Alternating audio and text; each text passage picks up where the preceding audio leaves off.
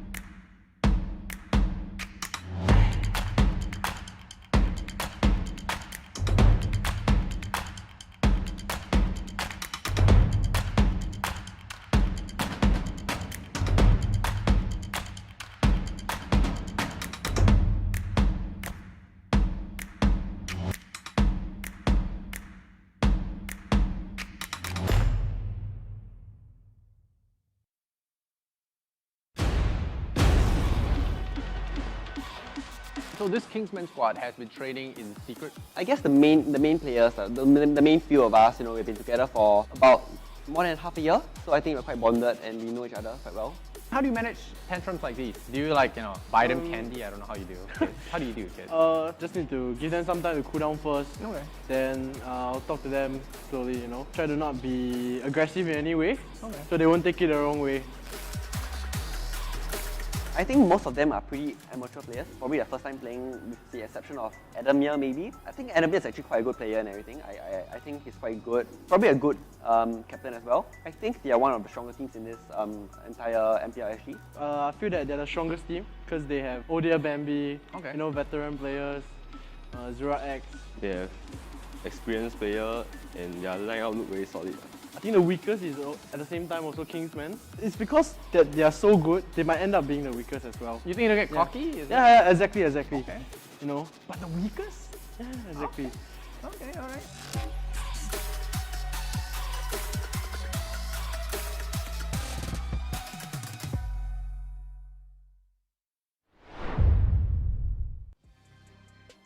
And ladies and gentlemen, it is going to be Kingsmen fighting against Almighty in day 2, match number 1, or rather game number 1, match number 1 for, well, MPL-SG. That's right, and it's the second day here, and today we'll get to see the very first match of the day.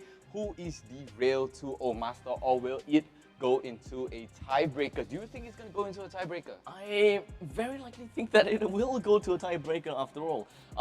Alas, we have seen Kingsmen in their games before, and there's just so many things that they are able to bring down to the board, and so many things that they can offer. While Almighty, they are also a name that has been floating around quite a lot. We have seen Adamir here and there quite a bit. We even had Ken under Almighty. So they are a force to be reckoned with. You can't look down on them. Kingsmen, they have to give them as much respect as possible, vice versa. So 1-1 is imminent. I'm pretty sure we'll be looking at a 1-1, and games like that is what makes us excited all the time. Exactly, but 1-1, do you think there will be a counter to 1-1?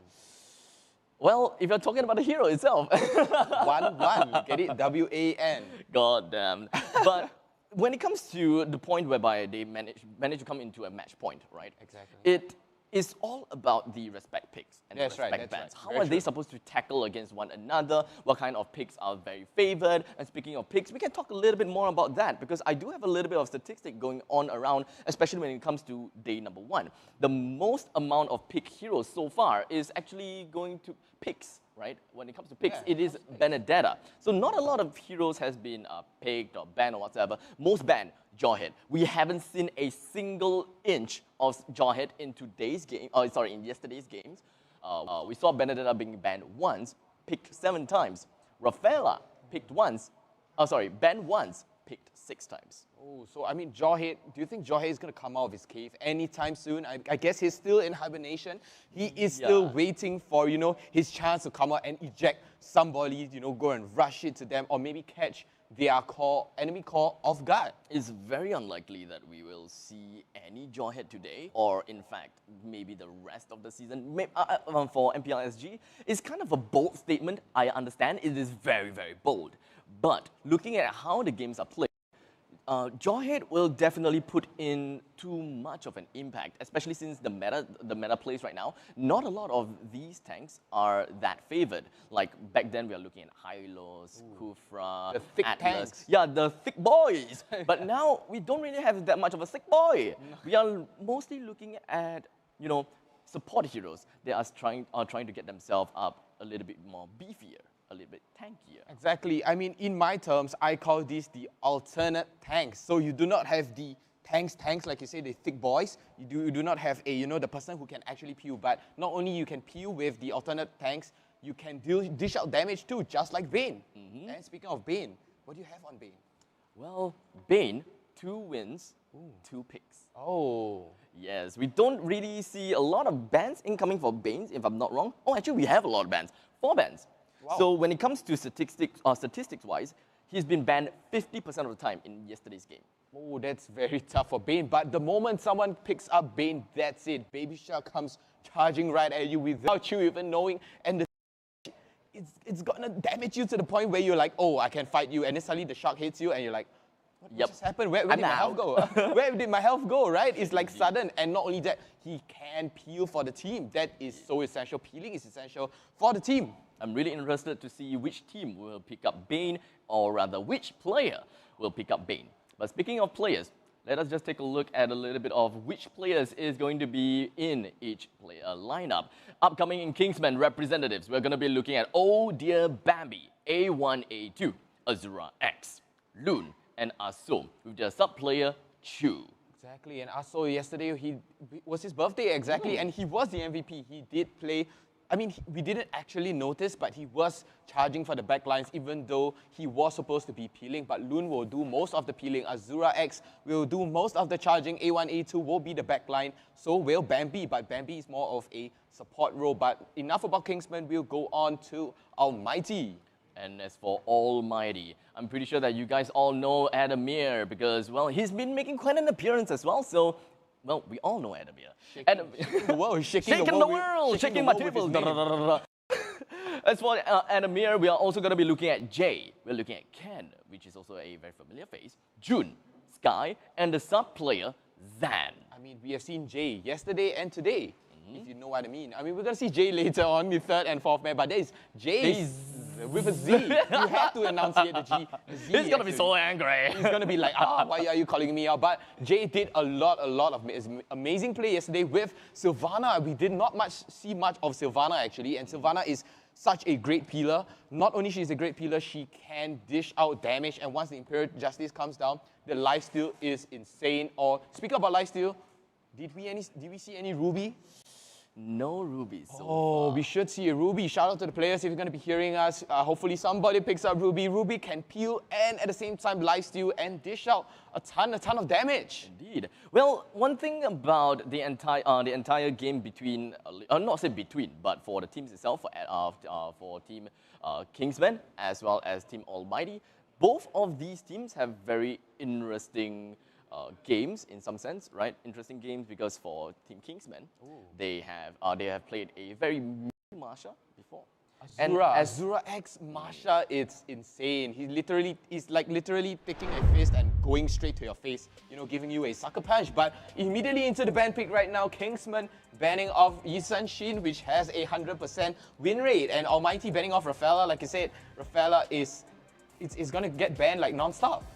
This is going to bring a number 2 to the ban onto Yi Sun Shin. So in some sense, when it comes to the banning percentages, for yesterday is like 13% because 1 out of 8 games. That's right. But this is going to put another number over to Yi Sun Shin's name, so we'll see how that is going to work out. Rafaela is going to be banned this time, although I gotta say, yes, Rafaela has been picked a lot, but is she ban-worthy?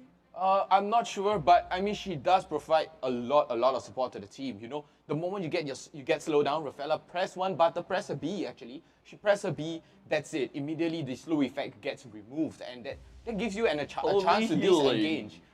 A chance to disengage and engage back. And with her stun, it's disgusting. And look at it, Almighty banning off Jawhead and Kingsman banning off Benedetta.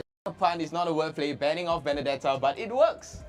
Well, there's nothing out of the ordinary as it is for now. When it comes to the bans, Jawhead has been receiving 100% bans so far, Rafaela being banned, Selena being banned by Kingsman. So when it comes to Selena, right, there is a lot of potential when it comes to Selena. She's been picked a few times, picked twice, won once, and not to forget, banned 5 times. Not inclusive of this game, by the way. Exactly, but if you think of the qualifiers, Selena has the highest ban rate of 288 times, and following not close behind is actually Harith. Harith with 233 bans. I mean, Harith is such a good peeler.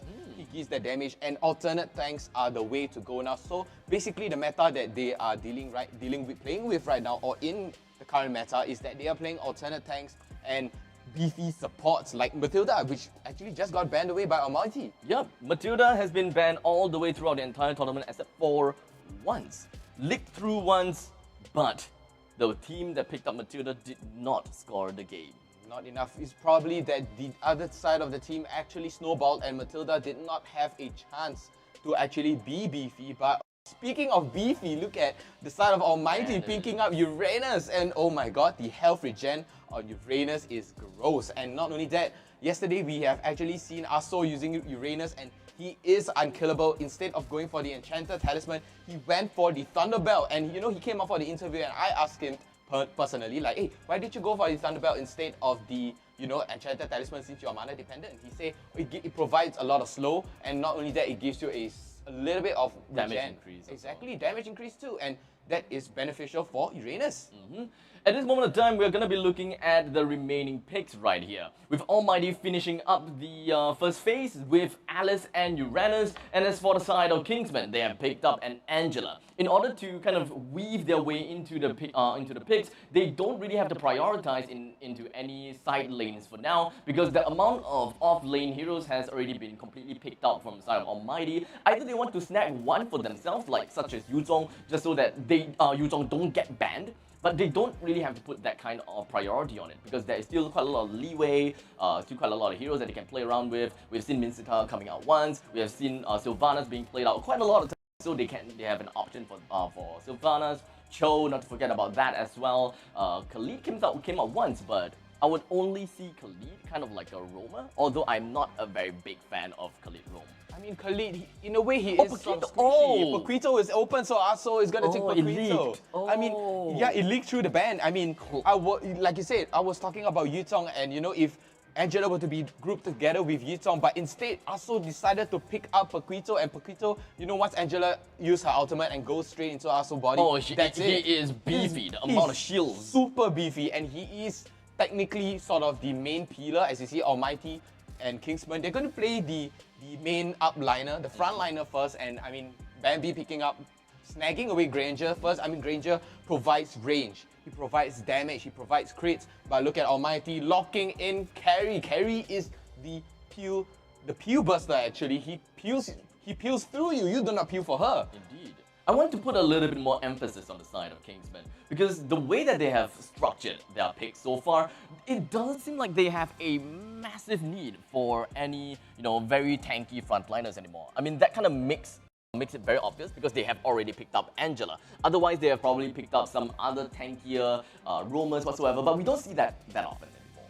So with the help of, or rather with the presence of Paquito, they can put Paquito all the way in front, but the only problem that Kingsmen have is the lack of crowd control. They need to find a way in order to control the battlefield, and one best way in order to kind of fill in the gap is not exactly a lot of CCs in this from this hero itself, but the crowd control. Oh, sorry, not crowd control. The zone denial coming from Eve may be a decent addition to the side of Kingsmen. With their real-world manipulation, Granger will be able to stay within the ultimate of Eve pretty nicely and just kind of deal with the opponents from front to back. That's right, and speaking about that, I mean, Esmeralda is open. Oh, Eve has been banned already. Yeah, Eve my actually been banned, and so is Fasa. I mean, look at the side of Kingsmen, they do not have any sort of magic damage apart from Angela. And speaking about magic damage, Esmeralda is open, so Kingsman might snag away Esmeralda. Almighty actually have their main peeler already, but you know, Kingsman,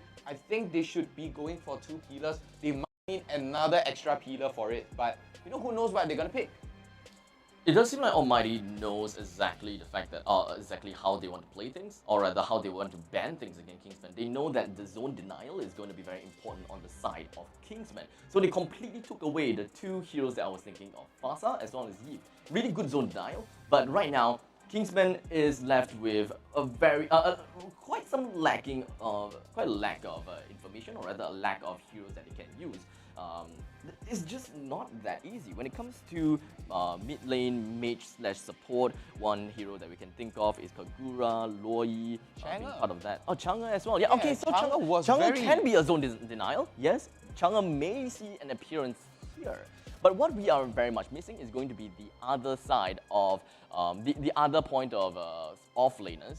Oh, Lunox is gonna get picked up, and so is Esmeralda. I mean, Lunox has, once she gets her purple ultimate, and that's it, it comes raining on you like the rain this morning at 1 AM. Zone denial from the side of Kingsmen may not be very high. CCs is not that high as well. The only thing that we can see from the CCs from coming on Kingsmen is heartstrings. We can kind of expect a little bit of CCs coming up from Paquito when he goes for the knockout strike, only if he's in chap state, whereby he can do a pretty good knockup effect. We can also see Esmeralda with her ultimate just jumping right in with that short little route. But Yeah, I mean, it's like less than a second actually. Yeah, It's so- just a little quick one. yeah, so I'm not a major fan of Kingsman's lineup. Sure, they have quite a good, they have a pretty good front lines. They can just throw their Esmeralda in, as well as the Paquito, and the front to back strategy, or rather the front to back peel coming from Almighty is gonna be tough for them to even deal with front line, then go to the back lines. So Almighty, they have to find a way to come in kind of like a backstab emotion coming onto Kingsmen. But unfortunately, the way Almighty have their roles out and their heroes out, it is very likely geared to front to back. Yeah, it's very front to back. I mean, Adamir picking up that Valor, and Valor is going to give you that extra range since Fasa and Eve are banned off. I mean, Lunong's range is kind of shorter than that. Pretty short. I mean, but if you look at it, think of this combo. It actually just came. Imagine Esmeralda with a shield, with an Angela inside of her. She is going to be beefy, like so beefy. He's beefier than beef. The thing is, Almighty, they just need a single item to knock out all of those shields from Kingsmen. And it's super easy for them to build. So that just means that the shields coming in from Angela, the shields coming in from Esmeralda, and the shields coming in from Paquito can easily be denied just from a single item pickup. So Almighty, they definitely know what they want. The carry will want to kind of force that item out as soon as possible, or maybe not the carry, but more on the Uranus. And thus, this pretty much forces Almighty to not go onto an all-out split push kind of strategy. They really have to go for front to back, because once they pick up the right items, then they can kind of win fight in a more favorable way. Exactly, and right now Carry is just picking up the jungle real quick right now. But on the side of Almighty, we have Ken with the Archive, and I feel that that is going to be such an essential hero during a big fight, especially if anyone were to collapse. Ken will be able to disengage, hold down anybody towards any sort of structure, or even engage on the enemy by, flickering behind them and then sending on that Hurricane Dance to push them all the way back to their own lines, actually. Now that I think about it, Alice can kind of buy Necklace of Durance as well to kind of counter against the shields coming in on the Kingsmen. But we can take a look more onto the items in a while later as we take a look at the game that's already 2 minutes in. Kingsmen and Almighty, they are both pretty much on to, well, kind of on a stalemate at this point of time. We are looking at quite a bit of rotations coming from both sides. Kingsmen with the Angela, the Lunox, as well as one of the Granger right smack in the middle. Ooh. But here we come. Lun goes for the knockout strike, tries to get himself a little bit of the dominance coming onto the side of the Turtle, but unfortunately the Turtle is favoring a little bit more towards Almighty side, and the Turtle has now been slain from a really quick snipe from Adamir. Kingsmen used 4 of their resources to try to make their way down towards the Turtle, and they kind of traded one for nil. Kingsman gets 1 kill, Almighty gets nothing, but the Turtle. The Turtle goes to Almighty in the end. Exactly, and Almighty, as we know from yesterday, they play a very objective game. They were so objective-minded that it gave them a substantial goal lead, which actually puts them way ahead of their enemies. And Kingsman is more of a lust kind of team where they actually give, they're more of the, if you're not alive, you're not going to be able to farm, and that's where I will succeed over you. And this moment of time, it is going to be a little bit easier for Kingsman to kind of bring the momentum towards the side. Easier said than done. But it just kind of seems like there will be a certain form of confidence onto the side of Kingsmen right after that easy pickoff onto Arkai. As you can see from this short little clip over here, a little bit of a reservation from the side of Kingsmen. They tried to snipe with the Death Sonata from Odia Bambi, but unfortunately that just does not beat Adamir. Oh, Lun going in for the tower dive right here, and Bambi, June just managing to get away with his health regen. And at this point of time, Jun, he needs to hold down his sight as much as possible. But Arkai, he's coming right in. Lun. It does seem like he's just going to go for the Hurricane Dance right on top of Odia Bambi. The Granger tries to get himself away, but Lun just jumped right in with a knockout strike. Jun. But he's still safely alive. He manages to get himself away. Odia Bambi gets away. The two of them gets away with just a sliver of health, or rather in a pretty much of a critical state. Almighty did not manage to clear out that wave, did not manage to close it all out, and that is a severe mistake for Almighty. That is a really tough pill to swallow. What a play from Lun right there. He went in, it seems like he was inting, but he has that sliver of health, and Paquito is known to clutch right there. And Lun, he knows that his team is going to go in. He gives his team hope. He knows that they can take the fight, and Jun just gets taken off like that. And Lun, with the play, went in with the stun, and here comes Shu with the actually holding him down, but Adamir staying off the Turtle again for the second time. Aso putting on the aggression right here on Jun, Ken, and Sky at the top lane, but Aso is being, Jay is being cornered. Jay is going to be down easily right here by Paquito. Well done here for Kingsman. And Kingsmen has gotten themselves with quite a control of the enemy's jungle. They may want to stay here a little while longer and try to force a fight from the side of Almighty. Confidence is all the way up to the roof, and they even goes for the proxy to the top lane. Tries to push this Alice away from the first tier, and that is exactly what they want to do. Chu is a little bit out of position, but thank God he went back a little bit more right behind of Aso. And right after taking the first tier turret, that is going to be the call for Kingsmen to get themselves away. Exactly, and Kingsman is going to take the top tower, and Almighty says what? You know, their answer to back to Kingsman is that you're going to take one tower, I'm going to take back one too. You know, it's no problem for me. So if, like I said earlier, Almighty is a very objective-based team. So the moment they see an like 1-for-1, that's right. It's a 1-for-1. They trade off that first blood. I'm going to take the turtle, and second time I'm going to take the turtle again. I'm not giving you a chance to farm, and I'm going to be objective-minded because I know I am far behind by kills. I have to be objective-based to gain back my goal lead.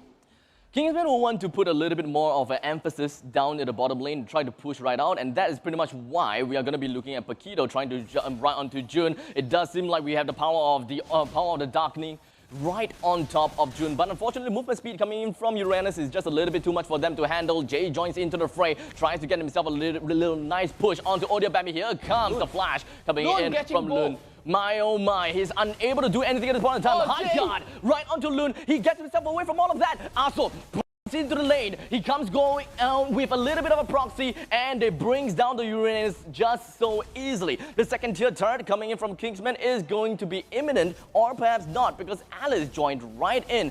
Adamir takes that time while everyone is so distracted to try to push down the top lane as much as possible. So that fight actually went towards Almighty just by a little bit. Just a little bit. I mean, they were like, oh, we had June down. It's okay. Adamir is telling to the team, don't worry, I got this. At least I'll take the turret. But Loon is here to try to stop Adamir from pushing that tier 2 turret at the top lane. So there was a 4-man gank at bot lane, right? And then they went to the top lane. Adamir went to the top lane instinctively and said, you know what? I love to trade. How about we trade 1-for-1?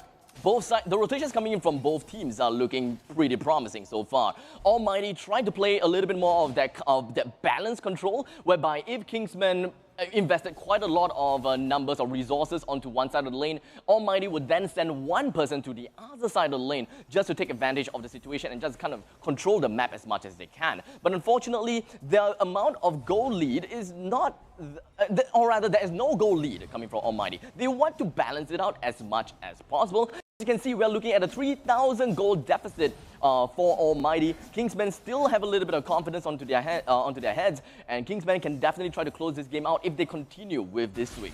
And oh, the catch is going to be on Odia Bambi, gets pushed all the way back by Hurricane Dance, and here comes Esmeralda also trying to take him down. Jay is going to get taken too, but look at Ken. Ken is going hunting Chu down, but he's going to erase his flicker onto him, and look at Chu just emoting him, and Chu is going to get down too, but also trades him back. What a play right now from both sides. Kingsman and Almighty, trading's happening here and there, but it is a 2-for-2 right now, Kingsman and Almighty. What a play right there. Like I said, Almighty, they love objective. They love to trade. Almighty definitely gotten a much more value in that fight. They did not lose a carry, but Kingsman has lost Odia Bambi in just that fight alone. That's As right. you can pretty much see, they have put quite a lot of pressure onto the side of Odia Bambi. The amount of CCs right on top of Granger, there is just no way that the Granger was able to get himself away from all of that danger. You have to look out for the Hurricane Dance. You have to look out for quite a bit, especially coming from Valir. So you need to get yourself away from all of that. Since Almighty would want to try to force a fight in a front-to-back strategy, once they pick up the Deadly Blade, they pick up the Halberd, or perhaps even the Alice item, which I can't suddenly forget the name of it. Oh, Aso going in with Angela. And look at Ken jumping onto Loon right now, but Loon is standing strong, but look at Jun too. Ken taking a lot of damage right now. Loon is being forced to back right now. Ken is going to get taken out. Aso is still with Angela, and Jay looking super duper low. He is going to be able to disengage. Almighty comes out on the losing end, but oh, the burn! The burn coming in. I guess that was Burning Wand. June got the Burning Wand. I mean, sorry, not June. A1, A2 got the Burning Wand, and you know, that 90% off. He gets the burn onto Jun, and Jun thought he's going to be able to get away, but the burn is going to get him. He does not have enough regen, so probably he needs a, probably an Oracle?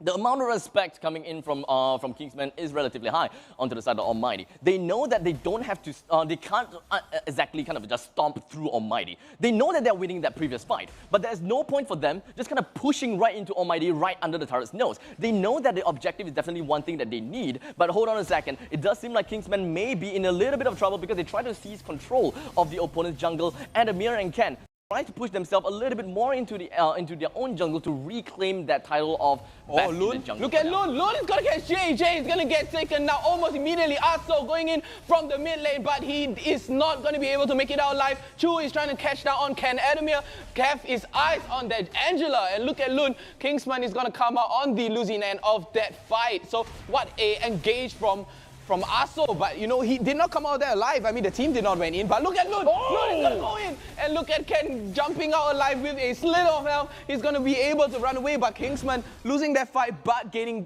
back the tier 1 mid turret back in return.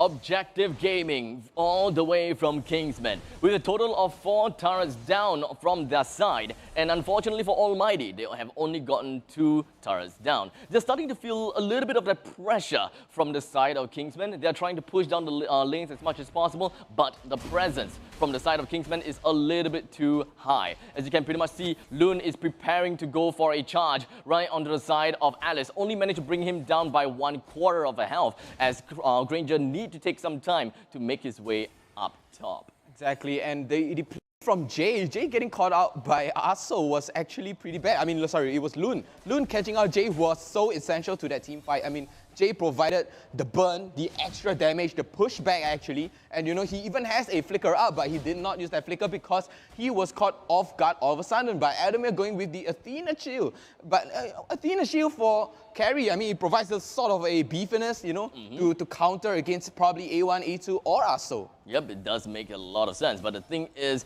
the Athena shield, it does give a little bit of shield over to the side of Esmeralda, but if you take a look at things, maybe just kind of understand how much value are you taking out from all of this. I think that the value is pretty decent because the amount of magical damage coming in from Kingsmen may be a little bit higher than the out-value-ness that Esmeralda is able to take advantage of, because it's just taking shields. Yeah, sure, it's fine. But in the event that you just get jumped by A1, A2, you'd want to use that shield towards your advantage and make sure you don't get one popped from the power of darkness. Exactly, and the power of darkness is so dangerous. I mean, you have the yellow ulti too. I mean, it gives a chance of disengaging, and that purple, the power of darkness gives you that slight advantage over damage. And you know, the moment you use your ulti and it's just going on and on by the catch. It does seem like Aso is just going to be jumping right in. It does seem like Fallen Starmwood did manage to nail Ken onto the ground for a little bit, but unfortunately not a lot of follow-ups is coming up from Kingsmen. But on the other side of the battlefield, we do have Loon just trying to go for a little bit of knockout strike, but unfortunately no knockouts imminent from Loon. The all side of Almighty, downside of the bottom. We are going to be looking at the power of order. He just gets himself out of there alive. So A1, A2, still A-okay, a little bit of a chef's kiss as he just got out of all of that with not much health loss actually.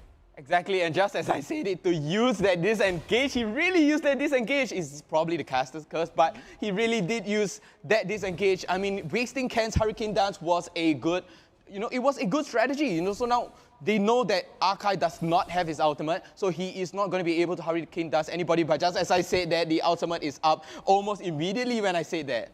Well, the power of order brilliance is one heck of an engaging / disengaging tool coming in from Lunos, but take a look downside of bottom lane. Loon tries to get himself out all of that. Almighty, they are kind of separated right now. If they're able to make full use of this advantage, the things are going to be good. The power of the order brilliance is going to be one of the initiating tools coming in from A1, A2. Aso jumps right in with all of the falling stars. We're trying to bring apart the entirety of Almighty. Sky is going to be the first one to bring himself down, and thus the Lord is going to be open for Kingsmen to immediately take him down. They do have one of the retribution onto the side of Odia Bambi, no problems whatsoever, no contest from Almighty, and thus one easy Lord pushing down to the bottom lane is going to be one heck of a pressure for Almighty to counter. Exactly, and they are almost at 10,000 goal difference right now, and taking down Sky and Jay was a great play from Kingsman right now. They really lock him down. They lock Jay down, not giving him a chance. And look at that, Jay is actually feeding. He gives so much damage to Kingsman themselves. They know, but look at Aso with the jump. and oh, it's not going to be a follow-up right now. And look at A1, A2 dealing the damage onto Ken, but the whole team of Almighty is forced to be disengaged right now. So the rest of Kingsmen actually taking the game slow with the Lord. So they are waiting for the Lord, and it is an enhanced Lord. A very bold move, if I may say, coming in from the side of Aso. Just jumping right under the turret's nose. I mean, Kingsmen knew very well that they can't just jump in like this recklessly. If they pulled out the respawn timer onto Almighty a little bit too early, then the regrouping from Almighty will be able to just kind of stop the push from the side of the Lord. But I guess that this is the point of time where Kingsmen will want to start to put a little bit more pressure into the top, mid, and bottom because of all that try-push coming in all over the map. Almighty tries to push a lot more resources down to the bottom lane. Aso just jumped right in. He does have the hard guard coming in from the Angela. It doesn't seem like things are going to look down for Kingsmen just yet. But what's going to be down is going to be the Lord. With just a sliver of health down on the bottom inhibitor turret, Kingsmen will want to regroup and try to find themselves with another avenue of return.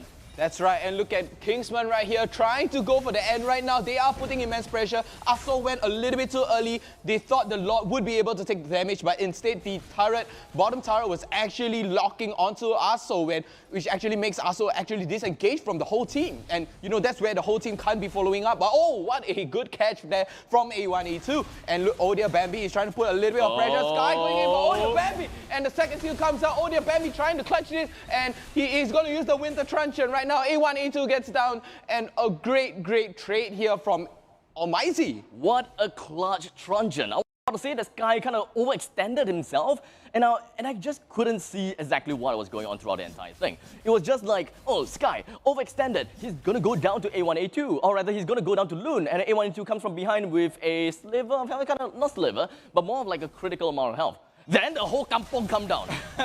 The whole kampong really did went down, but oh dear, Bambi is actually the main star of the show right now. He keeps getting caught by Almighty. And exactly, look at that, and the Almighty are giving back an answer, and they're going to jump onto Aso. I do not know why, but Aso is just so beefy. Sky keep on locking onto Odia. Bambi, Sky takes him down, and Sky is going to get down right now. Aso going in so strong. Oh. Look at Almighty. Adamir looking super duper low, and Loon is going to be catching on to Jay, but Jay is probably going to get away. Chu tries to knock him out and stun him down actually, and June is going to be down too. He is not going to be able to survive there, and a killing spree coming in from Odia Bambi. Odia Bambi got caught off just now, but he manages to clutch it, and the Kingsmen are looking at the crystal of Almighty. The hero prioritization when it comes to killing is completely, well, out of this world from the side of Almighty. Tried to take advantage with the fact that Kingsmen was kind of scattered all over the place, but unfortunately they did not kill Oh Dear Bambi, which is going to be one of the most important heroes from Kingsmen. And now, because of the lack of damage, the lack of manpower from the side of Almighty, there is no way that Almighty can even withstand this 4-man push from Kingsmen. But hold on a second, maybe they will be able to do something because the rest of the members coming from Almighty is just going to be coming right out. The Winter Truncheon is just going to be popped by the Sky. The amount of damage coming from Oh Dear Bambi right out of the Sky is not that much at all, despite the Rhapsody damage just going all over the place.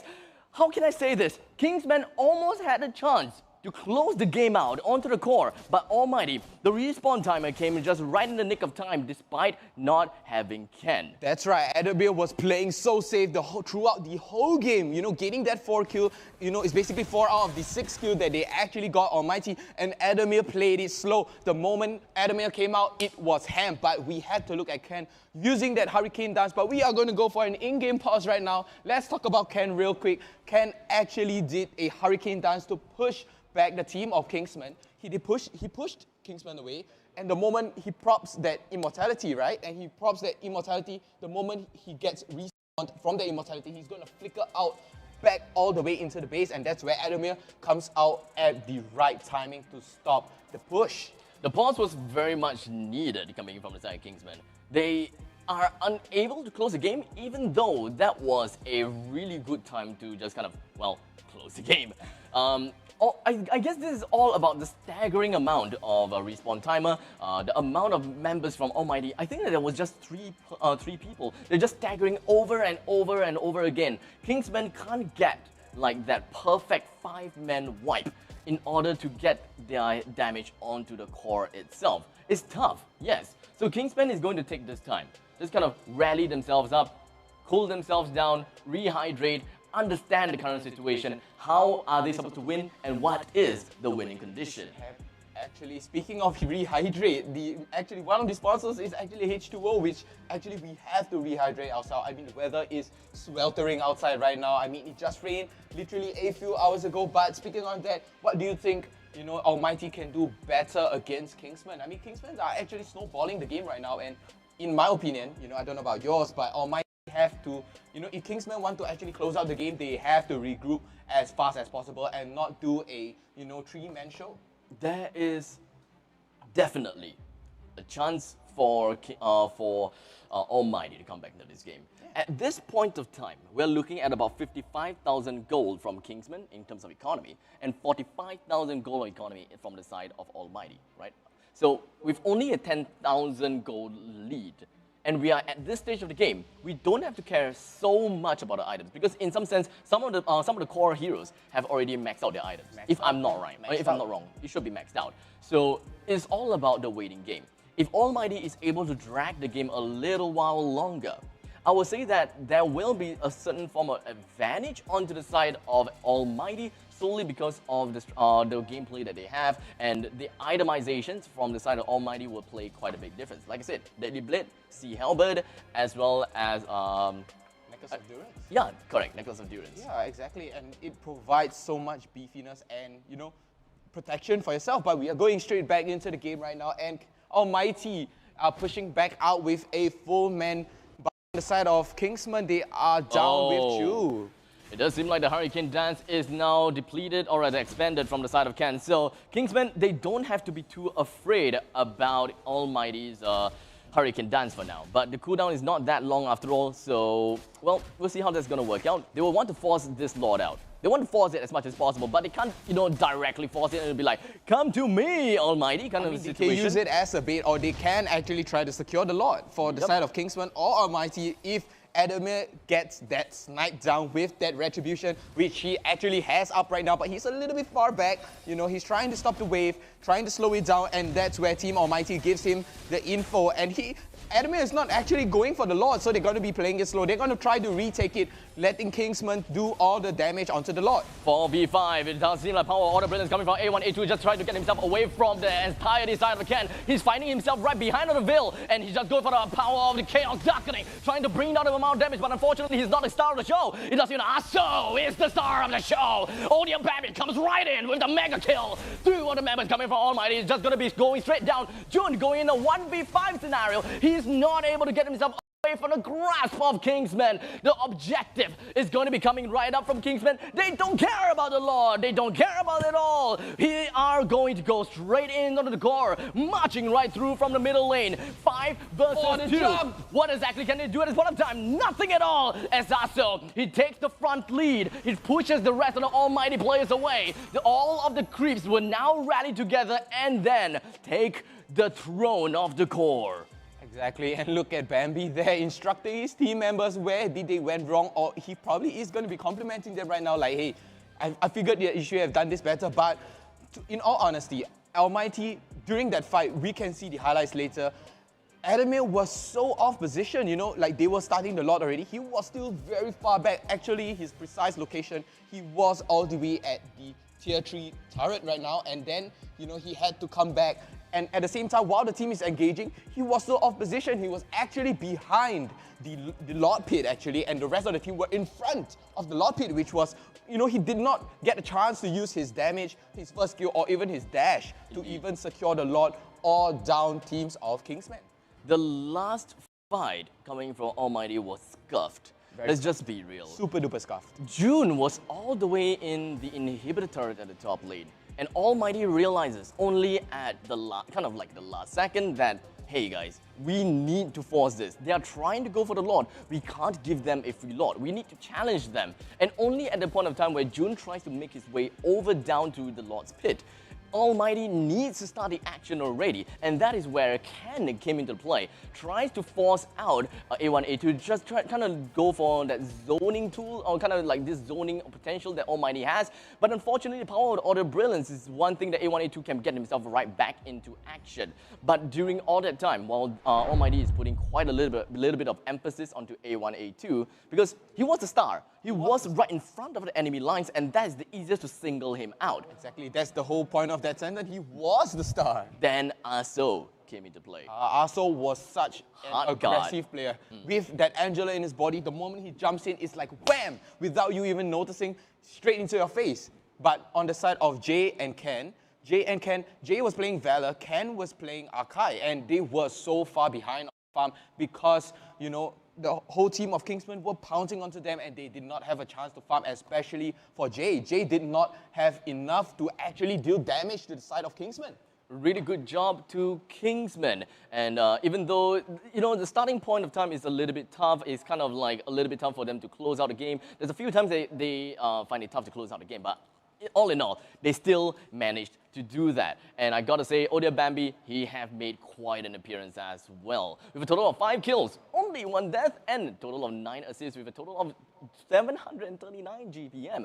That is going to put his Granger up on top for real, and people are definitely would want to be pretty afraid of Odia Bambi. Exactly, but we have seen yesterday an 800 goal per minute, and that was the very first big 8 that we've seen. But usually we have seen, you know, 600, 700, but we haven't seen an 8. But well done to Odia Bambi there. Bambi gave such a performance actually. So the performance coming out from Odia Bambi, he was quick, but he keeps getting caught out by Sky. Sky, you know, with that LAC, goes straight into your face. The moment he blinks to you, he uses his second skill, you are stunned up. But the rest of Almighty are still behind. So that's where Bambi comes in and like, nah, you're not going to be able to, you know, catch me off, because that's where I'm able to dodge out and start hailing damage onto you no matter how close you get to me. Well, it is kind of like it's one kind of a fight from Almighty.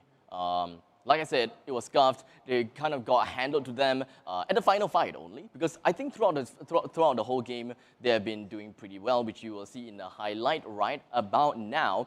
Almighty really did a pretty good job. Last round, they pretty much got wrapped up like a burrito. Like a burrito? Yeah, or like, a poquito? Oh, God. Let's take a look at this fight. Look at Loon catching out Ken. Ken was so off position, and this was the first blood. You know, Ken was really far in front, but the rest of Almighty is not going to be able to, you know, take him back, but instead they trade back for the turtle. And this is the point of time where Aso just jumps right in for the proxy. It misses the falling star moon, but not that big of a deal. Odia Bambi completely got singled out over here. The amount of CCs with the Hurricane Dance, and not to forget stuns for Valea. Just way too much for Odia Bambi to handle. And this is one of the fights that Almighty did manage to get quite a bit of value. But despite that, it was not enough for them to balance the economy. That's right, and let's take a look at the second fight right here. Lun is rushing a little bit, but look at Aso with Angela in him. He jumps, look, he's going to wait for his ultimate, and look at his jump. And Ken is going to get knocked out, but even though he does not have his Hurricane Dance, and the moment he got his Hurricane Dance up, he's going to die. And just like that, Aso puts the aggression onto Jay, and Jay is going to get taken out. But let's take a look at Jun. How did Jun die? Look at Jun at the bottom there. There you go. The dark, power of the chaos. Power of the chaos just wails onto him. And look at Jay. Look at that. Jay was off position. So is Jun. I mean, they have that turret, but Aso was also off, you know, off position right here. And, you know, Adam completely locked down by Ken. Completely locked out. Isolated. So it's really kind of like Aso. Oh wait, yeah, hold on a second. This is the Take one. a look at this one. Odia Bambi got away, yeah. But unfortunately A1A2 will have to sacrifice himself for the, well, greater good. That's right, but Odia Bambi actually came out of that fight alive. And look at that, Sky taking so much damage. Aso taking a lot of damage too, so he kind of entered there. He knows he's going to die, but look at Chu. Chu comes out well, perfect and fine without a single, no closure. But look at it, Jay getting literally zoned out by Lun. Lun just keeps on giving. It's the gift that keeps on giving, and Jun is not actually able to health regen in time. Look at that, Chu gets demolished instantly. Kingsman is so powerful right here. They were ahead by so much. Jay was so far behind actually. And look at Jay, did not actually give any sort of, you know, team damage onto Kingsman.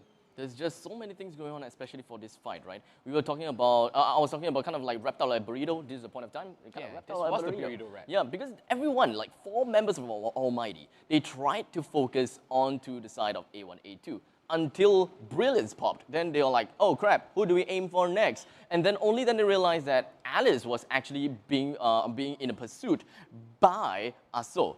And at the point of time, that was a little bit too late for them to do anything because they probably couldn't hear much things that's going on about because they weren't using this fantastic earbuds coming from Esports. EPOS. I mean, EPOS is actually one of our sponsors, and EPOS, it gives it's sort of discreet, right? It's the new GTW 270 hybrid earbuds, which are an excellent product for those who are looking for an amazing true wireless audio for mobile gaming with the best audio quality. And let me make this clear: no latency. That's the USP actually. That's the dongle. Yeah, that's the dongle to insert onto your Android. It is a Type-C, and it gives you 0 latency.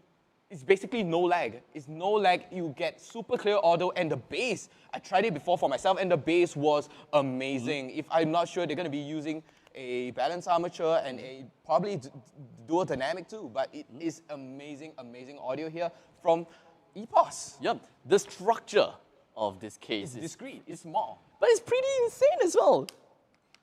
Yeah, it's really sturdy. Like, I think if you have trouble knocking in a nail, you can use it, no problem, but I don't recommend it. I do not recommend it. But you can.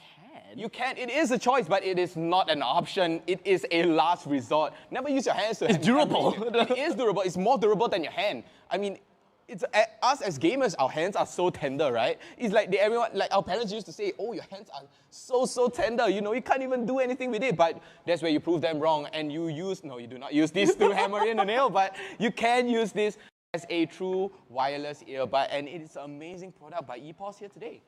So thank you so much, EPOS, as EPOS is also one of our proud sponsors for MPL-SG. Hey, guess what? We're wearing EPOS too right now. Oh yeah, we are. EPOS. It's EPOS and Sennheiser together. it's the collab of the nation that we wanted. Exactly. It is such an amazing product. I mean, I loved Sennheiser products. I have Sennheiser products too. It is amazing. But Sennheiser is not the main sponsor here. EPOS is the main sponsor.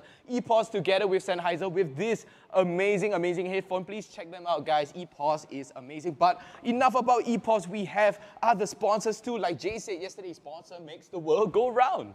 Of course, thank you so much to PvP Esports. I think you can pretty much tell all of these going on about because MPL is powered by PvP Esports, which is powered by Singtel, the ultimate regional platform where gaming lives. You'll want to find out more about everything that's going on about MPL. You can take a look at pvpesports.gg if you want to find out a little bit more about their initiatives and literally anything that is esports related in Singapore. That's right. Anything esports related, you type .gg at the back. Is actually, yeah, exactly. That's how Singapore works. I mean, any website you want to know about esports, you just type .gg at the back, which actually brings us to pvpesports.gg to find out more about PvP Esports themselves. You can check them out at their Facebook page, just like you said, Abstract, and you can join in their community events, and that's where you get to actually, what we call it in Singaporean terms, test water. To see the scene, how actually people are playing right now, to see the new meta that is actually going on around us in the local scene. And PvP Esports done a great job by showing us what we can do with our local community and bringing esports, the multi-billion-dollar industry, its name. And with that all said and done, we have concluded Game 1, Match number 1. We'll be going into a short break real soon. And during the break, perhaps you can take a look at Mobile Legends Adventure because it is a pretty casual, pretty idle adventure. So you have something to do now. Go take a look at Mobile Legends Adventure as we go on for a short break. We'll see you real soon.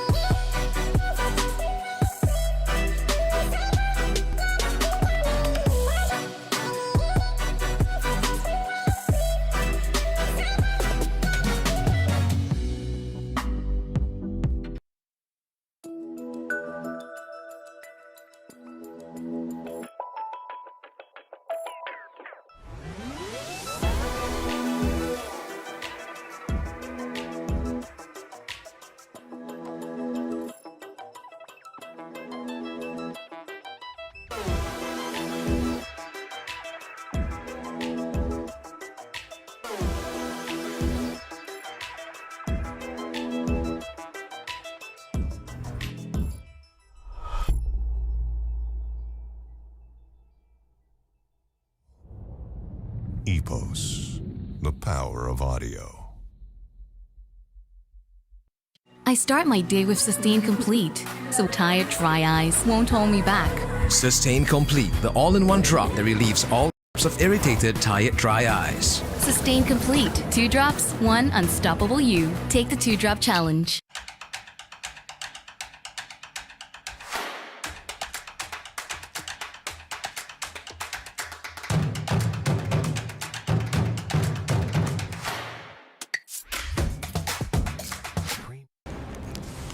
Everyone loves winning. That's why we've made it easy to pay for your apps with a Singtel mobile bill. With easy one-time setup and fast transactions, we offer hassle-free payment and convenience while you focus on winning. Stay entertained and pay easily. Find out more at singtel.com/DCB.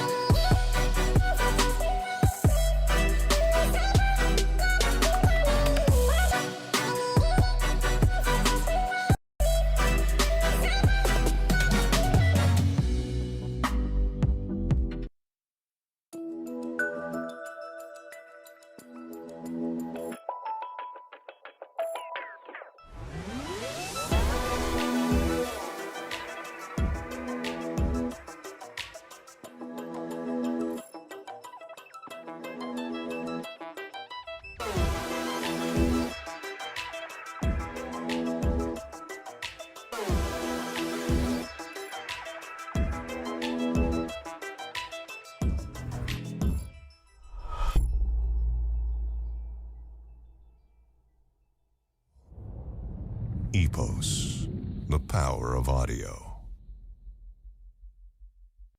I start my day with Sustain Complete, so tired, dry eyes won't hold me back. Sustain Complete, the all-in-one drop that relieves all types of irritated, tired, dry eyes. Sustain Complete. 2 drops, 1 unstoppable you. Take the 2-drop challenge.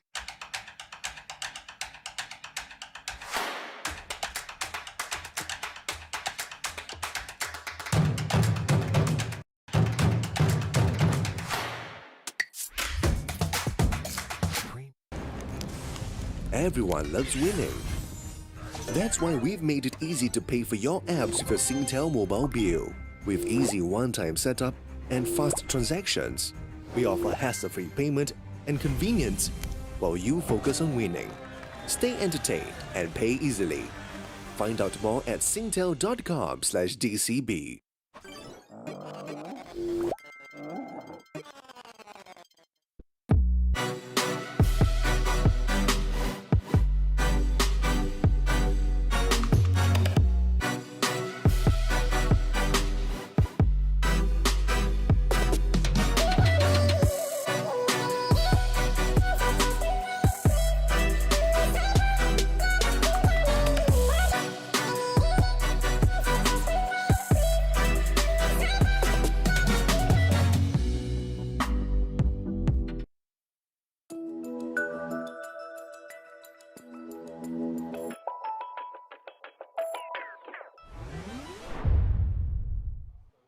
All right, ladies and gentlemen, right after that intense game of match number 1, game number 1, we are now going to be looking at match number 1, game number 2 real soon between Almighty versus Kingsmen. They have did so well just now, and I think, I mean, maybe so well is kind of like an overstatement because they took some time to get themselves back on track. Well, they tried to close the game, but they are not able to close the game because Almighty came out with the Hurricane dance and Adamir just comes out with all sorts of damage from different worlds. I guess I can still say that they did pretty darn well because it doesn't seem like they had a lot of mistakes. It's just that sometimes Almighty actually responded pretty well. It was only like only like the last fight that they have a little bit of a problem when it comes to getting themselves up, and that's why, as contrast from the last fight versus all the other fight, the last one looked a lot more scuffed because that was the only one that kind of seems as though that they responded a little bit wrong. Exactly. I mean, I wouldn't say Adamir was at fault here, but he did mess up that fight at the end a little bit, which actually cost his team the game itself. But, oh, Joe immediately banned the kid. Yep, no surprises. No surprise. It's just, like you said, because this is the regular season, so he is regularly banned. It's not a wordplay here. Come on, stop faking that laugh, Eugene. I know it's fake. But Almighty banning off Angela and Paquito, which actually was in the previous game, actually provide Loon with that Paquito has so much advantage over there. Yep, it makes sense for Paquito being banned out. Angela though, banned 3 times, picked 4 times throughout the regular season. I mean, we just started the regular season, well, like literally yesterday. So we don't have a lot of statistics to work with. Not much. It was only like a couple of games yesterday, but I guess it's good enough for us to kind of understand what is the what are the favorites to bans, what are the favorites to pick. Benedetta is definitely one of the favorites to pick, but not ban worthy enough. And in fact, I think previous game they banned Benedetta. They did ban Benedetta, but honestly, Benedetta is easily counterable, especially if you're using Paquito, let's say Chow, or even Kaja. We haven't actually seen a Kaja. Kaja was banned. Banned off once only. Anything that has kind of crowd control. Yeah, that's right. Or single picking target, Yes. especially. I mean, Harley is still in the meta. I don't see anyone playing Harley. He's an amazing assassin. I hate Harley. You hate Harley, right? Like, Imagine? I don't like his playstyle. Oh, it's so aggressive though. It's super duper aggressive, but he backs out, so he is not a team player. But speaking of not being a team player, Selena is going to get banned off here on the side of Kingsman, and Almighty is going to be banning off Natalia. I mean, speaking of Benedetta, it does make a lot of sense. It immediately picked themselves up with the Benedetta, so that is going to be one of the offlaners that we don't have to care so much about for Almighty side. So That's right. one role has been filled. Kingsman has responded with a single pick onto Rafaela, and it really depends, right? Right now, there's still a lot of ways that they can pick. There's so many heroes that they can kind of go about. The only picks, or rather, the only bans is, I mean, the only thing that they can pick is, well, literally banned out heroes here.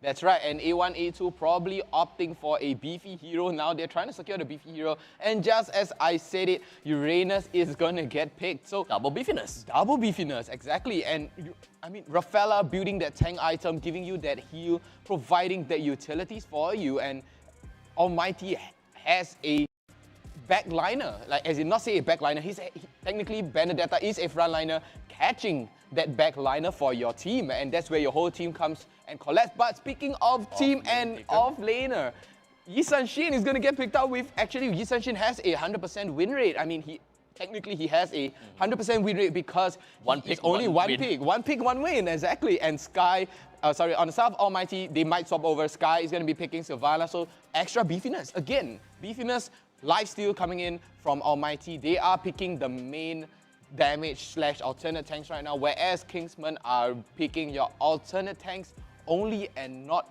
taking that core damage. I'm calling it. Almighty is going to be picked. Oh, no, they can't pick Minster because they have Benedetta already. The Eve is open, slips right through. It does seem like Yves is picked up quite a lot, but when it comes to bans, Yves is not that big of a ban favorite. 3 bans, 5 picks, 4 wins. Okay, honestly, when A1, A2 plays Eve, he's a beast. Yesterday we casted, me and Jace actually casted for Kingsman up against Explorer. A1, A2 picks up Eve, and it instantly demolishes Explorer, and as you can see from the previous day highlight, A1, A2 has such a great positioning over the side of Explorer. I mean, he was in a safe position, whereas the rest of Kingsman is there to protect A1, A2, and that's where Eve is going to be using the real-world manipulation to deal and dish out damage. But talking about that, Alice and Uncle Roger is going to get banned off for Almighty. So it does make sense, right? Because right now, Kingsman... Wait, Cho? Why did they ban Cho? The reason why they ban Cho actually is to prevent A1, A2 or Eve or Rafaela to get picked off by Cho. So, you know, Cho has the backline rush. You know, he gives that... He gets knocked, he can kick you back with Way of the Dragon, kicks you back all the way. You know, that's where, you know, it's kind of a zone denial, like I said in the first game. Chow gives excellent zone denial. Kind of seems as though to me that the lanes has pretty much been filled, because right now Almighty, what they should be looking for kinda is a single support with a single roam rather, like a beefy tank or like something like Angela's band, Rafaela's being picked out. So we do have some of the beefy heroes that is currently available. They don't really need to go for all of that though, because they do have Sylvana, which can kind of work as the roamer. Yeah, okay, I answered my own question of that. You just answered yourself, Eugene. What's going on? So that's with why you they today? banned the Cho. Okay. That's right. That's why they banned off the Cho, because he is a zone denial. And speaking about zone denial, and also picking up the Bruno, and in football star right there. I mean, he gives so much bounce, ball bounce especially, and no matter why are you running? Why are you running away? You can't run. Why are you running? You can't even run. Almighty can't even run away from Arso. They have to do social distancing when the ball starts rushing at them. Well, if the ball gets rolling. What a fun! And what a fun there from Eugene. Anyways, they are still picking here for Almighty, but let's talk about potential alternate tanks. Brody is an excellent alternate tank, even though he is a marksman. But we have seen in M2. Nerfed though. It is nerfed too. But speaking of tanks, Jay picking up Baxia. Baxia gets slipped right through. Baxia is actually an excellent tank. Never ever chase down a Baxia. And just like Jay said yesterday, and June too. I mean, if you are Yuzhong, you are so on the side of Almighty. I'm gonna put it down right now. They are beefy. They are thick. Thick indeed. They are so Walk thick. me through this. What is going to be the laning phase like for Almighty? Oh, it's going to be tough for sure. They are late game heroes for sure. And on the side of Kingsmen, they are, I would say, mid to late game. And Almighty are more of a... Okay, Benedetta is definitely an early to mid game, right? As we all know. And so is Isan Shin. That's why Almighty is depending on both of them, while Sky and Jay are probably on the off lanes, trying to hold down the fort because they have lifesteal. And that's where, laning phase, you're supposed to maintain and gain that edge to try to stay in lane as long as you can. But we all know that you should never ever stay in lane too long. I'm pretty interested to find out how Almighty is going to do this.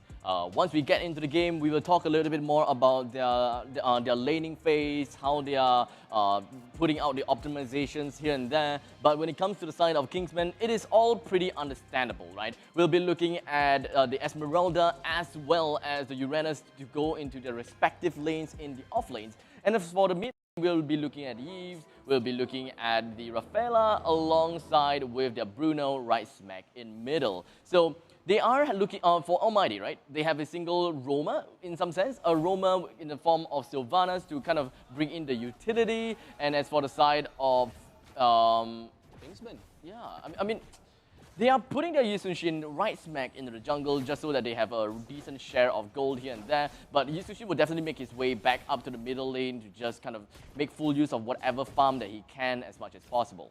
Exactly, and that gives him such a huge advantage. But speaking about Arso was playing Esmeralda the previous round, and now he's going to be using Uranus. So, I mean, I'm guessing Arso is more of the save for your team. But Arso getting a little bit of damage here from Sky, instantly demolishes. And that was definitely the execute taken by Sky, and what a play.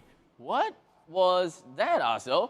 What was that? I mean, he was camping in the bush. I mean, Sky was waiting for him like a tiger, or rather a dragon waiting in the bush. Well, what can I say about that? All the way, Almighty now gotten themselves with a single kill to their name, and Almighty with the confidence booster up with the amount of, with the confidence, how can I say? Almighty, they get themselves a single kill. So they are like, yeah, we can kind of work with this until now. Because now, Kingsmen, they managed to get themselves a single kill onto the head of this Benedetta as Odia Bambi made his way up to the top side, and now even a little bit of a rival from June. Yeah. A rival from June.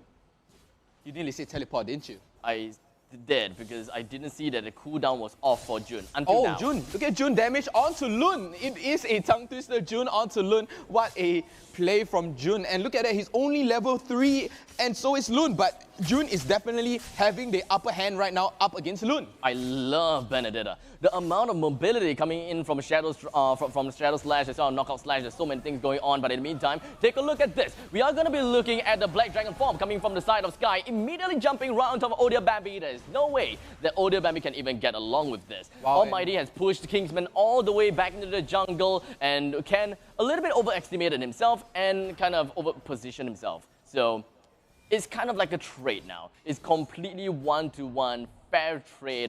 Almighty with 2 kills and Kingsman with 2. I had to say honestly, Eugene, A1, A2, he had a great position. He was forced to use real life manipulation. And at the same time, Jay saw him, right? The moment the box comes out, he knows where he is and he starts pouncing onto him. But A1, A2 is forced to use the flicker to flicker away to safety, actually. So A1, A2 gets out of that alive, but at the same time, Aso gets Ken. Kingsman with a total of 8,700 gold, real-world manipulation being popped right in the middle lane to try to push everyone away from the side of Almighty. But unfortunately, it was a little bit too late. The Rafaela immediately went down for the count. He was wiped off like a booger off my shoulder. Oh my god.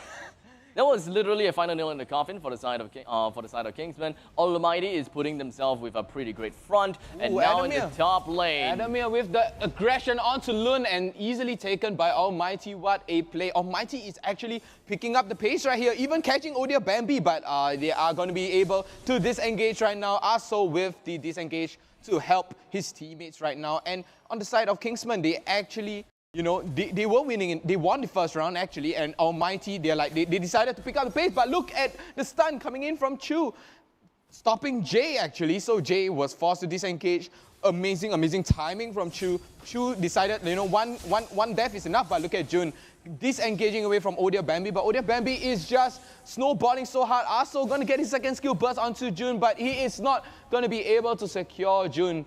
He's not going to go for the turret dive, actually. Indeed. Ooh, in the meantime, Lun jumps right on top. It does seem like Falling Star Moon was not able to lock Jay down, but until now, because the rest of the members coming in, just going to be locking Sky down. Sky is just coming straight in. Take a look at the amount of damage coming in from Almighty. Immediately forces Kingsman back behind and retreating with their tail behind their back. Kingsman had no way of coming back for that previous fight, and Almighty has gotten themselves with a free turret right smack here in the middle lane. I have to give it to Almighty, man. They played it slow, but they played it fast. They waited for Kingsman to, you know, engage onto them, and they played a retake. So very well done there from Almighty, gaining out of that fight alive, taking down 3 members of the Kingsmen, actually 3 men of Kingsmen. Kingsmen, they should be pretty sad with the start that they have. Getting cornered off, pincer attack onto Jun right now, but he is going to be able to disengage. That's the whole benefit of Benedetta. Really good mobility. Well, how can I say this? Sword Art Slash just gives you so much mobility. You can use it as an engaging tool. You can use it as a disengaging tool. There's really nothing wrong with that. Take a look at this. Kingsman, they engaged so hard onto Jay, but Sky immediately demolishes Odia Bambi, and they came for the retake. So very well done there from Almighty. Slow but steady. You know, the saying is always say slow and steady wins the race. But Jun is looking a little low. Aso going for the turret dive, but Jun is going to be able to kite his way out of that, just like me flying kite on a Saturday morning. My God, Kingsman with a total of 3 kills only, and Almighty with 7. They are losing out in 3,000 gold when it comes to all the objective as well. 2 turrets more coming from the side of Almighty, so Kingsman may want to find some ways in order to get themselves back into the game. Without a doubt, they will be able to find some small little avenues, some small little pieces of holes in between of Almighty's lineup. That's right, not a single doubt, and Almighty has to, you know, continue snowballing if they're trying to take this game away from Kingsman, as because yesterday Kingsman played the retake game against Explorer, but Aso trying to fight up against Sky here, but all up at the top lane. Jay is taking a little bit of damage here. Loon with the aggression, real world manipulation from A1, A2, catches everybody, and Jun is looking a little low. Adamir is going to be able to steal that red buff away, and Ken is stuck in the middle of it all. It doesn't seem like Boxia was able to do quite much from all of that because the entirety of Kingsmen decided to put all their damage into a single basket onto the side of, well, this Boxia. So Kingsmen, they identified that Boxia is completely out of position, and that is the best, easiest, and the safest way to get themselves a single kill to their name, because right now it is not exactly more about the objective for Kingsmen. It is more about, well, handicapping Almighty as much as they can. Because Almighty has that, slight advantage above them, but only June is here, surprisingly, at the third lane and securing that third lane. Challenge. No challenge at all, no swing at all by Almighty, pushing the tier 2 turret from June. Wow, I mean, but it's kind of wasted though. He had to disengage, but Almighty with that, he's like, oh, you're going to take a turtle? I'm going to take something back in return. Like we said, trading is essential for Almighty, and they played it so well. Good job to Almighty, actually. It doesn't seem like things are going anywhere at this point of time because Kingsmen and Almighty, they know their objectives, they know what they want to do for now. It is all about a picking game. If Kingsmen is able to find a lone ranger, just kind of farming somewhere, or perhaps looking at Boxia all the way in their own jungle, they may be able to take advantage of that, although easier said than done. They need to find exactly where he is in order to pull that off. So basically, they're playing for picks, actually. So yes, they are waiting to pick out somebody. It's like picking a cherry from the vineyard, actually, to pick out grapes, to slowly, harvest the better things to actually benefit you. And June, do you just see the miss? Here comes the collapse, and A1, A2 is in the middle of it all, and Sky's gonna catch him. Now, double kill for dear Bambi. What a catch, and Chu, triple kill coming in from Sky. What a turn of events. Almighty is gonna trade a 3 for 3. Almighty, look at that, they won that match, and Chu is looking a little bit low because Aso is all the way at the bottom lane. Sky with a little bit of the BM there. Aso is here to help them out for the tier T turret, providing space for Adamir, actually. They will want to clear out the inhibitor turrets as soon as possible because that is going to be one heck of an opportunity. With a total of 7,000 gold lead coming from the side of the Almighty, they can regroup themselves again and try to play the same thing as they did before, because the wombo combo Unga Bunga from the side of Almighty worked once, and who says that it would not work twice? That's right, and the only problem with Kingsmen right now is they do not regroup in time. So Kingsmen, all they have to do if they want to close out this game, they have to regroup to stop Almighty. As you see from that game, dear Bambi actually took down the 3-man of Almighty, but in return, Sky is going to get a triple kill onto Kingsman. So what they play is a good 3 for 3 trade right now, but Almighty is still standing right on top of Kingsman. Almighty waiting for the perfect time for Kingsman to come straight in, but it does seem like it is an uncontested Lord as Yisushin takes one down. We do have real world manipulation, just going to be trying to zone everyone else out, but take a look at Sky. He's going to be right on top of Loon. Brings one down. He would definitely want to find himself with more kills, but unfortunately the rest of Kingsmen has managed to make their way into safety right under the turret's nose. Almighty found himself with a single kill onto the Esmeralda, and thus one of the initiating factor from Kingsmen is now gone. Almighty will then use this time to slowly push up the middle lane and the bottom lane because there is no initiating factor from Kingsmen anymore. They don't have to be too afraid of split pushing, having their single man completely wiped out.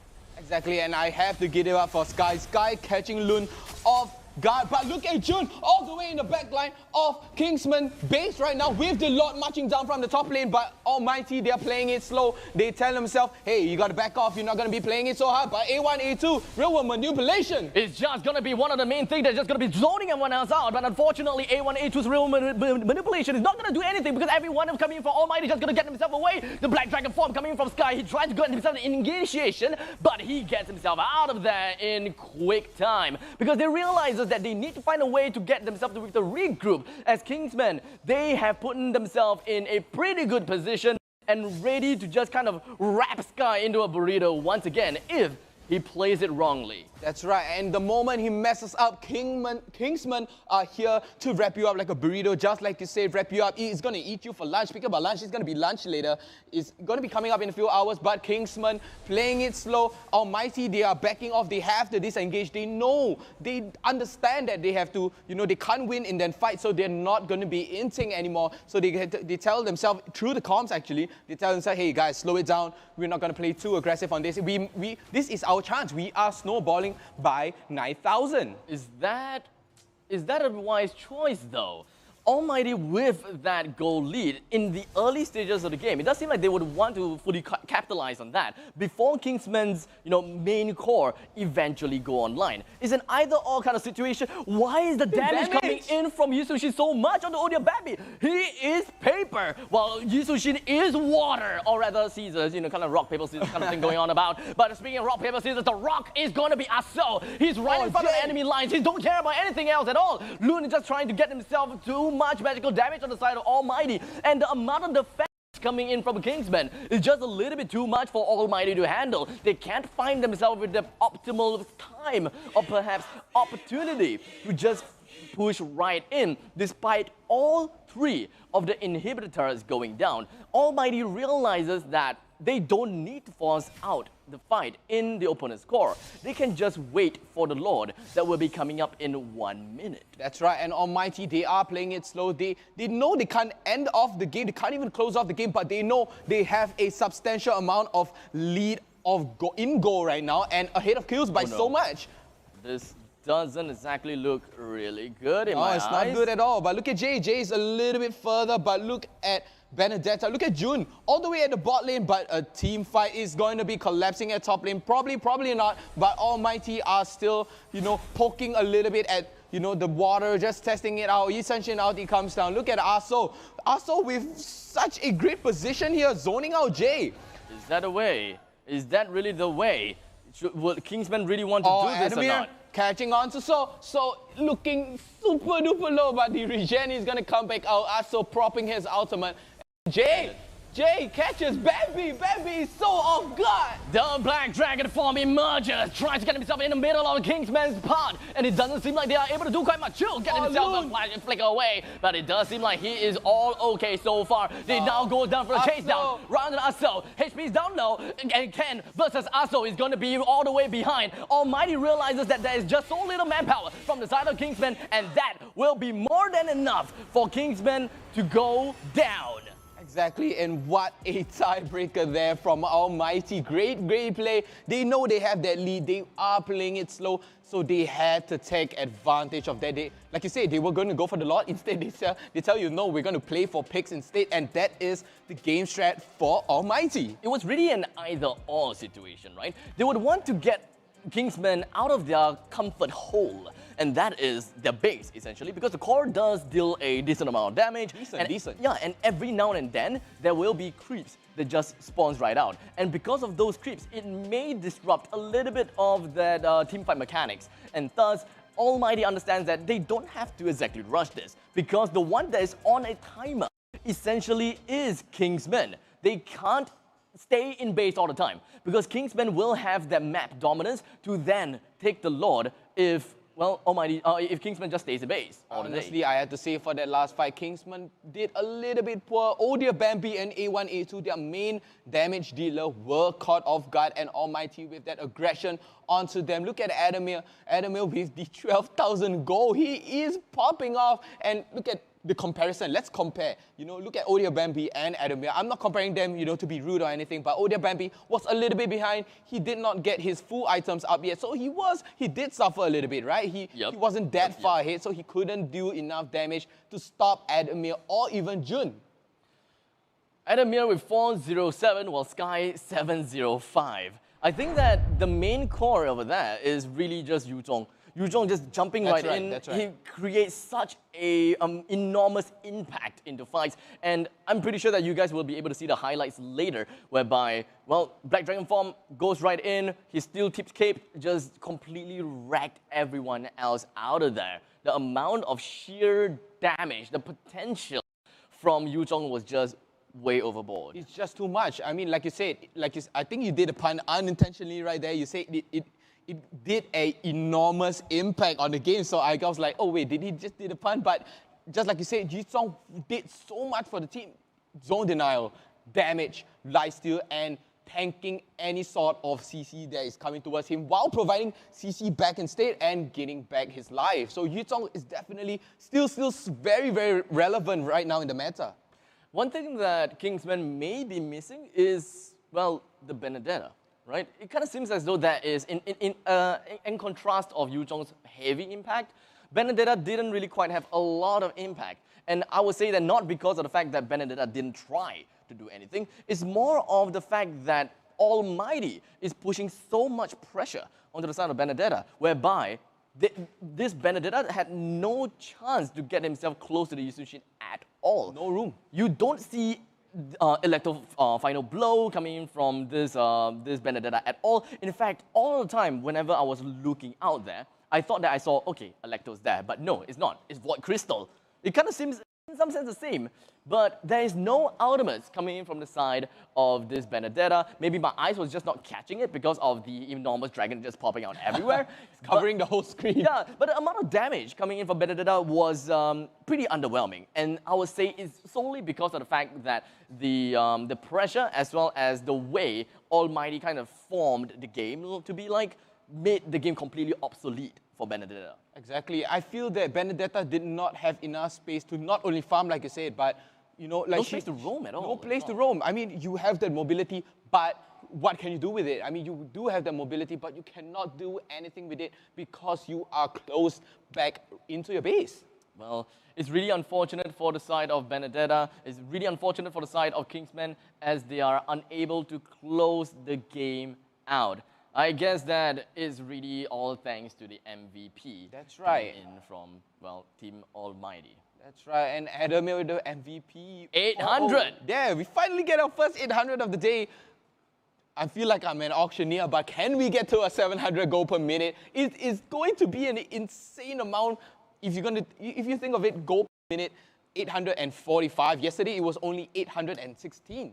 That was the highest I've seen, but Adamir just demolishes that goal per minute, but 4, 0, and 7. Amazing play from Adamir. It makes absolute sense because they pretty much rexed out the opponent's base by like, okay, not completely rexed out, rexed the top lane in 8 minutes, if I'm not wrong. Yeah, it was 8 minutes. Yeah, actually, so it was pretty insane coming in from their side because they managed to find so many opportunities in order to just come right in, knocked out the entire team, whereby the opponents have no chance to breathe, had no chance to drink at all. Speaking of drink, ooh, H2O is actually one of our sponsors, and coming right up, rehydrate yourself is the highlight of this game. Well, you will definitely want to hydrate yourself during this highlight because I'm not sure what Aso was doing here. Like I said, Sky was camping in the bush. But yeah, there's just so many plays that is really pivotal to the side of Sky. Just jumps right in, Black Dragon form, brings one down, jumps on the next person onto A1, A2 with a furious dive. Unfortunately, he did not manage to close that out on the A1, A2, but he has already put his impact down already anyways. Exactly, and I had to point out, look at you, Chu just gets demolished, but Sky has an amazing ability to lock down onto Odia Bambi, look at that. Just a single man here, completely disorientating Kingsmen to force Kingsmen running behind. And falling behind, it means that Almighty came in to cut the waves, and this is where we see the massive amount of impact from Sky. Exactly, and keep a lookout on Sky right here, and look at Sky. Sky going all the way to the backline just to catch Loon or even Odia Bambi, but if I can recall, only through this game, through this fight actually, there was only one out of that, which was Loon, but Sky catching out Odia Bambi was such a great play, and Adamir was there to provide the support, because as a Yi Shin, you can always engage with your dash or disengage with your dash.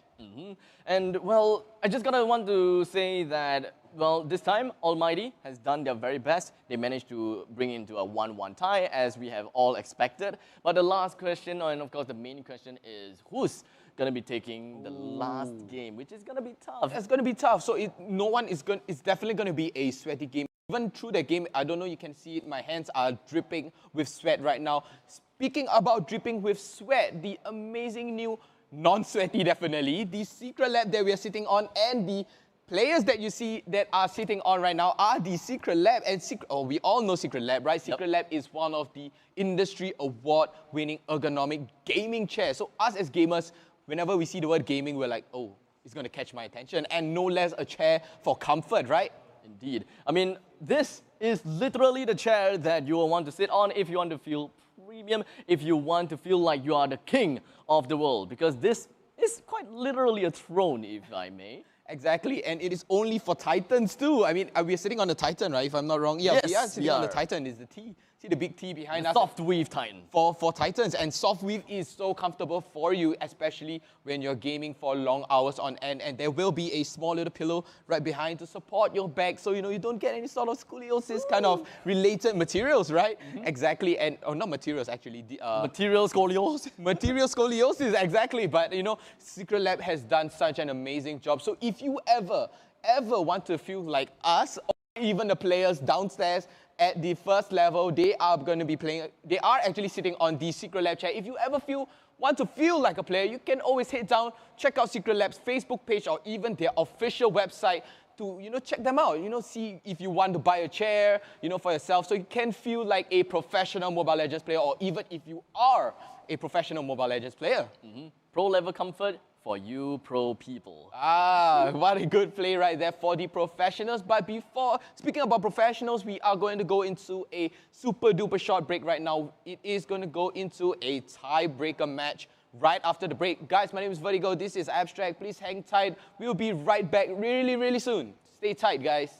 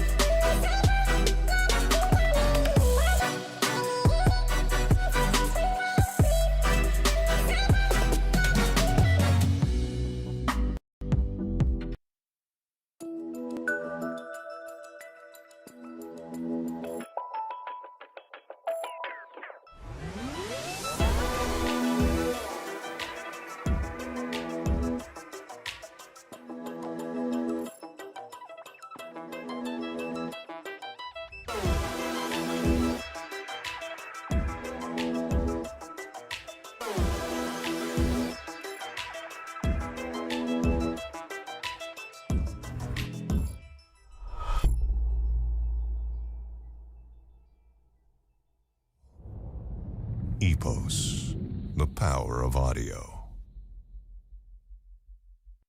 I start my day with Sustain Complete, so tired dry eyes won't hold me back. Sustain Complete, the all-in-one drop that relieves all types of irritated, tired, dry eyes. Sustain Complete. 2 drops, 1 unstoppable you. Take the 2-drop challenge.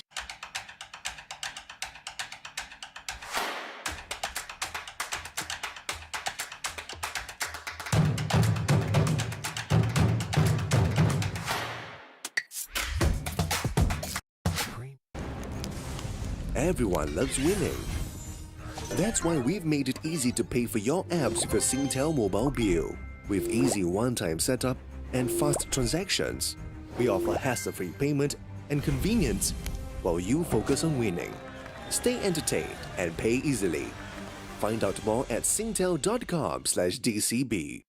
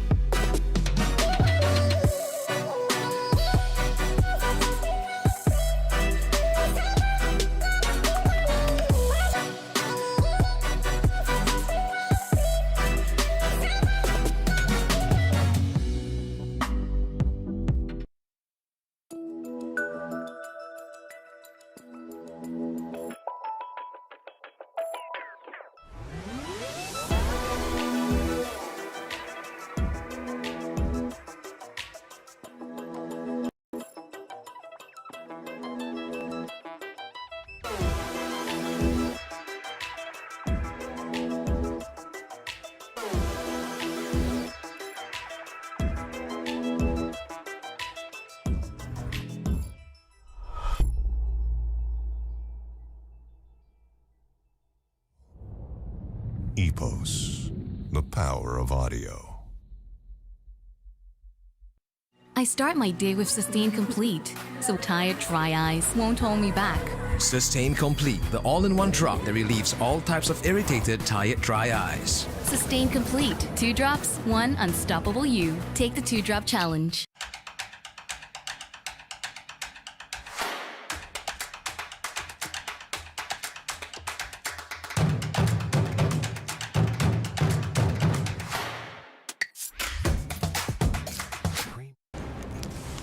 Everyone loves winning.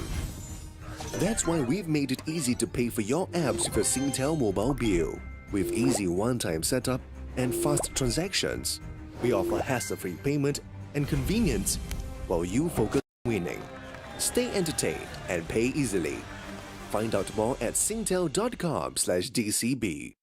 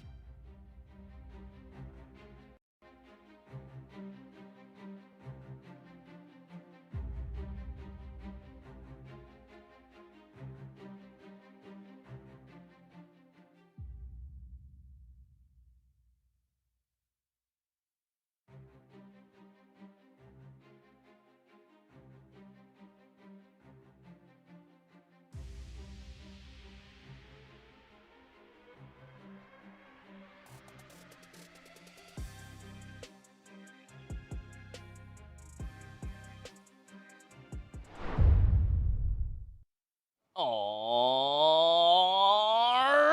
ladies and gentlemen, right after that long, grueling match, actually it's not even long at all, but a grueling match in between of Almighty versus Kingsmen, we have now reached the point of match point between the two of these teams here in today's MPL-SG day number 2. Exactly, and it is a, please excuse my wordplay, it is a 1-1 right now. Hopefully they do pick 1-1 later, but I mean 1-1 is still generally relevant, but he does not dish out so much damage as of the whole team because they are major pillars. Oh, his eye. Something went into my eye, so in the meantime, I'm just gonna use a very use my sustain just for a little bit. Quick break. It's just a quick sustain break. Whew. That's right, and feels good now. Exactly, and I love the slogan of sustain. It's 2 drops, 1 unstoppable you, and Eugene is unstoppable. Speaking about unstoppable, Sky was unstoppable in that previous game. So is Adamir. Adamir had a 407. He was popping off, and we are going straight into the bank pit right now. Almighty is banning first, banning off Angela Kingsman, banning off Benedetta and Isanshin. So no Isanshin for Almighty apparently, so Almighty is banning off Paquito too. So what are your thoughts on that, Eugene? Well, I think that everything seems in order, right? We've got Angela, Paquito, Yi Sun-shin, as well as the Benedetta being banned out. Nothing out of the ordinary. It's more of kind of like a respect thing going on about, and the meta picks whereby, oh, I don't want to see this, I don't want to see that. And understandably, because of the fact that Almighty's Yi Sun-shin is pretty darn good as well. Exactly, and the moment he snowballs, actually, he is a early, mid, and late game. Basically, to put it to easier terms, it is broken. Broken. Like, just broken. Like my heart. Exactly. Just like Isanshin, and Natalia is getting banned off too. But there is only so much that you can ban Almighty up against Kingsman. You only have 5 bans here, and there's only so much that you can ban that gives it variety in the game itself. It does seem like we do have a couple of heroes that kind of leaked out here.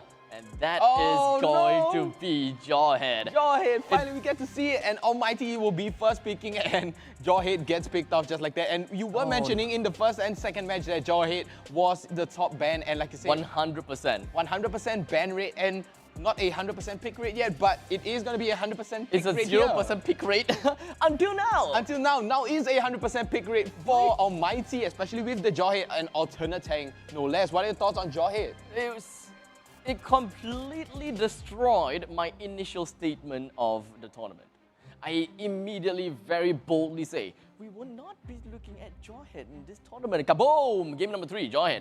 It's a caster's curse, right? The moment you say something, it actually happens. So, are we going to see Layla? No, I'm just kidding. I mean, Lysander supporting that hashtag pick Layla shirt with that MPL. Amazing, amazing MPL logo, by the way, on that. But speaking about MPL, Leslie! Oh, Jace, your waifu is back! Almighty is going to be picking up Leslie, giving that long range. Like you said, long range is essential for Almighty. This is going to be one heck of a game. I'm really sorry, Jace, but I'm taking this game. So unfortunate for Jace right now, but speaking about Jay, I'm guessing Adamir is probably going to be picking up Leslie. I think we did mention Leslie yesterday, in fact, and Leslie is going to get picked up today, especially what an honor. Almighty, thank you for listening to our vows, and Kingsman, sorry to snag the spotlight away from you, but Kingsman actually using Alice and Savannah for the peelings. But speaking about peeling, Almighty picking up Selena. Selena is going to stun you for 2,000 years, and you're not going to be able to do anything unless you purify out of it or use a 1-1-2 debuff from yourself. Or you can just sidestep it. That's true, that's true. You can sidestep it. You can if you are fast enough. That's right. And speaking about fastest fingers wins, guys, the iArena QR code will occasionally be flashed up, during when we are talking, during the ad advertisements, rolling advertisement. iArena is a futuristic world to win Mobile Legends Bang Bang in-game rewards, and there are 1,000 prizes to be won. So just like I said, speak about fastest fingers, A1, A2 is going to be picking up Kagura.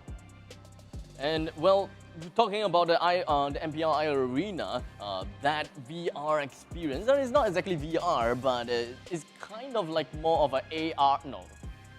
Yeah, in some sense, it's just a virtual reality, but you just kind of navigate yourself inside the VR experience. Although you don't need to have glasses, it's just kind of navigating yourself through the browser. And once you see that QR code, you can just head yourself away to take a look at the page. If you can't take photo with the QR code, you can always just head on to pvpesports.gg/MPL-SG to get into the fun and win some prizes. Well, in the meantime, it does seem like we do have a little bit of a technical difficulty, so there could be a possibility that the picks may be different, the bans may be different, something that will happen, but we will get you guys know really quickly once we get a little bit more information about that.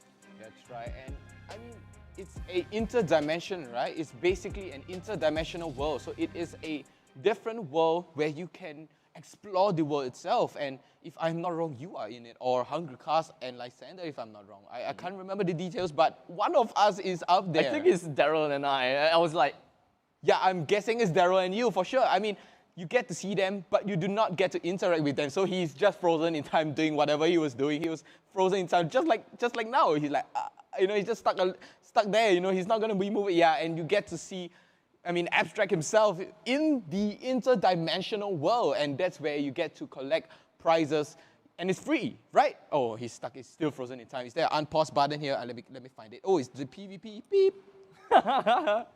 Well, anyways, I hope while you guys are just kind of waiting around, and of course we are also kind of waiting, so in the meantime, I'm just going to play some Mobile Legends Adventure. Yeah, speaking about Mobile Legends Adventure, it is an idle game, so we get to claim Selena for free. And Selena, if I am not wrong, correct me if I'm wrong in the comments below, like and share and subscribe just to show your friends how wrong am I in that in MLA, Selena is actually pretty powerful. Oh, but one thing's for sure is that she is coming soon, along with a major mode update on that. So you can unlock her exclusive gameplay to claim Selena for free and unlock her story. And not just that, if you guys were an adventurer of MLA and unfortunately you have left your game idling for very, very long, it is time to go back and claim some rewards and resume your journey, because the exclusive rewards and the access to special events will be available to you. And of course, you can feel free to just choose your desired heroes from ultimate chests and even get some item discounts right away. Exactly, and look at the icon right below. You get extra money, you get discount rates, you get free coins, and I mean, it's free things. Why not, right? I mean, speaking about free things, we have the iArena too, which I actually said about 1,000 prizes to be won. But not only that, we have the nominate and win, right? So we can nominate your favorite team and win their merch. And not only that, we are giving more free things again. We have the milestone giveaway. Oh, the milestone giveaway. This is one of the most important things because we are currently on to the next milestone, to a 10,000 followers, and they will release a special code just for you guys to redeem once the target is hit. There are 100 tickets, 40 magic dust, 10 premium skin fragments, and a chance to win 799 skins when we hit the next milestone. Exactly. So call your friends, call your family, call your grandfather, grandmother, whoever who have Facebook, just give them a follow, give them a like, share the stream even to your friends, family, and whoever you're close to, and you want them to see how fun MPL is. And not only that, you can tell them, hey, I got free stuff for, if you give it like and share, it's free, and I get free stuff too. So that's when you reach that 10,000 followers. And imagine if we reached that 20,000 followers. Take a look at that far right side. Why settle for 10,000 if we can go for 15,000 or perhaps even 20,000? That's right. There is 20 hero shards available, 100 magic dust, 1 light and dark spawn effect trial card, 1 light and dark recall effect trial card, and the most important one, you all would definitely want to take a look at this. The skin and corresponding permanent heroes coming in the form of Bruno. We can have Valir, we can have Gusion as well. Man, oh man, how can you want to miss all these out? That's right. The Gusion, okay, let me just say, the Gusion's Liaison is the one hero skin that I love a lot. Oh, to me, it has to be that Valir. That blue flame Valir it looks so sick. It kind of reminisces myself actually of the the ancient Qing dynasty, with that high hat that he's wearing with the little blue emblem, and a blue fire. Who doesn't love blue fires? Red fires are, it's so boring. We see red fires all the time. Mainstream, right? We see red fire all the time. When we see a blue fire, we're like, whoa. It's like back in secondary school where we did science and then we played with the Bunsen burner. The first time we ever seen a blue flame, we were so amazed. Speaking about amazed, we are gonna be talking a little bit more about the amazing sound system that we have coming up here. Esports audio, especially when it comes to the GTW 270 hybrid. Woohoo! It's amazing, and the sound quality is super duper excellent. They hope to deliver, and that is their message to us, to you guys in fact, is that they want to deliver ultimate sound excellence for gamers on the go with, I emphasize this, it has 0 latency on it. So the moment you put it on, there is no like lag, like the moment you see somebody mouth move and the person talks, it's just like Bruce Lee speaking English in the olden times. He's like, hey, that's like, what? Like it doesn't make sense. Like you saw his mouth move, and that's the whole point of 0 latency. You do not want any sort of latency in it. Look at how low profile this is. It is super low. It looks very, very slick. It's very slick. It looks very slick. It doesn't even look like, it's so streamlined. It does not look like you have anything on, and it's not going to give you ear fatigue. That's the main point. Ear fatigue is going to be so important here, especially for wireless earbuds. And now let me just put this right back onto the case, the really sturdy case. Honestly, I'm kind of in love with this sturdy case. It can be used to hammer in a nail. Not that we should say that you should. It's not an option actually, but anyways, talking about nail. Who is going to nail who in the next game? We are going to be coming up with the band pick really soon right now. But speaking of picking off, let's say I'm picking something on shop, let's say online, I want to pick up a skin, picking up X especially. So I want to pick up a skin, I want to get it right now and then, but I do not want to key in my credit card. So that's where Singtel career billing comes in. So DCB is one very, very easy to use platform. Or rather, it's just a very Digital. easy to use. Yeah, it's all digital. You don't need to take out your credit card over here. I'm not going to show my credit card. Safety reasons, just for safety Yeah. reasons. So you don't have to take out your credit cards and anything. In fact, it is a point and click, or rather, a point and tap interface, whereby you are able to buy your skins almost immediately without inputting anything, and you only need to pay once your bill from Singtel comes in. So it's pretty simple, all in one place. Exactly. So it's a buy first, pay later kind of scheme, right? Which I find really, Hassle-free. it's super hassle-free. So I feel it is super duper relaxing. But right now we are going to go into, yeah, the picks are all the same right now. The picks are all the same. Oh, actually, yeah, Isashi is going to get picked up here for Kingsmen. So what a surprise. Oh, so what's going to happen is that it does seem like there is a single ban that has been missed from the side of Kingsmen. Not too sure exactly, not too sure what on that. But anyways, Minsita has been banned from Almighty. It does seem like they are kind of afraid of their own lineup being played against them.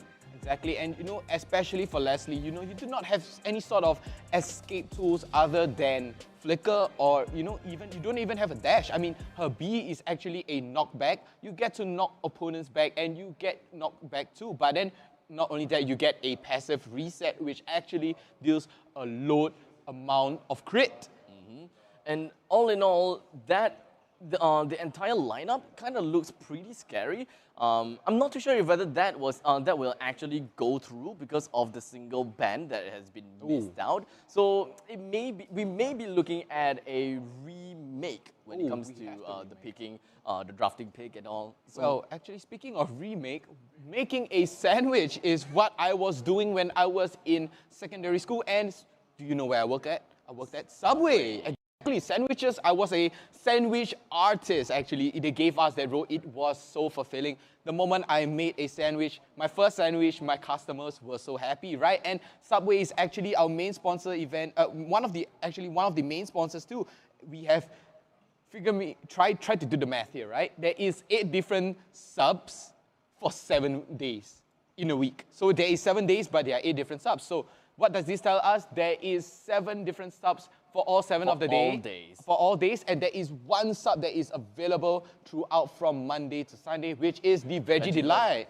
Which is the Veggie Lover. Actually, we called it the Veggie Delight back in the days. So back in the days, it was called Veggie Delight. But anyway, speaking about vegetable, hopefully they do not go into a vegetable state right now. MPL is going to carry on right now for Almighty up against Kingsmen, a 1-1 fight right now. So look at the picks right now. Sky is still opting for Yuzong.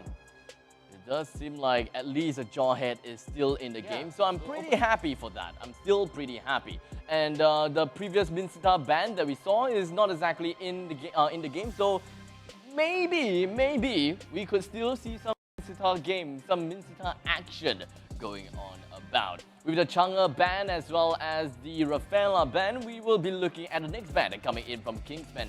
And who exactly could that be? Exactly, and on the side of Almighty, I've got to say, they already have major peelers. They're just missing out a mage. That's right. I mean, look at that. Harith is being banned. Harith, like I said, in before Lunox. Exactly, in before Lunox. I mean, Lunox is still open, not gonna lie. And on the side of Kingsmen, they did not pick their main magic damage dealer. Same thing for Almighty. They do not have a main magic dealer right now. So Eve is still available. Yeah, Eves are still available. That's right. And so is Fasa. That's right. Fasa and Eve are basically, I don't know, are they sisters? They kind of seem like sisters. If you ever need to find out more about the lore, you can always head down to MLA to check out the lore. In fact, to find out more about the heroes themselves. But as you said, the Lunox was banned off. Wow, what an amazing pick off there from a ban actually from Almighty. Yep, the Lunox and the Harith ban, it kind of seems, just kind of reminds me of the old days whereby the two of them is always being picked together. That's right. The first two picks, on 100%. It kind of throws me back to the days. But unfortunately, we won't be looking at that kind of picks anymore that much. But let's focus a little bit more onto this game. Cho being picked up from Kingsmen. There are still plenty of major support that could still be played. Sicilian has yet to make an appearance in the regular season yet. Okay, but honestly, Sicilian, it's yes, kind of niche pick. It's very niche, but at the same time, if you try to benefit from it, Cecilion has the damage that is disgusting, but she does not have much mobility, right? She has to stack up that passive. But speaking about passive right now, Kagura is going to get picked up by Almighty right now, so they are hoping for another peeler perhaps, or a support hero, since the support is still not out. I think they don't really need that. Minisita is going to get picked. Unfortunately, we do not see Leslie. I think the Leslie was a troll pick. It's definitely a troll pick. Oh man, the Leslie. Oh, Jace gonna be like, oh, I'm so relieved that they did not pick and continue with Leslie. But Minisita is gonna get picked with a 100% win rate from yesterday with that one pick, one pick, one win. One pick, one win, exactly. So this match will determine how good is Minisita in this sort of situation. But on the side of Kingsmen, with their lineup, they look so in your face kind of plays, right? A1, Cho. You know, he's gonna dash to you, knock you up, and then, you know, go straight into your face. And so is Loon with Imperial Justice. And Alice will teleport to you with her secondary first skill and, you know, right up in your face. And that's where Almighty has to find a way to disengage from them. Or perhaps the team lineup for Almighty is actually pretty strong too, looking pretty strong, but they look like a back and front sort of player. I honestly can't tell how this game is gonna be like. Is that a Ling? A Ling? Oh no, that's not a Ling, that is a veil. Okay, that's a veil? That's a veil, it does not look like a veil, right? Does not look like a veil. Now it looks like a veil. Yeah, now it looks like a veil, because we are all so familiar with that face. The moment the skin is up, we're like, wait, is that veil? Yeah, it's still kind of registering. The arrow 404 in Eugene's head right now. But, okay, I think that regardless, it is still a surprise to me, right? It's very surprising. Because in my not to say calculations, but in my graph, in my statistics, there is no veil. No veil. Ta-da!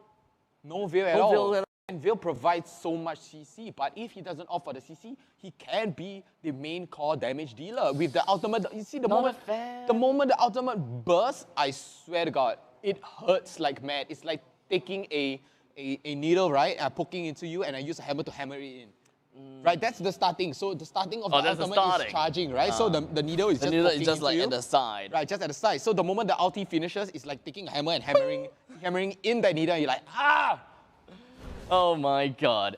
And ladies and gentlemen, let us now finally take a look at the in-game process of Almighty fighting against Kingsmen. In this game, this is the match point after all. Kingsmen is on to the right side and Almighty is gonna be on to the left side. Blue versus red. And it does seem like the Minsitard is gonna be fighting against Cho in the bottom lane. Middle lane with Kagura fighting against Veil, while the Sylvana and Yi Sun-shin heads into Kingsman jungle. And for the Almighty side with that Bruno in their both of them just jungle. Trading blows right there at the bottom lane here. Cho between the Minisita Sky going up against Aso. Aso played yesterday. He played it super duper strong. He does not opt for the tanky Cho. Instead, he went with the assassin rune Cho, which actually can catch people down in a 1v1. I would really want to put my eyes and just stick my eyes onto this Jawhead as much as possible, just so that this Jawhead can prove that I am 100% ban worthy. Oh, exactly. And Ken using that, opting for that low cooldown rate actually, so it gives him a super duper good opportunity right now, and we're gonna go into a game pause unfortunately. But anyways, speaking of laning, A1, A2 is laning amazingly up against Jay. So Veil against Kagura. Kagura is definitely gonna win. There's a lot of poking potential. Yeah, a lot. So much poking potential. Like during the laning phase, we can see how suffering Kagura is. But if they manage to bring into the late game, Kagura will snap your neck without you even knowing. It's like from the back, that Bruce Lee you wouldn't even see much. Exactly. The moment the umbrella goes to you, boom! That's it. You are done. You are dead meat. By the time you see the umbrella dashing towards you, your screen will be black and grey. Sorry, see umbrella? Sorry, you can see the umbrella because it is not flashy. That's the thing about Kagura, and that's why I hate Kagura. Kagura's yin yang overturn, and perhaps even the same main umbrella open, you don't even know anything that's happening. Only Kagura knows what's going on, and you're so absorbed with everything else, such as, oh, I see the big back dragon coming in to hit me, but wait, I'm losing HP when the dragon is not close to me. Oh, it's the umbrella. Exactly, and we have just received news that one of the players are having a connection issue, but that is immediately resolved right now, and we're going to go straight into the game. As you can see, the players have their game face on. Do you have a game face on, actually? Oh, he has that grunt too. But yeah, Kingsmen up against Almighty in the tiebreaker. Ooh, lights out, looking a little dark, giving that focus, super focus mode right now. And look, take a look at that. Just as I said it, when I did notice, look at that. A1, A2 is winning up against J in laning phase right now. Vil is putting a lot of emphasis on the middle lane. It is very obvious that Sylvana is just around the vicinity, but Almighty say, come at me, because my Jawhead is on his way over. So there really isn't a lot of things that Almighty is that afraid of. In the meantime, the turtle is now made available too, and Ken has eyed out onto some delicious turtle soup.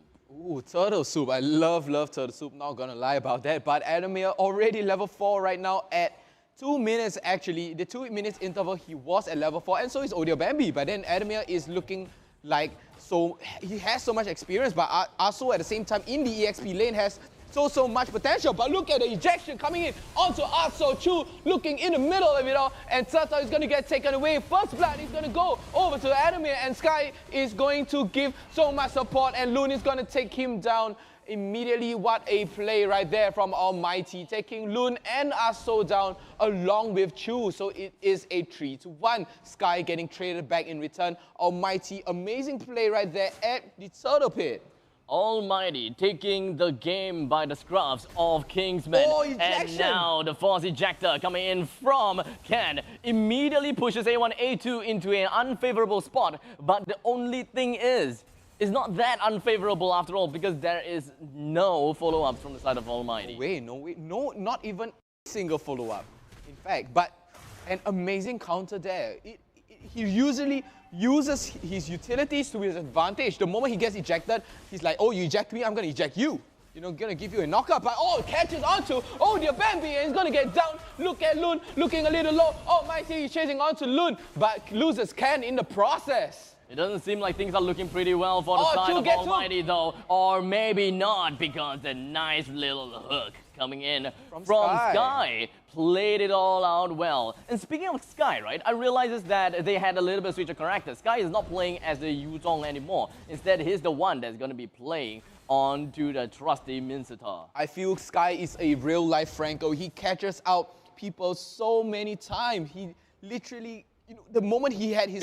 He's a better Franco. He is a better Franco. I mean, Minisita is a next level Franco, which actually deals much more damage onto your opponents too. I mean, the moment the ultimate gets procced up, it's immediately, you know, giving you constant damage and slows you into that little ring on soldiers of him. And right about now, Almighty has gotten themselves with 1,000, close to 2,000 gold lead. And now that they are so confident, they are prepared to just bring Kingsmen down along with, not along with them, but brings everyone else down. With the Lord, with the turtle now being hit on by Adamir, you know, kind of a little bit of a flirty situation, being hit on. 4 minutes and 50 seconds soloing the turtle. What a play there from Adamir. They don't really care at all at this point of time. Take a look at that. Let's take a look at that. Look at that. Oh, dear Bambi getting shut down. And here comes Loon trying to prop that ultimate, but Ken gets traded back in return. But look at Chu. Adamir from the bottom lane, flanking onto Chu, and the slow hook catches onto Chu, and a double kill instantly for Sky.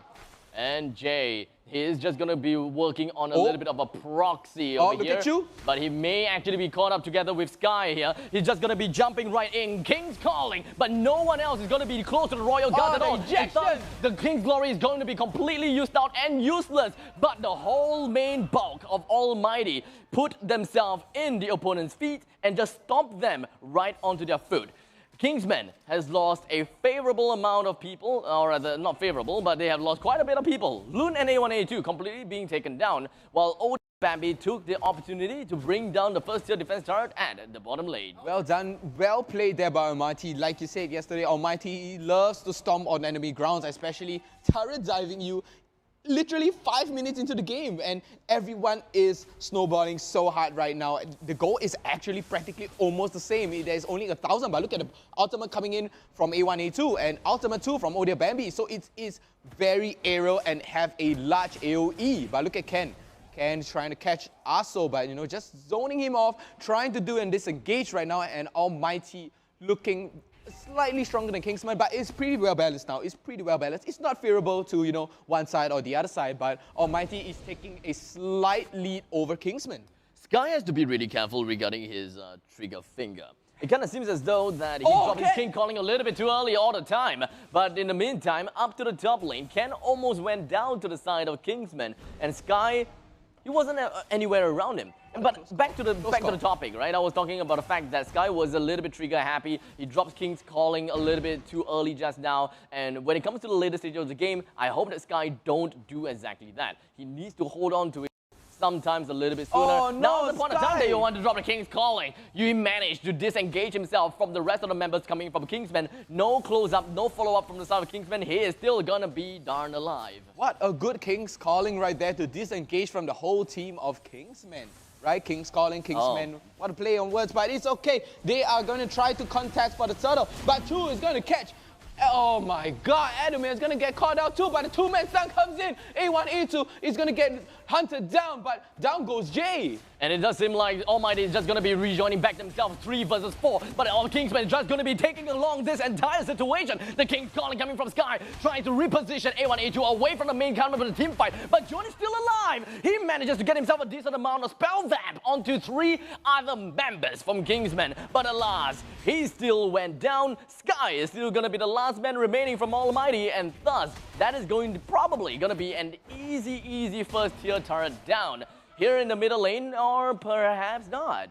Well, I did notice from Kingsmen, right? They love to play the retake. They love to go slower. They love to take their time. And at the same time, they actually come out successful on top of their retake. Look at the goal right now. They are literally at a stalemate right now between the goals. So the next potential fight could actually snowball everything else. But, Aso getting caught out by Ken ejected too. Odia Bambi picking up the BOD early in the game. So, Bambi is definitely going to be pushing a lot of damage coming out. But look at Chu getting pins and ejected. And here comes the ultimate. And Aso is forced to back off. Jun with the Black Dragon. Going to bring everybody in like a big family greeting. And here comes Aso. But the 2-man, 3-man knock up coming in. Sky taking a lot of damage. Chu taking a lot of damage too. But Almighty playing their retake. Amazing retake right there. And oh dear, Bambi and Chu looking a little low. Jay trying to finish up Chu. And look at the Kagura there. But one hit prop from oh dear, Bambi. Ken is going to be at a pretty much of a critical of health.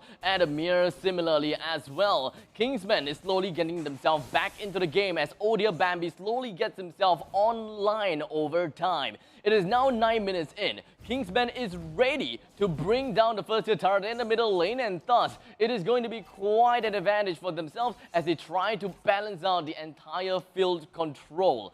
Bottom lane, middle lane and top lane. All of the first tier turrets has now been destroyed, but Almighty still has quite an advantage otherwise. With a total of about 1,000 or / 2,000 goal lead, it is not a lot. Yeah, it is not a lot. It's not much, but it does provide something for Odia Bambi. And Odia Bambi is going to be using his ultimate right now, trying to scout out for information, and information is king. Speaking about kings, King's calling from Sky was amazing during that fight. And Ken is trying to get himself a little bit more control around the Lord's pit. They have the information that the Lord is around. And I'm not too sure how much information they know that Kingsman is just right around the brushes. But there must be something to be done. As Chu jumped right in, trigger finger happy. They wanted to get something up. They wanted to pick someone up from the side of Almighty. But unfortunately, like you said, Imperial Justice just did not land well. Loon, he's going to be in the middle of everything. Completely singled out by Ken as that last minute force ejector, or rather the unstoppable force from Ken is going to be more than enough to bring Kingsman down one after another. Another core from the side of Kingsman has now been taken away. The Lord should be an easy picking for the side of Almighty. And just like that, Kingsmen will have nothing to do. They can't do anything at all aside from trying to bring down the second tier turret in the bottom lane, which is what Cho did. That's right, that's right. I want to point out a super important factor right here that actually made Kingsman bend over. Actually, Aso was so far away from the fight. He was all the way at the bottom lane while everyone was fighting at the top and middle lane, especially in the river or near the Lord Pit right now. And Kingsman, their only issue is regrouping. They do not stick together as a team. They do not, collaborate together. Yes, they have fights. Yes, they have pickoffs, but they do not stick together as a team. They love to split push. That's where they are going to mess up. And that's how Almighty actually took the game away from Kingsman, because they were not together. And in the meantime, it does seem like the King's Calling just going to be dropped down coming in from this Vincent Hub, and he's going to get himself a pretty good positioning onto the rest of the Kingsmen on here. And Jun into the heart of enemies. Whoa. He melts everyone down. All of the Kingsmen, they found themselves in such an unfavorable positioning just because of the clutch gameplay coming in from this Yu Zhong, and just like that, they immediately got the Lord pushing up to the top lane, and they're just circling around and around and around that core. Kingsman loses out in this matchup against Almighty. All of it just flows so smoothly. I can recount to you exactly what happened, and it was just way too smooth for Almighty. They wiped out the entire army of Kingsmen, and it just so happened that Kingsmen moved themselves upwards towards the top lane to try to get himself into safety, but didn't realize that that is just helping Almighty to just get himself even closer to victory. And that's where the Lord is actually. The Lord was already pushing, and that Jun engage was so sick. And first it collapsed Aso. Aso gets collapsed on in the mid lane, and then Jun comes in from the flank with the big dragon form, demolishing everybody, bulldozing everybody out of the way, catching Bambi, catching Chu, catching A1, A2, leaving Loon alone to defend. And look at the snowball right here. Look at the snowball difference. Adamir is so far ahead in gold as compared to the rest of Kingsman. I gotta say, despite Adamir being the MVP on the side of Almighty under the game score rules, Jun is the one that really made the game so pivotal towards the side of Almighty, because the lead was not that huge. I gotta say that. The lead is not massive, but only because Jun came in the middle of 4 escaping Kingsmen, that allowed them to close the game out, because Kingsmen, they can easily run away, run back home, and defend against the Lord. Easily. But only because Jun came in with the That's right, and I had to agree with you on that, Abstract. Jun, impeccable timing with that Black Dragon form. He came in and just bulldozed everyone. And did you see the lifesteal that came out from Yizong himself? It was such an amazing entry actually of using their Black Dragon form, entering, knocking everybody up, and that's where everything just snowballs through to the end. Almighty is going to take the game away from Kingsman. I'm sorry, it might be the caster's curse. I just said that Kingsman do not love to regroup, and the moment they regrouped, that's it, they get demolished by Jun. It is, I wouldn't say that it is unfortunate in some sense, because Almighty, they deserved it. It was such a great game coming from their side, and without a doubt, they are strong. They are one of the teams to definitely look out for, because I'm pretty sure that a lot of people is going to put quite a lot of emphasis on the side of Kingsman, because we are looking at such a strong lineup. So many of them are so influential, right? Influential. We've got Odia Bambi, we got A1, A2. We've seen their names. We have seen the names. Evo's side, because of the Odia Bambi that was from Evos SG.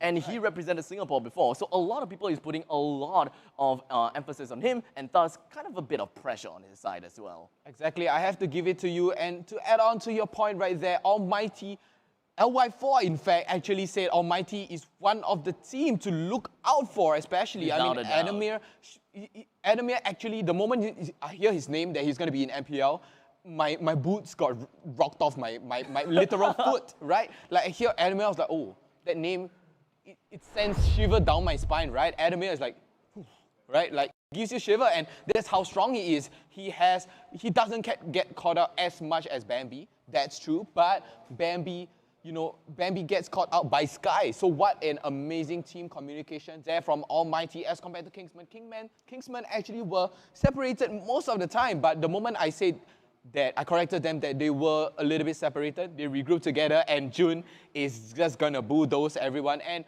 to emphasize my point even more, we're gonna take a look at the highlights and show you what exactly went down during the game.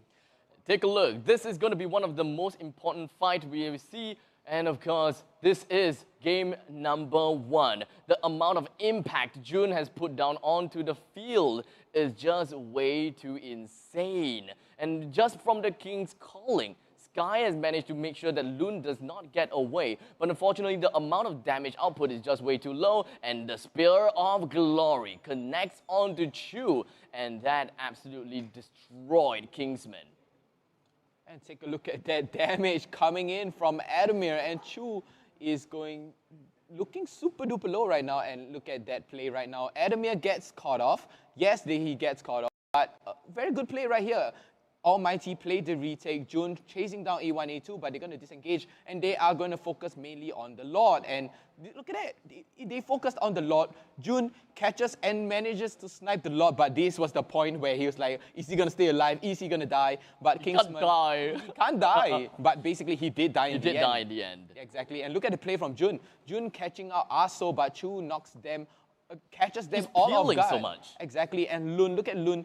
Just barely managing to get away. Did not actually get away, but Bambi, ooh, what a good dodge right there. But look at Jay. Jay with the clutch, and Bambi one hits him instantly. Look at that knock up and eject. Unstoppable force and eject actually. This was the game, the game changer. Where is Yu Zhong? He's coming down from the bottom. He's going to be right in front of everyone else. And Jay also came in from behind. So it does seem like Kingsman, they actually got sandwiched, completely sandwiched, because Kagura also came in from behind. But if you think about it, if Yu Zhong was not there, right, and Kagura tries to go in by herself, no way. They're dead. No way. They've seen everyone was literal at one slither of health. One slither of health was not enough to take Almighty down. So Almighty, to put it to simpler terms, right, they were so low, and Jun suddenly came in and dun, dun, dun, dun, I'm here to save you, and smashes everybody with a 1v4. Is literally a superhero move. Speaking of superheroes, Veil new skin is a superhero. See, he looks so much like a superhero. That's why, we got caught off guard a little bit. So we're like, hey, is that a Veil? But it doesn't actually matter when they get demolished. But it's a juicy fight. Speaking about juicy, Subway is actually one of our sponsors too. They're fresh. They're fresh. Actually, honest to honest, it's really fresh. We have a morning and afternoon shift. I worked at Subway before, so I really know how they work. It's literally fresh. We have to cut the vegetable ourselves, just for the freshness of it. And the moment from, let's say, morning to afternoon, the moment afternoon hits, we're going to send out a new batch, and we're going to redo the vegetables, and that is nice, wet, juicy, and vegetables. Favorite sub? Ooh, it has to be meatball marinara. Meatball marinara. Yeah, it provides Subway melt, without a doubt. Whoa, without a doubt. Man's going mainstream. Actually, I have to agree on you with that. Subway melt actually brings back nostalgic memories. But speaking of nostalgic memories, we're going for a quick advertisement break, which will bring you your memories of our sponsors for MPL-SG. Well, thank you so much.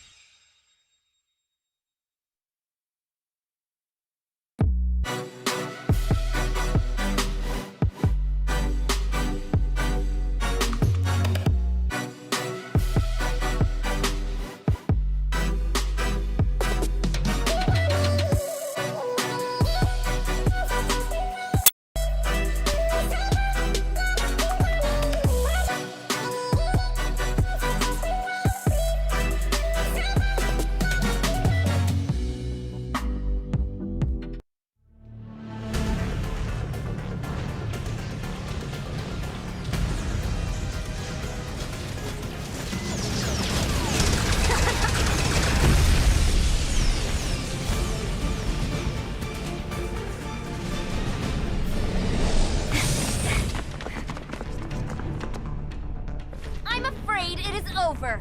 Turn yourself in! Alpha, stall them!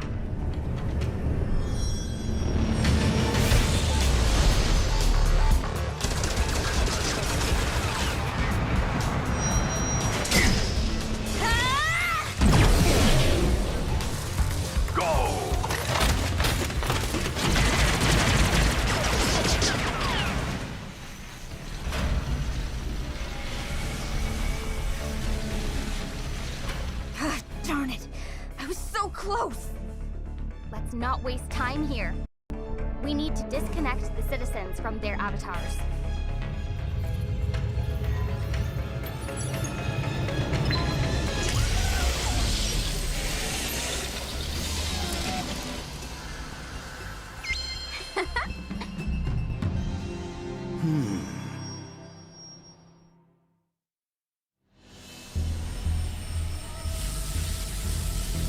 It's time to give you an upgrade.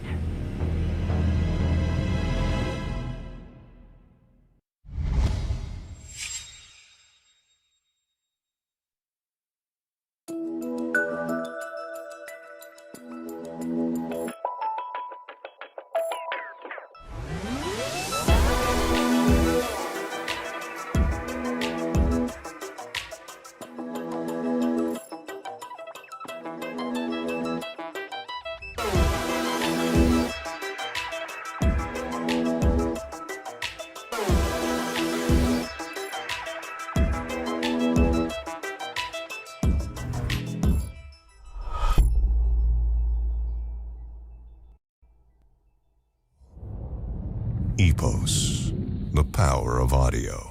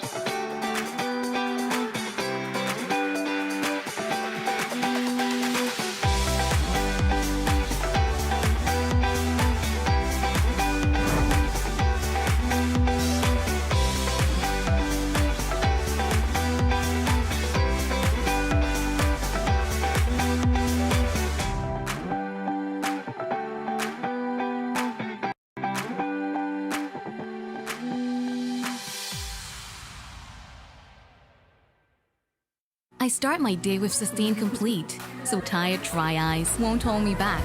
Sustain Complete, the all-in-one drop that relieves all types of irritated, tired, dry eyes. Sustain Complete. 2 drops, 1 unstoppable you. Take the 2-drop challenge.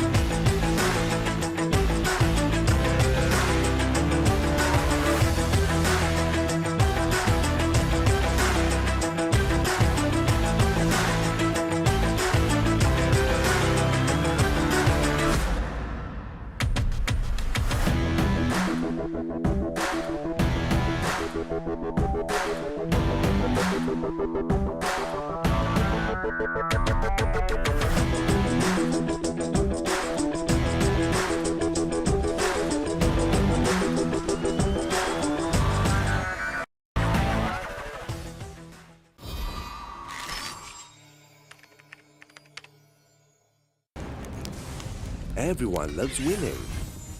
That's why we've made it easy to pay for your apps with your Singtel mobile bill. With easy one-time setup and fast transactions, we offer hassle-free payment and convenience while you focus on winning. Stay entertained and pay easily. Find out more at singtel.com/DCB.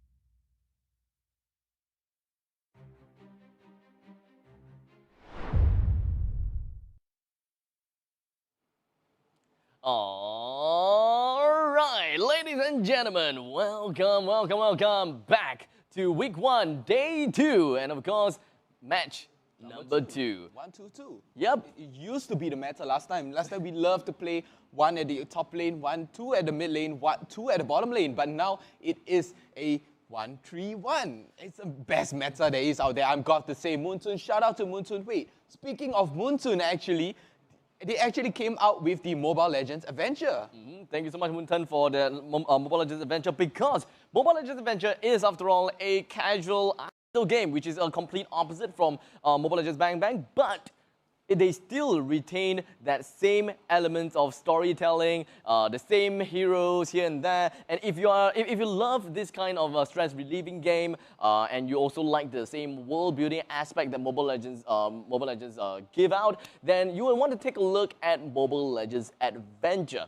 The longer you idle, well, the more things that you get, more rewards. And if you were once a Mobile Legends adventurer, and you haven't logged in for a long good time, it is time for you to go back now, as it does seem like we do have quite a bit of exclusive rewards, as well as some access to special events. It's free though. It's free, so you get to claim the free gift, which is going to appear right below the screen very, very soon, guys. Here we go, and we have the limited time CD key. You just key in the key, you get free stuff in MLA. So in MLA, you get to, learn about laws. Basically, you learn about the Land of Dawn itself. You get to, learn about, like we said just now, if Eve and Fasa sisters. Like, if you ever need, they could be. But if you want to find out more about Mobile Legends lore, you can download MLA Mobile Legends Adventure just for you to check out their lore. At the same time, might as well play the game and redeem a free gift, right? Well, Selena is, the upcoming hero coming in from Mobile Legends Adventure. You can unlock her exclusive gameplay. You can claim Selena for free and just unlock her story. We've got new game modes incoming, as well as collectible systems, the labyrinth, etc., which will be coming up for you guys in the different Land of Dawn. It's a different Land of Dawn though, but it is technically the same Land of Dawn. We do not have a, let's say, top lane, middle lane, side lane, but it's actually a one-lane game. So, it's just easy. Like you said, it is not time-consuming. So the more you idle, the more you get, right? I hope that you guys are ready for the next game, and that is going to be Impunity SG versus Evos SG. Wow. One heck of a game that we all will be waiting for, we are all excited for. So make sure you guys sit tight and hope you guys are comfortable. If you're not, then it is time for you to pick up yourself with some Secret Lab chairs. Hey, Secret Lab is the main, actually one of the sponsors that is sponsoring MPL-SG right now. And if you ever want to feel like a professional gamer, or if you are a professional gamer, head down to Secret Lab or Secret Lab's Facebook page, to even check them out if you want to get a share for yourself. But speaking of Facebook page, social media platform, right below here, check out the PvP MPL Arena, which is actually I wouldn't say VR, like you said again just now. It's not a VR, but it's a secondary world. Like, we love to be in our own world, right? Gaming world. So this is basically the tertiary role, right? So it's a tertiary world just for you to go in, explore, and you get to see Abstract too, if frozen in time, doing this, right? Along with Hungry Cast, right? And speaking of you and Hungry Cast, you two verse us a lot? Well, we definitely versus each other a lot, and all the players here will be versusing each other as well. Let us take a look at the short clip between Impunity versus Evos SG.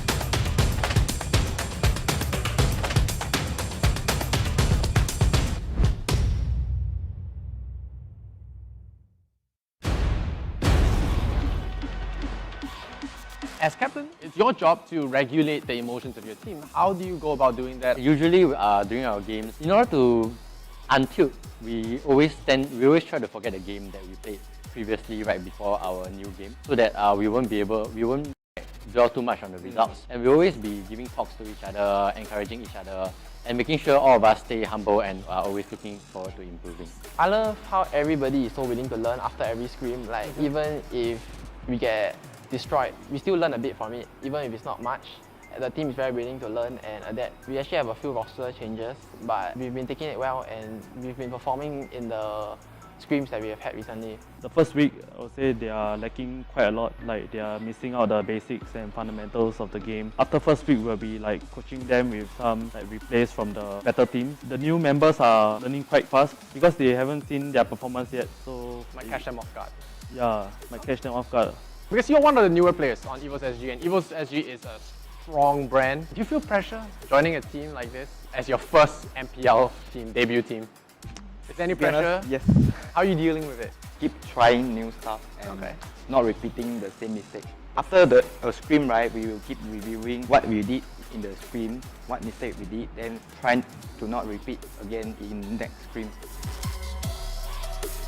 I think Evos SG is up there in terms of experience. They have Potato, one of the hyper carries that have been playing since like season 1 of MPL-SG. Actually, we have been in the same team for a short time before, and I've seen his method of hyper carrying and the way he plays, and I think that Evos will be a very worthy opponent. I can see the drive of them winning. They want to win this. If I'm not wrong, they're all quite young. Being a team of all the young kids, they are mechanically strong.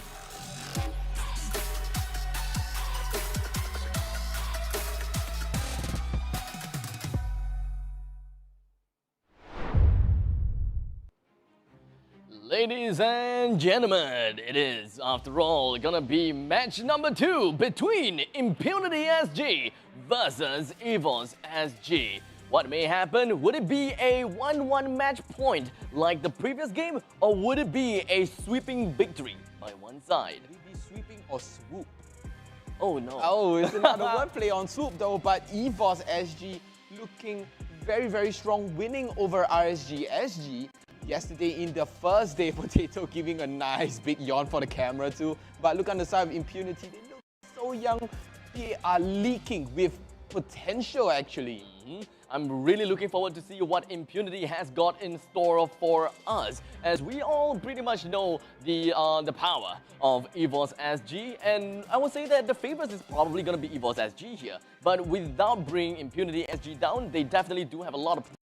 And I do want to see a second upset coming in from Impunity to just kind of bring down Evos SG. That's right, and Impunity SG, people got to get this right in their mind, right? Like, yes, they are amateurs and they're going up against veterans, but they do not know what can they bring onto the table for others, especially against the veterans. You know, some people might think, oh, you're just amateurs, you do not know what you're doing. Like, oh, okay, so since you did so much, why not you try it now? So amateurs have to show that I'm not considered an amateur just for a reason. I've gotten in to MPL because I was invited, and I'm here to show you why I was invited, giving you the toughest fight of your life. And you know, like, let's give you a beating too. If you're gonna be, if you're gonna be slacking off, you're gonna get a beating, right? Yep. You put on a very valid point, because we are looking at MPL-SG after all, filtering through like hundreds of teams, and that means like more than 300 or maybe 1,000 of players.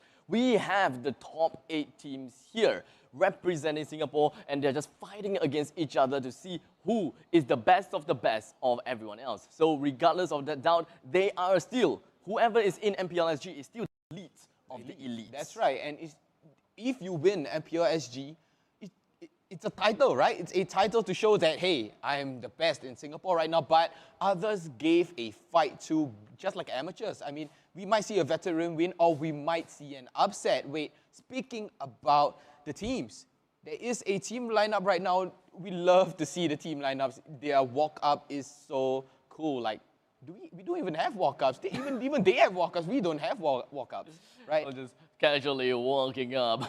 Exactly. On the side of Impunity SG, we have Reminiscence. We have Takeaway. I love to use his name for puns. I'm so sorry. It's no offense to you. But we have Miku, Tiny, and Rizel. And wow, look at Rizel's hair. It's just a lion's mane. What a great choice of style, actually. And the sub-player for Impunity SG will be Rum. Impunity SG definitely does have an impunity, well, not say, I wanted to say intimidating.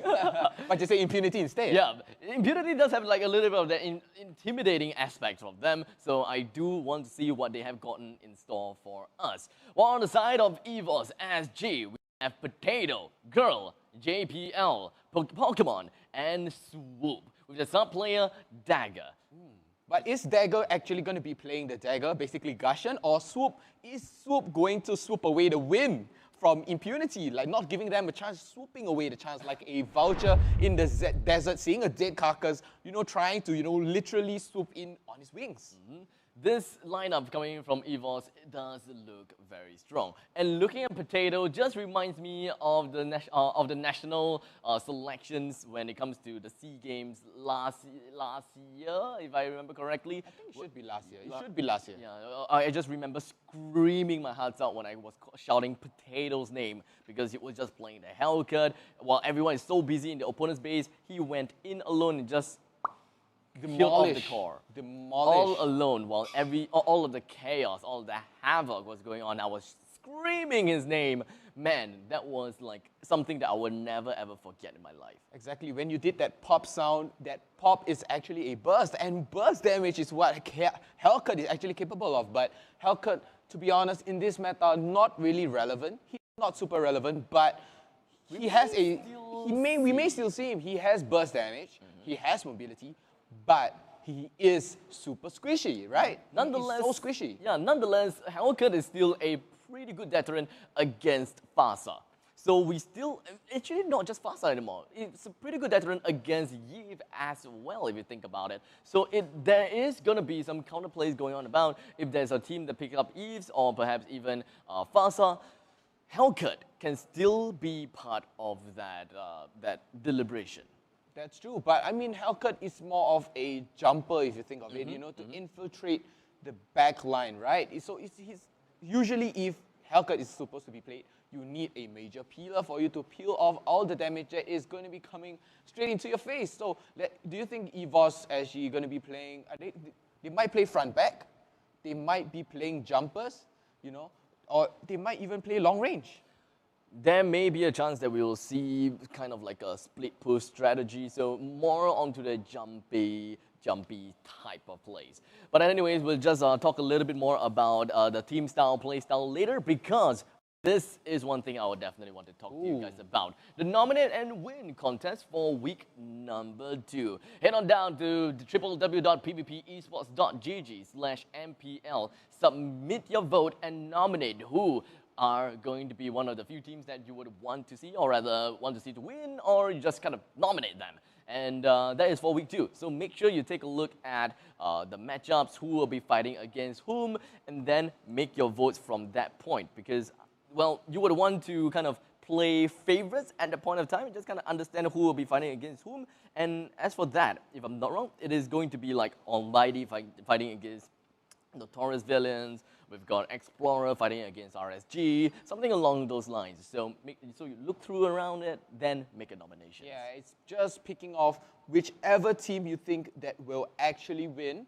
But apart from picking, you can pick up some free stuff too if you follow our Facebook page, MPL-SG and PvP too. And we look at that, we have the milestone giveaway and picking up free gifts along the way too if we reach 20,000 followers. Look at the amount of stuff we get from 20,000 followers. But we'll start all the way at the bottom.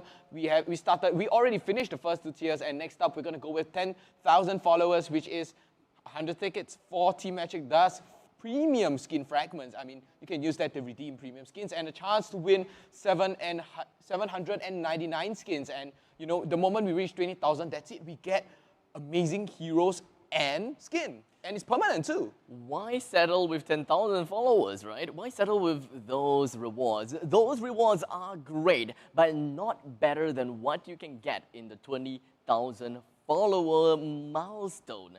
Skins and the corresponding permanent hero. That's right. I mean, if we already had that hero, right, you will get gold back in return. You get gold, you get BP, you get battle points. So the moment you get that battle points back, you do get the skin too if you already have that hero. So free money, who doesn't want it, right? I mean, it's literal free money. We're literally giving so many things away, but we are going straight into the band pick really, really soon right now. But speaking about picking again, I love to use picking up skins too. If we're kind of short on cash, too lazy. Us gamers, we are lazy, like literal idling. And speaking about idling, there is MLA too. If you love to idle, but that's not the main point. So if you want to get a skin, let's say probably the new Veil skin that is going to be coming out, or the Kagura Starlight. And you're lazy, you just want a hassle-free option to get yourself some skin, what do I do? One tap using the new Singtel DCB, which actually stands for Direct Carrier Billing. Yep.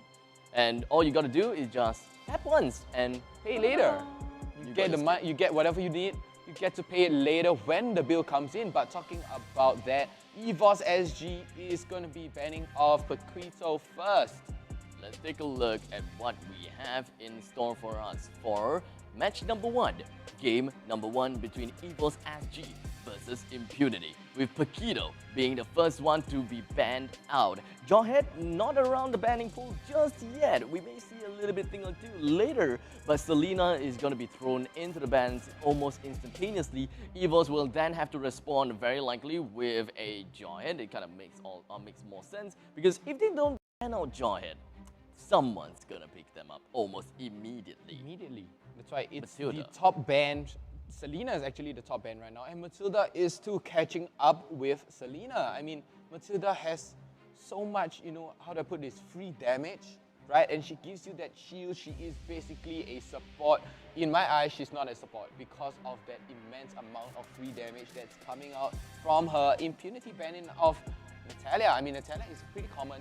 During the pub game, you know, Natalia is definitely banned off. You have her invincibility. The moment she jumps on you, it's flashy. Like you said, flashy just like a Gura without you even noticing. Just comes straight up at you. Now Evos will definitely want to go for a ban that is not Jawhead, to kind of force Impunity to go for the Jawhead ban, because Evos has the first pick.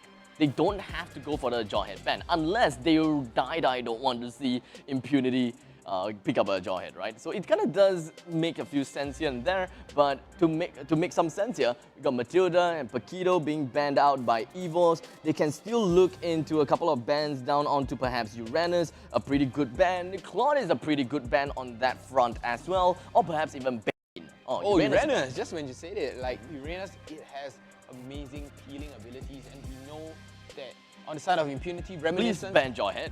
Please ban Jawhead. If they're not going to ban Jawhead, Evos SG is definitely... Pickup. Immediate pickup. No questions asked. Instant lock. We don't even have to do the countdown. Nope, not. Oh. Okay, Jawhead. KPL, pick it. Pick it. Oh, he's going to take it. Yep, He is 100%. 100%. He's going to take the Jawhead. Yep, 100%. Unless you're calling, you're calling me, unless you're calling the caster's curse, which shouldn't be the case. Oh, let's right? go. He's going to lock it. Jawhead immediately picked up Impunity banning off Rafaela, which is a little bit... It's actually a smart move, right? It is actually a smart move. I would say that it's not exactly like smart per se.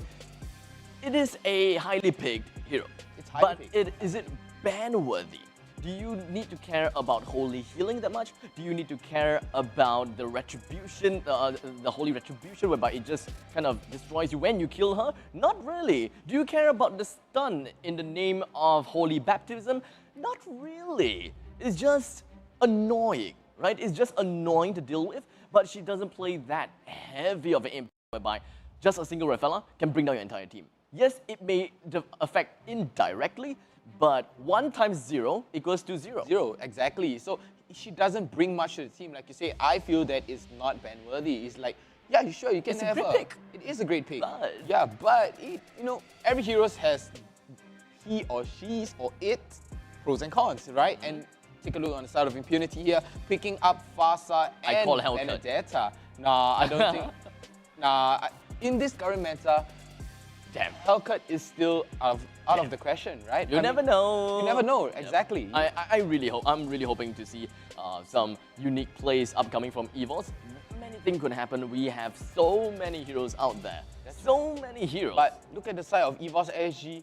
Angela is being picked up. So Angela answering Yuzong's body is going to be immense. The moment he comes in, it might just happen like the previous game where Jun actually comes in, but this time with an added shield and a little bit of skills coming out from Angela too. You know, you have 2 extra skill. If you're going to be Yuzong too, you get that stun, you get the roots, right? And you get to deal a little bit of damage from the side of Yuzong because Yuzong can't root. So the moment if you are Angela, you root somebody, Yuzong's going to come out of that Black Dragon form and he is going to knock you up at the same time you're rooted, so you have nowhere to run unless you purify out of it. But on the side of Impunity, they're going to be picking up Yi Sun-shin.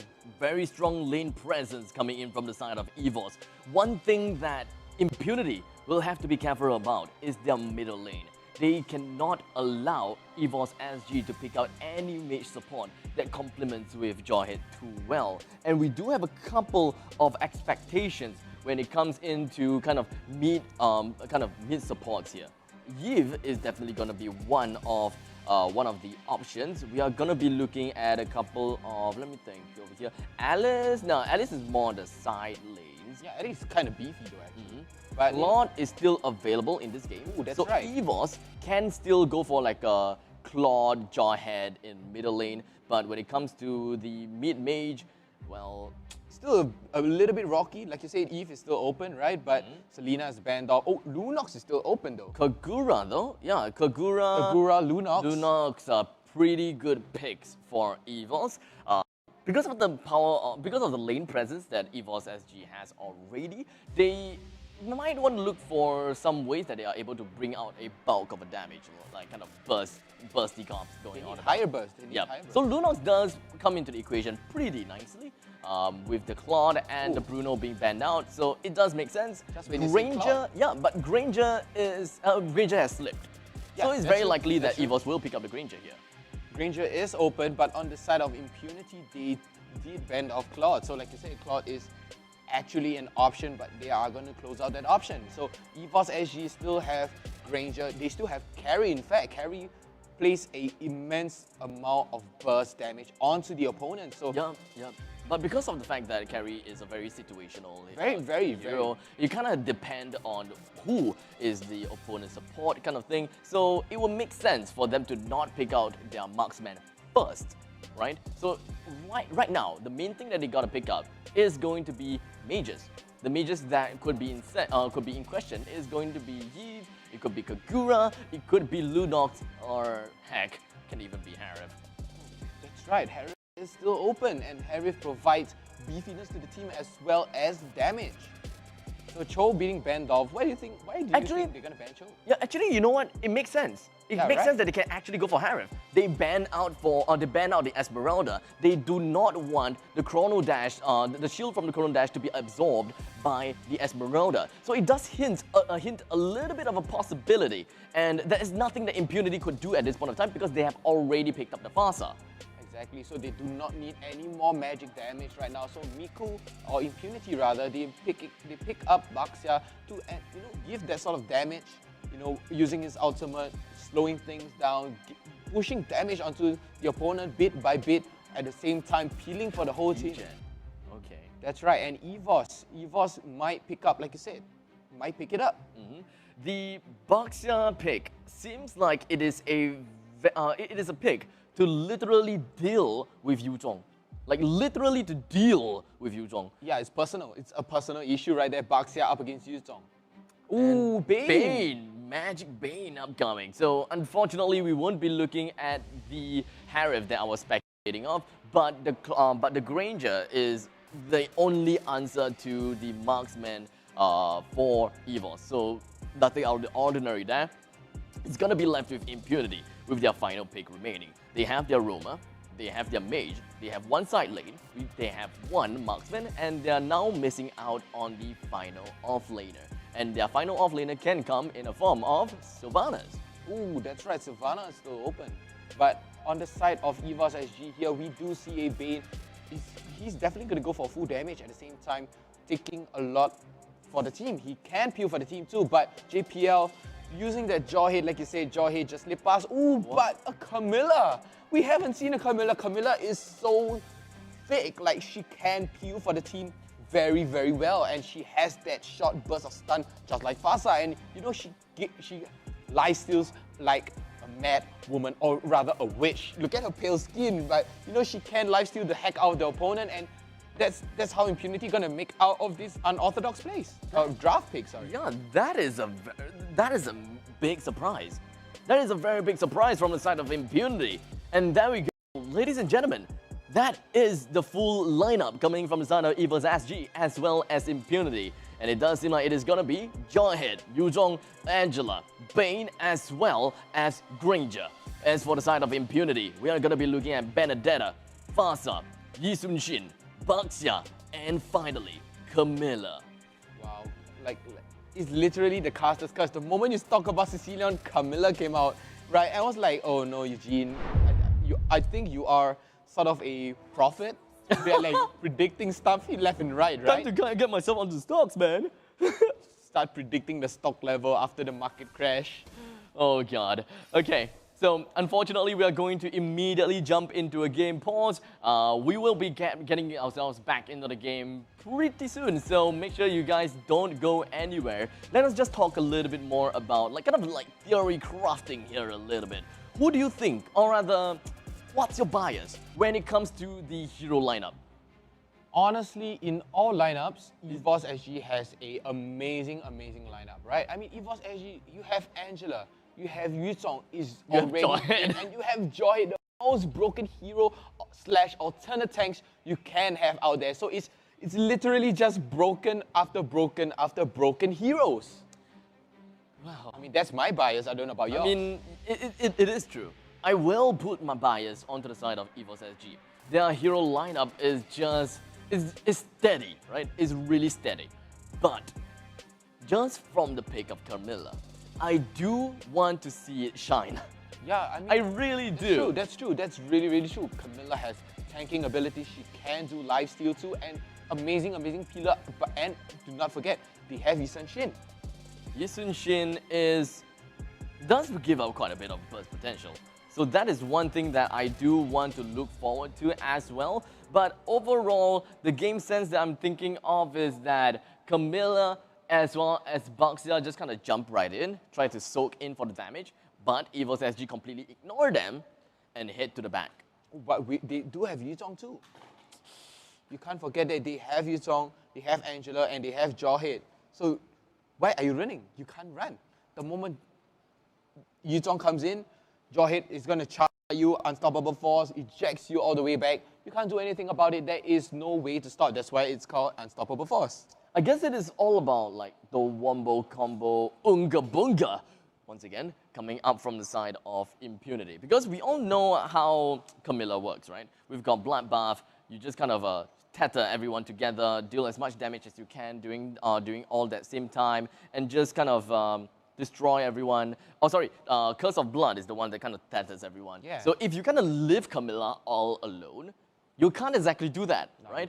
You just allow the team to be, you just allow Impunity to ramp up in terms of damage the longer Camilla stays on the board. So the way that Evos have to play is literally front to back. They have to deal with the Camilla, the Baxia, before they deal with the Yisun Shin, the Fasa, and the Benedetta. But by the time Benedetta would have rushed to your backline, right? And this is really wombo combo, right? Exactly, it's a super duper wombo combo. Oh, but the lockdown, they don't have lockdown. They do not have a lockdown unless you use a unstoppable force, or even then you have to depend on swoop.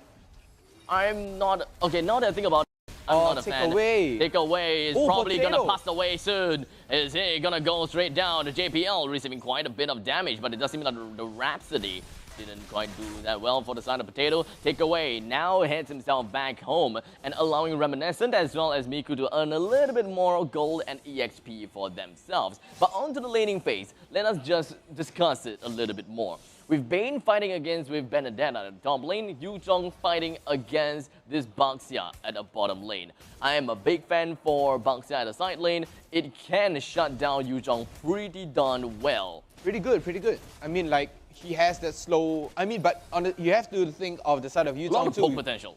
Lots of potential. They are leaking with potential, but you have to think too, that's only in the early game, but we're going to proceed on to the late game all the way, and that's how they do it. And speaking of late game, there's a game in pass.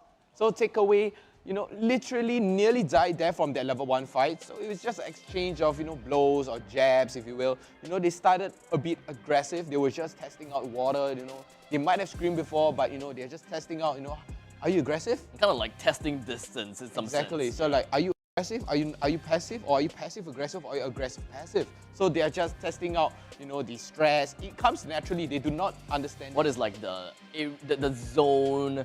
How close must we be in order to deal some damage? How close must we be to kind of lock the opponents down or something like that? But speaking of lockdown, I really do want to emphasize that a little bit. Evos. Impunity, they don't have lockdown, right? No, it was Evos. Evos does not have a lockdown. Apart from swoops, Angela, the roots. Yeah, that's the only heartstrings, right? Heartstrings. Yeah. That's the only lockdown they have. Impunity doesn't have much as well, right? Not that much. They are more of peeling and damage attacking. We do have Furious Dive, right? Furious Dive coming in from Yuzong. We have. But Impunity SG literally don't have one. I mean, Impunity, you do have that Fasa.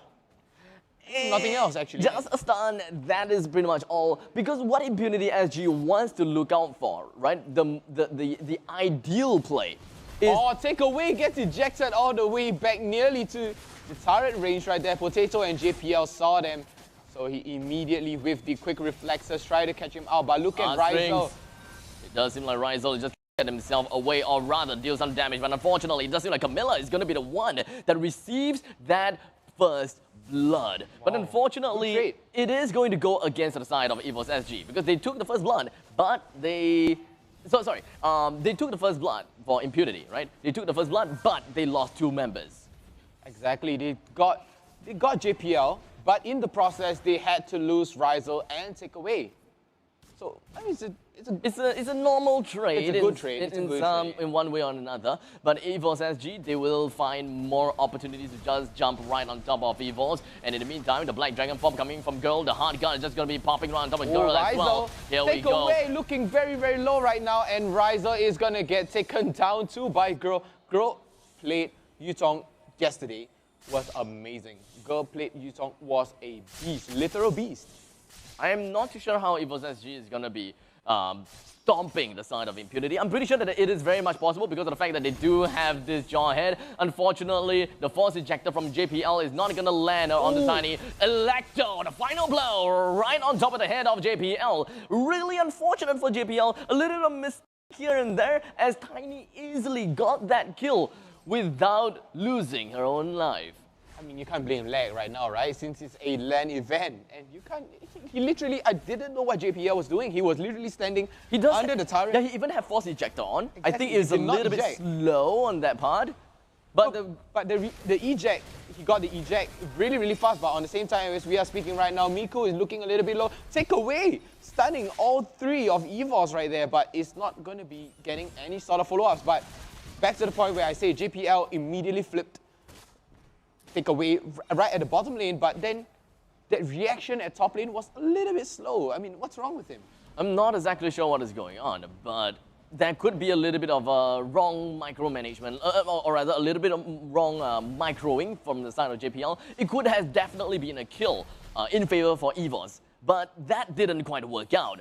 In fact, he lost his own life instead, and that is just a big play coming from Evos that gone wrong. But it's just one small little problem. I don't see that that is going to be such a big thing. The hard gun just going to be popped onto JPL. Immediately goes for the turnaround. Takeaway. They might be going for the next one as well, as Girl is just going to be in Black Dragon form, just completely locking down Rizal. The next one down, the Tortoise's Poissons is not going to be burning the Evos SG players down just about yet. And now Evos SG managed to get themselves with 4 kills on top of Impunity.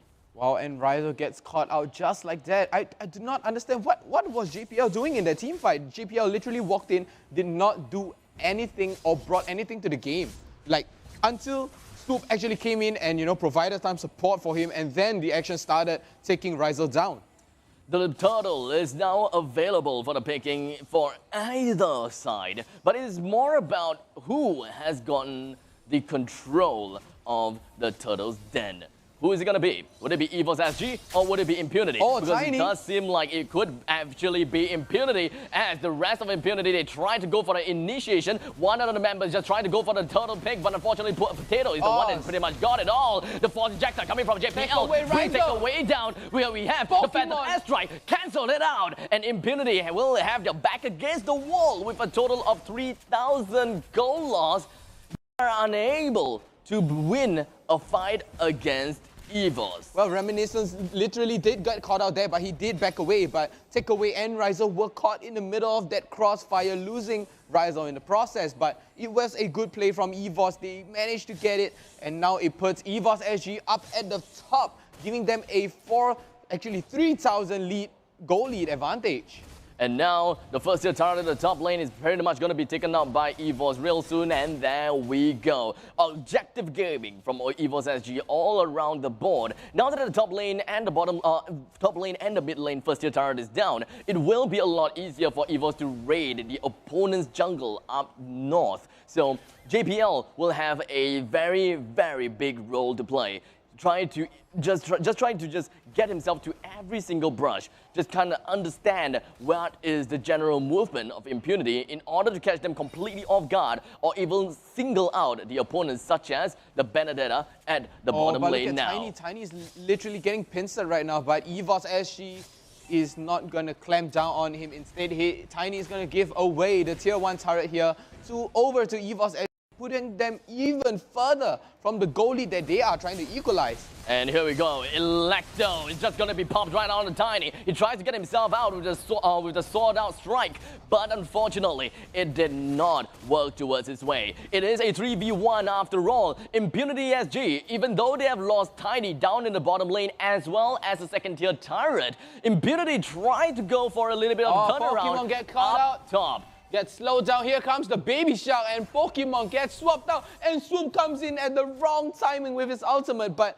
it is okay. It's okay, but look at JPL. JPL is going to try to catch on takeaway, but he is focusing on Reminiscence. He goes for the unstoppable force. And Girl immediately tries to get himself into the heart of the enemies. He will be able to get himself a different amount of kill. The mega kill coming in from Potato. The fight coming in from 4v3 is just going to be continuing on. Electo, final blow is not going to be ending the life of JPL just yet. The fastest air strike from Miku brings one down and tries to stabilize the economy just by a little bit more as Impunity SG pushes Evos SG away from the 50 line, away from the river as they try to establish back control from Evos SG. I mean, I've got to give it for Miku. An amazing timing on that feather airstrike to actually catch down Potato, and that's the main thing. Potato is the one that actually glues the team together. He is the one who is there to deal the damage, especially too for Reminiscence. Let's take a look at the highlights right now and look at this.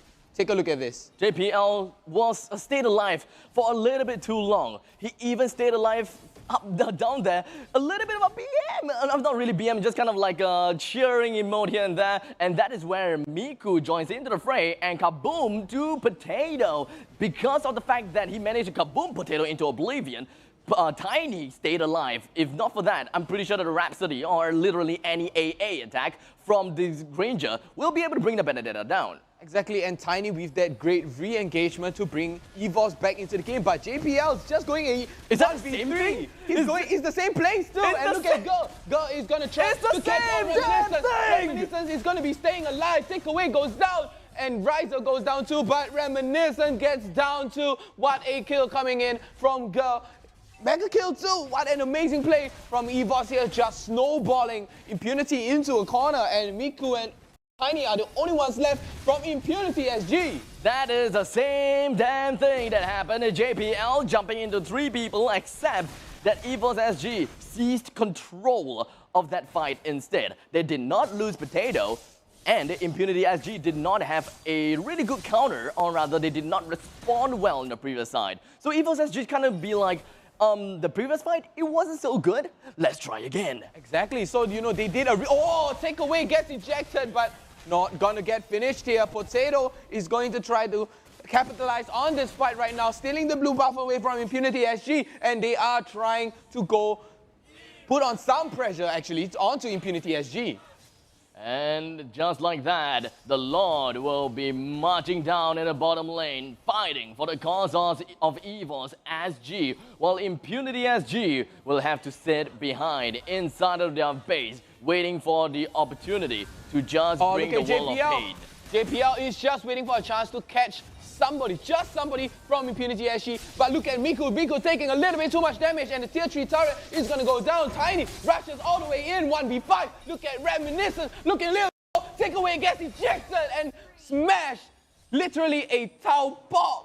Oh man, now the bottom lane is gonna be sieged up. Impunity only have 4 men as now Rizal jumps right in. He wants to do something about it all, but unfortunately the Hard Guy's just gonna be right on top of Gold while he's in the back dragon form. There's no way that he's gonna go straight down. He is outside the fountain, waiting for Miku to come right up, and they have seized control of the entire match. Benedetta goes straight down. They eject in from the fountain onto Miku. Oh my!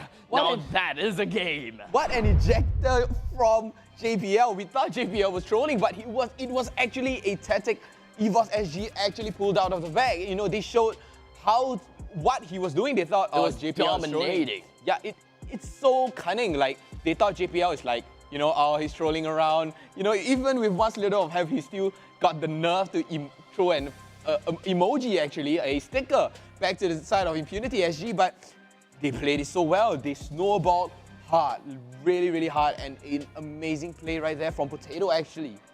Well done. Coming in from the side of the Evos, they have turned this game up pretty darn well. They cranked it all the way up, and they ended the game with 19-4, only losing, or rather dying, 4 times. And JPL, despite being such an aggressive initiator, he has only died twice to the side of Impunity SG. Like I said before, they are for Impunity, right? It's really just wombo combo. They want to bring down the world of pain onto Evos, but there is nothing to keep Impunity in the same spot together with Evos in order for them to do all the damage. You can imagine this, right? The ultimate coming in from Yi Sun-shin.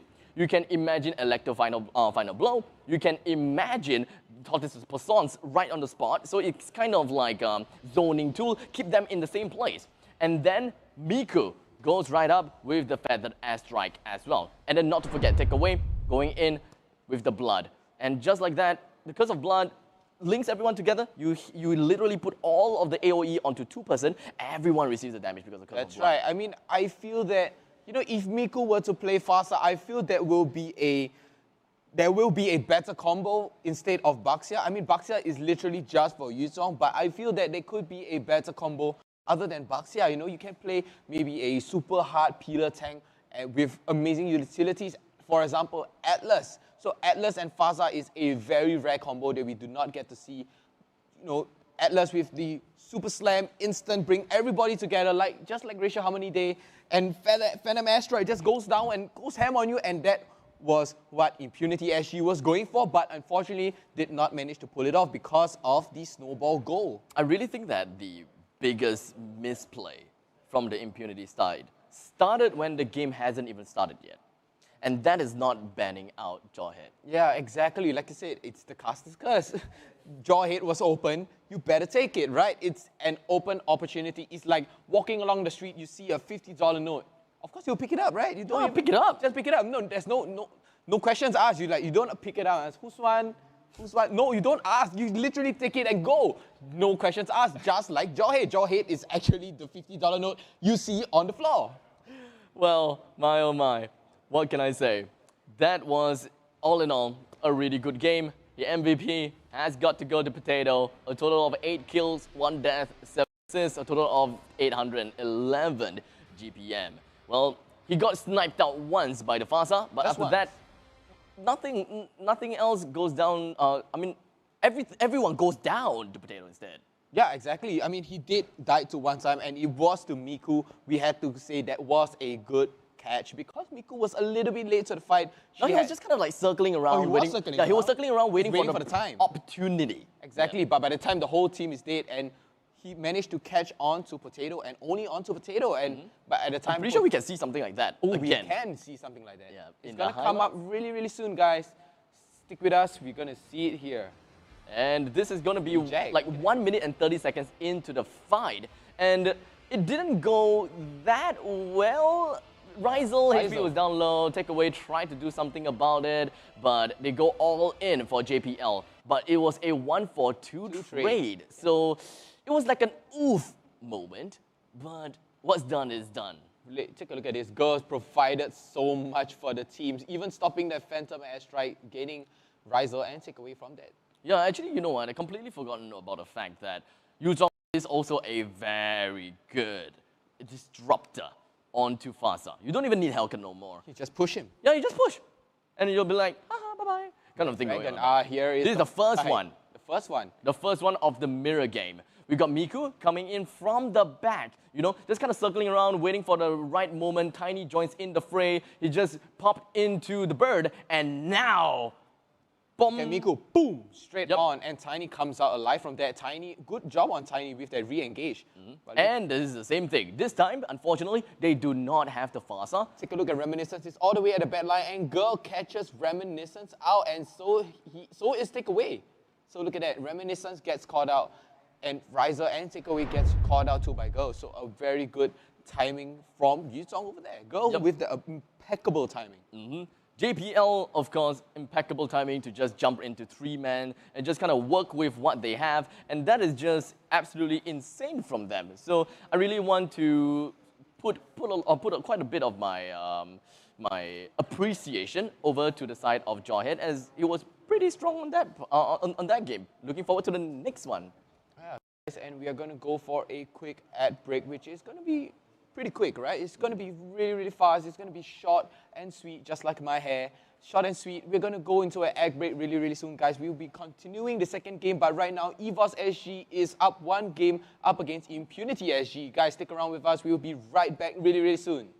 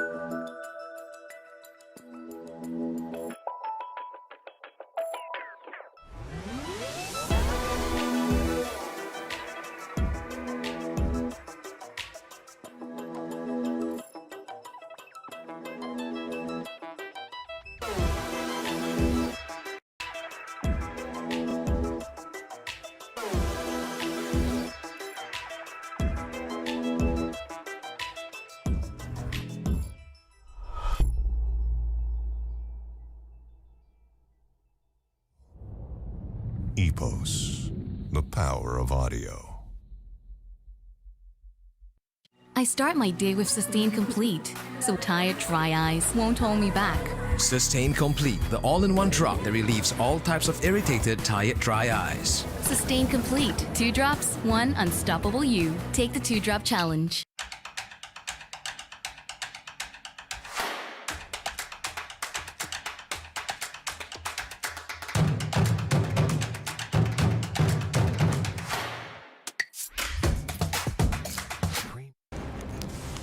Everyone loves winning. That's why we've made it easy to pay for your apps with a Singtel mobile bill.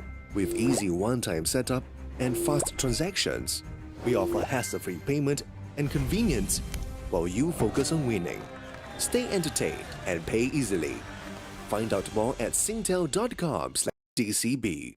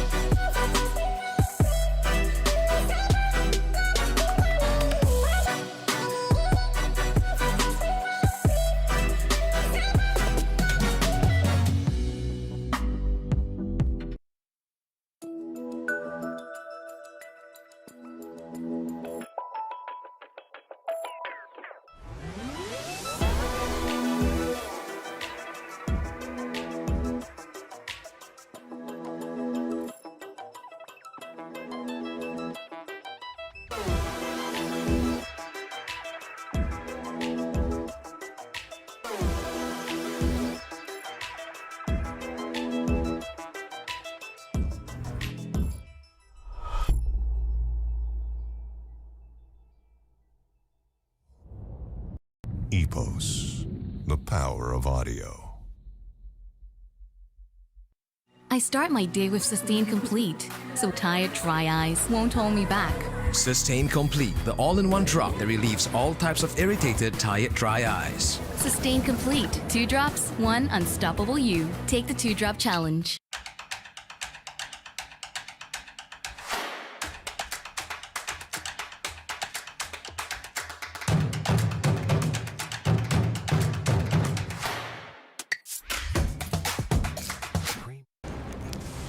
Everyone loves winning.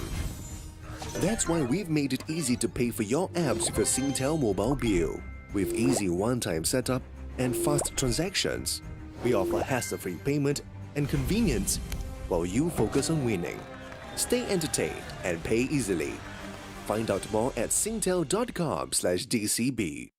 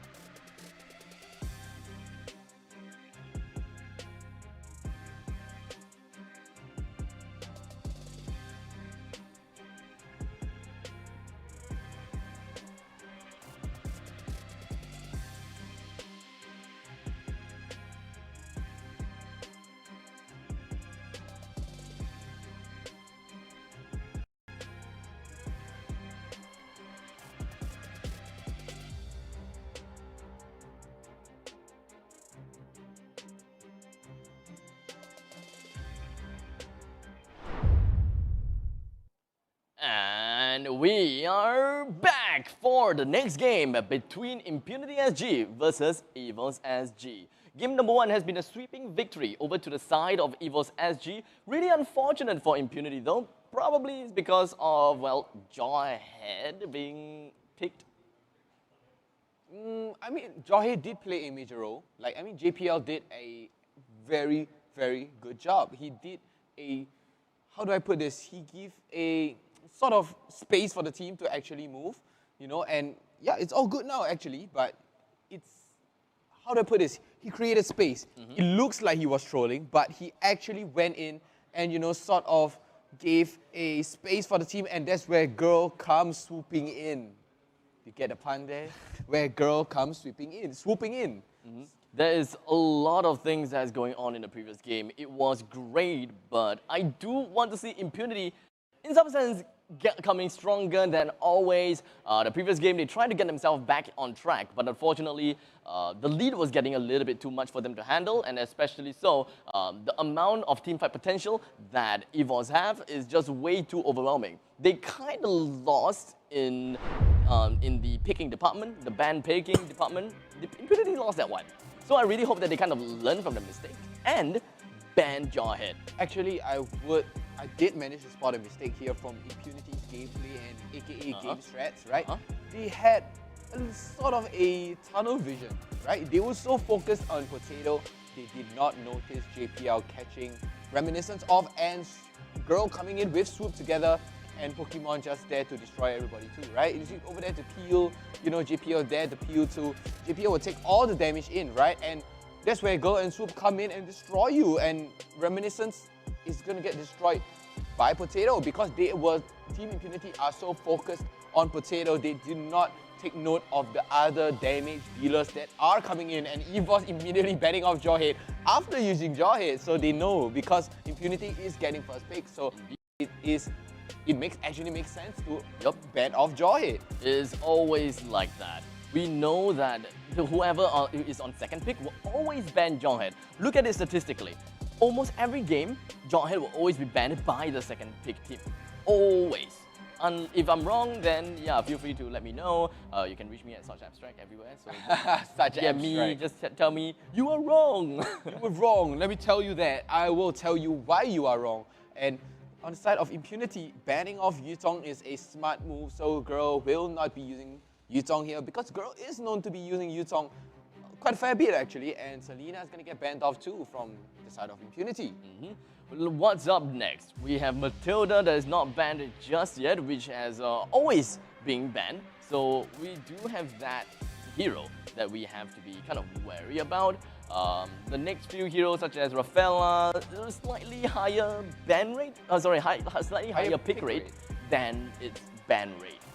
That's right, but I have to agree with you. I mean, we haven't seen much of Rafaela actually. Not much, but Rafaela, on the first day there were tons and tons of Rafaela plays, but she didn't actually provide anything much. And to be honest, she's not ban worthy.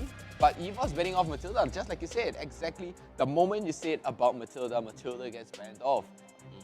I think if you put your heart and mind to it, if you tell them to ban Layla, they will ban Layla. if you actually put your heart, they will ban Layla. If you actually put your mind to it, they might.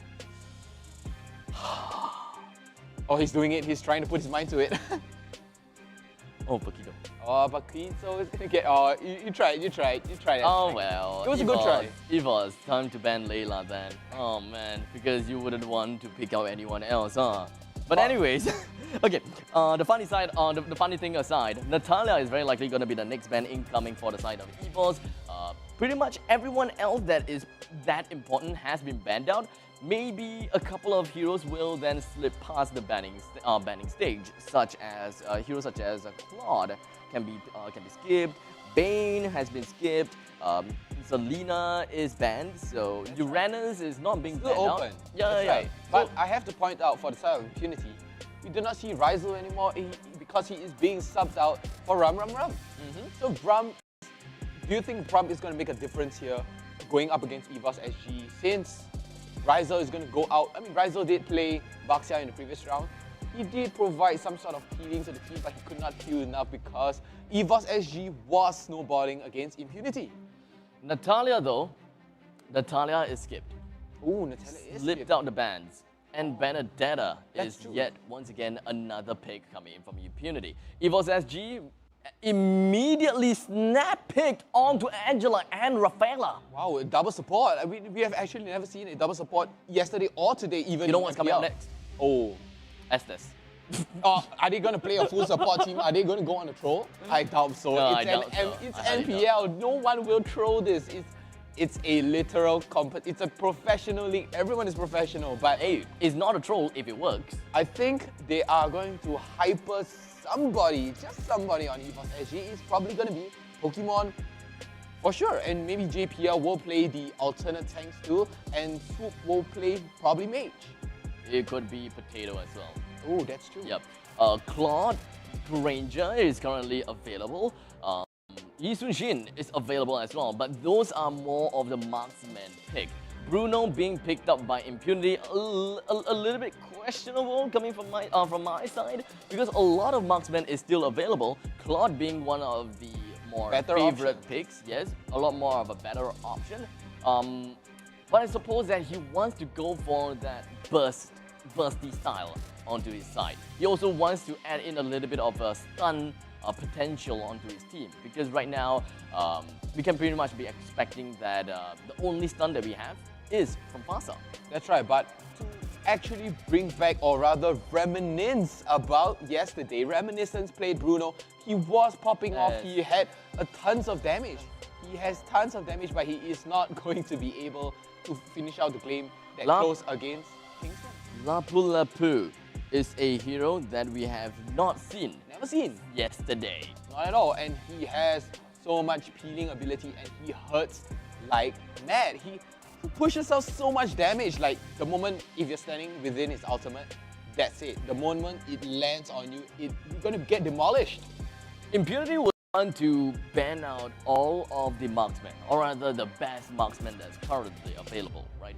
Claude, Granger will want to go into the pool, maybe think about Yi Sun Shin as well, but it's kind of like an either-or situation right now. Evos SG will pick either one of the marksmen that's available, unless they're gonna give us something a little bit more interesting in this side. Will they pick up a mage, or are they just gonna be leaving it to Angela as well as the Rafaela into the middle lane?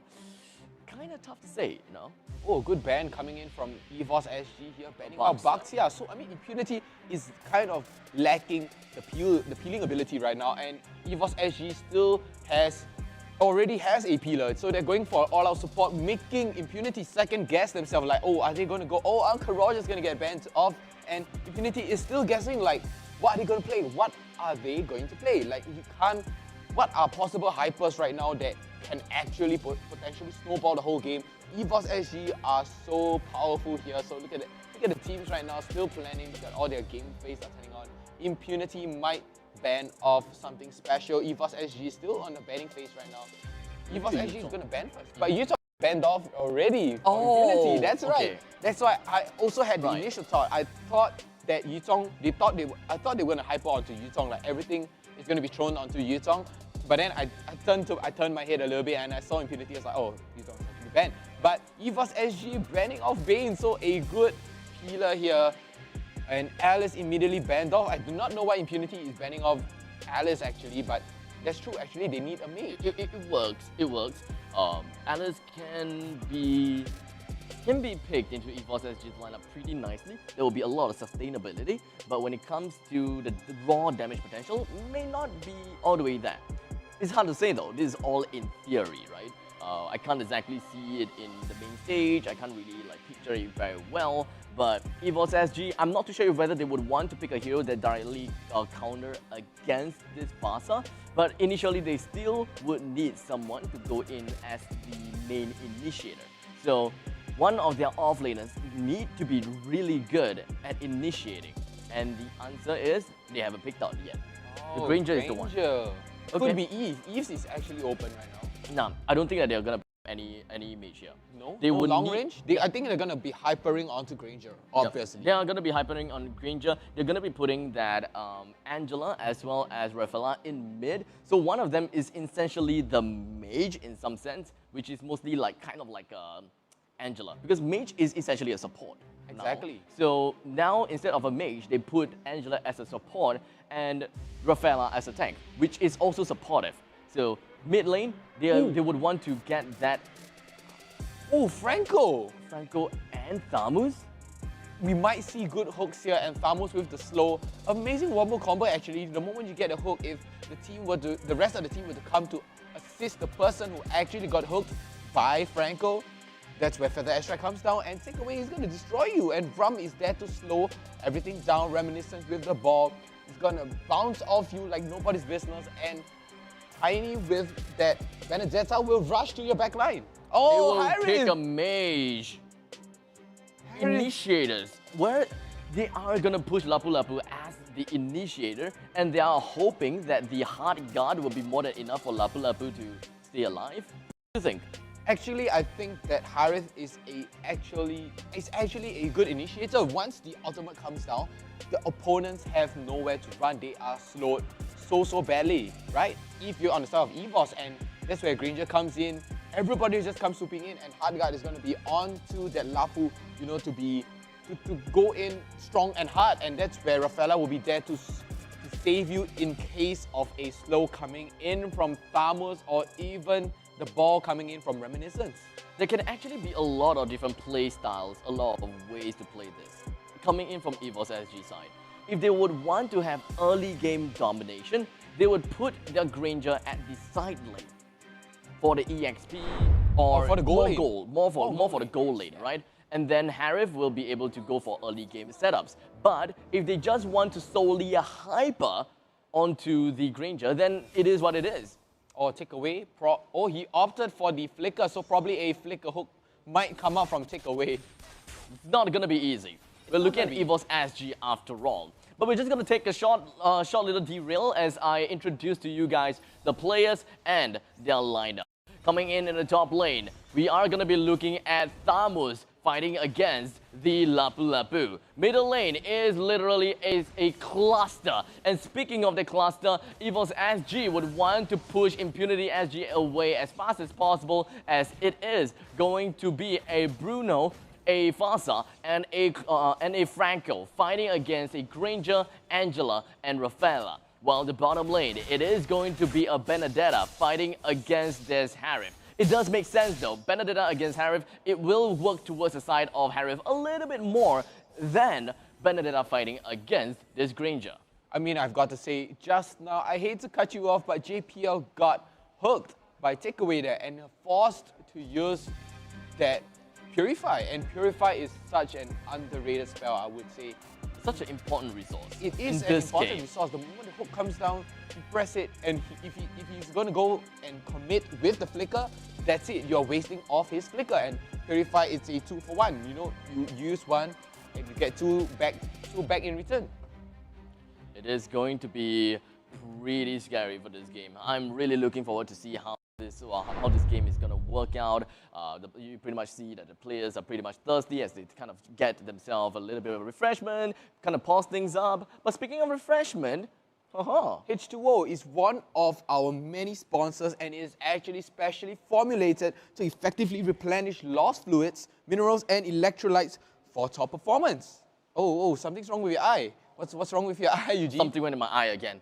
And that's where Systane come in, and you know, 2 drops, 1 unstoppable you. But enough of that. We still have to continue on to H2O right now, and it actually hydrates you to keep your performance in check. You know, you can either choose the original H2O with no combination actually. If you're not a fizzy person like me, I personally do not like fizziness in any way, or you can choose the original or the other one, which is the sparkling one.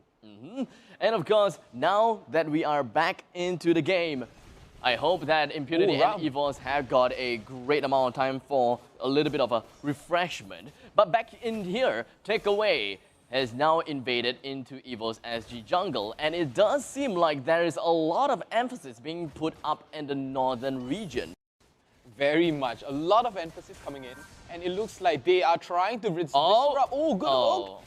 It's not a player that got hooked in the end. It is just a wild creep that Impunity hooked up. But at this moment of time, Impunity SG, it does seem like they do have a little bit of a, advantage. I would say.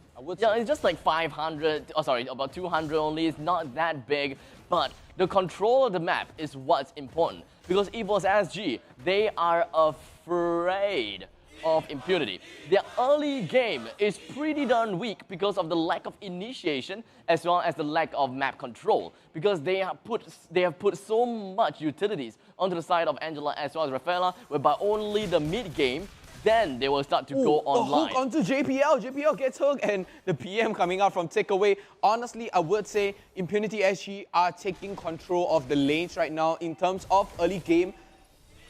Right now, Impunity SG in early game are winning in lane right now, as you can see from the Benedetta and the Harif, the Benedetta and the Thamus, but they are going to be rotating to the bot lane right now in the middle to bot actually, and trying to catch out Evos and Takeaway, trying to do a little bit, trying to make something out of nothing here, and they are going to be disengaging and not going to engage in any sort of fight. But look at Takeaway trying to salvage and steal actually to invade the blue buff.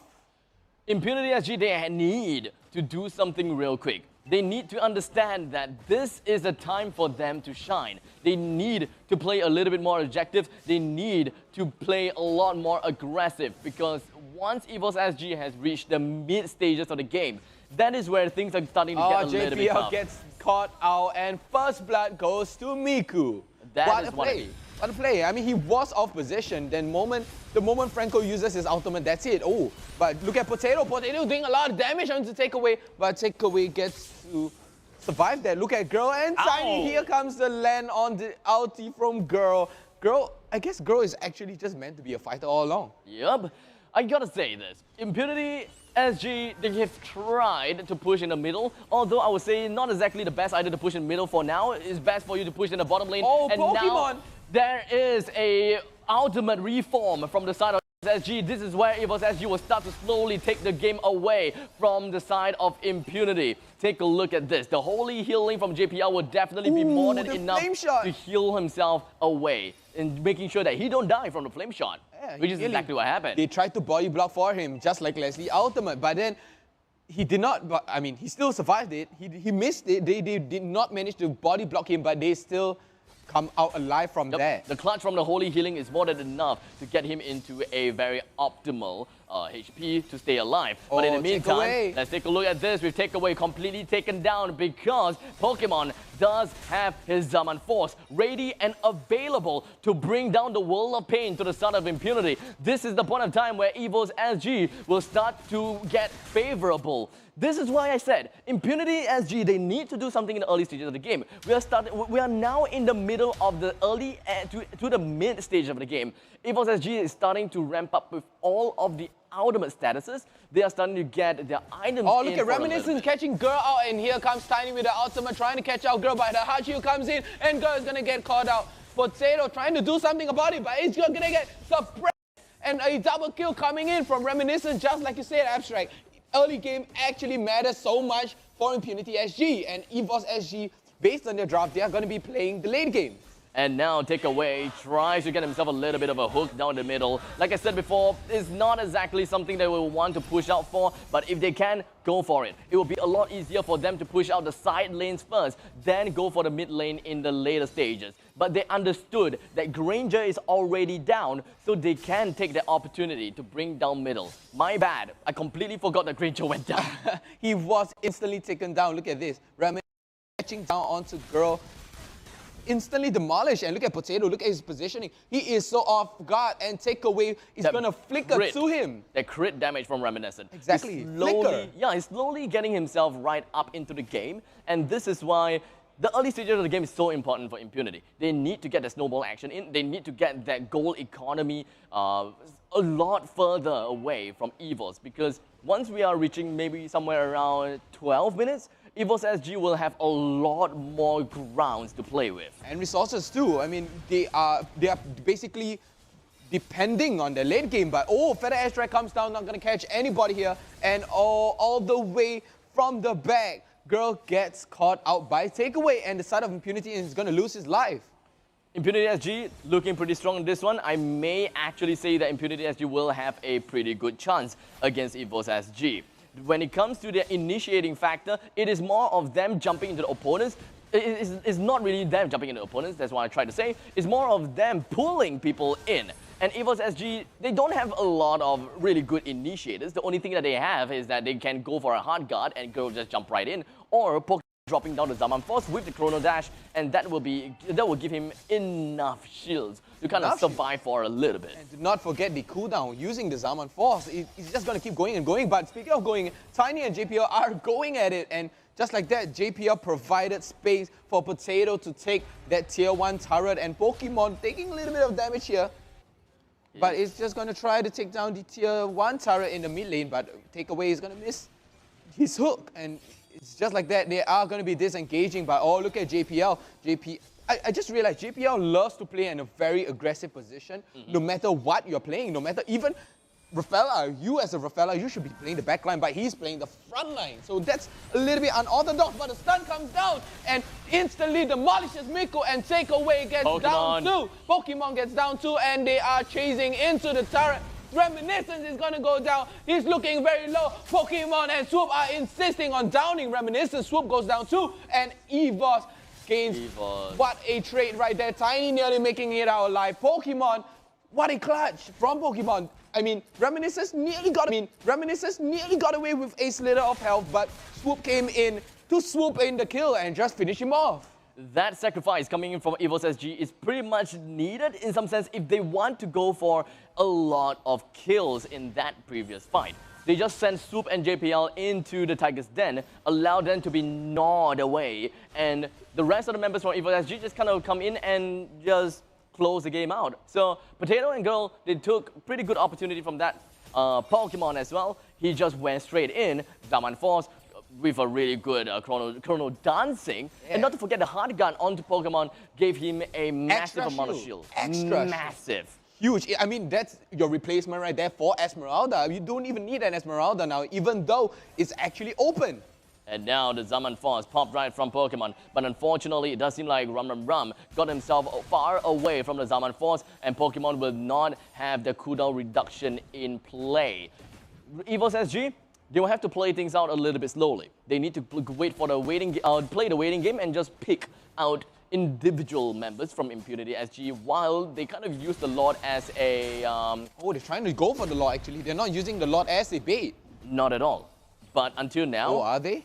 It may very well seem to be as the Lord resets. The rest of the members coming in from Evos SG jumps right in. We've got Zaman Force being popped up by Pokemon. And here we go. The fans of S-Strike console right out. And Girl jumps right in. The rest of Evos, they are not going in at all. Pokemon. Not only they try to get themselves out, but it doesn't seem like things are looking pretty darn good for the start of JPL as he used the Holy Healing, gets himself away. They lost the control of the Lord. And now, Impunity SG, they have gotten the control. They are all around the Lord, wrapping around like burritos, and they have less than half HP to work with. Will this be the point of time where Evos SG just trying to get themselves back into the game? Because the Lord is now taken away by Impunity with a 3,000 gold deficit in favor for Impunity for now. So Impunity SG, they would definitely want to end this game as fast as they can. Their lineup, especially for the side of Bruno, is starting to get more and more painful. Exactly, and I have to emphasize on that. Exactly like you say, the Caster's Curse, they had Evos SG actually was almost equalizing actually, but as I say, Reminiscence gets taken down and so is takeaway. What an amazing catch on that. He was fast, he was quick. They were decisive, Evos SG. Evos SG actually had a deficit, but they were going for a equalizer almost for the goal, but then now they go back for the... It was further apart again, and the equalizer comes back in. So it was such a quick and decisive decision for Evos. Like Evos said, if we don't take this fight, that's it. We are not going to be able to equalize the goal anymore since Reminiscence will be snowballing. But Reminiscence was there, so they saw the opportunity, and Evos actually took advantage of that opportunity. This game is literally a stalemate at this point of time. I would say that Evos SG, they're kind of losing the early stages of the game solely because they don't have a very solid early game. Right? Not much, not much, right? Not much. I mean, they do have some lockdowns in the form of Heartstrings. We've got Lapu Lapu Stun. We're looking at the Holy Baptism from the side of Rafaela, and that is pretty much all there is to it. But the early stages of this game, they don't have something that is easily in their disposal to single out the enemies. They don't have very big AoE effect or whatsoever. It's more of, I go in, I want to stay alive, I want to outlive the opponents instead of dealing enough damage to kill them. So it's basically about dealing damage and actually peeling for the team. They are not In much some of sense, they're not much of a stay here while I destroy you, right? So it's more of a I come in and give you 2 slaps and then you're done, you're dead immediately. Just like that, fast and quick and decisive. But on the side of Evos SG, they were more quicker. They were quicker to react against Impunity. But okay, initially to break it down for you guys, Impunity was actually having the lead, like I said, that's right. They were having the lead, and Evos SG actually nearly managed to capitalize and equalize at the same fact the goal lead, and then suddenly Impunity catches back again. Once they catch back, Evos SG comes out, they equalize back by taking Reminiscence down, and just like that, the goal are at the same level, but Impunity still have a slightly early goal lead there with a 1,000 goal lead as of now, just before the game pause. I think the only concern from me is that I cannot, by any means, identify Evos SG's winning condition. I cannot identify it. The only thing I can see is that Pokemon, Girl, and Potato just gets really farmed up. I think they get are. Super farmed up, to the point that JPL and Soup can help them, help the cores sustain. Oh, look at Tiny going in onto Girl, and look at Girl just surviving all of that, and here comes the jump from Girl. Girl is still surviving. He's just face tanking it. He's just tanking everything. Not giving a damn in the world. Oh. Evos SG actually... Wow, look at JPL actually zoning them out to, actually secure it, but JPL gets a little bit caught out, gets a little bit of damage from Miku right there, but Evos SG is going to disengage very nice and fairly at the advantage of them taking the red buff from Impunity's jungle. That was actually a pretty decent push coming from the side of Evos. They brought down the second tier turret in the bottom lane. They still have 2 more turrets to go, middle and top lane second tier turret, in order to seize the control of the map. On the other hand, Impunity, let's just take a look at that. Take away, completely gets melted down, and so will Bruno. So it does seem like this is the gameplay that really is the win con, to allow the cores, the potato, the Pokemon, and the girl to deal enough damage to completely wipe out Impunity and allow Evos to go greedy with the amount of sustainability that Evos is able to bring out onto the board. Here we go, the Zaman Force is going to be dropped right down, and Girl, Pokemon, as well as Potato, they're all grouped right up together, but yet none of them is going down at all, because Rum, he don't deal that much damage. The only thing that he can go is to go for his Corrin Inferno, stay alive, peel for everyone, and then someone deal the damage. Except for the fact that the one that needs to deal the damage, Reminiscent, is not there. Miku ain't there as well, or rather, he probably doesn't have the Feathered Airstrike. Tiny doesn't have Electo too. Exactly, and what a play coming out from Evos SG there. I understand fully right now why JPL actually moved in front, because JPL was there. He wants to prioritize his ultimate onto the main, basically Reminiscence. That's why we always see JPL up in front, even though he's squishy. Yes, he's squishy, but he always catches onto Reminiscence. Take a look at this. Reminiscence gets caught out, he gets stunned up, he dashes away, but not in time. Pokemon is there to destroy him. There was way too much shields to work with. And in the end, I wouldn't even say that Impunity did anything wrong. It's just that they got caught into Evos SG's trap.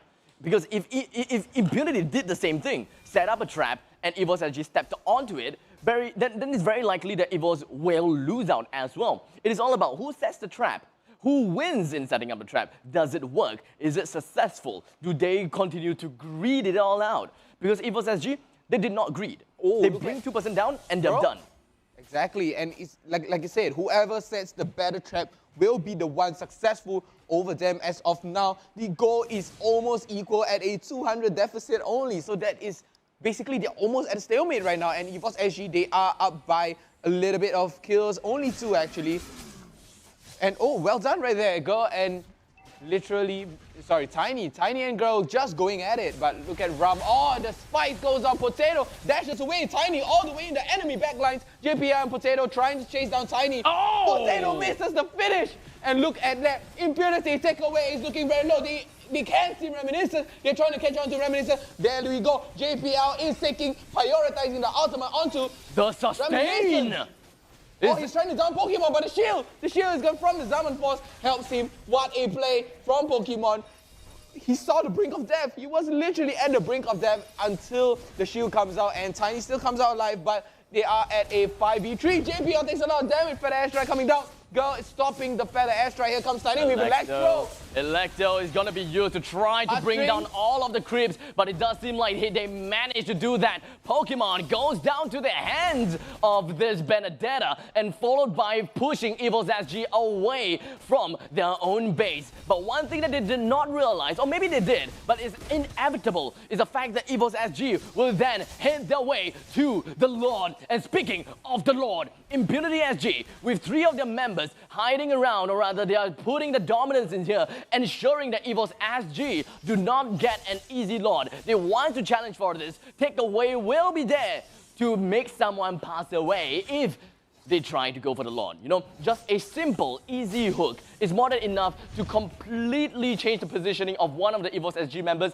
and just one hook is more than enough to bring either Potato, Girl, or Pokemon down. That's right, but if you were going to hook the wrong person, what if you were to hook Girl with Swoop together in his body right now by, oh, good Lord, taken away. And look at Girl looking a little low. Tiny taking a bit of damage. Rum still sustaining throughout all this. Girl is still surviving, but Potato finishes him off. And look at Takeaway with the invincibility. Potato, look at the side of Evos SG. They are pushing hard. It's a 4v2 right now onto Impunity SG, and looks like Evos is going for the end. And my oh my, the Feathered Airstrike coming from Miku right at the side of the core is definitely not going to do anything for him. Takeaway, trying to go for a little bit of pilling, trying to bring down the core, or rather he tried to bring down the creeps. But as a tank, what can you do? All you can do is to pull someone into the hearts of your team. And just like that, Evos SG got 2 wins in a row against our Impunity SG. Oh, I've got to feel a little bit sorry for Impunity SG. They had these early game goal lead. In fact, they had the early game goal lead. You know, they were pushing hard. Evos SG had a bit of a struggle. They fought back. Evos SG fought back and showed, you know, their prowess actually. And Impunity said, no, I'm going to shut you down again. So it's a back and forth it's basically like boxing. You know, we are trading blows back and front. And take a look at the stats here. Potato again with the MVP, 719. 13,000 goal lead, but look at Tiny and Reminiscence. They are not really that far behind. But on the side of Impunity, where do you think they went wrong? Honestly, this game kind of seems a little bit shabby, right? A little bit scrappy in some sense as well, because I don't quite understand what's exactly going on most of the fight, because all I know is that Evos, they deal a lot of damage at the same time, as they also have a decent amount of sustainability. But I don't know if whether the sustainability is really that major to the point whereby they completely made the damage from Impunity completely redundant. I don't know about that. I don't have the statistics, I don't have the stats, I don't have the numbers to give everyone a concrete answer as to if whether they out-healed everyone's damage. Because realistically wise, it doesn't seem to be that way. It's not significant in terms of healing. Yes. It's not if like it's overtime, right? Yeah, if it's overtime, maybe yes. But it doesn't seem like most of the fight is that long dragged anyway. Because Granger just deals heck a lot of damage, Harif just deals heck a lot of damage, and not to forget Lapu Lapu as well. So it's more of a 3 versus 5, and it's just so that the amount of shields is gonna give them a lot more tankiness. So that shield from Heart Guard definitely played a very big impact. I will say that. But as for Rafaela, it's more of peeling a little bit, stunning a little bit with Holy Baptism, and then everything else leaves it to the 3 cores. That's right, and I felt that Potato has done so much for the team. He pushes out the damage, he gets away in time, he has the fastest hands I've ever seen. But on the side, JPL did such a great positioning actually. So yeah, we have the MVP right here, which is Potato, the man himself, playing Granger, dealing a ton of damage. Again, hitting the big 8 goal per minute right now, 818 right now, and the kill death KDA is actually 7-1-9. And on the side, I was back to my point again. JPL, he played such an aggressive position. He loves to stand in front. So I was like, is he trolling?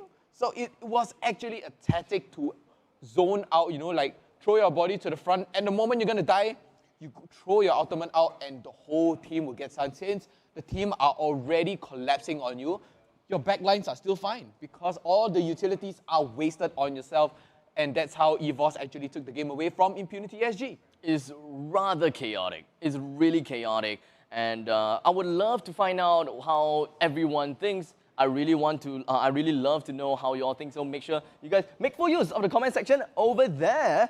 Let us know, what do you think about Evos SG's lineup? And Angela as well as a Rafaela, and well, they kind of made everything work out. So really impressive plays going on about, but regardless of that, let us just take a look at the highlights of that game, and we'll just have a little short analysis behind what is really going on. You can see JPL gets instantly caught out just like that. I think the main question that we want to find out from all of this gameplay is that, is the sustainability really that big of a deal? So throughout the team fight, let us look for that.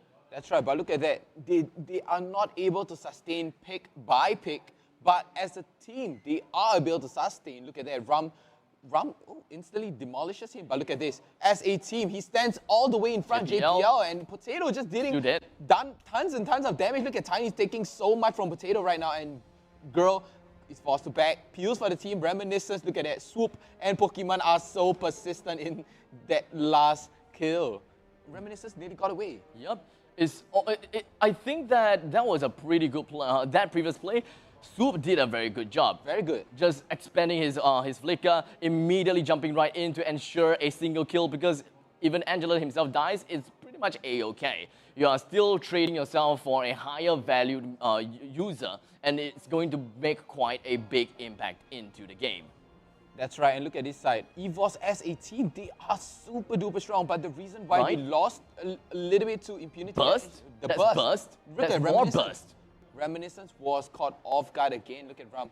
Look at this entry. Look at this entry from Impunity SG. It was a good entry, but Evos weren't together as a team. So as a team, they are super duper strong. It's a team game, it's never a solo game. So the moment you get picked out, that's how Impunity actually give an actual advantage, right? So when you get the advantage, that's how Impunity actually gain a substantial sort of goal lead onto Evos, but then Evos as a team together, the moment they stick together as a team, they go in hard and they go in strong and instantly demolishes everyone. I think one of the main things that I saw from the game, from the replays, most of the time it's really more about the fact that Impunity actually put quite a bit of emphasis onto JPL. Who is the tank? Who is the Rafaela? Who has the Holy Healing? No matter how much damage you do to her, and if she gets away, she will get back into the game again after a short while because of the amount of sustainability that she has. Throughout most of that short-term fight, every single bit of damage counts from the side of Impunity, but most of those damage went over to the side of JPL instead of Granger or even to Harith. And thus, most of the fight after Impunity finished up using the skills, they're still full up. Exactly. The main course is still full of HP. That's right. So that's the whole point of JPL. JPL is basically a suicide bomber, if you were to put it in perspective, right? So he was there, to stop everybody. He probably has a little secret hiding inside. That is their secret. Hey, speaking about secrets, Team's Secret Lab is actually one of our sponsors right now, and we are currently sitting on this Secret Lab Titan. Is so comfortable, right? I don't know how to put it to retrospective, but it's sort of like, I get to sit down, it's ergonomic. Look at us, I've never sat up this straight before in my life. I'm always slouching and I can feel my back improving, right? It's improving my scoliosis, in fact. It is used by esports professionals all over the world. So if you're an aspiring esports professional, perhaps even an esports professional yourself, this is going to be quite a statement that you will be able to tell everyone. Great flex out there. So make sure to take a look at Secret Lab if you're interested to get yourself one. But in the meantime, we are also, that is pretty much the end for the first half of the day, and I would really like to put out a huge thank you to all of our sponsors. If not for our sponsors, we would not be here. Thank you so much to Moonton E-Project, PvP Esports, H2O, Secret Lab, Esports, Sustain, Subway, and of course Singtel, which is of course, we got the direct carrier billing. Exactly, and you must not forget the big logo that is right behind us, PvP Esports. Is the ultimate region platform where gaming lives. If you'd like to check out a little bit more of the PvP Esports initiatives and all of the community events, take a look at www.pvpesports.gg. Exactly, and we're going to be going into a super short break.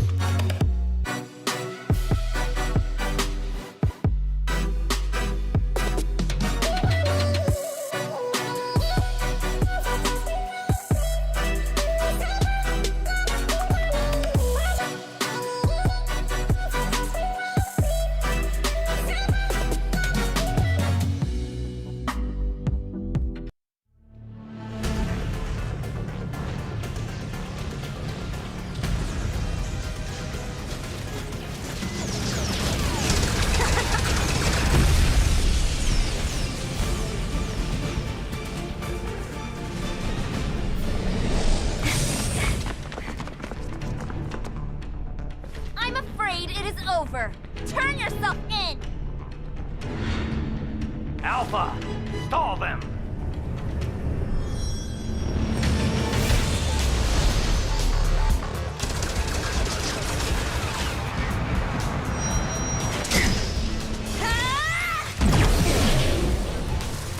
Go.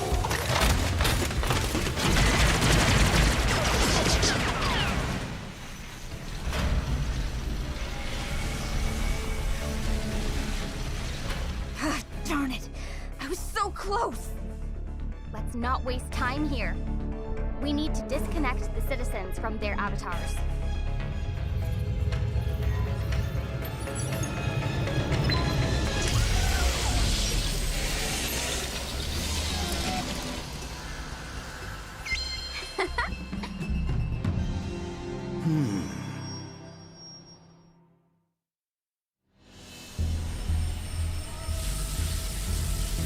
It's time to give you an upgrade.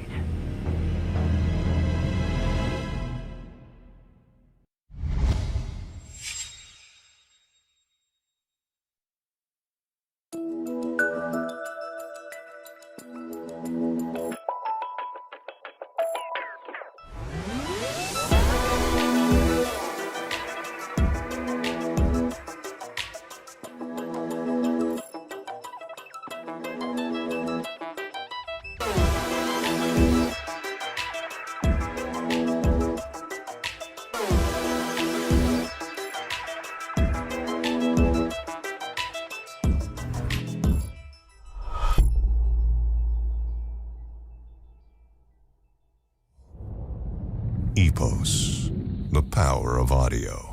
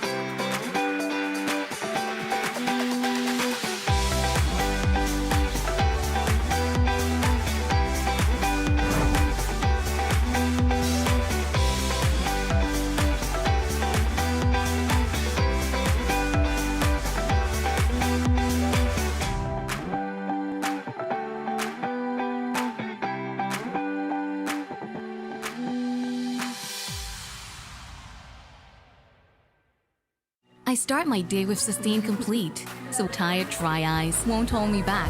Sustain Complete, the all-in-one drop that relieves all types of irritated, tired, dry eyes. Sustain Complete. 2 drops, 1 unstoppable you. Take the 2-drop challenge.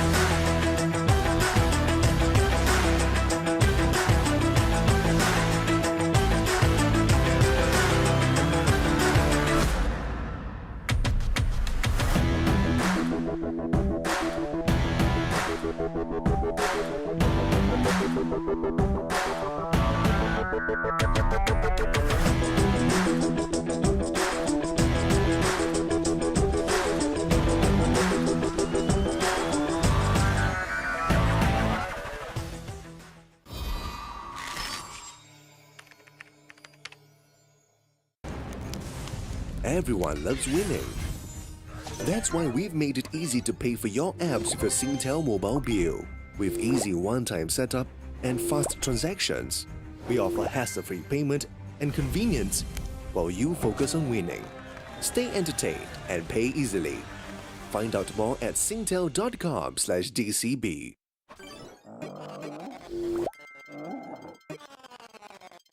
Ready, go! Demons shall bathe in their blood. Healing prayers for you. I am the moonlight that breaks through the darkness.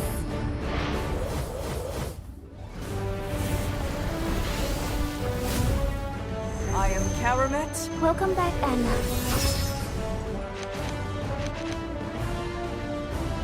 Immortality! The strongest ninja. The universe is but a lie. Your fate is in my hands.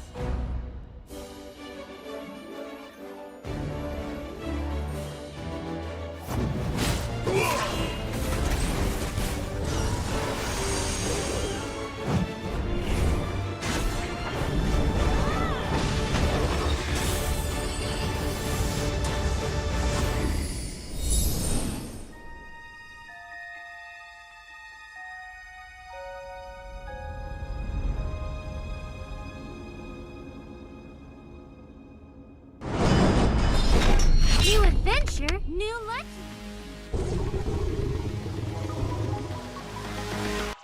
Welcome to your MPL-SG Day 1 recap. Let's go. Evos versus RSG. What can we say except El Clasico delivered, giving us 3 full games of packed MPL action, going head to head all the way to the very end with Evos barely getting a win over RSG. Notorious Villains versus Forsaken. The rematch of the qualifier finals. Both teams had something to prove to one another coming into this match. Luckily for them, Notorious Villains cemented their victory once again despite Collier's best efforts to run it down on its support.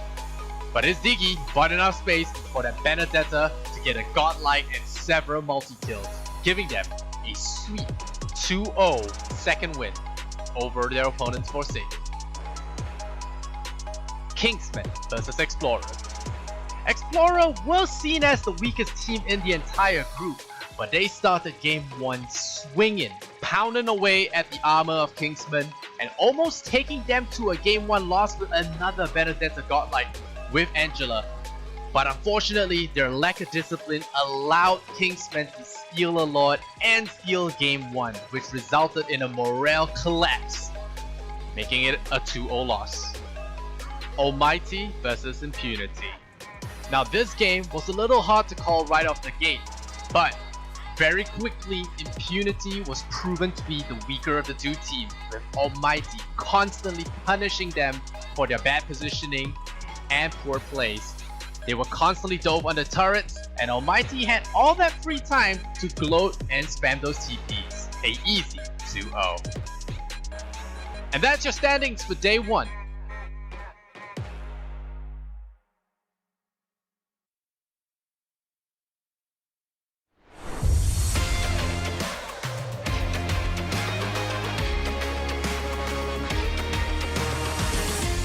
Alright, ladies and gentlemen, welcome back to MPL-SG. I am Hungry Cash, joined here with me rather is Jason. You know, Abstract and Vertical had a very awesome start to the day. We're going to take over the band and we're going to bring you the second half of the day, which is going to be 2 BO3s, of course. The first one going to be Notorious Villains versus Explorer. it's going to be a definite zinger coming in. I think both teams have something to prove here. And following that, the next BO3 is going to be RSG SG versus Forsaken. Yeah, that's right. And to be honest with you, Daryl, I was actually very excited for the first two games because we got to talk about the first two games, especially with the Kingsmen going up against Almighty. That was a massive, massive letdown. Yeah. I was actually rooting deep down for Kingsmen, right? Because they've got the solid track record, but Almighty came in, took 2-1. When we look at that match, I think a lot of people have Kingsmen as like the team slated to win. Like they were definitely the fan favorites, but the fact that it went the full distance all 3 games and Almighty were the ones that upset them. We saw the last game, the power of the Yu Zhong, and that's really been the story of MPL-SG so far. Yeah. Some teams have really understood the power of Yu Zhong and abused it very well. The teams that come to mind, of course, are Evos SG. That the girl has been so good on that Yu Zhong. We talk about the value of that pick so much. I think we might probably see this game as well, but it's definitely an interesting way to open the day. Yeah, that's right. And in fact, even before we came online and we just casted for you guys, right? Hungry was like just constantly talking about, oh, you can see how the Yu Zhong coming in, the Big Back Dragonflies comes in, especially in that one game where it comes in and absolutely deletes every single one from the field and it turned the game upside down. Yep, I think when we look at Yu Zhong, there's very clear signifiers of like what is a good Yu Zhong, what's a bad Yu Zhong, right? And we were talking through this, and for the benefit of the viewers, I'll explain a little bit. From a strategic standpoint, a very good Yu Zhong player creates space for the backline, allowing them to step forward and do damage, right? The big mistake a lot of Yu Zhong players make is that they overstep and they overpush into the backline, get caught out, get singled out and die. So, we'll probably look at that as the day goes on, but before we go into anything, we will want to talk a little bit more about one of the proud organizers that we have here and also the game that they bring with them, which is Mobile Legends Adventures. Yeah, that's right. For Mobile Legends Adventures, it's a casual idle game that shares the same exact world-building elements with Mobile Legends Bang Bang. It's a stress-relieving game that you definitely don't want to miss because you can dive into engaging encounters in battle and grab huge idling rewards during your absence. So basically AFK and you get rewards. So lovable heroes from MLBB, such as, of course, we saw a bit of a tease about my waifu once again. It was a little bit upset for me. And of course, they will make a debut in MLA, and even more original characters will join your team to come as you advance. And in an all-new MLA hero, which is Selena, is coming very soon, alongside with a major mode update. Unlock her exclusive gameplay to claim the Selena for free and unlock her story. If you were once an adventurer in the world of MLA, now is the time to resume that journey because you get exclusive rewards and access to special events. So if you can feel free to choose your desired heroes from ultimate chests and get the item discounts right away. And of course, for those viewers, loyal viewers watching our stream right now, you get to get the MLA special gift right from Moonton.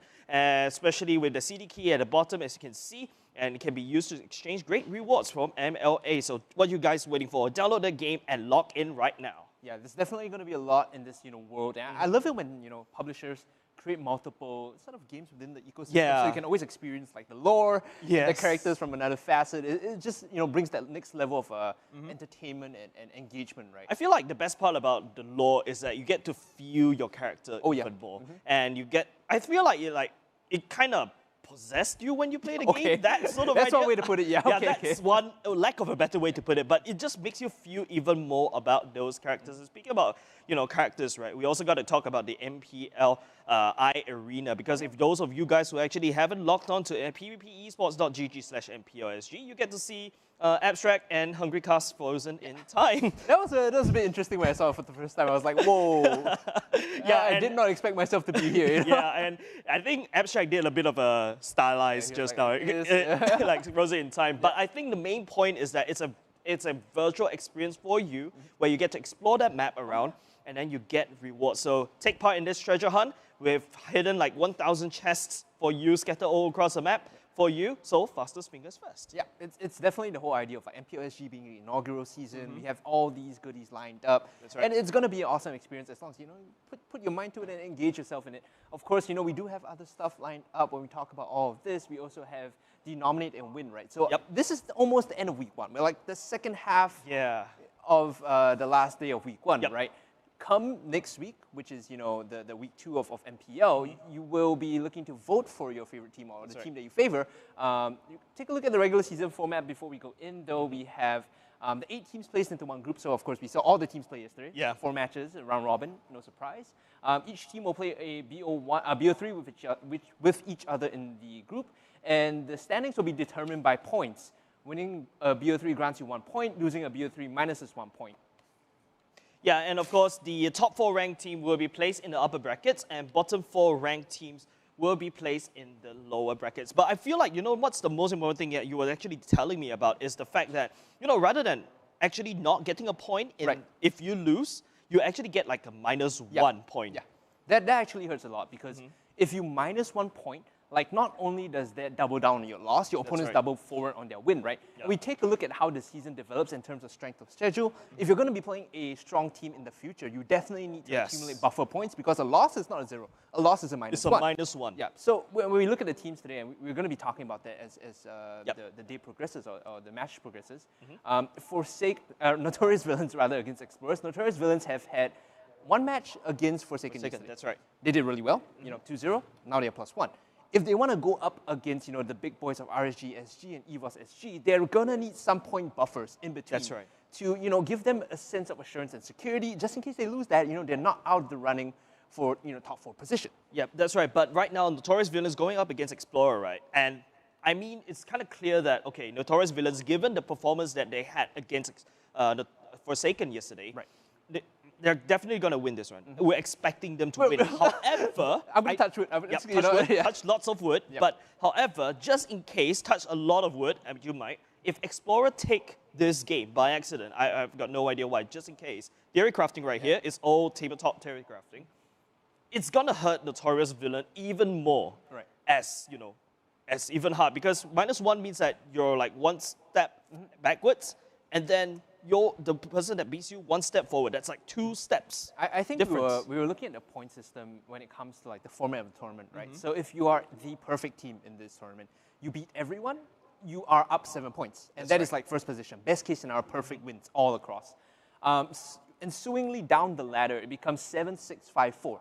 So it's safe to assume that the cutoff point for top 4 is 4 points. That's right. Right now, Notorious Villains are on 1 point. They'll be looking for 3 more to get to that top 4 position. Yeah, of course, like what LI4, I kind of branded him as the little prophet. Whatever he say turns out to be true. And the teams that he says we should look out for is Almighty, Notorious Villain actually happened to be on that list. And of course, Evos, hands down. So these 4 teams, including RSG SG as well, they should be looking very firmly on the upper part of that roster. But however, I believe we've got the video coming up for you guys to kind of tune in and bring us into the action for today. So ladies and gentlemen, hold on to your seats as let's cue that video. Should be soon, should be soon.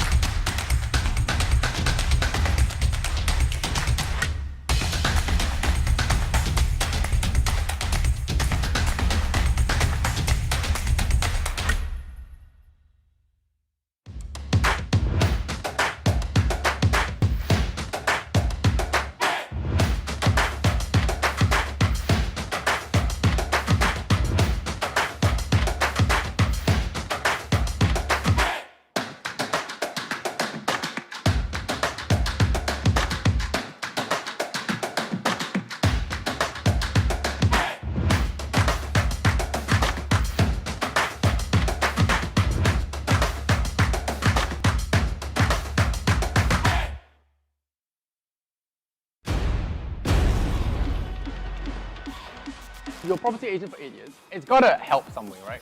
How does it help you? I mean, definitely it helped me because well, I was able to speak more slowly in a way. It helps me to build teamwork within my teammates and also bring myself, you know, by selling myself. That's why I'm able to do streams better. I'm able to sell myself better to teams, talk to my teammates better and all. So normally I'll be the one leading. So tell me about your training process. For training, the prep work is all about the same for all the other teams. We have our own sets of ranked games and scrims. But what we have different is a new coach that come in from a different background. He's trying to bring new things from other games into ML. Got So it. for that, I feel that we have a slight edge over the other teams. We'll be doing things that they might consider it a cheese. It could become a new meta instead. We actually give special training to our core. Every time he misses his retry, we tend to charge him $5. So he will try not to miss his retry so much. Nice. Thoughts on facing Explorer, the newly formed team by Skoga? Oh, I want to say I have no idea who's Explorer, but I really have nothing much to say about that. There's nothing to go on. I think generally I would just think that the teams that did not play in the qualifiers generally will be weaker. I mean, besides like those with background tournament experience. So maybe teams like what was that? Space Explorer, they will definitely be struggle more. I mean, statistically speaking, a more difficult task. I mean, for them it's not unfair to say that. Yeah. NV in general, I feel that this season might be the strongest roster that they had compared to the previous NV roster they actually put up. Even though it's the strongest lineup that they have, their draft seems to bend over a little bit at times. So I think we will capitalize on that.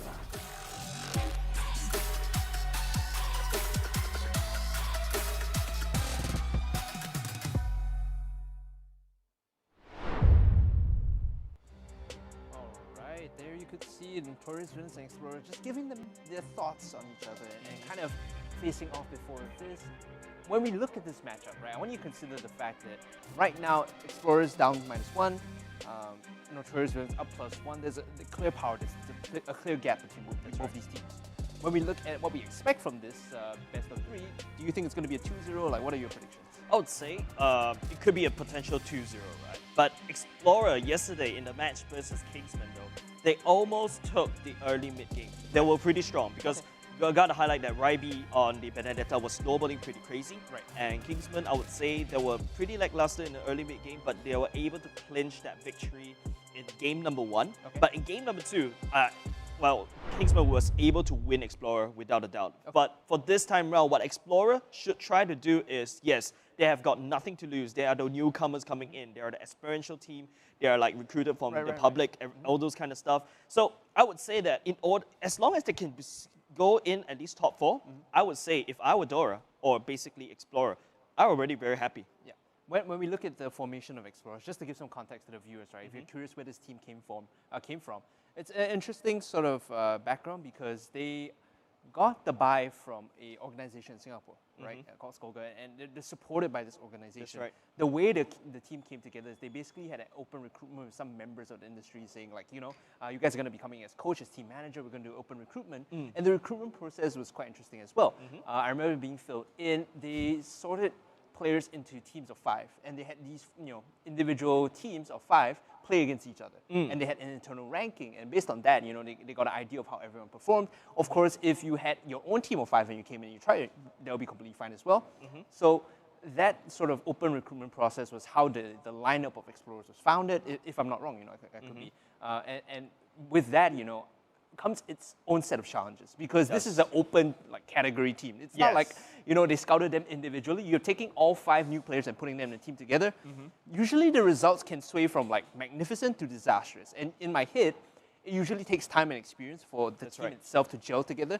As opposed to playing like 5 pop stars, you need, you know, a whole cohesive unit, which is something that we see the experienced teams do a lot more. Evos SG, from the 2 days we've seen, fantastic team fighting, fantastic shot calling, plays like a unit. Yep. See if Explorer can like match up to the level is the question. Yeah, so it's like what you said, right? Explorer is something like for the community, by the community, and it shows that, hey, we try to find people to come in and play and hopefully give them more exposure in terms of coming over to the inaugural MPL Singapore, right?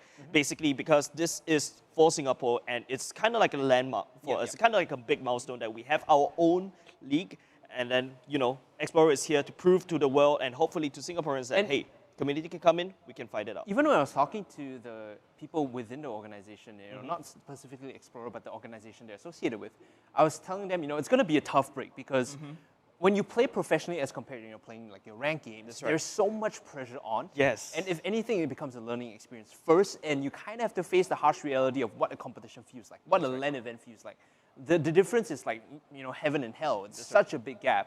And if anything, they have to learn and adapt very quickly, take the losses in their stride. They can't argue internally like, oh, well, it's this guy's fault, it's that guy's fault. It has to be like a whole thing the team working as a unit and say, okay, this is how we are lacking versus the other teams, and this is how we should improve. Yeah, and of course, I would say that what Explorer has a bit of a problem in a sense would be, like I said, they don't really have a solid track record. They're pretty new to the scene, and it's not like it's like not playing rank. Yeah. You're not like playing rank anymore. This is the tournament. This is like the real thing. Yeah. And there's a lot of other factors, as you can see flash on the screen right now, is of course the player lineup, Notorious Villain represented by Kolya. I would say one of the fan favorites, Dara, Suna, Ambustizi, and Fenrir. The subclient, Aeon, OCE. But on the other side of the aisle, however, it is Explorer, and I would say standing kind of strong, and that's something that they should also kind of look at. But let's talk about Notorious Villains, right? Looking very strong. Kolya, one of the fan favorites in this, in my opinion, and was Evos as well, going up together with Bambi, Soul, and even Potato. Yep, Evos SG that is. So another thing to note also is that Suna right now is like their pop star player. He has been playing magnificently this tournament so far. Watching him yesterday is a treat to see, you know, a pick and slotted in new player just adapt so well to the team as a whole, right? Generally, these plug-and-play players tend to have a bit of issues as they work together with the team, but Suna has been the exception to the rule. So overall, Notorious Villains as a lineup, as a team, ranked very highly by a lot of people within MPL. I can see why. And of course, they on the other side of our finally is Explorer. We talked about them quite a lot, and their experimental team. They have nothing to lose, and they're just will try to win as much as possible, and of course represented by Dora, Raibi, Jamie, Pebble, and Monchichi. Yep, Explorer as a team, you know, there are some gaping holes, I think, right? We were talking about Monchichi as a player.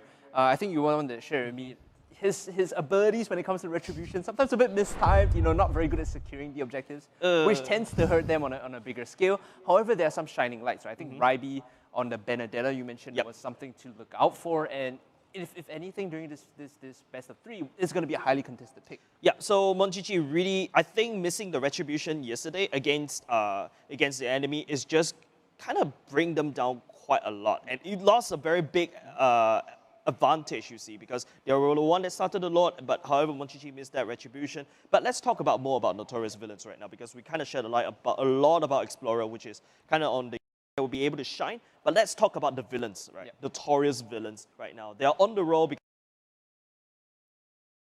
and they're like what you said, consist of high MMR players. Kolya, solid track record right there. Suna, public superstar kind of say, plug and play, and they are able to gel very well as a team. So there are definitely something to look out for. Yeah, on your screen, however, you can see the nominate and win for week 2. So, of course, week 1 is all but over today. It is the last 2 best of 3s before the week 1 concludes. Starting Monday, 10 a.m., though, you can head on over to the website on the screen, pvpesports.gg/MPL-SG, to nominate and vote for the team that you think is going to win that week. Of course, up for grabs is random epic skin chests as well as team merch. Voting opens Monday 6 p.m. to Saturday 10 a.m. So within those windows of timings, you can definitely head on over. If you want to get more updates, keep your eyes out on the MPL Singapore Facebook page for updates, and also, you know, remember to follow the page. Yeah, of course, while you follow the page, we've also got the milestone giveaway as well, right? Because I believe, based on yesterday, there's like 5K followers already, and I think it's like 7K now. Yeah, 7K now, perfect. So, of course, flashing on the screen right now is the kind of the tiers that we have. The one in the back right now is 5K with 10 hero shots, 20 small emblem packs, 1 random skin trial card. Of course, not very fantastic, but what we should be working together as a community to look out for is that 20K followers with 20 hero shots, 100 magic dust, the spawn effect trial card. But I feel like the one that really... Free skins. Free skins and free heroes. Who doesn't like free skins, man? Yeah, as a Singaporean, you know, free stuff, best stuff. So I am gonna, you know, encourage you guys. It is in my interest to get us to 20K followers so I can get free stuff. So another trick question, Hungry, have you followed yet? Oh yeah, of course, dude. Of course. I followed it on all my pages. I'm good. I'm like stacking the numbers. I'm sandbagging this. No problem. Yeah, man. I believe like that's something that we all should look out for. So ladies and gentlemen, for all the boys and girls out there, if you want to get that 20K followers, we really want it because we want to prove to everyone, hey, MPL Singapore, this is the first season, we're going to lead it strong. And that's why the front of Facebook page is going to show all of the people out there that, hey, we can do it. It's interesting to say because when we separated from, well, not separated, but like formed our own particular league in MPL-SG, right? This is one of those things where like suddenly a lot of new faces that never had the opportunity to participate because it was mixed with MPL MLY are starting to show up, and we have this injection of young talent that has proven that Singapore as a country, as a region, has the what it takes to excel in MPL. Yeah, I believe without the realization of MPL Singapore, right, we wouldn't be even seeing new faces like perhaps Raibi. Yeah, he's quite young. In fact, he's only 20 years old. There's a long way for him to grow as a pro player. Even Monchichi as well, because don't forget, these people are recruited from pub stars, and then after that, maybe and finally, because of MPL-SG, they're given this platform for them to shine. Yeah, it's not just that, but it's also the recurring faces who were always very close but never really made it in. So like, the one we always talk about is Collier, right? Collier, he attempted to qualify MPL twice, just shy of making it in. But this time, because the slots have expanded, he played his way all through the qualifiers from Notorious Villains and managed to make it in. So it's the rare opportunity that you get when you separate off into your own separate league. And MPL-SG in its inaugural season is starting to see the faces that fans can start to resound with, right? Yep. Collier, like you mentioned, definite fan favorite. Of course, the old favorites still return. You have the likes of L4 and Jason, and not to mention Potato, right? Yep, and of course, looking for success is Notorious Villains, right? Because coming into the next match that we're still kind of just holding on for a little bit, Notorious Villains versus Explorer. They are the obvious villains, right? In other cases, they are looking very strong. The first match they went out with Forsaken, and of course they took that win. It was a confidence booster. They're going to take Explorer, but assuming they take Explorer, I feel like there's a very uphill battle that they have to fight to prove themselves worth. Yeah. So these two are like I don't want to call them easy, right? But it's like the inexperienced teams. These teams are inexperienced. They don't really have the footing and the history of the other teams. So it's like expected wins. They need to be able to take these.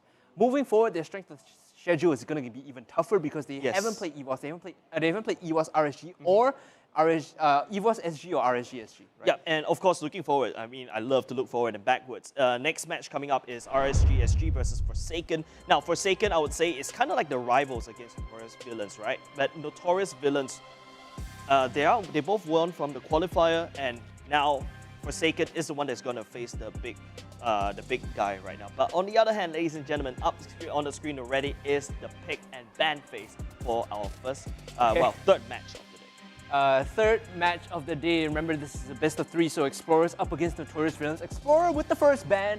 They're going to remove Colier's Diggy. We saw that in the second game from Notorious Villains versus Forsaken. It was quite an annoying pick. And this is on the same track of annoying picks. They were going to ban out the Selena too, so not too surprised there. Notorious Villains, they do some removals of their own, removing the Claude and the Angela, I believe. Yep, and it's really just the meta bans, right? Except for the Angela, probably just to kind of like provides a safeguard that could be potentially way too scary to deal. The Claude is also probably like a ban towards like the hard carries that could actually go on into the back and just burst down your front back line. Two things we haven't seen banned out yet. Uranus is the popular one that's been banned out quite a lot today. Left completely open. I was about to say Paquito left open too. So Explorer right now, they have to remove the Paquito, they have to pick their poison. Notorious Villains now also have to choose. Like if we ban out the Uranus, this gives Explorer Benedetta. If we leave that open, without a shadow of a doubt, they're going to be picking the Uranus. So because of how this pick ban played out, because of the Diggy and the Angela being banned out, it leaves some of the OP stuff open. I say OP in a very like popular way. Yep. But when you talk about the leaving out the OP stuff, but of course, Esmeralda is going to be taken off the board, and Matilda is open. I feel like this is going to hurt Explorer even more as compared to Notorious Villains. Okay, Explorer will be first picking that Matilda almost immediately. Yeah. No surprise there. I think Matilda is definitely one of the more powerful roaming supports in being able to engage for a team as well as provide cover, right? Because they left it open, Notorious Villains kind of expected the Matilda to be picked up. They get 2 high prior picks too, in the form of the Jawhead and Benedetta, which has been banned out quite a lot this tournament. If I'm not wrong, they're 100% pick ban, right? So again, this is the question. We give them the Matilda, we take Benedetta and Jawhead. Does this mean they take Uranus? And if they take Uranus, what do we get for ourselves in response? The last 2 picks here coming in for Explorer is going to signal the end of the first pick phase after Notorious Villains get theirs. So they can again switch up the draft if they need to in the second ban phase. Yeah, and it feels like, I'm not sure whether I'm right, but Explorer having the first pick, they can only pick one. Whereas Notorious Villains, they're going in second pick. Yes, they will be able, Explorer will be able to secure one of the high prior pick, but Notorious Villains, they can pick two at the same time. While Explorer picks up Grandeur and the Uranus, this also means that, Notorious Villains, they really haven't reviewed their main core carry as of yet. Yeah, no core carry review, Ascension Open Alice. Oh man, no, don't do it to me, man.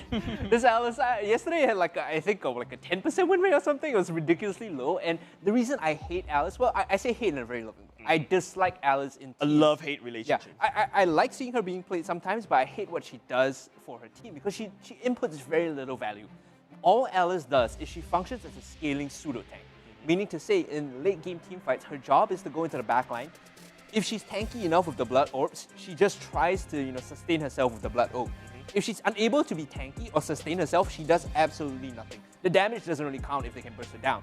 So you have very specific niche conditions you need to hit for the Alice to succeed. And a lot of times, teams either buy the Necklace of Durance, suddenly you can't heal, you have no sustain, or they make the game more high tempo, high pressure, such that she can't collect the Blood Orbs and scale up. So I feel like Alice is always like a red herring pick. It doesn't really work out. Yep, and while we'll finish about the current pick phase right now, we're moving on to the ban phase. Explorer banning away Yeeps. I think Vertigo, let me just quote Vertigo right there, one of the crack up Varsa. But, still okay, still a decent ban away because maybe they don't really have an answer to those long range artillery strike kind of thing. Bane being banned out by Notorious Villains too. This is interesting because we saw Bane selected not sometimes, but sparingly as a counter pick. It was selectively used as a counter pick to deal with the picks of Eve and Farsa. It's not all open yet, so banning away the Bane does tell me that Notorious Villains might be looking for a Farsa here. Yep, I really agree with you. Maybe this pick would be a Farsa because they are going to be the first pick after that ban phase. But of course, let's talk about the Natalia. Kind of banned quite late. Usually you want to ban the Natalia the first three. And surprisingly, none of these teams actually opt for that. So kind of surprising in my case. But on the other side, Sylvana is going to get banned away. Sylvana still does a lot of damage despite about the fact that, you just do pure tank items. Kagura's like the comfort pick here for them. So instead of going for the Farsa, which is kind of one-dimensional, right? She's a nuker and she has artillery. Kagura incentivizes you to teamfight and forces your opponents to think very carefully whether they want to handshake a teamfight. So it's a strong denial pick when it comes to 5-on-5s, especially because you have Jawhead, right? So think about how the fight is going to work out. The Jawhead is going to run in, try and inject someone into your own team. If your enemy decides to rescue him, Kagura throws out the umbrella and threatens with the yin-yang overturn. So it forces them to be very careful. You're always double second guessing. Do I really want to save my teammate if I'm walking into yin-yang overturn? Yeah, and of course, being Explorer, being new and, being inexperienced, this hesitation is gonna, I would say there's a multiplier on top of that hesitation because Notorious Villains, they are, kind of have a solid track record. They tried to go into MPL. Didn't really work out. This is finally the chance to actually prove to the world that they can do it. And okay, going over to the pick once again, Explorer picking up the Baxia and that Kaja. Yeah, so I was talking to Sophia about this yesterday. The reason why Baxia is so popular when Uranus is left open is because it solves two problems at once, especially when Alice is picked, right? It solves the anti-healing, the healing reduction your opponent might pick up if it gets the Baxia, and because it's on your team, you deal with the Alice. So it's a 2-for-1, right? It's a pretty high value pick, and now this Uranus actually has a lot of potential to become a late game threat or a team fighting threat, because now he's going to be cutting waves, he's going to be frontlining for his team. Granger and Matilda have no issues whatsoever just walking up fighting front to back because there's the Baxia and the Uranus creating space. Yeah, but looking over to the Notorious Villain side, they'll be picking up that carry probably to counter the fact that, Explorer, they picked up a very beefy kind of build. You have Kaja that could actually potentially go slightly tankier because he wants to land that lockdown on top, perhaps that carry, and drag him back to the team to just get bursted down. But yeah, that carry might be the answer to the fact that, hey, you have a lot of tanky builds, I'm going to chunk you down, percentage health damage. What I see here from Notorious Villains is they're doubling down on the scaling, right? Because you have Alice already, and the marksman pool was left pretty open, right? Roger was open. They could have gone for Bruno as well, yeah, sorry. Yeah. Roger and Bruno were left completely open. Those were the early game-ish, mid-game-ish marksmen, right? YSL was left open as well. So these were the early mid-game picks. Instead, they double down. They say, we want the carry because we want to scale. We have Alice, we have carry. We're looking to play for the post 12 minute mark. Like, the first 8 minutes, we probably won't succeed, but like 10 minutes is where our power spikes come. And if we can stay alive until that point, the carry and the allies will be able to give them some level of scaling insurance. For the side of Notorious villains, at least there's a slight storyline that I could say in the early game. That's where, you know, with the Benedetta and that Jawhead, that's going to be vital. Alongside with the Kagura, I would say, they need to create openings. They need to create a lot of time for those late game carries, I would say, with Carry and the allies to become absolute monsters in the late game. So Explorer, in my opinion, they've got that early game in terms of that grandeur, in terms of the the Kaja as well. There's a lot of early game tempo plays that they can make together with Matilda, right? You can't leave that out because Uranus is always going to be cutting waves. That draws pressure to the side of wherever Uranus is proxy farming. The opposite side is where you make the cross-map play. Together with Matilda, you can dive turrets very quickly with Baxia and Kaja. Granger is extremely mobile as well. So I feel like Explorer is pretty strong early on, but the onus is on them to make the play. If they don't close the game out early, or if Notorious villains actually finds the farm that they need, they accelerate the pace of their economy, then it's all over for Explorer. So once Notorious villains hit that threshold, right, like that threshold gold lead, or even that threshold time limit, so Explorer being put on a timer. They've got to close this game as soon as possible, let's say around 12 minutes before, but as the game progresses beyond 12 minutes, it's going to be hard for Explorer to close up this game. I say like 12 minutes as a ballpark, right? Because ballpark, of course. There's always the situation where if a team is better mechanically and they finesse you, like Notorious villains manage to like flex on Explorer, right? And they find all the kills that they need before they hit their power point, then the game is over before it even started. That's right. If they get their items before, you know, what we expect them to, we're assuming that both teams are equally matched mechanically, right? There's every opportunity for Notorious villains to find the fights that they need early on with Benedetta and Jawhead abusing, you know, the early power of these two picks to accelerate the economy. So like it's like what I said, like Explorer, they've got Notorious villains, they've got that storyline, they've got the transition down, you've got the early game carries, you've got the late game answer. As for the side of Explorer, you only see mostly early game, I would say. Uranus is probably late game, but it really boils down to whether Explorer will actually bring that Uranus to the late. Uranus is OP. He's not early game, mid game, late game. He's just OP in this match. Like, Uranus is just ridiculously strong, right? And it's the buffs that they added to his regeneration that it's his regeneration that makes him very OP, right? So when you look at this draft in isolation, strong front line, you know, Granger is always going to be good, and Matilda has been perma-banned for a reason. And the best part is the fact that Explorer, they picked up that Matilda first. Also, that's going to be priority pick because Matilda can burst, can roam very quickly, and just in case if Granger extends just a little bit further, or even the Baxia, because the Baxia wants to try to engage that front line or back line, that Matilda acts as like that safety knot. Right? You know, we always forget, like, because Matilda is not in the game so much, right? We forget that her ult is actually pretty nasty when it comes to diving the back line. Like, if I was Kagura or Carry here, I'd be pretty concerned of a Matilda flying at me. Yeah, and I believe if that Kagura would, that Matilda would be flying at me with the Eagle's descent as well. I guess that's where Suna has to come into play. He needs to find that ejector, toss her away, and perhaps disengage. And it's exactly what you said, right? Kagura can also be used to disengage because there's so much space that one single umbrella can just open up because everyone will instinctively dodge. Right? I think the moment the Yin Yang overturn comes out, your straight call to your team is like everyone just siap, like disperse, disperse, and not stay around. Of course, but yeah, other than that, you know, that umbrella is just more like a abort mission button. They see the umbrella open, Explorer just, okay, let's back off, But the best part is you never know whether that Kagura is gonna out to drag everyone in or not. So there could be a scare tactic that Notorious villains can pick up. It's a zoning tool. It's a zoning tool, and it will cause even more hesitation over the Explorer. If you're not very disciplined enough to actually, you know, commit, Notorious villain might actually find the win. Bit of a pause right now. Of course, we are waiting to jump into games soon. That being said, we look at the composition, we look at the win conditions, right? We talked about Notorious villains being a late game scaling one. Looking at their past drafts as well, they tend to lean towards mid-game. They tend to lean towards mid-game team fighting and abusing two specific picks. Especially in their game yesterday against Forsaken, they abused Angela and they abused Diggy. Like how they would team fight was always Collier would make the call, right? And there was always this moment where you could see like a switch flip for Notorious villains when they're team fighting. They would find themselves, you know, either baiting the opponents into engaging onto them, or they would run forward, and Collier would make the call, hey, I'm going to pop my Dicky out, or I'm going to pop the Angela shield on someone, and we just go back in and re-engage. I don't necessarily see that here in this game. Like, there is no particular switch that they can flip to kind of turn the tables.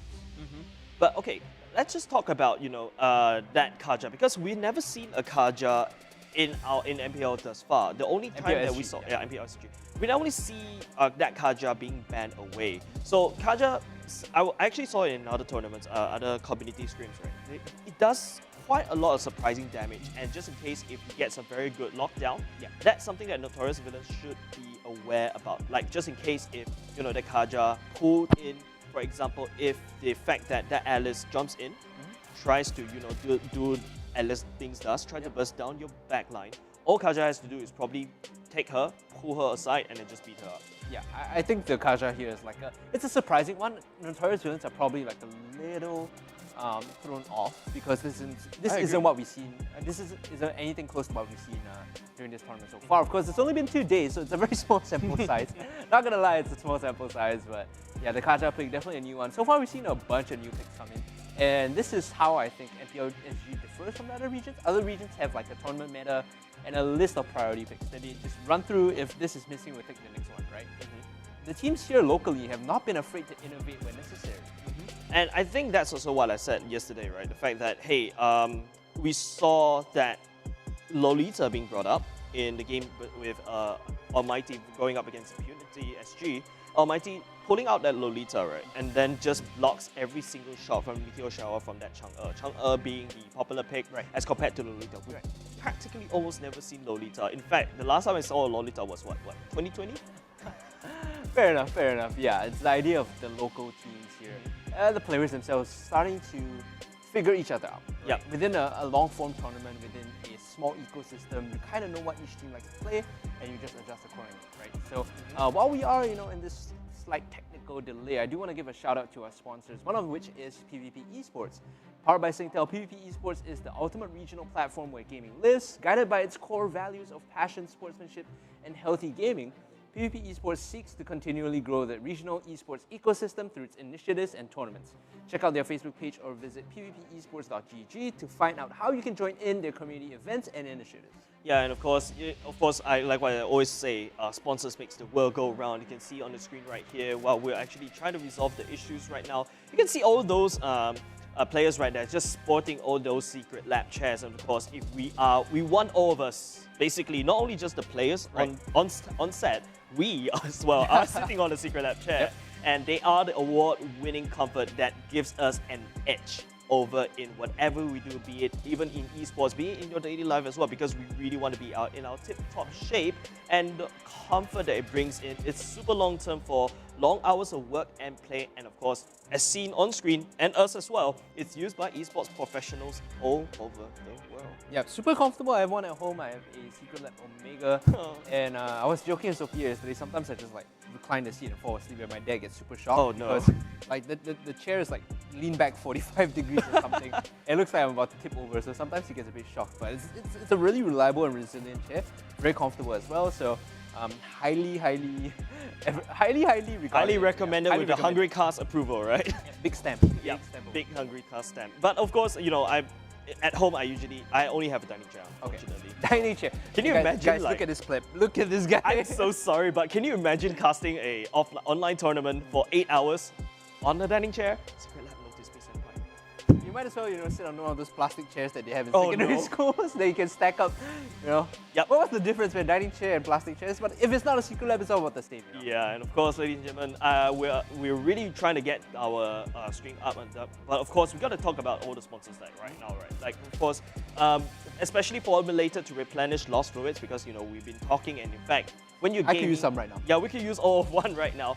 They can actually formulate to replenish lost fluid H2O, and in fact, they are the ones behind all those sick replays coming out with the Insta Rehydrate, because they are the one that actually rehydrates you to keep your performance in check. And you can choose the original H2O without the carbonation, or the sparkling one, which you can enjoy a fizzy thirst quencher. Personally, I'm a big fan of soda. I'm going for the sparkling one. I'm a original, like 100%. Look at this pleb. Think about why you drink H2O, man. You drink H2O because you're thirsty. you can't drink a lot of H2O if it's fizzy. Like, if you're thirsty, it just hurts your throat. So, original is the way to go. If anyone else disagrees, you can fight me. Okay, that's also got the Hungry Cast approval stamp as well. But of course, thank you very much for all the sponsors out there to help us actually run this thing through. Because without those sponsors, we won't be sitting on these Circuit Lab chairs. We won't be actually doing this show. We won't be actually giving this show ahead for you guys. And of course, I believe in Hungry Cast, you're actually playing around with the things that's on the table. My eyes like kind of itchy as well, so I'm like, seems like a good time to use some sustain. Yeah, of course. I mean, as players, as gamers, and of course as casters as well, we're constantly under the light, and then it kind of evaporates all the liquids on the screen. Oh yeah, right? So you don't let your eyes hold you back while you're busy gaming or casting. Or streaming, or binge watching. Not sure how to tackle those tired, irritated eyes or dry eyes. In fact, I was actually having that problem yesterday. Same. Yeah, and of course, if you want to give extra TOCs and protection to your eyes while you're ahead on screens, because I feel like right now we're just staring at screens way too often, unfortunately. That is the truth. Like, I'm casting, I'm looking at the screen on the way home, like when I'm taking a cab and I'm using my screen. I go home and I'm chilling out. While I'm eating, I'm looking at the screen, right? So maybe it's time to pick up some sustain. The sustain with the complete global eye care leader Alcon is the latest ON eye drop that alleviates all your dry eye symptoms, that provides a protection with just 2 drops per day. So you don't need to keep constantly dropping, right? You can just drop 2 and you're fit to go. During the break, I'm going to try it out and I'll give you guys my honest thoughts about it. It's like one of those reviews like when you have... Hungry Cast reviews. Yeah, maybe I should set up a YouTube channel, right? Do Hungry Cast reviews in between these breaks. Yeah, but of course, we got to think about going into the next match, right? Notorious Villains going up against Explorer. I think we actually ring this very dry. Like the fact that we kind of expect what to go in. We've already seen the matchup. We already broke it down to all of our viewers out there. What about the feeling thus far for MPL-SG Day 2 or even Day 1 actually? Because I know it's a small sample size, but it kind of shows like what our teams have in hand. My initial thoughts so far is that Evos is really sick. Like Evos SG is really sick.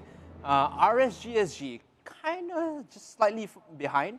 Even though their game they went BO3 the full series, but hold on. I'm gonna keep my points to myself because the game has started, and this is what we've been waiting for, ladies and gentlemen. Welcome to the Land of Dawn as we are in our first match in this best of 3 between Notorious Villains and Explorer. Collier just going in and annoying his enemies here, looking to block the buff away. And I feel like that's what exactly a Jawhead should do, right? It's basically what we saw in that previous game when there's a bit of a weird pick which Franco comes out. That Jawhead is actually delivering the same exact results and just Jawhead being annoying, looking for free hugs. Looking for hugs, not finding any affection. Unfortunately, he's going to move back into the mid lane here. Pebble pushing across the river. It's going to get pressure out. So you have to be careful whenever there's a Jawhead on the enemy team.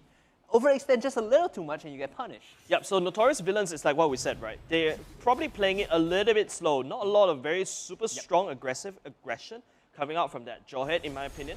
Yeah, but it is at the bottom side. It feels like Notorious Villains is going to up the ante right now as Bento will get busted down. So remember what I said in draft. Early game, they have ways to get leads. One of them being the Benedetta, the second one being the Jawhead. Guess what? Fenrir makes the rotation. They get the early lead for the Benedetta.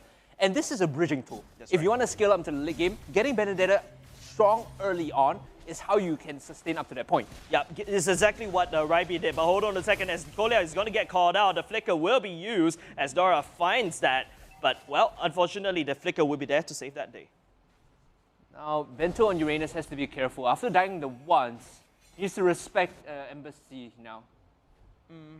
But okay, we gotta talk about the fact that the Notorious Villains initially were like what I said, right? They're trying to take it slow, but unfortunately they kind of just counteract. It make me a hypocrite right on the spot. But it is Notorious Villain that's gonna start that total. 9 ejector on top of Dora. With the Dora, if they revitalize, but there's no entry point for Explorer to come in. That allows Notorious Villains. Look at Embassy coming in, but thank goodness for the dash coming out from Monchichi will be able to dash away, but it is Notorious Villains who secured that turtle. Big problem starting out right now already for Explorer. So by right, this composition needs to excel early on. That's right. Bento should be cutting the wave with the Uranus. He's not doing that. In fact, that was what led to him dying to Embassy, right?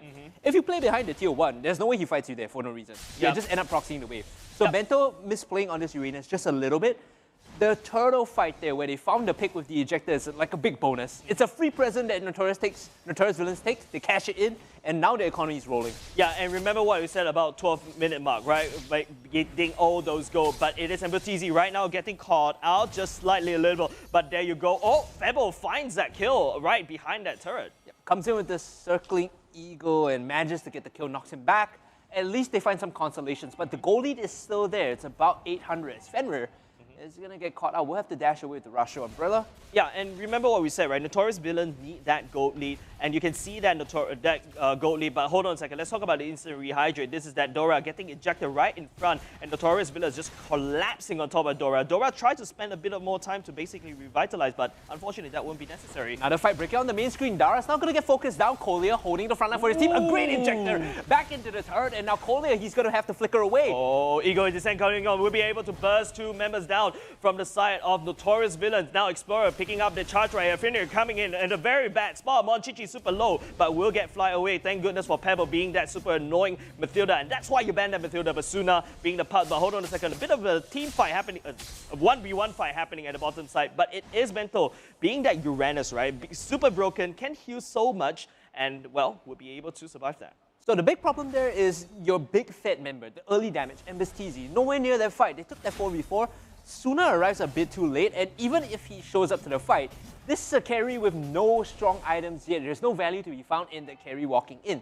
What he should be doing is just ignoring the team fight, moving to farm some other area in the jungle, and giving up the objective. But now, because of that, the goal lead has been taken by Explorer instead. Yep, Kolea looking for some free hugs right there. We'll be finding the backline, but the suppression going in as Dora will get melted down, and finally MPL-SG is there looking for the ultimate. Pebble as the ultimate as well. Dara will get busted down next on the list. Kaja dishing out the damage that's required. At the same time, double kill over the side of Ryby as well, as Pebble picks up that mega kill on that carry. Carry doesn't have the items required to burst out the damage as Explorer took that team fight. Great fight coming in. They leverage all their early potential in this composition. You can see the power of the Matilda. This is why it's 100% pick ban. If your opponents step up a bit too far, you use the circling eagle and just knock back whoever is next to them, right? Even though it targets a single person, if anyone's standing next to him, they get punished as well. Yep, Kolea, I feel that in that previous team fight extended way too far for the side of Notorious Villains to catch up. Yes, MPL-SG comes in, but unfortunately a little bit too late. Kolea looking for the ejector, will be tossing Dora all the way back. Notorious Villains, they are trying to contest for that turtle. Explorer is not allowing that, as both will meet slightly and then abandon mission.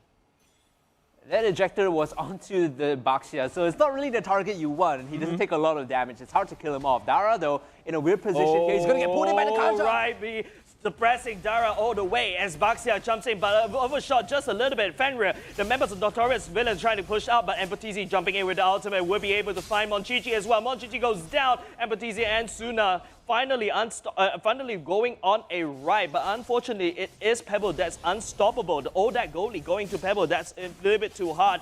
Pebble coming in, the turtle a little bit low. The retribution will be there, securing that Notorious Villain, that turtle. Yeah, nowhere in that fight was Bento, right? The Uranus was stuck pushing in mid lane, was unable to really contribute, and the movement from Notorious Villains, they push the fight towards the top side. So they don't really have to, kite down towards the Uranus, gives them the man advantage. Yep, and of course, the fact that Notorious Villain, they kind of push that fight towards the top side so that Explorer don't get to try to steal away that turtle right under their noses. And because of that, Notorious Villains was able to secure the turtle for their own. Yes, Explorer has that lead right now, but that Pebble is on a roll right here. Remember what we talked about, David versus Goliath thing? That Pebble is the one that might be actually taking down this Notorious Villain, but Kolea with the unstoppable force jumping on in, but MPL-SG now super low. Dara on the full blood. Oh, Dora tries to chase. Ryby on the side, but there's a little bit not lack of follow-up coming out from the side of Explorer. Now look at the main map. Uranus is just split pushing by himself. That was a 4v5 that they managed to pick off, especially because they got Kagura early on. Pebble on this Matilda is just making the dream work. Yeah. All you have to do is really just single a target with the circling eagle, right? All he does is single one person out, the rest of the team collapse. So it's very plain to see why Matilda is so highly valued as we take a look at this instant replay here towards the top turtle. Towards the top turtle, I feel like Dara overstepped. It's a little bit too far. But I feel like Dora kind of spin a bit too late, and Embers comes on in.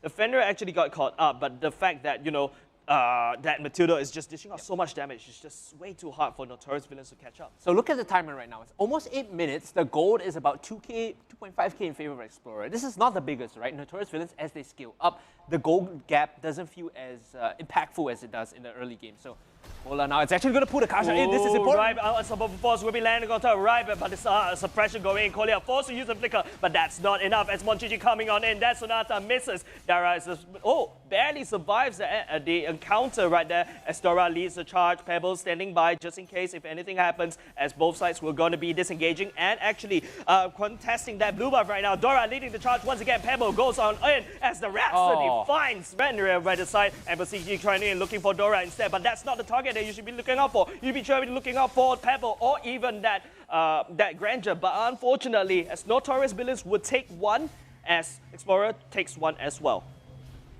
Suna starting to get to the power point in terms of scaling this turtle. Very important. If they can pick it up before 9 minutes, they get a small win for themselves. And of course, Lord is going to be spawning here soon. Comes Bento. Here comes Bento. Being a nuisance right now, will get ejected right on away. But Kaja! Turtle still coming up from Kaja. It's absolutely necessary for Explorer to make sure they have that lead that struggled so hard to build up. Oh man, that was a big oof coming out from Notorious Villains. Unable to secure the objective. They get the turtle stolen away. And it's not even a retribution, mind you. It's just Kaja doing Kaja things. But let's take a look at the instant rehydrate right now. I believe that's the point. Take a look at this here. Dora on the backline gets caught by MSTZ, but he kind of dashes over the wall to blue for some weird reason instead of going for Pebble. The play always unfolds the same way, right? If Explorer overextends, there's a way for Notorious Villains to punish with Fenrir's Yin Yang Overturn, as long as the Kagura stays alive. Yep, as Dora leads the charge once again, Notorious Villains will be focusing down on top of Pebble. No more damage to you, no more Matilda. But Monchichi coming in with the Death Sonata. Raibi being such a nuisance. Dara struggles to stay alive. Bento coming in. That Uranus looking menacing. Best Notorious Villains is forced to back away. Explorer 2K gold lead as MPTZ is just struggling to do some damage off the other side on the map. You lose Kolya, you get Pebble. That's a win for Notorious Villains. Like, Kolya dying is to be expected. If he survives, that's the surprise, right? Because he's always going to be running in first with the ejector. So for him to die, it's completely fine. Pebble getting shut down, though, is important. Now it's 8-1-5. Take a look at this, though. The blue buff actually getting stolen. Fenrir going in on the Yin Yang Overturn. He's looking to get damage. Look at all of that. What a massive play coming in. And in the backline is the Alice just draining them down. Notorious Villains, they found the choke that they need. And Fenrir going in, setting it up for his team. Yeah, and that's really good play, right? You see how the early game matchup is slowly catching up. As Notorious Explorer is starting to lose priority in terms of that damage, Notorious Villains is slowly gaining it because Suna, he's on the roll right here. Fenrir is starting to start to hurt like a truck. But Dora, he cannot give himself away that easily all the time.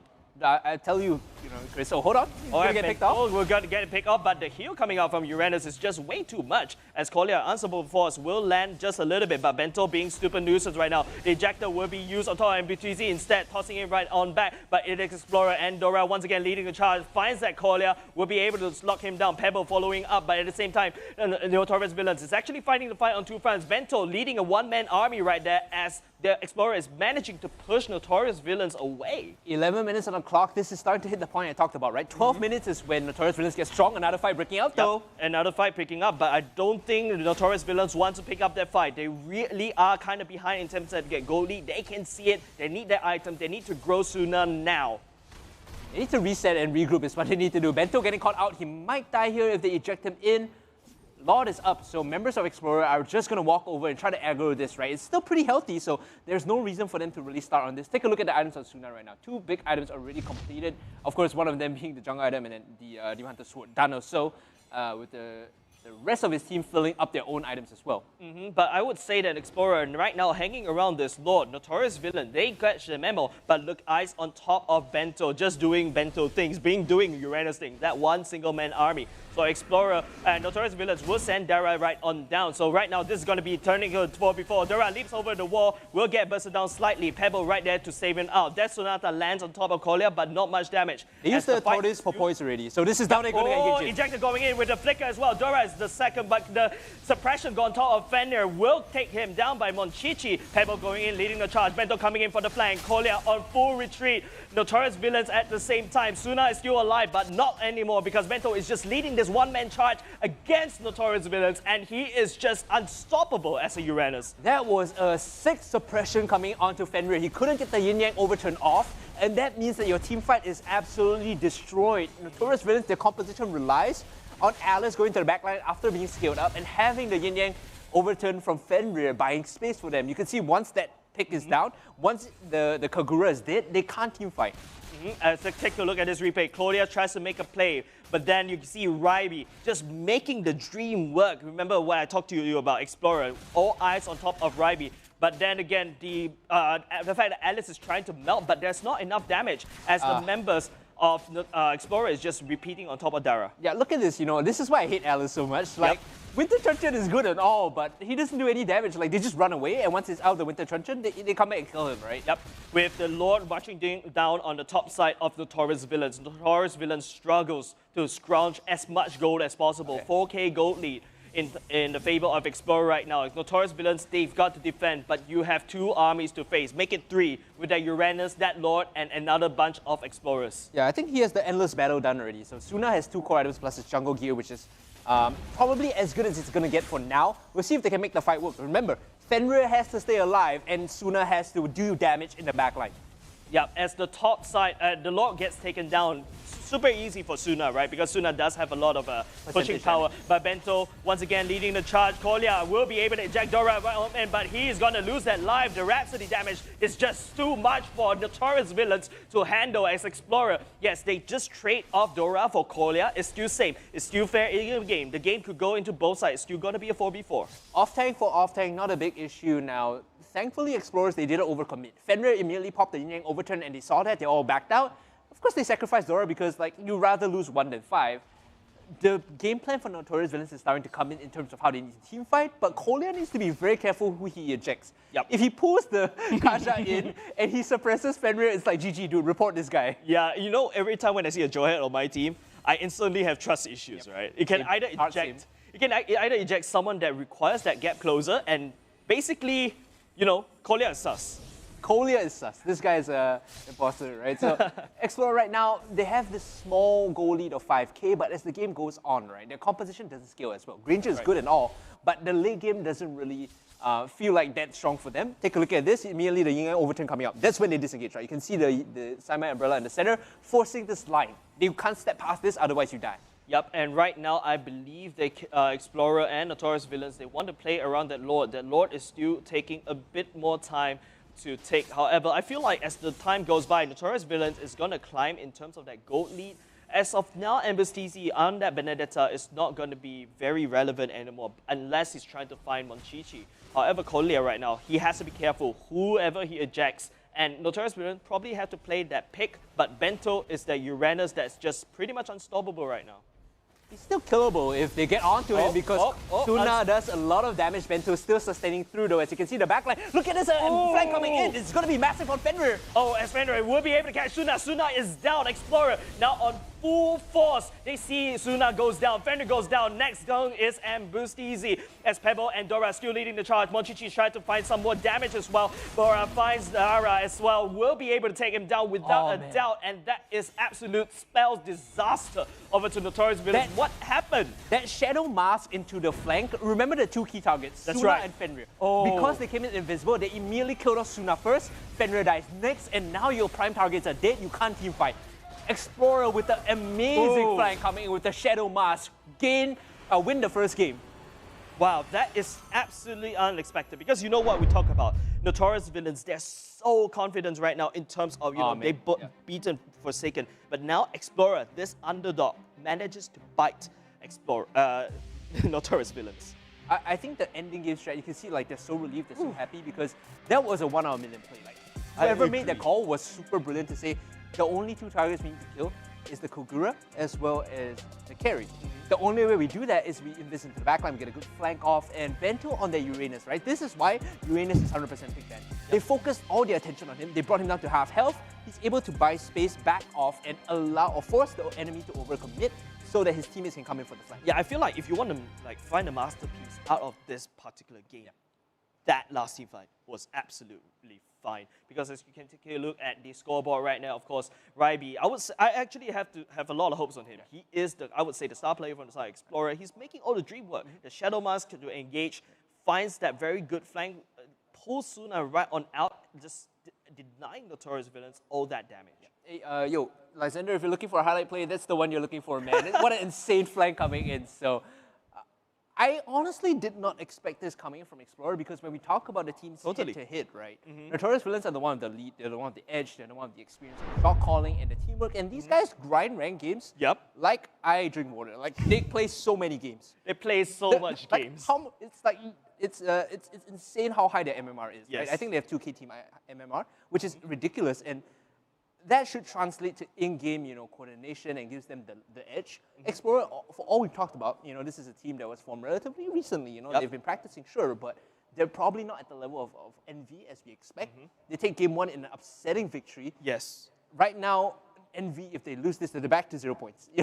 All their hard work yesterday is like gone. Yeah, and Explorer basically manages to equalize. And really, what Notorious villains have to do is go back to the drawing board. They have to take a look what happened. They allowed Ryby to just come in with a flank, a bit of lack of information, because you got to admit that Dora being that Baxia, he's just, you see him being scenic, driving everywhere, driving people nuts. But we got to think about that Baxia giving information, because he can just drive by and spot people out. If you want to adjust the draft, I think over there you drop the Alice. Baxia is going to be like a top prio pick here. That's right. Because as long as you leave Uranus up and someone wants to play Alice, Baxia is your go-to guy. Probably Ben the Matilda too, as we see Ryby is nominated for MVP 6-0-13, 597 GPM. This guy has a perfect game and he's like hitting all the suppressions that he needs to. 13 assists. I feel like this MVP is not on the not on kills. It's more on the assists. The amount of time that he bought for Explorer, right? Take down Suna or take down Fenrir, and then Notorious villains. If you remember, there was one fight before, the Turtle, I believe, where Fenrir got caught by the suppression. Oh, yes. That was the fight that was theirs to win. Yes. Because in these chokes, in these small situations where the opponents need to walk up to you, Kagura is OP. Kagura's umbrella just sitting there and saying, if you walk up, you probably die. That is OP, right? It's just a really negating force. But because they were able to kill him off before the fight, that is how they were able to sustain their goal lead and slowly push on over despite the late game scaling composition of Notorious villains. Yeah, and it's really dope. And not only just that, you just said one of the many examples that Ryby has just set up for Explorer. So Ryby, all eyes on him, man. All eyes on this guy. You talked about him, this stellar player, a bit of a standout, in fact, in the squad of Explorer. And that's the thing, sometimes when you do open recruitment, you might just find a hidden talent, one of those pop stars out of nowhere that surprises you and shows up to play and shows that he's here to win. Yeah, and we talked about how Notorious villains, they've grinded so hard. And now Explorer, could this be a fluke? We are not really sure, because it's a best of 3, so we can always see game 2 and game 3. So of course, let's take a look at the highlights very, very soon, which will be flashed onto your screen very, very soon. But like I said, this is just game number 1. We don't really have enough sample size, as you can take a look as how Notorious villains looking very strong in the early game. Early game was good for NV. They got the kills on MSTZ and they got the pick onto Dora. Now, if you're Notorious villains during this middle point of the game, or the early game, right, you're happy here. You're okay scaling from here on out. They made one big misplay, which is here on your screen. You can see that they overreached just a little bit. All of them got caught out inside the jungle, right? And that is a big problem. Perfect ejector on top of the Odora just to send it down. But take a look as Pebble finds the double kill at the back line. The ultimate coming in as well is just absolutely beautiful. And then for some reason, Suna comes in late at the end trying to fight this, and he randomly dies. Fenrir as well? Yeah, Fenrir was dead already, right? But Suna coming in super late, and I think here is where we see things start to go sideways, because Kagura is probably going to get caught out later. No, this is the good fight. Yeah, I think this is a good fight for Notorious villains. In fact, Explorer is... Explorer is the one that manages to turn this around. You can see how Kolya tries to engage, but I think he's trying to do exactly what Dora does, but Dora is actually the better tank. Yep, so another suppression here onto Dara, which is not the worst in the world, right? You get Alice, but he's going to get out, right? And they hold the ground pretty well. They pull away from the Uranus, who wasn't in this fight, so it's a 5v4. Take a look at the mini-map, right? And this is the one where they come on slightly ahead. Yeah, and really, it just feels like Notorious villains, they've really got to re-look at this hero matchup. And of course, You also said yourself, right, the mismatch lineup with players coming up from RSG, could this be their Achilles heel that they've actually had? Achilles heel, maybe not so much. I think it's just a draft issue, right? You might want to take a look at why you're prioritizing Alice so much. Why carry instead of Roger? Why carry instead of Bruno? Because if you double down onto late game compositions and your positioning isn't very well, or your team comp isn't made to protect the hyper carries, then you lose a lot of value in doubling down those picks. So I think you go back to the table and look at the draft again and see what you want to fix. Before we go for a short break, I do want to shout out our sponsors. And one of them... Speaking about table, right? Speaking of table. Hungry Cast is constantly distracted on everything and anything on this table right now. I'm like, okay, we have eye drops, we have earphones, and one of the earphones that we have here is courtesy of our sponsor, Epos, the discrete GTW270 hybrid earbuds, an excellent product for those looking to for amazing true wireless audio for mobile games, with the best audio quality and no latency on Android, Switch, PlayStation, or PC.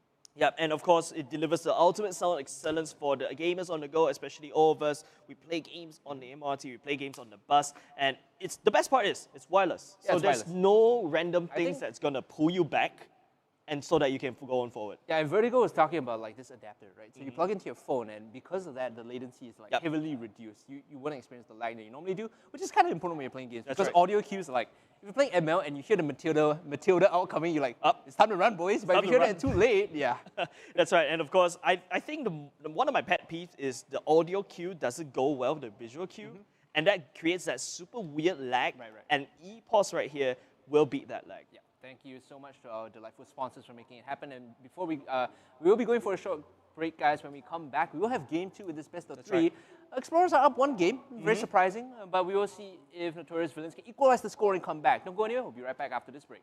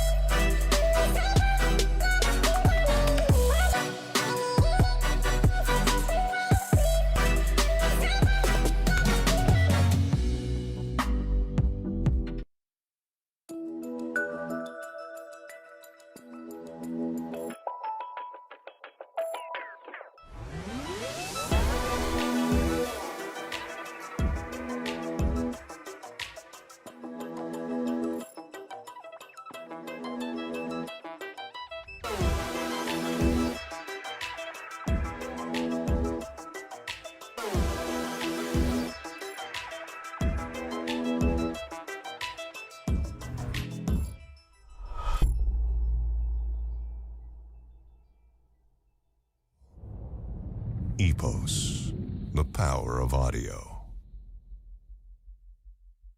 I start my day with Sustain Complete, so tired dry eyes won't hold me back. Sustain Complete, the all-in-one drop that relieves all types of irritated, tired, dry eyes. Sustain Complete. 2 drops, 1 unstoppable you. Take the 2-drop challenge.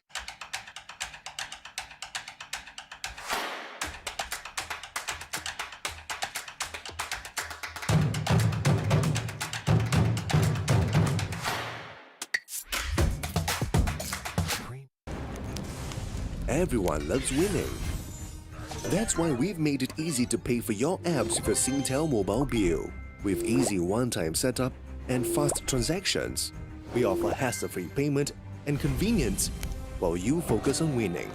Stay entertained and pay easily.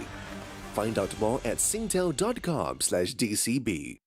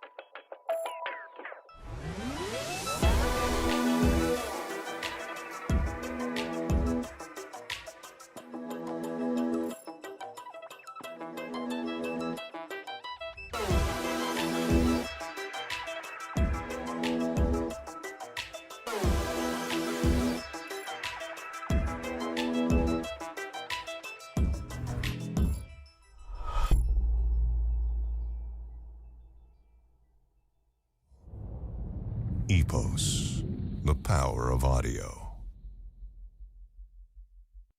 I start my day with Sustain Complete, so tired dry eyes won't hold me back. Sustain Complete, the all-in-one drop that relieves all types of irritated, tired, dry eyes. Sustain Complete. 2 drops, 1 unstoppable you. Take the 2-drop challenge.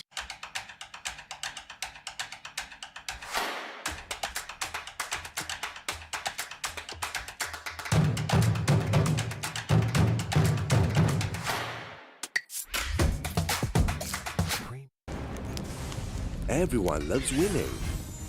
That's why we've made it easy to pay for your apps with your Singtel mobile bill. With easy one-time setup and fast transactions, we offer hassle-free payment and convenience while you focus on winning. Stay entertained and pay easily. Find out more at singtel.com/DCB.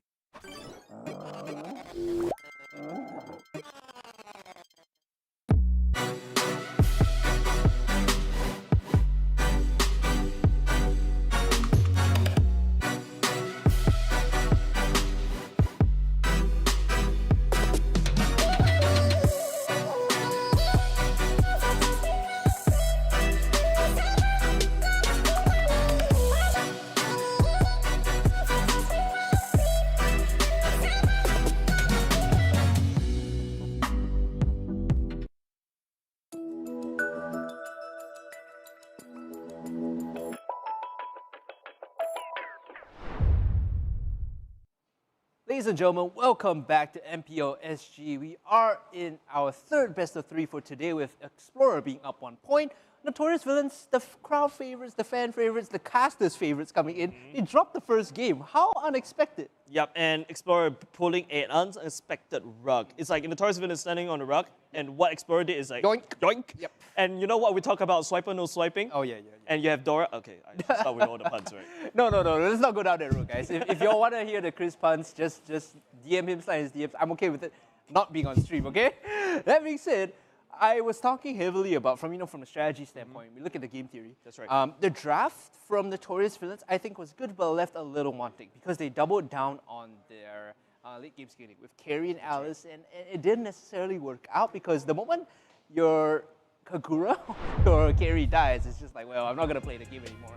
Speaking of play the game, we are into Draft Explorer, banning out the Diggy again, so Colia does not get the annoying little birdie. But in response, it's going to be the Esmeralda and Claude. No surprise, similar to the previous game. Matilda, however, should be banned here. Yep, Explorer banning away Matilda because, well, Notorious Villain is this time around, they are the ones that has the first pick. Maybe Notorious Villain, maybe they got a little bit cocky in giving away one of the priority picks over to the side of Explorer, and we also talked about it during the draft, right? Notorious Villains, it should hurt Explorer even more than it should hurt them. But that dagger turned around and it stabbed themselves. Yeah, unfortunate, but now that we see majority of the picks come out or majority of the bans come out in this first phase, we have to highlight that Paquito open, Uranus open, Natalia open, they will ban out Jawhead. So at least one of the things I mentioned will come out, like Benedetta for sure. You don't even have to dispute that, right? Benedetta is going to make it through the ban phase. The question now, is it Paquito or Uranus?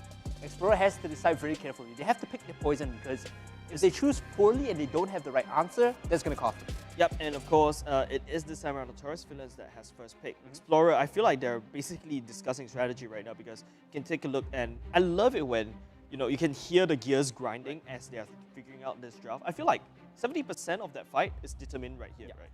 Well, when I used to draft for teams last time in the past, or like when I played as captain, one thing I always do at this point is if I know there are 3 OP picks or 4 OP picks left open, I'll just target ban one of the opponent's comfort picks. So in this case, you can ban Angela and leave something like, okay, Selena works as well.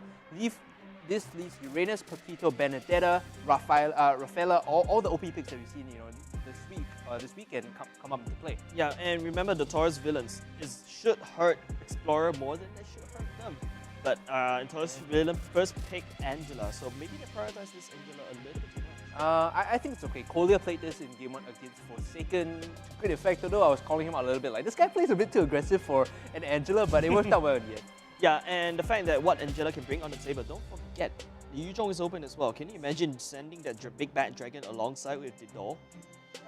Uranus, Benedetta here, or Uranus, Paquito, both fine. Instead, they're going to go for the Eve, which is another popular pick. This does, however, mean that they give away the middle matchup somewhat. Right now, Notorious Villains could potentially look for Benedetta, one of the prize. Benedetta Yuzhong is great. Yep. Benedetta Yuzhong is great, especially if you've got Eves on the back. Eve, right? Going in, you'll be able to deny her, and then we'll be able to push him away. But Explorer, once again, on top of that Uranus, like, what? Why fix it if it's not broken? I think Uranus is just really strong right now. Like, we saw in the early game some mistakes from Bento, but when it comes to team fighting, this guy's insane, right? So yeah, there you go. Benedetta Yuzhong is completely fine. The mistake he made, or at least like, I don't really classify as a mistake, just a small optimization hiccup. thing, right? Yeah. If you're going into a tough matchup, like a 50-50 matchup, just completely ignore the enemy hero and just cut the waves. Cut the waves and just farm the waves with Ionic Disc. Completely fine, you don't even have to contest that. Yeah, and I feel like what in that previous game, when the Notorious Villain going up against Explorer, that Uranus was kind of left on its own devices quite a lot.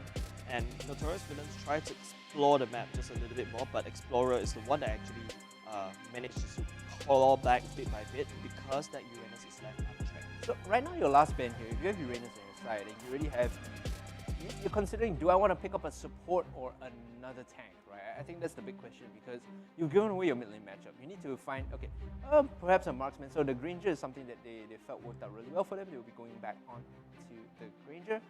I feel like now this is the big problem. It gives away too much. You know who the cores are, and you know who the core is and the mid lane is. Yeah, whereas Notorious Villains, they're just keeping it very secret and mystery. But this also means that Explorer could potentially look to ban away the core picks, such as, you know, the YSS, the Bruno, all those kinds. Basically limiting that pool so that Explorer will be able to dictate the flow later on. Notorious Villains here, you ban out things that complement the composition for Explorer. Their opponents, however, will probably ban out the core picks, right? So like you said, Bruno is mentioned, it should be the bans coming out here for Explorer. Alternatively, they could also look to remove the mid lane pool, which is why Kagura is banned out, right? So it's which pool they want to pinch more. Knowing that Eve is already selected for them, they could also opt to ban out the Lunox here if they wanted to. But Paquito finally finds its way through the ban list, and that's because they don't really have an off-laner right now for, or at least someone to facilitate that on the Explorer side. Esmeralda is taken away, that's all fine, because I feel like, personally, Notorious Villains should be looking out for the Esmeralda themselves. Unfortunately, they banned away, because I see the Eve, I just want to dive in. So maybe Notorious Villains, they want to look for those dive composition, right? But when it's on the side of Explorer, banning away the Kagura is just meant to protect Eve. So right now, Explorer, they have two choices. Either you want to limit the core, or do you want to limit heroes that can basically give Riot the threat. So Luo Yi is removed, Baxia is removed. I feel like the Baxia is a good ban because if they pick up the Baxia, it's similar to Paquito. Right? It's an off tank and it solves the Uranus problem, the Uranus healing problem. So you ban that away, you don't give them the option. And Notorious Villains don't really need another tank to be good. They could use an off tank, they could use a bruiser, but what they're really missing now is a strong mid lane and a strong core. Okay. Just hold on a second, I'm not really too sure about this, but for the side of Explorer, you know, banning away that Luo Yi is gonna... because that Luo Yi range is kind of extended quite some time, I'm not really sure whether the Beatrix is actually going to be picked up by Explorer this time. Double check, I wonder if it's double ban, but okay, Farsa and Roger. Okay, so this Roger pick makes a lot more sense than Carry, right? As I was talking about early on. What Roger does is it allows you a strong mid-game team fighting presence, especially if your team can nuke down members trying to run away, because Roger is so strong when it comes to chasing people down. Farsa, of course, is one of those like Eve lights, right? Yep. Or basically, it could be the other way. Eve is Farsa light. But right now, it feels like Notorious Villains is just trying to fight fire with fire. If you want to go in the long range, hey, I have the Farsa this time around. But for Notorious Villains, they have a very strong dive potential coming out with the fact that I've got a Yuzhong that can look for your Yi. Right. And alongside to make sure that, you know, remember what we talked about, Yuzhong, it's either you dive too far and you just get bursted down very quickly.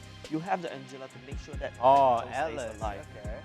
I feel like this is a synergy pick, right? So you think of what Explorer is trying to do with Alice here. The links complement the Evo. Real manipulation requires people to kind of stay within the zone. And because Alice is going to be jumping and pulling them all back in, you could see the synergy there, right? It's a team fighting composition with a very strong front line with Atlas and Uranus.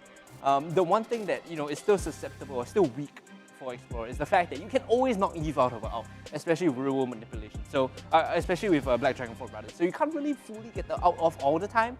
You need to respect the positioning of the Yuzhong. Yeah, and also more pointers about the Atlas, right? It's like I said, Explorer, they have to basically protect Riot or whoever's going to be playing the Eve, like Mr. President, right? Get out, Mr. President, and that's where Atlas will be very crucial, because just in case if the Yuzhong comes dive on in, I'll be able to use the Atlas ultimate to pull him away while still allow the Eve to basically deal shot damage. Right, yep. So we talked a little bit more about that matchup, right? I feel like in terms of draft, I do favor the NV draft a little bit more. It's a bit more traditional, something meta flavored, whereas Explorer picking up off meta picks is not really my cup of tea. Alright, this is okay. As we're hopping into game number 2 this time around, Notorious Villains, they've got to prove themselves worth because they lost one game. It's kind of like an upset win over to Explorer, whereas Explorer, at least this is the very first game they've won so far. So it's going to be very important for them. But with the fact that Notorious Villains this time around, they picked up the they picked up the Roger, more of like a janitor in my sense. Yep. You got a person to deal damage from afar, and then you can allow Suna, the Roger, to just come in and just sweep everyone up. His job is basically to jump to the backline if the Benedetta and Farsa get them low enough, right? So that's really the job of Suna here. He doesn't need to start the fight, he just needs to clean them up. It's all going to be up to Fenrir and Bastizi to finish them off, or at least get them low enough. Alright, then let's talk about the Beatrix, right? Technically appearing for the first time very well, but Fenrir will be able to get stunned up just a little bit. Dora just walks off, just shrugs off. You want to fight me? Nah, just walk off. Yeah, well, I'm actually curious why they went for this double kind of marksman style draft. It doesn't really... It's a bit greedy, I would say. Exactly. It's not only greedy, but it doesn't really answer the problems of Notorious Villains, or it doesn't answer the threats that they have, right? Yeah, and maybe just hopefully they can burst down that Yuzhong just when in time, because what Yuzhong wants to do is just to dive in very quickly, but okay, Dorel will be spending in, but Ambusti is just so slippery. Suna coming in for the flank would not, it's a no-go, it's a no-go. Maybe in my head I could see this being like a positive matchup for the Beatrix against Embastizi, because Benedetta is somewhat, close range, right? If you can keep her low enough, you can poke her out. Not only just the Benedetta, it's the Yuzhong as well. Yeah, fair enough, right? So I could see the range being a huge factor in that, but when it comes to team fights, when it comes to overall value, I'm not sure what the Beatrix is supposed to provide. Suna and Kolya are going to tag team up and finish off this turtle without any issues, and good guy Dara is going to hand the buff over. Yeah, and Explorer is just focusing way too much on top of Embassy. They don't want the Benedetta to scale, because we've seen Riot with that Benedetta. Yeah. They know that threat. So Explorer focusing, I would say, a little bit too much emphasis on the top side. That's going to give Notorious Villains more go instead. And Butizi diving will be forced to use the out to dive out as Explorer just retreats once again. Dude, I think he used the Lecter to clear the wave, not so much dive out. Oh, so yeah. That was an interesting... I guess he saw the pressure coming in, 3 members rotating up, wanted to keep the tier 1 alive and just clear the wave so they can't siege out, right? Yeah, so Explorer for the Yamtime side, they're just going to be a little bit hesitant this time around. They're just going to disperse and go back to the standard landing phase. Same thing could be said for the side of Notorious Villains. They don't really invade as much, and they don't really, spread out those aggression. However, don't forget, it is Benedetta at the top side fighting a Beatrix, who's the marksman, that is kind of squishy as well. And now the members are Notorious Villains, but Dara forced to use the big bad dragon to just get on away as it's like pushing them away. Now look at the cross-map play. They see 4 members bot side. They're trying to make a dive for the Beatrix, who is the marksman, and it's a no-brainer, right? Between a bruiser and a marksman, which one is weaker? Of course, in this case, Ryby has to back off and give up this top tier 1 priority. With 4 members pushing down and 3 pushing on the bottom side, I believe that Notorious Villains should be able to claim this structure first and get that small lead for themselves. Ooh, but it's like I'm drawing a line, and you can see the symmetry happening between Notorious Villain and Explorer. Both sides switching gears over to the macro play, whereas in the mid lane, it is the far side that's able to take out quite a huge chunk of the youth damage. So 2 things happen when you do that, right? When you split the map in this particular way, Explorer is always going to be able to push out the bot wave and have early access to the turtle, whereas the split push on the other side, hold on, Kolya getting caught out here. Oh, Kolya getting out, the ultimate coming out from Dora as well, and Patisi finding a flank, Bento coming in, the hard guard coming in, Suna means go, go, go, but Suna on top of the hard guard as well, but Bento will be able to push that out, so a bit of a no-go right here because of the fact that Leaf just creates so much room, but hold on a second right here. Bento looking very low. Feather airstrike coming down. But Suna jumping in with the Lycan Pounds will be able to fight under the turret. Bento, I feel like this is something that Notorious villain try to go, but Dora, coming in, will be able to pick up the first blood at the same time. Dara coming in, jumping in. The Shah Residue as well will be able to take down Dora at the same time. Suna coming in for the cleanup as the members of Explorer finally went down, and finally, remember what we talked about, the Explorer having the turtle priority. It switched favor into Notorious villains. So what happened there was they took a bit too much damage, just like dancing around the turtle, and they were low enough that Suna felt confident jumping in to try and clean them up. They popped the real manipulation from Pebble just a little too early, and they didn't really combo it together with the Fatal Links. So you really need to be on the... Dora and Pebble needs to be on the same page if they want to make this work. The combo has to be used at the same time to pull them all in, and so Pebble can nuke them down. Yeah, and it all boils down to, communication. Let's take a look at this replay. Dora doesn't really have that Fatal Links this time around. We'll be able to take down Dora, but at the same time... He's cleaning up at the bottom side, right? So it buys space, it buys time for Dara to just come in on that Yuzhong. Basically attacks. Isolates them, isolates them. Isolates them and then tag teams. After, MPL-SG go in, jumps out, and then you see Suna coming in and then coming out. It's like an aisle, like a sushi on the conveyor belt. Remember I talked about, hold on here, Raibi should be dead here if they isolate him. Yep. Ooh, bursted down. Beatrix, no way to run, as well as Notorious villain just hammering on top of the top side as well. At the same time, Explorer chasing down Kolya, being the bait right here. The ultimate is not up, so there's no way that Kolya can actually run away. Bento is just going to dish out the amount of damage, but the movement speed coming out of Angela is just way too much. So this is actually pretty high-level macro play. Both teams recognize where they're strong and where they're weak, and they're splitting the map, right? But the individual players don't recognize this. Hold on. Oh yeah, Bento will be leading charge once again. Dora looking for the flank, looking for the Fatal Links, but Fatal Links is not, it's not up yet. Maybe Notorious villains. They really want to make this play or not, but Fenrir will be going to the Feather Airstrike. Bento will take a lot of damage. Explorer just counting pedometer steps, right? Taking their time to fight, but because the map is split, again, it's this idea of like NV are stronger on the top side, Explorer are stronger on the bottom side. Kolya getting caught out again. This is a bit trademark of Kolya. Yesterday on Angela, he was consistently getting picked off too and should be dead here. Ooh, the Eve coming in with the ultimate at the same time as Monchichi coming with the Death Sonata. MPL-SG finds Raibi as well, but the Rhapsody damage won't be able to push MPL-SG up, but here comes Dara as well, trying to cut the members of Explorer down. Suna dives into a Lycan Pounds, picks up Pebble at the same time, and now Suna will be able to rotate. Top side is the weak point of Explorer, and Notorious villains finds Monchichi, albeit not going to be commit there. Again, the map split, Bento wasn't there. It's a 5-on-4, right? So he's busy split pushing on the bottom side. Everyone's like, yeah, let's kill whoever overstayed on the top half. Turtle being on the top side means that Notorious villains are strong there. They get the objective for free. Now, let's take a look at this replay, right? First, it's Angela getting caught out. Kolya, I'll give it to you, buddy. You're baiting for your team, right? You're baiting them to overextend. And now MPL-SG has free space on the back to just create havoc on Raibi. Main screen, though, we do see a fight breaking out.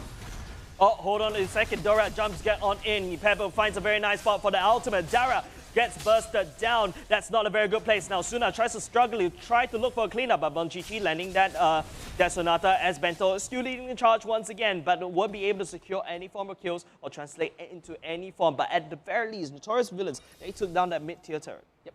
All they're doing is skirmishing in favor of getting objectives, right? They don't have to hard commit onto the fights. But if Bento gets caught out by Fenrir, the Feather Airstrike is gonna end him. Fancy feet though, as he's dancing around, Fenrir has to use the wings by wings to get out. Bento now having to flicker away. Suna jumping in with the Lycan Pounds, kills him off, and now they siege down bot tier 1. Like I said, it's skirmishing to get objectives. I feel like this game has swapped from, fights and clashes, it turns into pure macro. Yeah. Both teams identified that they're not gonna clash for the kills. Let's just play pure macro. Whereas Notorious villains, they have basically, 5 turrets down. Off the side of Explorer, but Explorer only took down 1 at the bottom side. And MPL-SG, he's going to be okay fighting the Atlas here because, of course, he is a bit more fed than you expect. 3-0-2, 8-9 minutes in, he's looking good to go. Now they steal away the blue buff. Roger really needs that, or red buff rather. Roger really needs that, so he's going to be well happy with that take. I feel like what Notorious villains is actually doing is to deny Explorer away from all those kind of buffs. As Notorious villains is just tossing as much skews as possible, and Explorer using that Beatrix bomb to just clear off the wave as well as just zoning people out. Explorer is just trying to deny that form of siege. Both teams are bringing on siege weapons and they're just trying to toss at each other. You need to ask yourself the question now, right? Because they have double marksmen between Beatrix and Granger, where does the farm priority go? Who is going to get the gold? And if neither of them really finds the lion's share, then they have diminished impact in fights. They're not doing damage, right? Starting to see a little bit of that happen right now as Explorer. They will have to defend this Lord, making movements over on the bottom side. It's Bento running up the lane first. Rest of Explorer just behind him though. Yeah, but as you can see, Pebble and Dora, they're just waiting for them to group up. Bento, once again, just pushing forward. They're trying to do that, but it is Explorer that will be able to push Notorious Villain. But on the side there, you can see MPL-SG will be able to take down Pebble. It's a bit of a weird fight right now that Explorer kind of found itself right on in, as Notorious Villains will be able to find 1 or 2 kills, even more, make that 4 in fact, as Suna, the janitor, the cleanup crew, is here to wipe Explorer off the map. Envy got priority on the Lord. Explorer trickle in and they get punished, right? The Death Bush with Fenrir's Feather Airstrike to get an MPL-SG jumping onto Pebble. That Sonata will be able to land, but that's more of a zone. But I don't feel like Notorious Villains actually care. They see this turret and they want to take it. Now Explorer, fully open top side, fully open mid lane. Explorer, the only standing bastion is at the bottom side, and Notorious Villains is just on the roll. Don't be so quick to say that, because they're going for the Lord now. They could go for bot tier 1. But it is still, like you said, a brief respite, right? Explorers get a chance to reset, they get a chance to fight again. Need to wait for everyone's ults to come up when Chi-Chi is still waiting for his Death Sonata.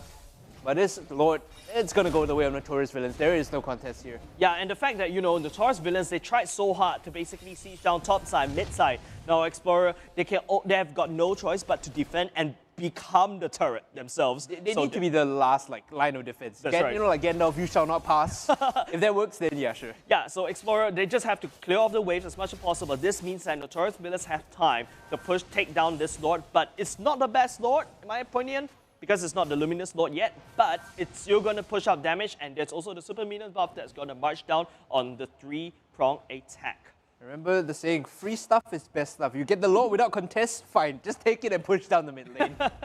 Yeah, and of course, there will be a 3-prong attack as Dora is just standing right on there, trying to look for the flank. Fatal Links will be able to find Fenrir. Unfortunately, as Explorer retreats back to their own fountain, Suna on the roll right here, as Notorious Villains will be able to equalize that with a 1-1.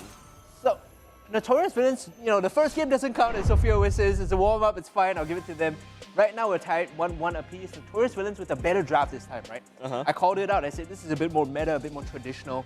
The Yuuzhan coupled with the Angela just makes it such that any time they need to fight, right, there's always the space created for the backline. Farsa was never threatened, if you realize. There was no one really jumping on the Farsa. Yeah, it's exactly what you said. And, you know, Explorer, they had the better driving game number 1 in terms of the early game.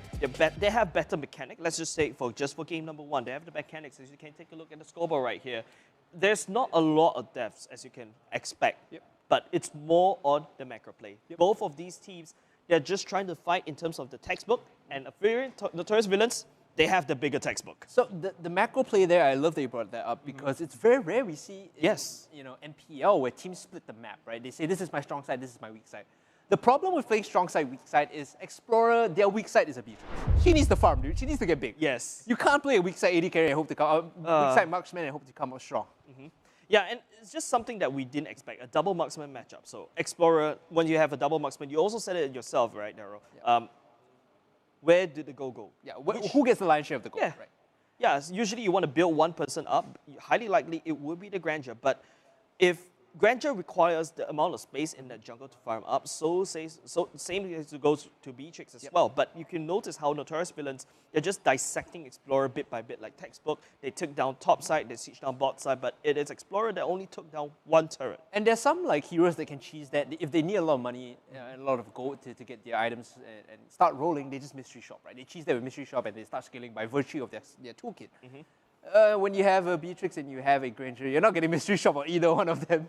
Yep, of course. Let's just flash the MVP right now on screen just to take a look who the MVP is. Popstar Suna. Looking very cute actually with 704, GPM at 851.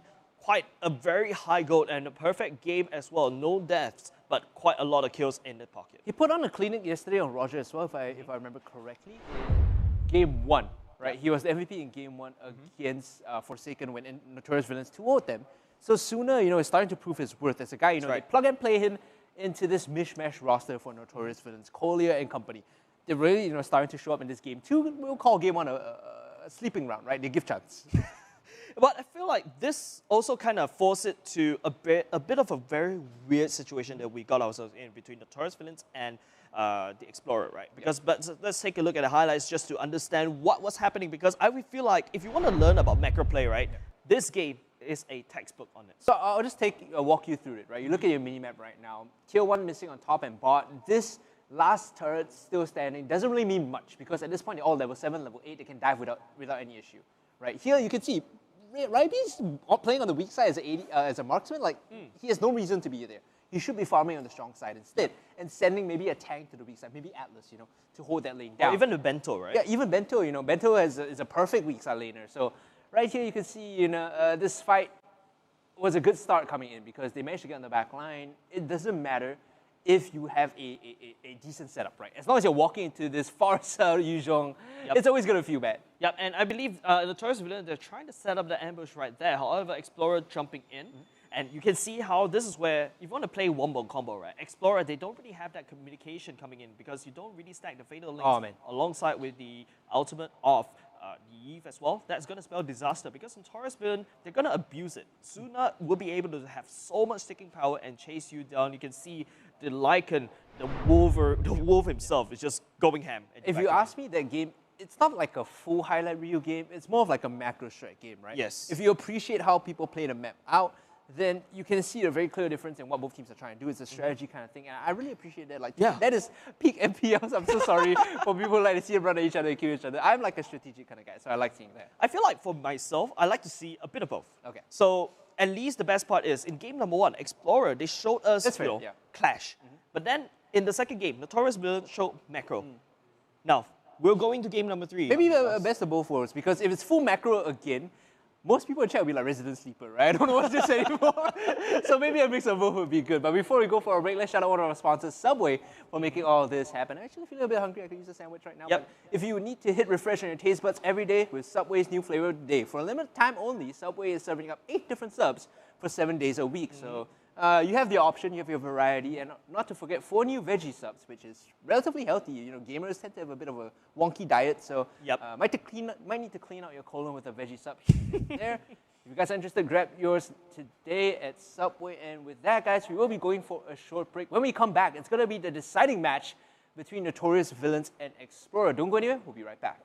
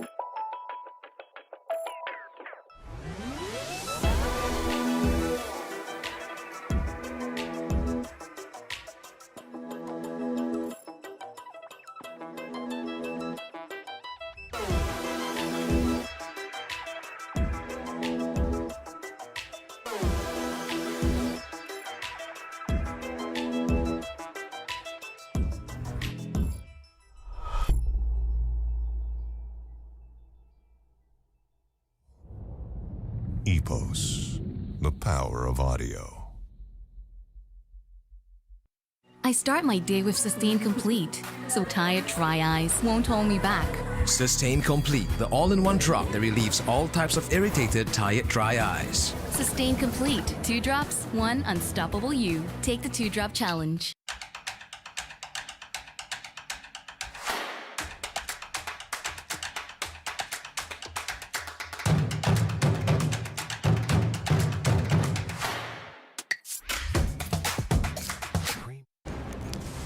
Everyone loves winning.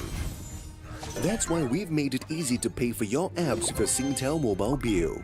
With easy one-time setup and fast transactions, we offer hassle-free payment and convenience while you focus on winning.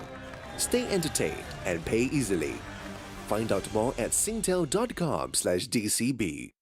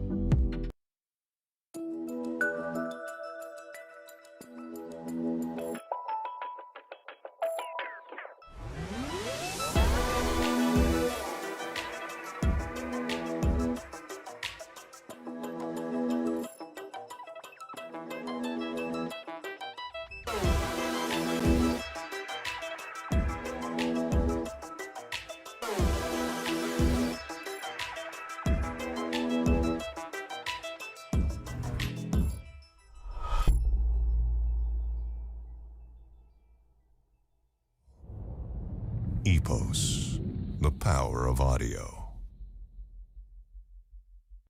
I start my day with Sustain Complete, so tired dry eyes won't hold me back.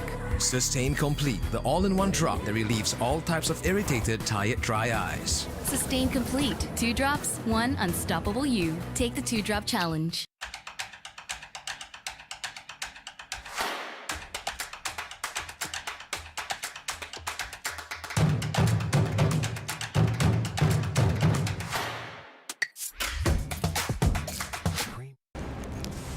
Everyone loves winning. That's why we've made it easy to pay for your apps with a Singtel mobile bill. With easy one-time setup and fast transactions, we offer hassle-free payment and convenience while you focus on winning. Stay entertained and pay easily. Find out more at singtel.com/DCB.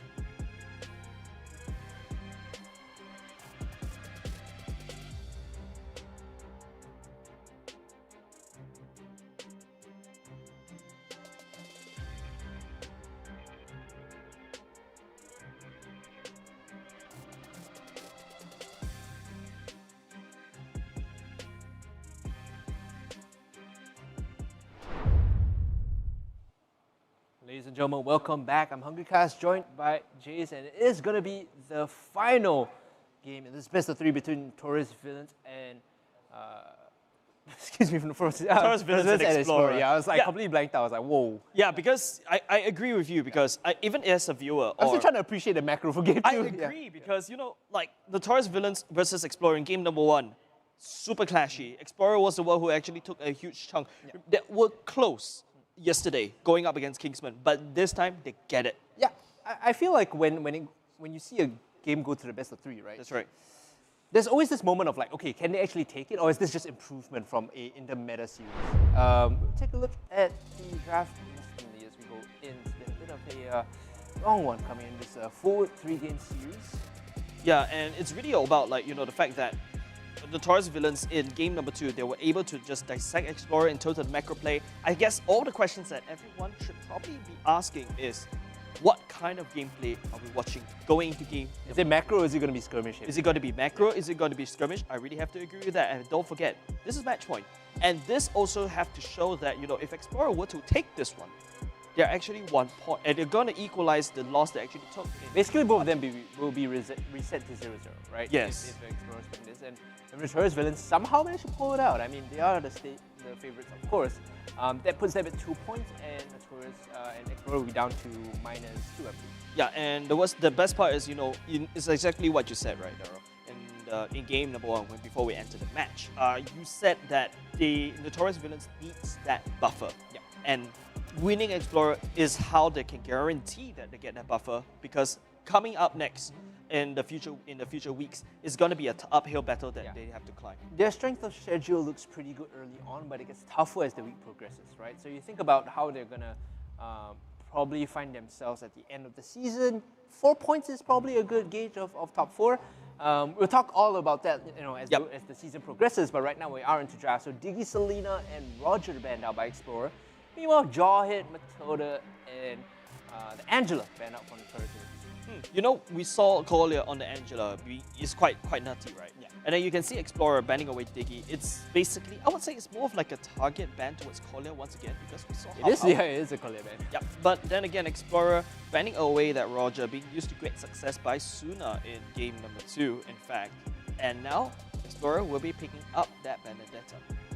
You know what's similar to Roger in the, you know, kind of core jungle marksman position? He's Sunshin, and he's left open. I feel like you could pick it up if you want to. Uranus open means that Notorious Villains are definitely going to be getting their hands on that. Claude as well works the same way. And when I say works the same way, these are heroes that want to work their way through the fight. They don't just want to stay behind.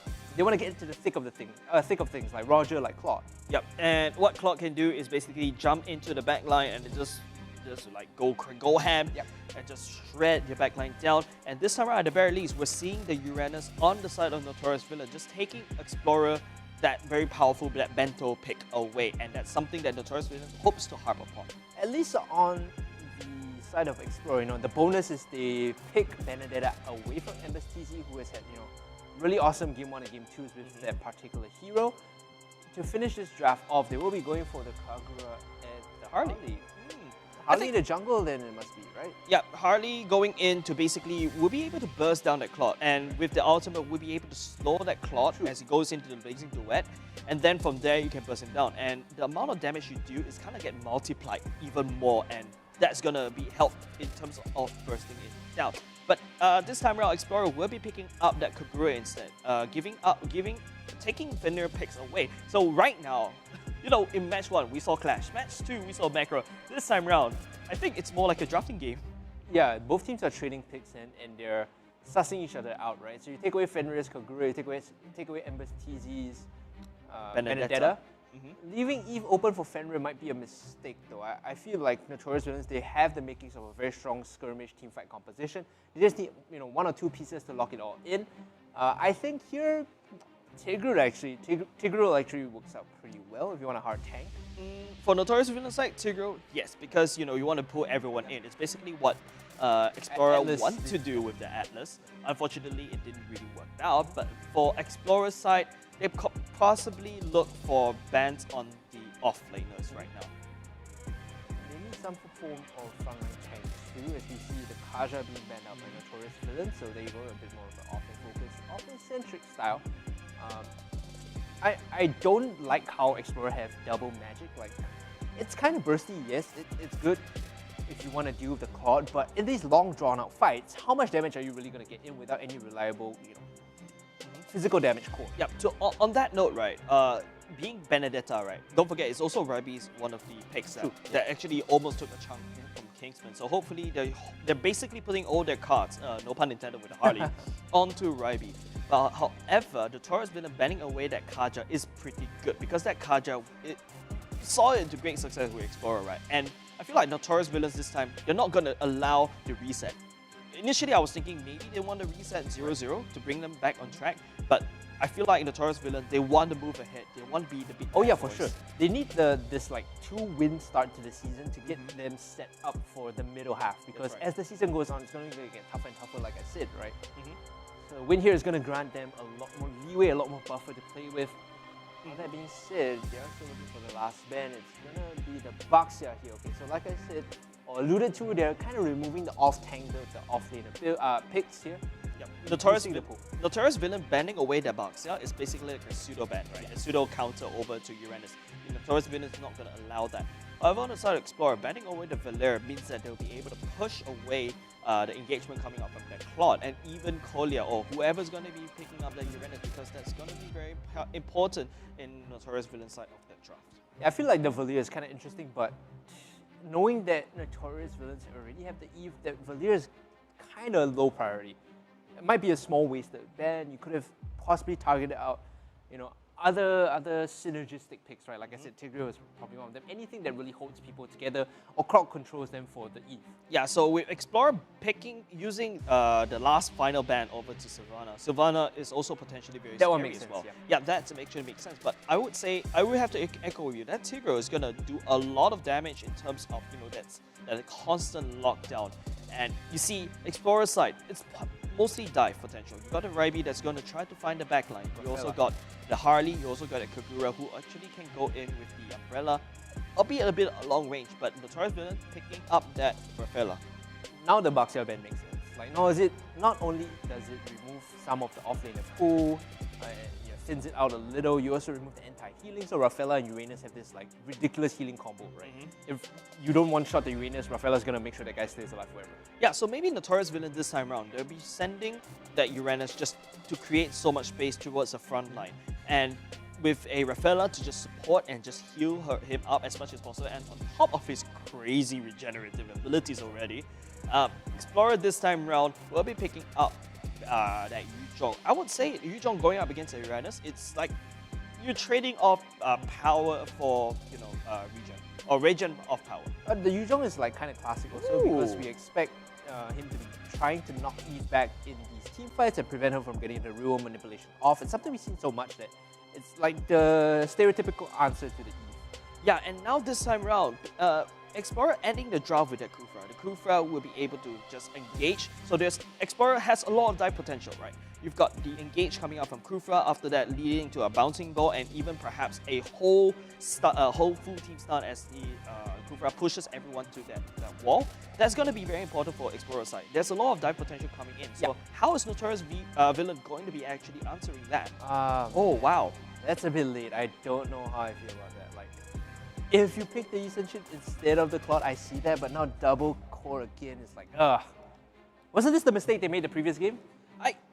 Their opponents made it. Yeah, exactly. And it's just what I feel, right? You know, like, Notorious Villain, if they were to pick that YSS, it's definitely going to go for the side lanes, because I would say a Claude needs the jungle. Claude needs more gold and more priority, because YSS with the passive, he does quite a lot of damage, and there's a lot more range as compared to the Claude, and also there's a immunity. CC immune. You could send Claude to gold lane, Ascension jungle should be either ways, but my take, I would prefer that Claude to farm out, because Claude really needs that gold to farm out as compared to YSS. Oh man, I would have liked another tank here, because now all the frontlining duty falls to Suna, not Suna rather, they're just going to swap this one, right? It's going to fall onto the Uranus, and that's going to be a problem. Like, I'm imagining that Dara plays the Uranus here. No, it's going to be Suna, okay.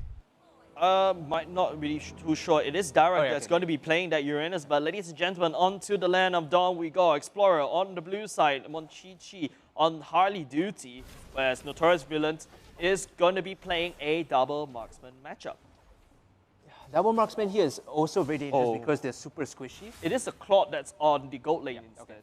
That makes sense. So Ascension jungle Claude gold lane. That lane is actually pretty safe as long as you don't overextend against the Benedetta. Because of your mobility, you can swap with the doubles very quickly. Kolya here might have to be careful. He's very squishy. Yeah, I don't think Raibi will be able to find anything. What Raibi wants to do is just to be that annoying Benedetta against Notorious Villain. And now, don't forget, a lot of stakes is riding on this game, right? This is all match point. Notorious Villains, they really need to take this game to secure a buffer, or they're going to reset it 0-0. But, you know, bringing Ryby on towards the top lane against Marksman, it's like paper, scissors, stones. And Assassin beats Marksman hands down in the early game. Look at the minimap right now, you can see that Kohler is getting pressured out, and that's your Kufra coming in again, putting the pressure down. This guy is a teamfight monster, right? He doesn't really do a lot in lane or harassing in lanes, but when it comes down to the 5v5s, that's where he shines. Yeah, he's a very good initiator, jumping in. The bouncing ball is kind of like a pseudo counter over to Claude, right? Because you can blink and it slows the Blazing Duet slightly down. Same thing you say even for Yu Shin. Yu Shin needs to be able to, you know, activate and just roam around. But oh, Bento is going to get Kaitis ahead a little bit. Vengeance will be activated. The damage coming up is not enough to basically bring this big bad dragon down. Turtle has spawned. You can see it's already been started up by the side of Explorer, but Ryby is here.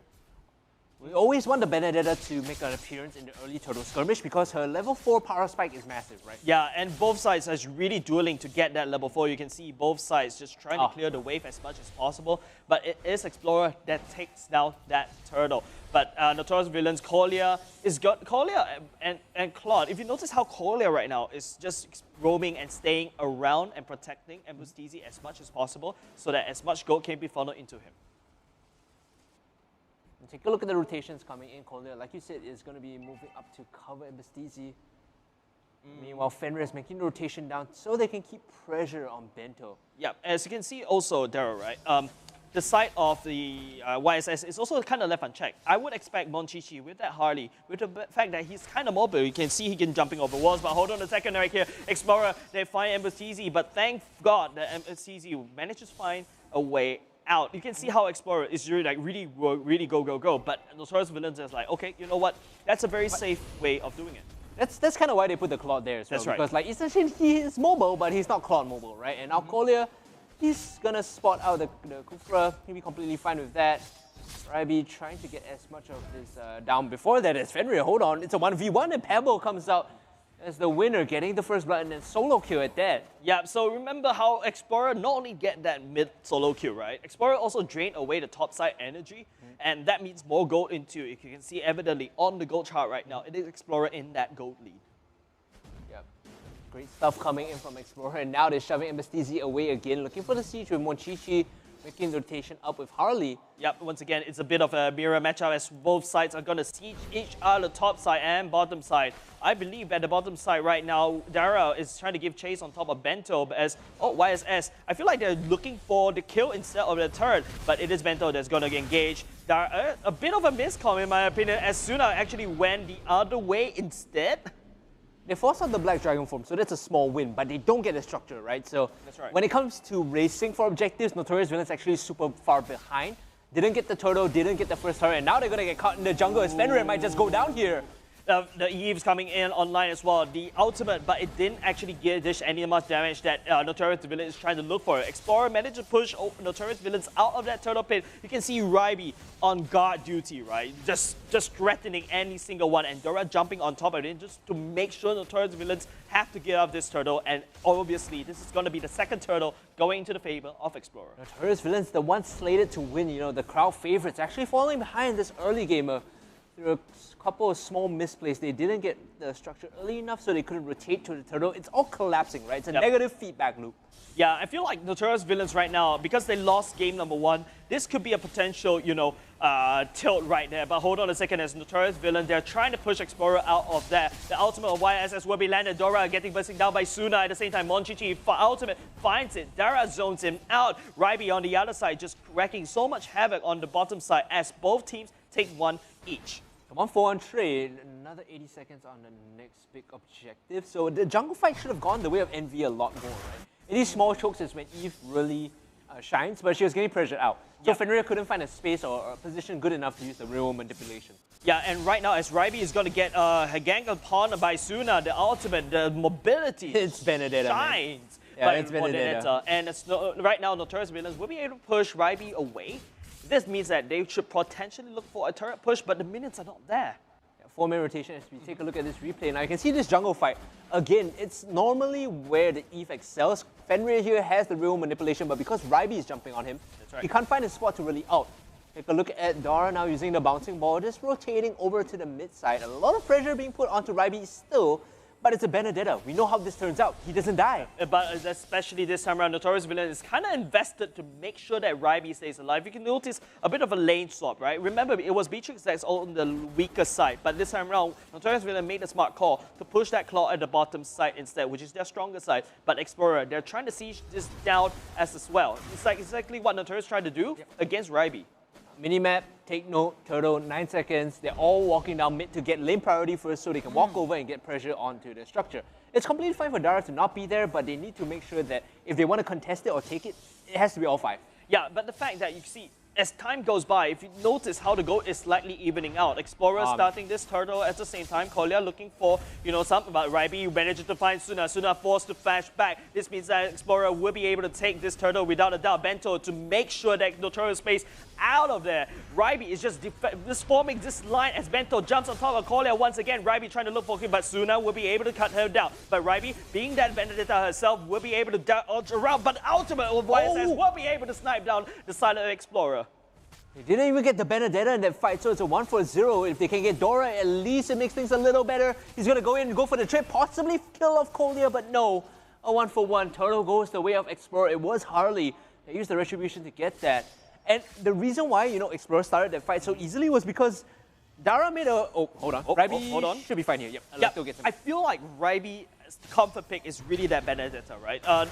Notorious Villain actually failed to recognize that, because it was them who actually, with MPL-SG, mostly on the Benedetta duty. Finally, Explorer, Ryby is an element, right? And Explorer hopes to actually use that to translate into a win. But however, remember, Explorer was actually ahead in that goal lead. Notorious Villain is actually slowly catching up. Kolya gets busted down by the Pebble. That is starting to hurt. Like, Notorious Villains are looking a bit off now as Dara jumps in. In terms of putting priority on their objectives, they're not doing so. Their rotations have been a bit sloppy from Dara. Yep. I was about to say, the reason that Turtle was taken so quickly was because Dara walked to the top side for no reason, and now Ryby is going to be able to pick off Fenrir as well because he's in mid for no reason again. He shouldn't be defending alone. Yeah, and the fact is, Notorious Villain is just starting to make all these sloppy trades, but then again, Dara comes in just to say hi, but they then say bye. Explorer is just all over the map on top of Notorious Villains right now. And it's just very hard because Ryby, the fact that Ryby still exists, gets in and gets out so easily, is just slowly choking Notorious Villain off. And don't forget, Notorious Villains, they need as much gold as possible. They are the one with the double marksman matchup. You need to respect the movements coming from the Benedetta, and you need to respect the Yuzhong in your backline, right?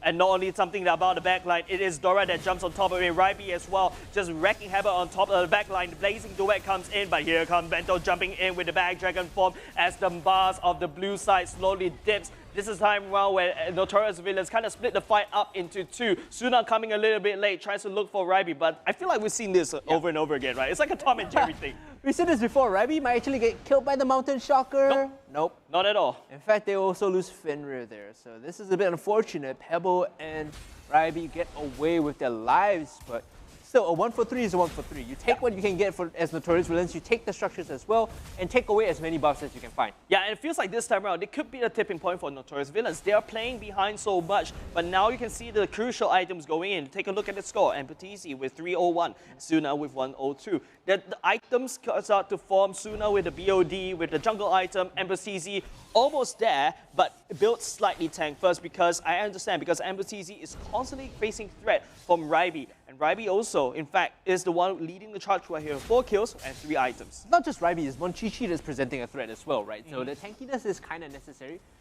At least has the Demon Hunter Blade already. So right now you can see on your screen, Explorer, they're contesting this area because the turtle is open. And finally, Notorious Villains, they arrive and they play the priority properly because the load is up, rather. Yep. Make sure all 5 are here so they can start this. Yeah, but as you can see there on the minimap, Ryby on the bottom side doing a bit of split push. Notorious Villains, but it is Bento Jet jumps on top. Lord has been slain by the side of Notorious Villain. Bento will fly in, take a lot of damage and get out. Notorious Villains, they take what they want. Explorer is forced to disengage, but at the same time, Ryby giving a 1-2 punch at the bottom side, clearing off the bottom side. What I always tell people to do is if your teammate is going a split push, don't even look like you're going to contest the objective. Just run it down mid and trade objectives instead. So you have a split push in bot and mid. Give them the Lord, it's completely fine. You're taking map space, and the Lord has to push even further down, right? So you take a look at this map here, this replay coming in here. It's going to be that fight that Notorious Villains actually won. And the reason it succeeded is because at the back, they managed to get the real manipulation off. And the fact that MPL-SG just unleashing the full force of the blazing duet at the back line, just cutting down Eve down. But the Lord is marching down on the side of an Explorer. This could be a reprieve for Notorious Villains to basically turn this game around. But at the same time, same thing could be said. Uranus is actually cutting it up, but the Lord is right there, pummeling it right down. Yeah, look at the backline. Collier coming in, but he's going to get caught out. He shouldn't be in that position. Remember, he's the support, but everyone else jumping in. MPL-SG with the blazing duet. He's ripping at the shreds. He's going to jump back and find the kills that he needs. He's going to get the shutdown. Kogura too, and now Dora. He has to flee. He's going to fall down very low as the jump in from Dara comes in to follow up. Bento trying to get some space for his teammate, trying to buy some time. But Notorious Villains, all the damage has been done. They've hit their enemies where it hurts, and now they're going to back off. Yeah, and because of that, MPL-SG, he unlocked the golden staff, and that is it. That is a clock that is online, and Explorer fails to respect that exactly that, as Dara is just being a slight nuisance at the same time. But Dora, misses the ultimate that's crucial for this to turn around. We'll trade his life for that, as Notorious Villain will be looking to actually collapse on top of the bottom side. Blazing Duet once again just to zone every single one out. Dara and Ryby just trying to make a place, but that is unfortunately not going to happen because Suna takes him down as there's a bit of a revenge kill coming in. Dara coming in as well, trying to zone the people out. But the problem is Notorious Villain, they are on full retreat. It's just Dara being annoying Uranus, just zoning the fact up that Explorer, splitting that fight apart. So think of two things that always happen in these fights. One is that Fenrir always gets real manipulation off. The moment he gets that off, the key thought from Explorer is we're going to jump in, we're going to kill this guy, right? But because they're focusing down Fenrir, MPL-SG gets the blazing duet off. They spend all their crowd control trying to remove the real manipulation that this guy's free to hit. And look at Dara being annoying. This is why Uranus is annoying and OP. Yeah, and that's the problem is Explorer, don't forget, they're also bringing technically 2 assassins into a 2-marksman fight. Initially, Explorer is the one that's going to lead the charge, right? Yep, because they do have 2 assassins. Assassins scale exponentially in the early game, but falls off very quickly exponentially. However, moving on to the late game, which we are in right now, that Claude is unstoppable with the blazing duet. If he gets picked off, it's still game over for Notorious Villains, right? We saw the Kufra attempt to go in just now and kind of whipped in, right? But they hit the right angle to go in and they combined that with the yin-yang overturn. That is still a window for them to come back in. Notorious Villains still has to respect the spacing, respect how their opponents are counter-engaging, right? You can't always run in as, the Uranus like Dara does and hope that everything's going to be fine. Yep. And I just felt like, the fact that they kind of left the Claude unattended in a sense to farm up, and don't forget they're sending back Claude at the bottom side just to farm up as much gold, to soak it as much gold. Suna at the same time on jungle duty. But then again, it's just the fact that Ryby tries to hunt them down, but you cannot just put all the cards on Ryby because there's a lot of things going on in the map, and one person might not even be there to hold the weight of 5 members. Yeah, Ryby has had a really good performance today. It does. I think his Benedetta is something that you have to be very careful of. It's similar to like when I highlight particular players, they have picks that stand out, right? Evos Girl, like the Yuzhong is the one that stands out. Ryby's Benedetta, yeah, exactly. You look at these picks, you have to consider that every time you go into game and think whether you want to bend it. So, which means that it's the third.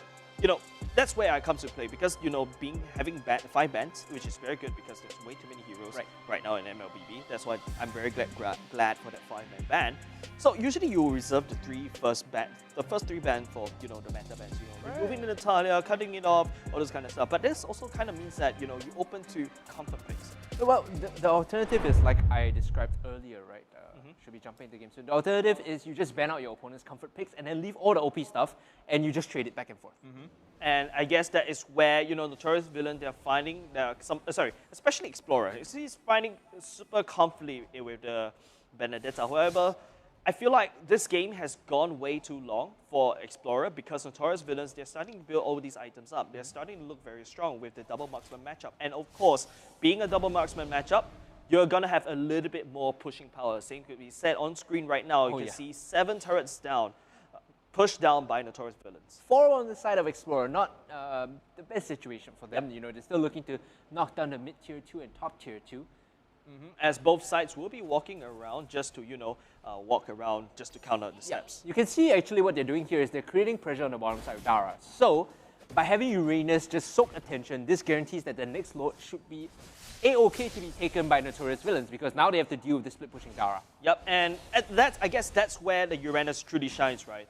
It's not with your team in a sense, but to come in at the exact right time just to come in for the flank. Or if not else, you just go down and just do Uranus thing. Split pushing, cutting that wave, just create this tremendous amount of pressure at the bottom side. What is important is that there's this pull and push effect. So if Uranus shows on the bottom side, then Notorious villains need to immediately start a turtle to create a win-win situation. Yeah, and as you can see right now, I think Explorers, the Lord, rather. Yeah, Explorers are not biting that bait right now. They only send Yu Zhong down at the bottom side to equalize that. But you can see the damage coming out from the side of Uranus is starting just to shine. And don't forget, it is Explorer and Notorious villain that might actually contest for this Lord right now as Ryby's using the ultimate. Oh, Explorer going to be going into this next team fight without those crucial abilities. That's going to be very careful. Dora jumping on top. Because Dara arrived into the fight. Now Dora is actually going to be isolated. He pops the bouncing ball by the backline. They fight sooner. They might be able to kill him off. They need to regroup. That's a big out coming in. And it resets everything. The Black Dragon Form arriving means that Explorer might be able to turn this fight around. Yes, as Bento is just trying to shred the side of Notorious villain, but Notorious villain there now turning the tide over. Ambustisi finding Ryby, but Ryby fights back with the Kolia takedown as he just disengaged almost immediately, flawlessly. But next to side of Explorer, they have the Dara to deal with, and that's the kind of invisible pressure that Notorious villain is just exerting over Explorer, and now Ryby is going to get taken down as Dara is still at the bottom side. Every time the Benedetta dies, I raise my hands in victory because it's such an annoying hero. Look at all those iframes and mobility, but thankfully the Void Crystal from Fenrir finished him off. So Lord is going to be taken, and again you see the split map push, the pull and push also coming from Notorious villains. While Dara's on the bottom side, they start the Lord because they know if they focus down Dara, nobody's going to come and contest this. Dara's okay, he's healing up, he's completely fine. Uranus is just that good in this patch. Yeah, I feel like, you know, you can see the ticking. You can see at the bottom side, Dara is just healing as if he's actually in fountain. He doesn't need to go back to the fountain. He's a walking fountain. He's, a private one. Now this presents another problem because the Lord is going to be pushing down the bot side. You can send Dara to the top, right? And again, it's this idea, pull and push. If the Lord and the 4 members are pushing in, Dara also needs to be pushing in as we take a look at this replay. Yeah, as we take a look at this replay, you see Pebble finds Suna at the same time, but the Dauntless is going to make sure, but wonderful ultimate coming out from Dora. Bento tried to push in, but then again, Ambustisi. I think like Bento is trying to focus down Suna instead of Ambustisi. I feel like most of the damage is actually in the kit of Ambustisi right now, as the Notorious villain will be able to march down at the bottom side. That Lord is the high brother of High Loss or whatever, but as Ryby finds Suna once again, Ambustisi is just, you know, the fact that it's just the Blazing Duet coming in as Bento just goes on in just to receive some damage, gets taken down, and not taken aside as Notorious villain.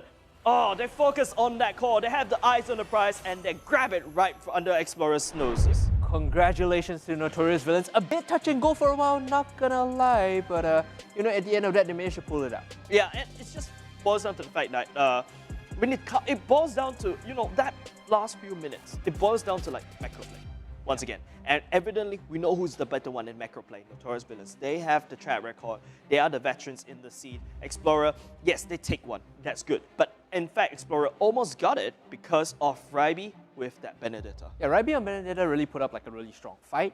But like you said, the macro in the last couple of minutes, right? Sending Dara as on this Uranus to the bot side and keeping pressure on the Lord means that you force Explorer into a lose-lose situation. Especially when the team is a bit young and not fully gelled together. The shot calling tends to be a bit, you know, slippery, right? Yeah. There's no clean call. So for them to decide, oh, do we want to defend against the Uranus or go for the turtle, is in itself is a hard decision. I feel like the fact that Notorious villain is just giving so much options. It's like MCQ. But rather than having 4 options, they're given 10. And that's exactly what Notorious villain manages to confuse Explorers. Like, for example, Ryby. If Notorious villain were to start a fight, who is Ryby going to engage on? Are you going to look for Suna? Or are you going to look for Ambustisi? Right. Yeah. Right. But at the same time, Monchichi, I would say, being the second assassin, I feel like they're just trying to run down this one person only. And I would say that's a very tough question. It's also very hard. That's potentially the confusion you brought to the table as a double marksman. We're going to have the MVP coming up, right? I'm going to talk through the value of like this claw pick a little bit as I believe it should be Ambustisi again. Previously on the Benedetta, this time on the Claude.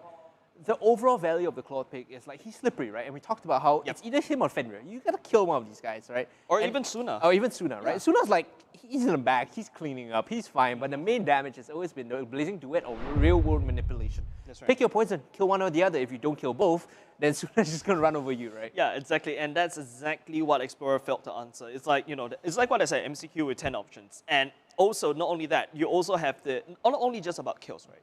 It's also about the macro play. Yeah. The macro question that Notorious Villains actually proposed over to Explorer. Are you going to fight Dara that's at the bottom side that's constantly split pushing? Notorious Villain is actually leaving themselves open with a 4-man, 4B5, right? And the fact that if Explorer were to actually engage on top of Notorious Villain, Explorer can use that Yuzhong to fly on in. Yeah. And close that gap quickly. The thing also is their composition has tools to disengage pretty well, so it's not like it's a guarantee like, oh, I all in you and you die, right? Your opponents kind of have to handshake the fight or so. That's right. So it's a system where like you need to either catch them out or force them to fight. Yeah, and it's like what you said, push and pull, right? You can see how Dara is just creating so much space for Notorious Villain to do whatever they want, be it securing objectives, be it to farm, to allow MPL-SG that amount of time to just farm up to be that crazy monster of the MVP of a Claude. I would say it also boils down to Dara just creating so much space. And if you notice how Explorer tried to kill Dara, and Dara just laughed it off. When I look at this team right now, right, like it's not just Dara, everyone's firing on all cylinders. Even Fenrir also on this Eve put a lot of pressure down on his opponents. So when you look at this team and you're drafting, say I'm a coach and I'm looking at Notorious Villains and I have to draft, well, Diggy is certainly going to be banned, right? Because Diggy's a problem for a lot of people. And Angela for Coley also turns out to be another issue. Now you have to consider, okay, do we want to ban out Benedetta against MPL-SG? Is Claude also an option that we have to ban out? In addition to all the other OP things like Uranus and Natalia, and the Matilda, you really have your hands full with what to ban and what to think about counter drafting. Yeah, and of course, ladies and gentlemen, once again, I'd like to give our shout out to our sponsor, PvP Esports, powered by Singtel as well, which is the ultimate regional platform where gaming lives. Guided by its core values of passion, sportsmanship, and healthy gaming, PvP Esports seeks to continually grow the regional ecosystem through its initiatives and tournaments, especially the fact that they're also doing MPL Singapore for us. That is truly growing us. Now, apologies for the delay, but we do have the highlights up and ready for you guys. So let's take a look at how Notorious Villains sealed this Game 3 to give themselves a +2 lead in standings. Albeit a wonky start. For a point of time, I thought that because of the amount of lead that Riot just secured, as you can see, finding Kolia one time after the other, just zoning the fact that we want to abuse the healing on top of Dara healing, it just cuts it off. But Notorious Villains slowly, bit by bit, climbing back up because of the, like I said, just allow that Claude to just farm up, all those kind of stuff. The early game is always a bit iffy when you have double marksman, right? So when you hit that power point, you feel like you're strong. That's when you start fighting. Of course, Suna here, he's trying his best to hold on. This was the big turnaround fight. When members of Explorer overcommit, they use the Black Dragon form, and MPL-SG is just owning them in the backline, right? You could see the decision making because Fenrir popped Real Manipulation, MPL-SG pops Blazing Duet. Everyone at Explorer is like, who do we kill? Who do we stop, right? And they chose poorly, clearly, in that case. Yeah, and then also, if you notice how in that previous fight, MPL-SG managed to go back to the safe spot of the turret. But right now, as you can see, I think this is the fight where Dara is just, just providing so much pressure by the side, we be able to take person down. And bit by bit, Notorious Villain just dissected Explorer one alphabet at a time. One by one, they all fall down. And this final fight here sealed the deal for Notorious Villains. Even though the Kufra came in with a good ultimate. Yeah, right? He missed the first one, the supposedly good He only had like 2 ultimates, one missed and one was decent. So don't really think the Kufra is going to make a reappearance in MPL-SG anytime soon. But I feel like because the fact that, that Kufra is a pseudo counter for that Claude, you would expect that, that Kufra will be able to do wonders against that Claude. But if you notice how MPL-SG is just waiting for Kufra to jump on in, then he enters with the Blazing Duet. So you mentioned one of our sponsors earlier, which is PvP Esports. Another that we have yet to mention today on our stream is H2O, and not to mention, another one. So we'll talk about H2O first because it's quite funny, right? We had the water on the table just now, but like if it was H2O, it would be perfect. So H2O is specially formulated to effectively replenish lost fluids, minerals, and electrolytes for top performance. H2O optimally hydrates you to keep your performance in check. choose the original H2O, thumbs up by the way, which contains no carbonation, or sparkling H2O if you I enjoy. just agree to that. Hey, original H2O, team original H2O, right? Sparkling is for people who can't drink soda. Yep, if you're looking for a optimal choice to refuel and avoid the finger cramps during the games, H2O is your go-to option. And of course, ladies and gentlemen, with that said, let's go on to a short break. We finally closed this chapter on Notorious Villains versus Explorer. Notorious Villains takes 2, Explorer takes 1. And it's a very tight fight, and unfortunately, Explorer will get sunk down. But I would say, good attempt. Good but attempt, ladies and gentlemen, don't go away, because coming up next is RSG SG versus Forsaken. So don't go away.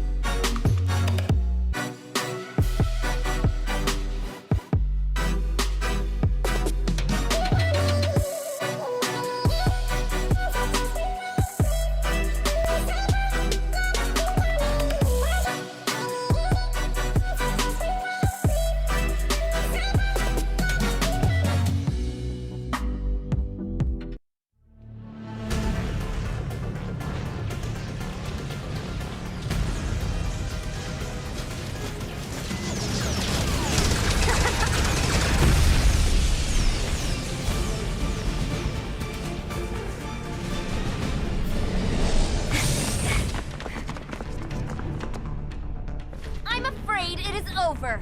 Turn yourself in! Alpha, stall them!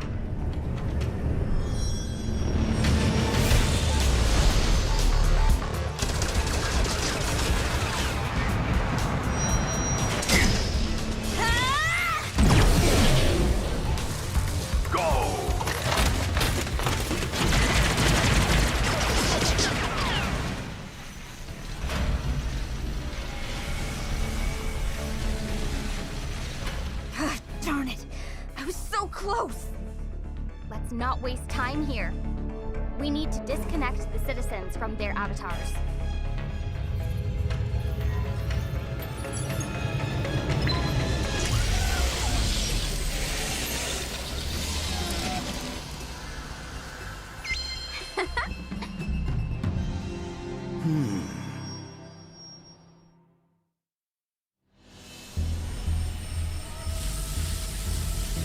It's time to give you an upgrade.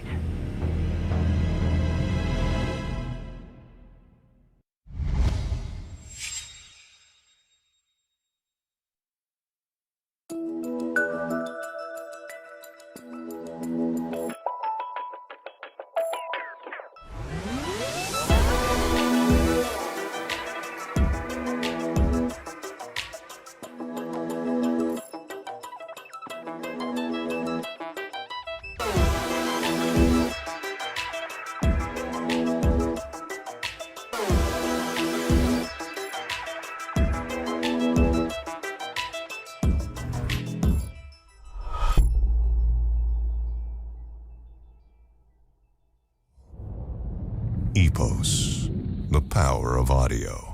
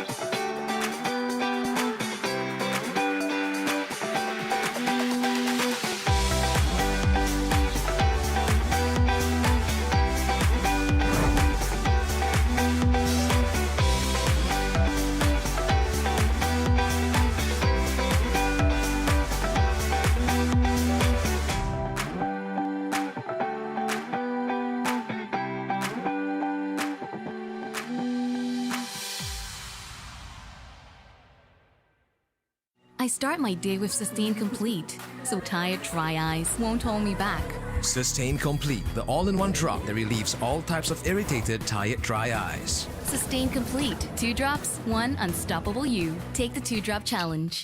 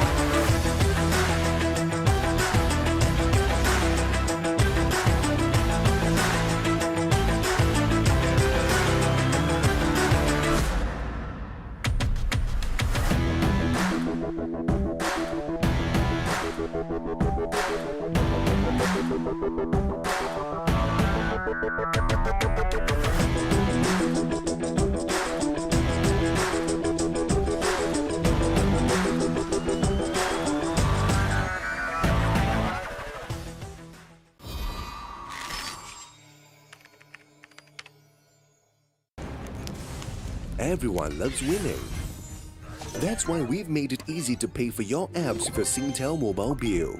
With easy one-time setup and fast transactions, we offer hassle-free payment and convenience while you focus on winning. Stay entertained and pay easily. Find out more at singtel.com/DCB.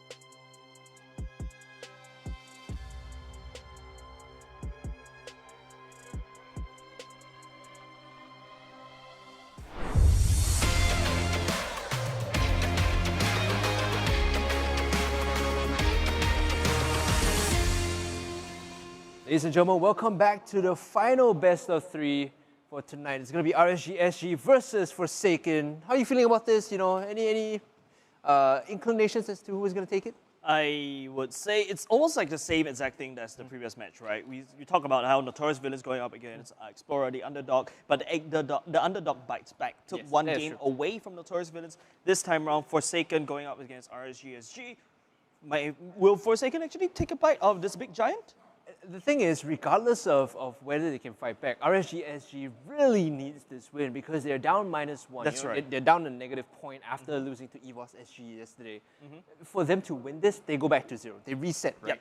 A win and a loss is a reset, but if they take another loss, that is not the start of the season that RSG SG wants, and Lim Young and squad is probably going to be, like LFO and everyone on their squad is going to be kicking themselves. Yeah, and other than that, same could be said for Forsaken, right? If Forsaken would potentially, based on the statistics that we had, based on the track record, we have RSG, one of RSG, the leading ones right now in the scene.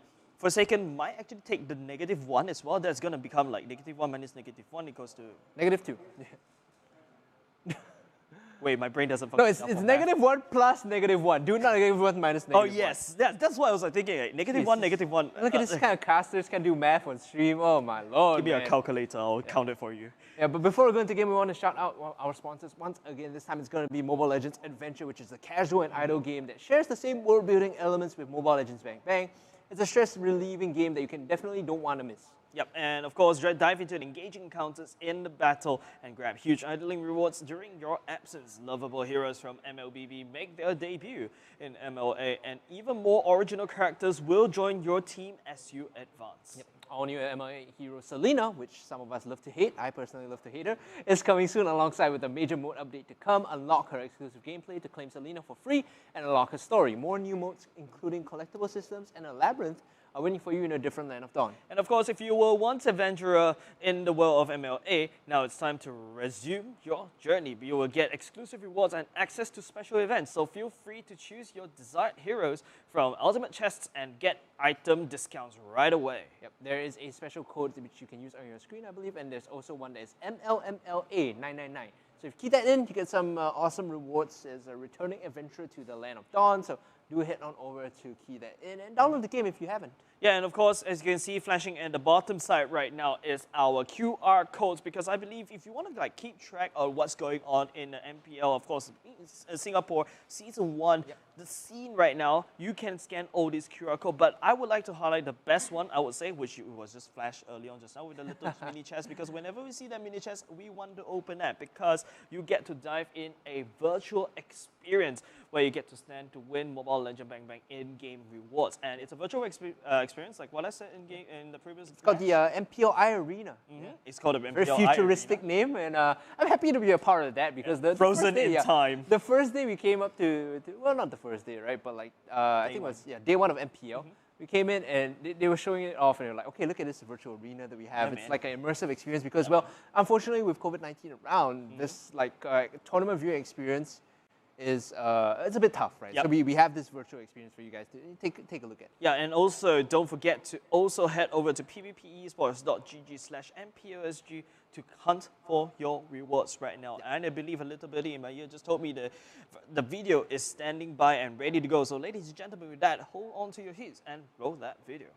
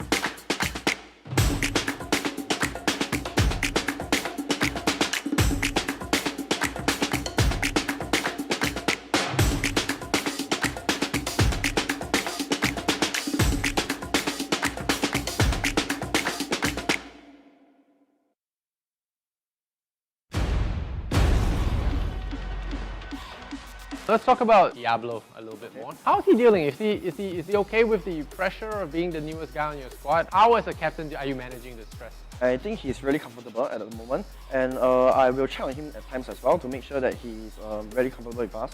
We want to make him feel comfortable with us. Getting nervous or stressed while playing with us isn't good. You can't play under pressure. When you play under pressure, you can't be our best. So have you brought over any lessons from last season? Maybe you can share them with me? I think we definitely need to learn to, we need to commit more time because compared to last season, honestly speaking, I think we didn't train much as a team. Well, as for this season, we are prepared to commit. I think my team do quite well, trainings and all, because we don't play much together before the qualifiers. Forsaken has been an amateur team for quite some time, and in the last MPL, we do see some potential in them, but they didn't really have good results. So maybe they have more experience now since they've played one MPL and they will know what to do, so it might be better. I heard MV beat Forsaken in the qualifiers lah. So I just put Forsaken as the lowest for now lah. RSG, they are still same as Evos lah. They are still top of the table, definitely. Very strong. And yeah, they will be the ones that we are chasing after.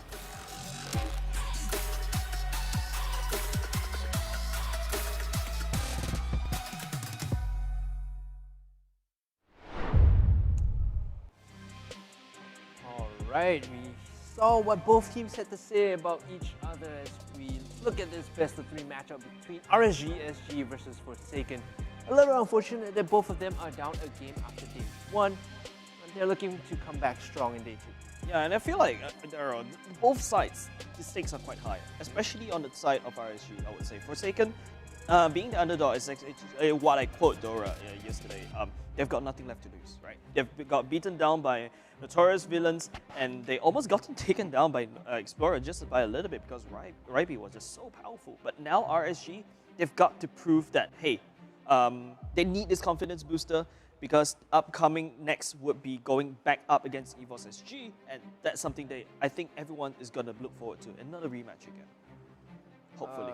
That is going to be a little bit down the road. So. If I remember correctly, it's a single round robin. So once RSG and Evos SG have played, that's going to be the end of that until playoffs. That being said, the story still stands. The plan for RSG SG is to come back strong. They need to make this a win for them to go back to 0. Although 0 doesn't sound the ideal, but -1 to 0 is definitely the goal here for RSG SG. I was looking at the draft yesterday, and in that best of 3, which went all 3 games, they caught on very early. In fact, they understood the value of the Uranus pick, and they understood how to deal with Eve and the threats that come with picking Eve. So I think in the second day, Yeah, they've probably reset a little bit. Yeah, and of course, ladies and gentlemen, let's take a look at the lineups right now, which will be flashed on top of your screen. RSG SG represented by our old favorite LI4, Sana, Diablo, Jason, and Forza with Sync on the sub player. Whereas on the other side of that owl, which is a bit of Forsaken as well, Evil C, Kai, Bao, Flash, Double, and Pooh. Yeah, this lineup is a little new to some of our viewers. It's not the experienced one that we see from RSG's side. RSG SG has been playing the same lineup for the longest time, right? Of course, you know, there are some members that are missing. KZP nowhere to be found, unfortunately. Sync also taking a short break, but this is the lineup that RSG SG and Forsaken have brought to the table. They will need to do their best with it. Yeah, and I feel like what RSG SG has to do is they really have to push it even harder. I don't feel like, yes, you're going up against an underdog, right? Yep. You better not underestimate, because we saw what happened in Notorious Villains. We saw what almost happened for Kingsmen. Right. And now they're going up against Forsaken, who is also, in this time round, the story has turned around into being an underdog, and, well, they've got nothing to lose. RSG SG has to play it safe.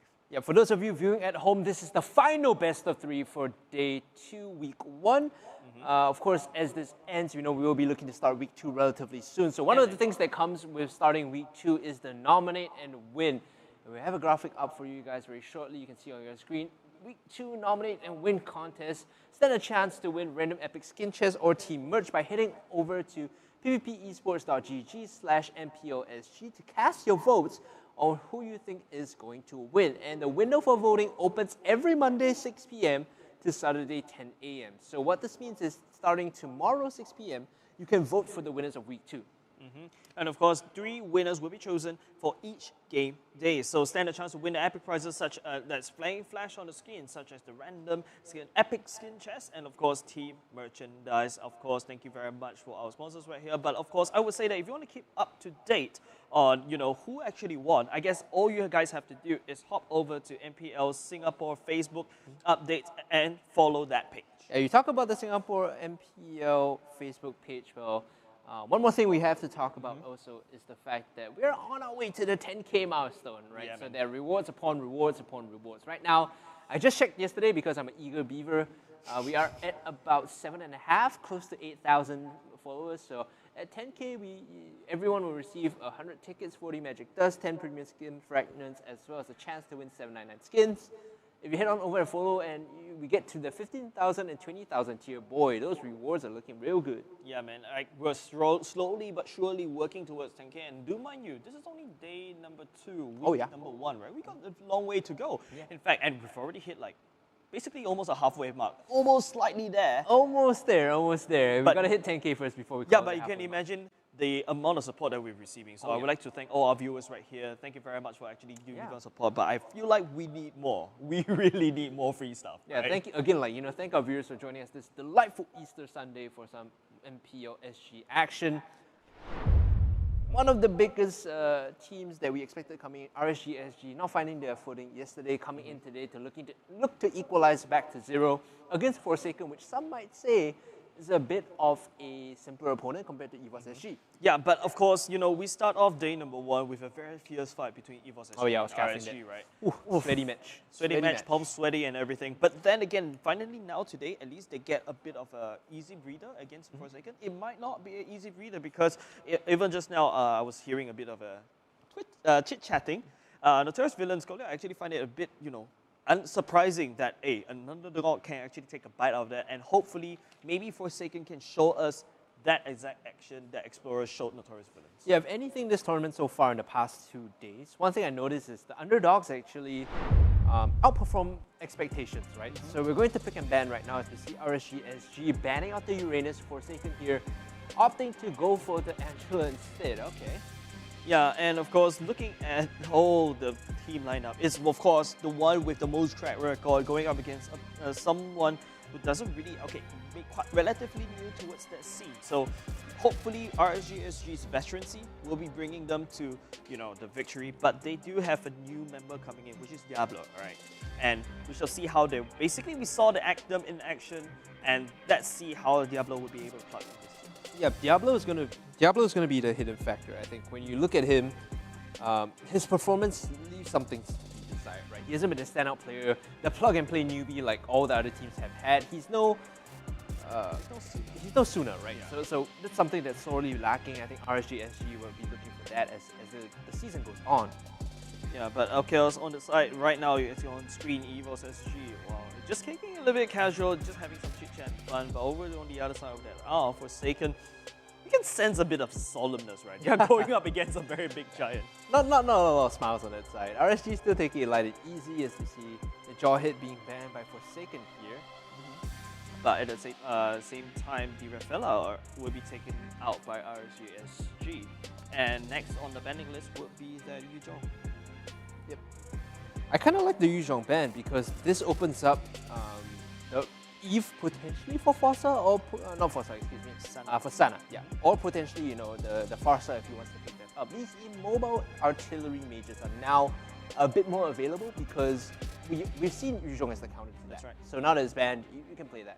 Yeah, so for the side of Forsaken right now, they're down to the last ban. Are they going to be banning away? Okay, they'll be banning away Yves, which Sana used to great success. But this also opens up to Mathilda, and don't forget, RSG is the one with the first pick, and they're going to lock that in.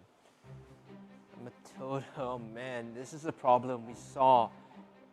NV, they were too careless, they left that open, they got smacked in the head by the Mathilda staff in game 1 against Explorer. So this time RSG, they'll be very happy with that pickup, and now they can potentially draft around the Mathilda because what does her kit have that really expedites your victory? It's the ability to dive in the backline and skirmish very well. You can save your teammates that have overextended, and you can dive in the backline and have someone join you if you need to. So you can draft a dive composition against Forsaken, but Forsaken right now, the Vendetta is thumbs up, the Alice is 2 thumbs down. I don't know what you feel about Alice. Personally, I play Alice once in a while. She's pretty fun to use, but usually we play in solo queue, right? Right. Rank. But we're in a tournament right now, right? And in MPL-SG, going up against the likes of RSG, Alice does not like what you said. Oh man, okay. Look at this, right? So this is why Alice is 2 thumbs down. You lock in Alice, RSG SG is like, okay, yeah, we'll go Baxia Paquito, and it doesn't matter how fed the Alice is, how farmed she is, she's never going to be healing optimally, and Paquito is always an answer to anyone looking to dive the backline. Brody picked up by Forsaken. It's interesting because Brody has seen some heavy nerfs, right? He's still a powerful marksman, don't get me wrong. Like, the ability to move while kind of repositioning around is strong.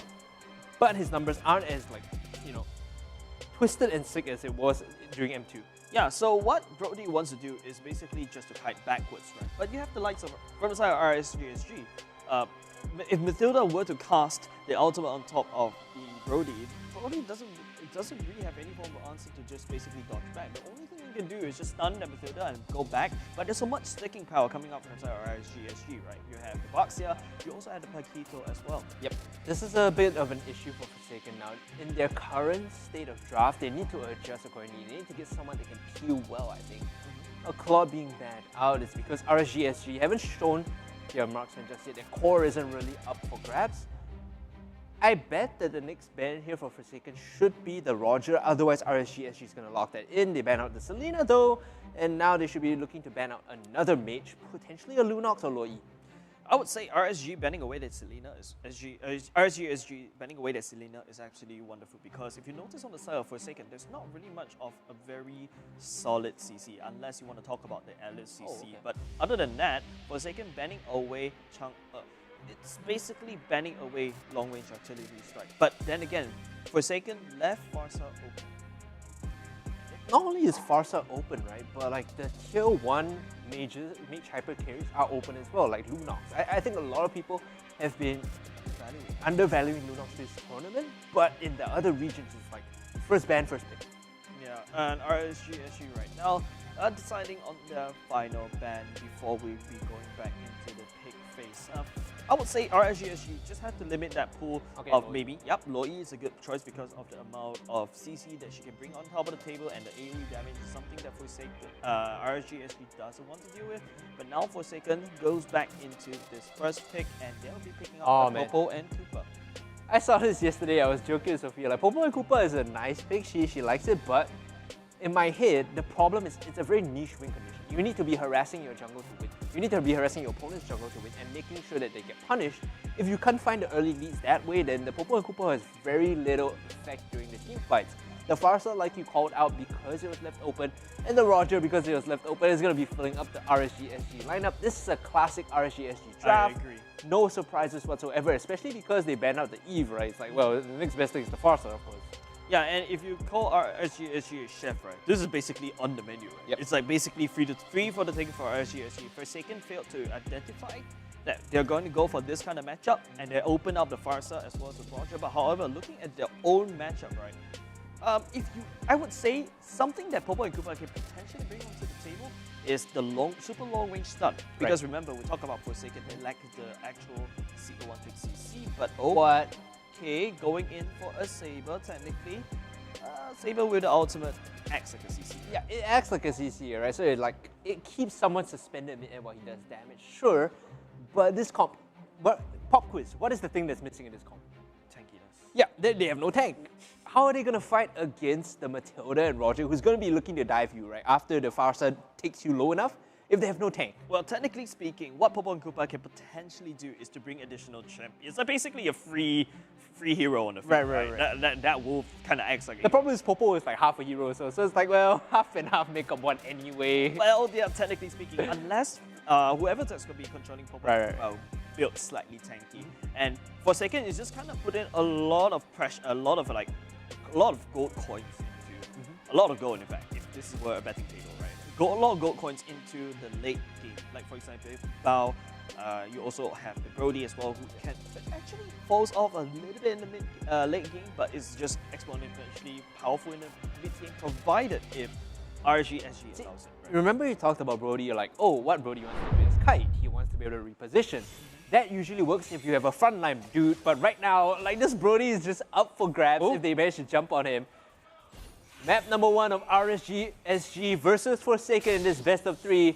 Right now, you can see a bit of pressure down onto Double. Forsaken's offlaner trying to make things a little tricky for the enemy box here. LY4 though holding his own.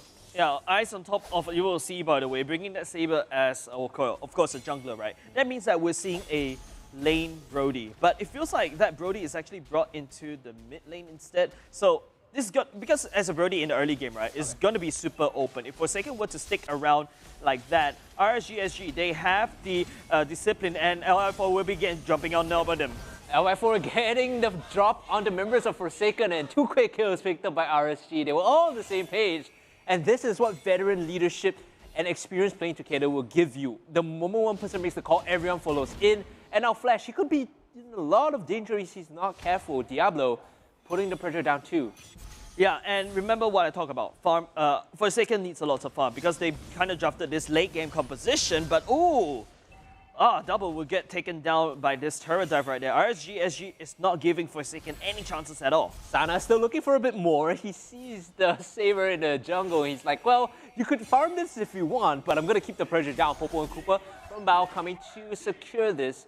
Sana's buying a lot of space for his team as he rotates around. Eventually will walk back and look to clear out this wave. Let's see this replay here as LY4 comes in at the side with that leap and slam, and they will be able to pick up the 2 members here. Bao going down together with Kai. The burst damage coming out from Forza with the Lycan Pounce as well as the Farsa. It's just way too much for Forsaken, especially we're talking about, you know, Kai being early game is kind of weak in terms of early game for Brody, but RSG SG, they're gonna start this out right now. And they're starting it up right now, a lot of damage. Oh man, there goes your Saber, and there goes the Brody. Where is Forsaken's health bars? I'll tell you, they're not in this turtle fight. RSG SG, they hold strong. They pick up the turtle and Double. He's fleeing, he's trying to run away, but the Tortoise Popoise is keeping him low. And again, it's a Benedetta, and those iframes are tricky, but the circling eagle in. He might just survive in the end. Double with a great escape. Yeah, maybe a double pixel of really red health right there. The only living member for Forsaken from that turtle team fight, right? It's exactly what I said. Jason actually found a very good place to land a fair airstrike. Forsaken unable to close that gap. Evil C will get taken down almost immediately. There's not much tank on the side of Forsaken, and therefore RSG, as you find that very good engage. Jumping in and down just melts Forsaken's lineup very quickly. Big group up here from Forsaken. You can see they're hovering towards the top side of the map. Sana here will make his presence known, but the rest of RSG, they aren't really into contesting this though. Sana jumps in still again. Yeah, not really much damage. A lot of damage, I would say, coming in from the side of RSG SG. As you can see, the items on the being shown to you guys right now. Forza is already on the a bit of a turret dive action happening on the top side. Will take down Flash, unfortunately. That's what happens when you leave the Matilda open. She's going to be roaming the map. She's going to be putting pressure, and every time Circling Eagle is up, she's going to be diving one of your side laners. Yeah, and you can see right now the draft coming out from RSG, but Bao receiving a lot of damage right here as Sana is leading the charge once again. Yeah, Sana in the middle of it all, actually looking to pick up the Brody first, and that is the marksman down now. Matilda will fall 2, and Sana has overextended just a little bit. At the end of that though, it's a 1-for-2 trade, and now RSG SG could look to convert on the mid-tier 1 as Diablo jumps in. He's looking for the damage, but the Blood Ode keeps the Alice alive. No problems there in the top side. Mid-tier 1 getting pressured still. Yeah, mid lane will potentially be open actually. It's going to be open exactly when I finish this sentence. But the fact that, you know, Forsaken is so behind in terms of this goalie, and we talked about it. Evo C, another death on the side of Evo C. Bao barely living and running away, but the feather airstrike snipes him out, and looking for Kai now. Another kill coming in for Jason, I believe. A double, looking for possibly a triple as the Circling Eagle keeps him inside. And Fossa finishes him off with the Lycan Pounce. Wow, RSG SG is not giving Forsaken any form of breathing room as well. If you see RSG SG's lineup, right, it's full rotation. You have the rotation power coming in from the side of Baxia, the far side with the wing by wings, as well as the Matilda as well. Forsaken, they're just constantly getting caught off guard. And Forsaken needs to farm. RSG SG is like what I said during the drafting phase, is not allowing them to farm at all. Meanwhile, another fight inside the jungle. The Feather Airstrike coming out. They're looking for Evo C. LY4 nearly hits him down. Nearly controls him up. He will find Pooper instead. So Pooper's just going to back off and heal up in the end. The blue buff goes the way of Fossa, and that's all they really came for. Yeah, 5 minutes into this game, ladies and gentlemen, we are seeing a very quick math there. 7K, yes, you saw me putting up the hands, fingers coming out.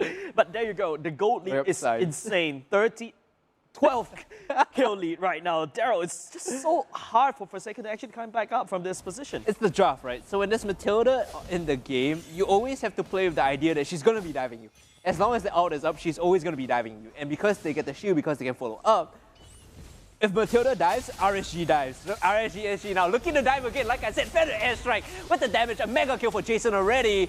Now they're looking to clean this one up. Another for Sana. Kai is the next target to fall. There's nothing for Forsaken to do here. They need to get out. Flash barely taking some damage on the way out. Diablo, he's playing PvE, right? Everyone else is playing Mobile Legends. He's playing Mobile Legends Adventure, just farming on the top side. Eventually going to go in onto Flash, though, as Fossa comes in for the backup. They're like a pounce. Look at the damage. Yeah, I don't think there's anything that, you know, the Flash can actually do. Remember what you talk about, Forsaken's lineup is super late game oriented. And of course, like I say, the Feather Airstrike is just there to clear away, just creating this no man land. Forsaken is never going to be able to step inside anywhere right now. And look at the aggression coming out from RSG SG. Oh no, look at the damage too. They managed to pick up the 1. Diablo falls in favor of Forsaken, so they get their trade kill across. Forsaken, they buy some space, they buy some time, they can regroup here, but the goal gap isn't getting any smaller. It's still 9K in favor of RSG as we take a look at this instant rehydrate replay. As you can see, Jason's positioning is just so impeccable. Fossa still leading the charge. The long shot kind of barely misses, but it's just the fact that Jason just dishes out so much damage in that Feather Airstrike. They're just hammering the members of Forsaken down, and there's no form of answer towards that long-range artillery strike. And don't forget, RSG SG is just super ahead. Forsaken should not even shake their hands at all. See, instead of a Saber here, if you had the Bane, that'd be good. But speaking of getting dropped though, Sana now jumping in, actually goes back with the Circling Eagle, looking for double. He might just get killed off. They finish off Fossa first, and that might be problematic, but they get 2 kills onto Forsaken's members already. Now looking to clean up. Oppo and Koopa will also go down. I always feel a bit heart pain when I see like an animal die, but Forsaken there, they lose 3 members, they lose Fossa. It's completely fine, they can still push down bot tier 2. Yeah, and you see the amount of engagement coming out from Sana, right? RSG SG, they're just dictating how to where to take the fight. With the Eagle Descent to jump on top of any one of Forsaken members right now, Evo C has basically practically there's no presence in this field at all. This Saber, yes, for the CC, but would you use a Saber for a CC? Look at the damage from Jason. He's ripping their health bars apart, and Fossa, he smells blood in the water. He might be looking to go in. I say that, he's like halfway across the map. The imagery is so good. I like it looking to hunt his prey, but he's farming the jungle instead. Okay, Fossa, you do you. Yeah, I mean, right now, what RSG can be doing right now is just actually just take a chill pill right now, but because Forsaken is the one that's starving out in terms of the gold. Evil C is not doing anything. Bao will be able to catch the stun on top of Sana, but look at that. Once Jason lands that down, it's go time. Yep, now Fossa has officially joined the fight, so he's not farming the jungle anymore, but they're looking for the inhibitor first before they push in. Structures first before kills. Structure being taken down already, and now looking for the re-engage. It's going to be Forsaken jumping in. Evil C looking for the knockup onto Fossa, but remember, he's a big boy. They're looking to turn this one around. LY4 now holding the front line. Look at the backline damage. They eviscerate the health bars. Flash has to flicker away, and everyone else from Forsaken, they're running towards the fountain. I don't know what kind of re-engage that was, but RSG SG handled it without any issues. Yeah, I mean, they are in sync as well. You see, RSG SG, they're basically working like a living unit, right? Yeah. Everyone has a role in that team fight, and Forsaken is just getting decimated right on there. Evil C, he finds Fossa, but he's unable to burst down. That Saber is not acting like a Saber once again. Ego Descent coming in, a double. Even though you have the iframes, that's absolutely not required at all. Yep, it's unfortunate for Double to be that far. Iframes only taking so far. And right now RSG SG, they are ahead 13,000. They're looking for the Lord to close out this game. It's a 20 kill lead in favor of the more experienced team as the Feather Airstrike comes in, almost takes down the Wolf though. Takes out the Wolf, RIP. A little bit of a fuse bat. Yeah, but I feel like, you see, Forsaken, they really drafted this very expensive matchup, right? Kai struggling to get gold, only builds out the BOD. Evil C side only just gets the, first item after the jungle item. But if you take a look on the other side of RSG SG, they're just walking around, prancing around with designer bags. Yeah. Forsaken is not a rich team right now in terms of economy. Meanwhile, RSG, not only designer bags, they have watches and shoes and cars. Practically a Christmas tree, right? Yeah, this is Pablo Escobar levels of money, as Evo C will get taken very low by the Feather Airstrike. RSG, they're holding their money bags, looking to beat Forsaken with it and abuse the goalie that they have. Jumping in is the Lord as the final defense from Forsaken comes in. Popo and Koopa falling very low, Flash in the center with the Blood Oath, but it's an Alice that does absolutely nothing against the Bucks here. They're trying their best to hold on. Evo C now having to retreat into the base. The core falling very low and eventually will go down as RSG SG makes quick work of Forsaken in this game 1. I feel like I just, come back after drinking a cup of coffee. It's a very fast game. Yep. RSG SG, don't forget, they need this confidence booster, right? And they lost one game. They are desperately to get that 1 point, and they are looking to even that out, to reset the score back to 0 if they can beat Forsaken.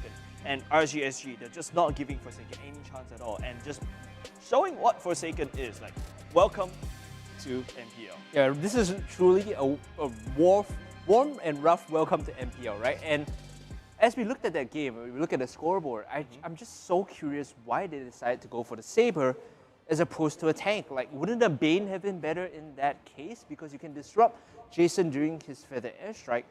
I get the idea of like, okay, maybe Saber also jumps in when Jason is in Feather Airstrike, but it's completely different because then you're putting yourself at risk by jumping in. And multiple times, when he was in the middle of the RSG SG team, he was dead soon after. Yeah, so if you look at how Forsaken drafted, the Popo and Koopa is also kind of questionable, right? Yeah. Going in, takes a bus, slowly building towards the Thunderbelt as well to get more tankiness, but it is Flash that actually gets quite a few items, but it's a little bit too late because with that Claw of Destiny, you expect to scale this to the late game. Right. But RSG SG, that's like, nah, let's just end it quickly. You know, it's just the Alice pick that throws me off. If you pick Alice, you leave Baxia open, you're like asking for trouble, right, in these team fights. Yeah, man. I made a very clear point about this yesterday. I'm going to continue making this point until teams come up and either like BM me or call me ignorant, because I think this Alice has diminished effects in the game as long as the Baxia is around. Yeah, of course, if you want to pick up the Alice, ban away the Baxia at the very least, right? To secure. At the very least, yeah. Yeah, at the very least secure, just so that it's not a double thumbs down from Hungry Cast right here. Well, but I don't know why you undervalued it. Do be like that. Yeah, but because how MLBB, right? We talked about how MLBB is a very fast-paced game. Yeah, it's all in that early game, and RSG SG secured that early game even quicker, and there's no formal answer coming up from Forsaken, right? Yeah, let's take a look at who the MVP was for RSG SG that game. It's going to be none other than Fossa with 8 kills, 1 death, and 13 assists. 895 gold per minute. This guy... Is this the highest one that you ever seen?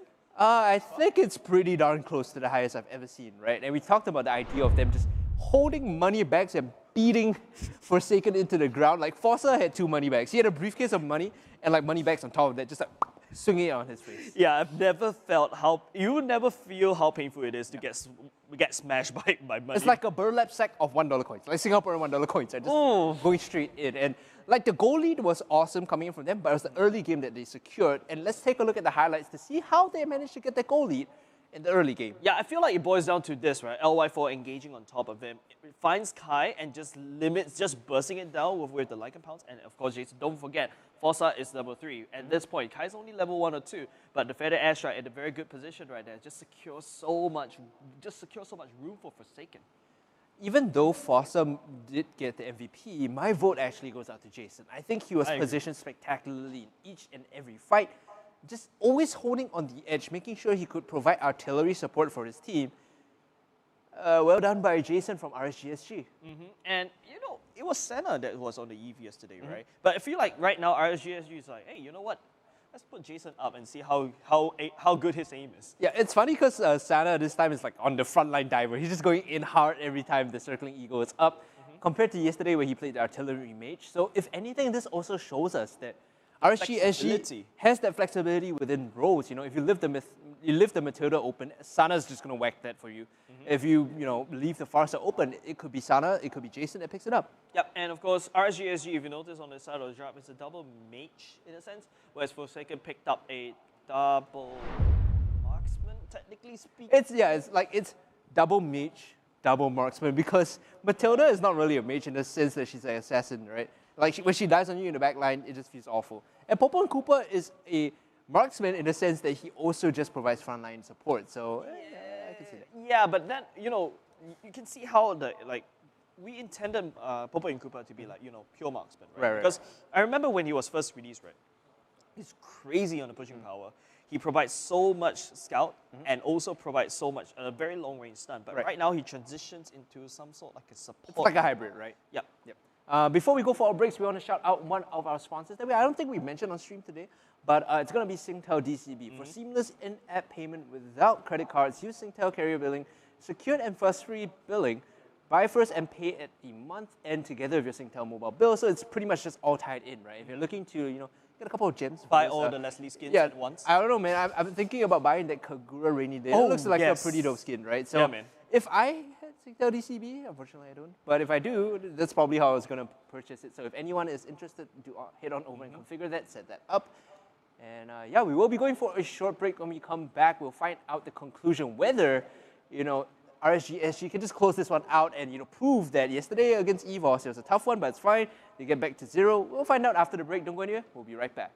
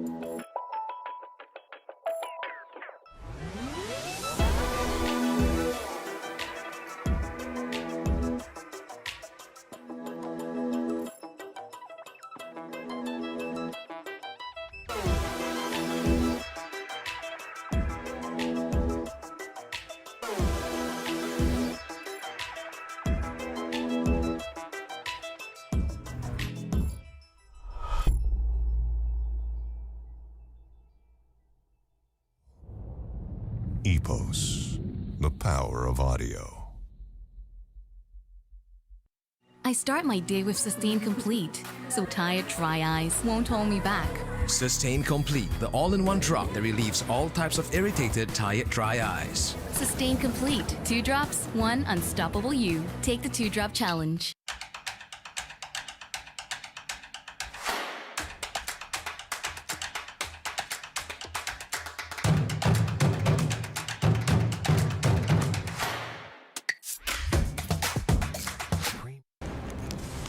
Everyone loves winning.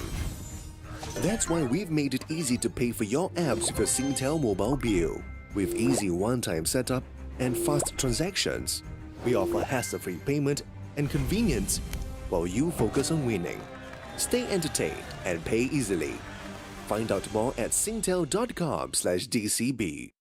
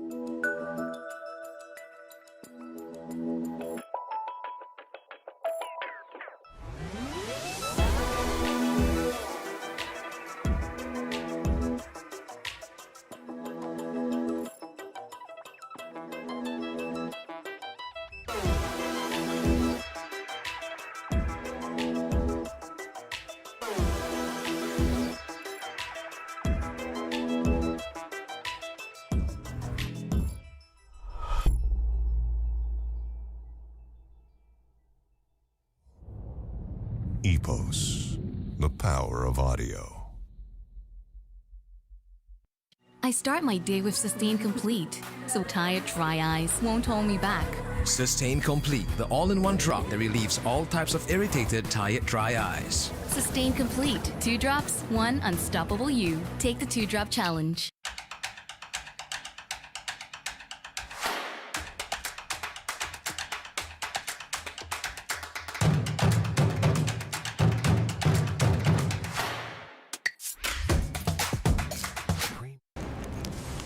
Everyone loves winning.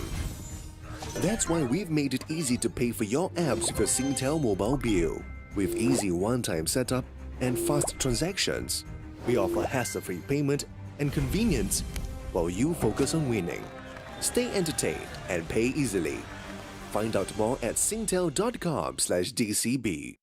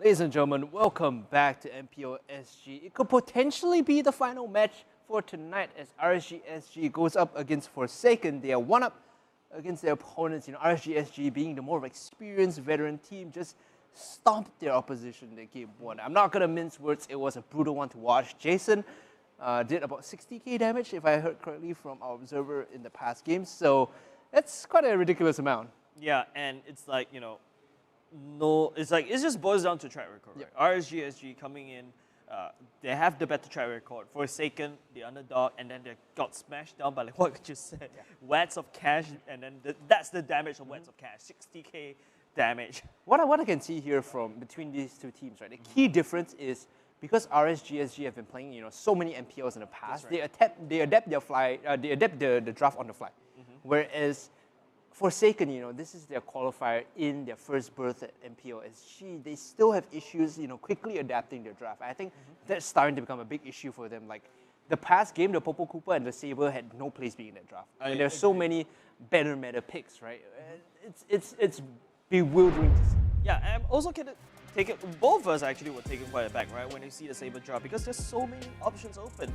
But of course, we're hopping into the pick and bans right again. Forsaken will be having the first pick, banning away the Angela right now as RSG SG banning away CE. The question now is, do they leave Uranus open? Do they leave the Farsa open? Do they leave the Paquito open? Paquito is a hard no.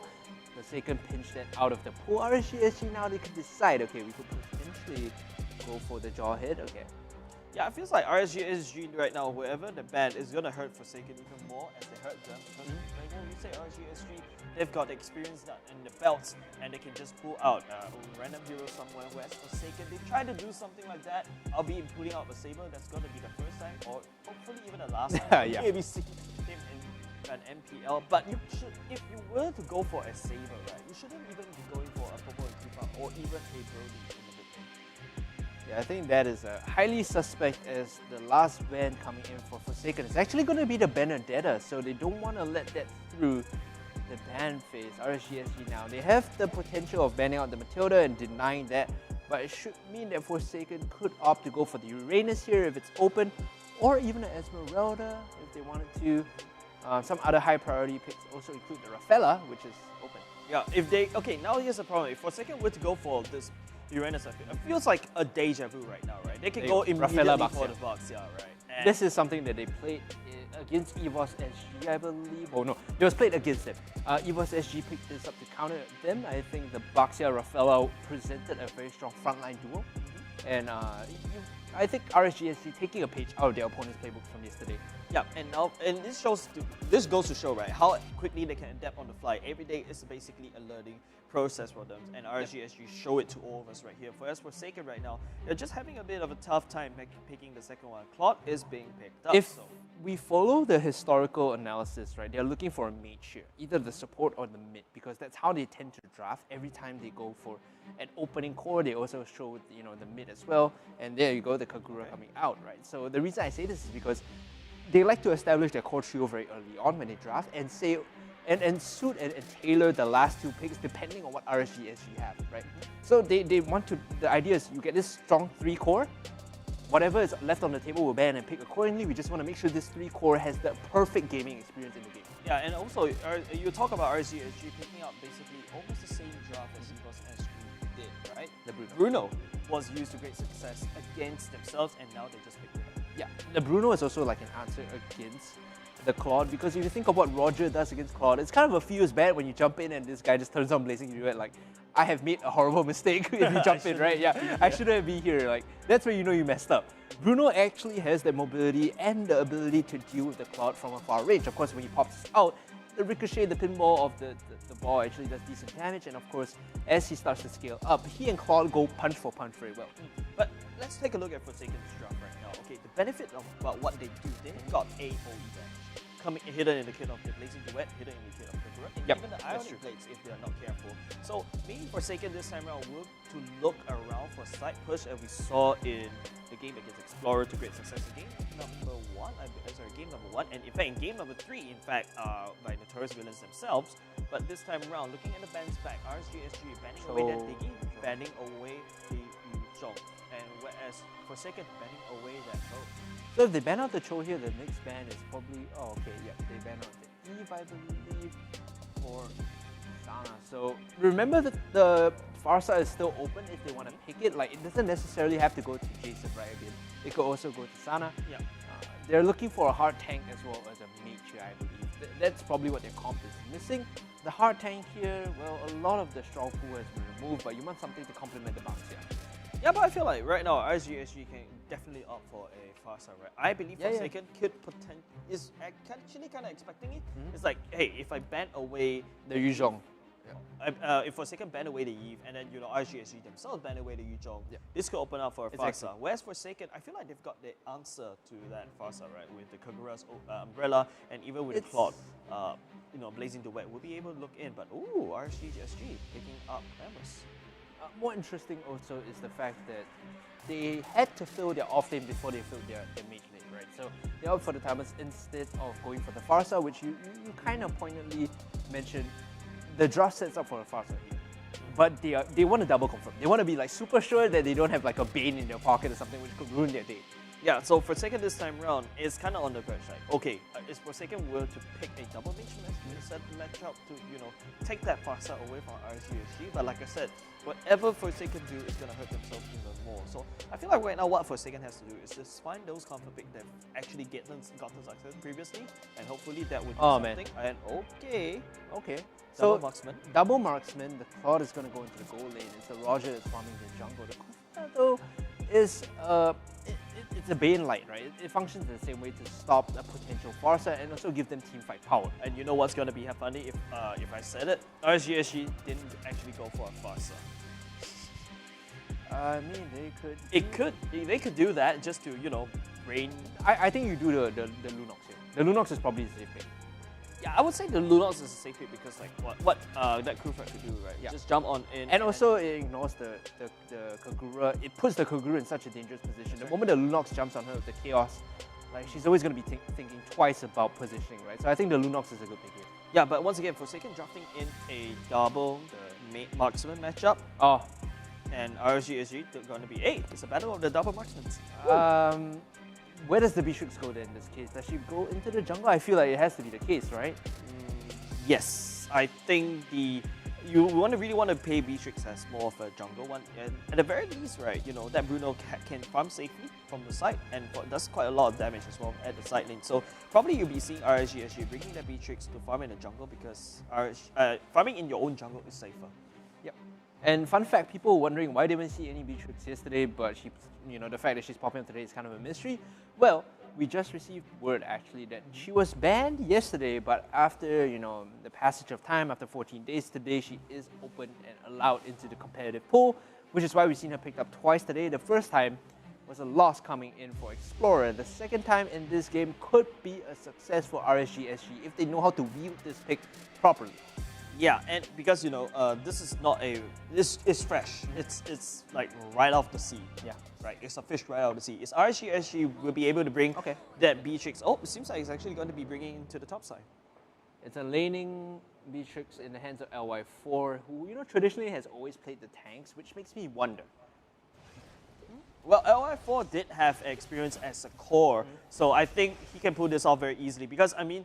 RSG SG are like, veterans in the scene. They can do basically anything that they can want. And if you notice right now, RSG SG is setting up an invade at the bottom side. LY4 going up against Evil C, which is the Uranus. And a bit of a plan coming right up. Yep, Diablo is actually going to have to back off here. Still keeps on to his execute, doesn't really have to fight. RSG SG a bit greedy there, going in for the invade. You might have to think that was a high risk, high reward kind of play. You can see the potential pincer move coming out from Forsaken already, but I feel like the execution coming out from Forsaken isn't there because if this were Evos SG... Oh yeah. Two people died there. Yeah, they're gone. Two people died there and the game is like tilted a little bit because then you have the gold, you have the EXP. Of course, it's the inexperience that comes in a little bit comes a little into play too, so you have to give credit where credit is due and fault where fault is due. There's a small technical pause right now, and of course we're trying to sort that out, so apologies for those of you viewing. I just want to talk through the Beatrix pick a little bit, right? Because what we saw in Explorer was that they used her in the same fashion. It was arranged into a melee matchup.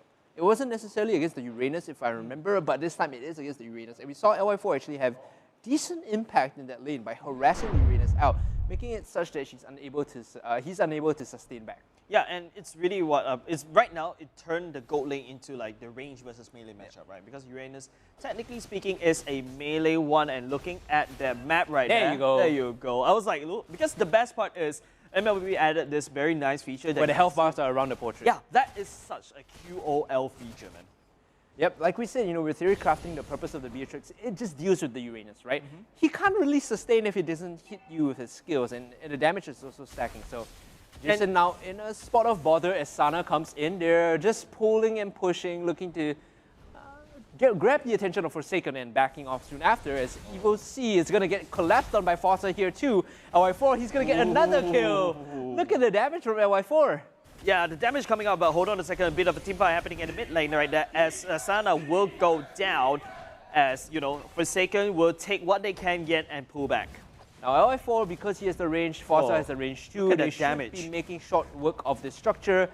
That siege creep is going to fall soon, but look at this structure. It's like down to a 10th health already. It's dead on the next push. I feel like LY4 is actually showing, it's like doing a promotional video right now, right? This is what Beatrix can do in your ranked games. Yes, exactly. Pick her today, Yeah, and you can see the damage coming out. It's such an early game against Uranus, albeit helping, okay, there's a Bruno helping it out, and also with the shotgun that the Beatrix has, and take a look at it right now as Arctica will be about to collapse on top of LY4.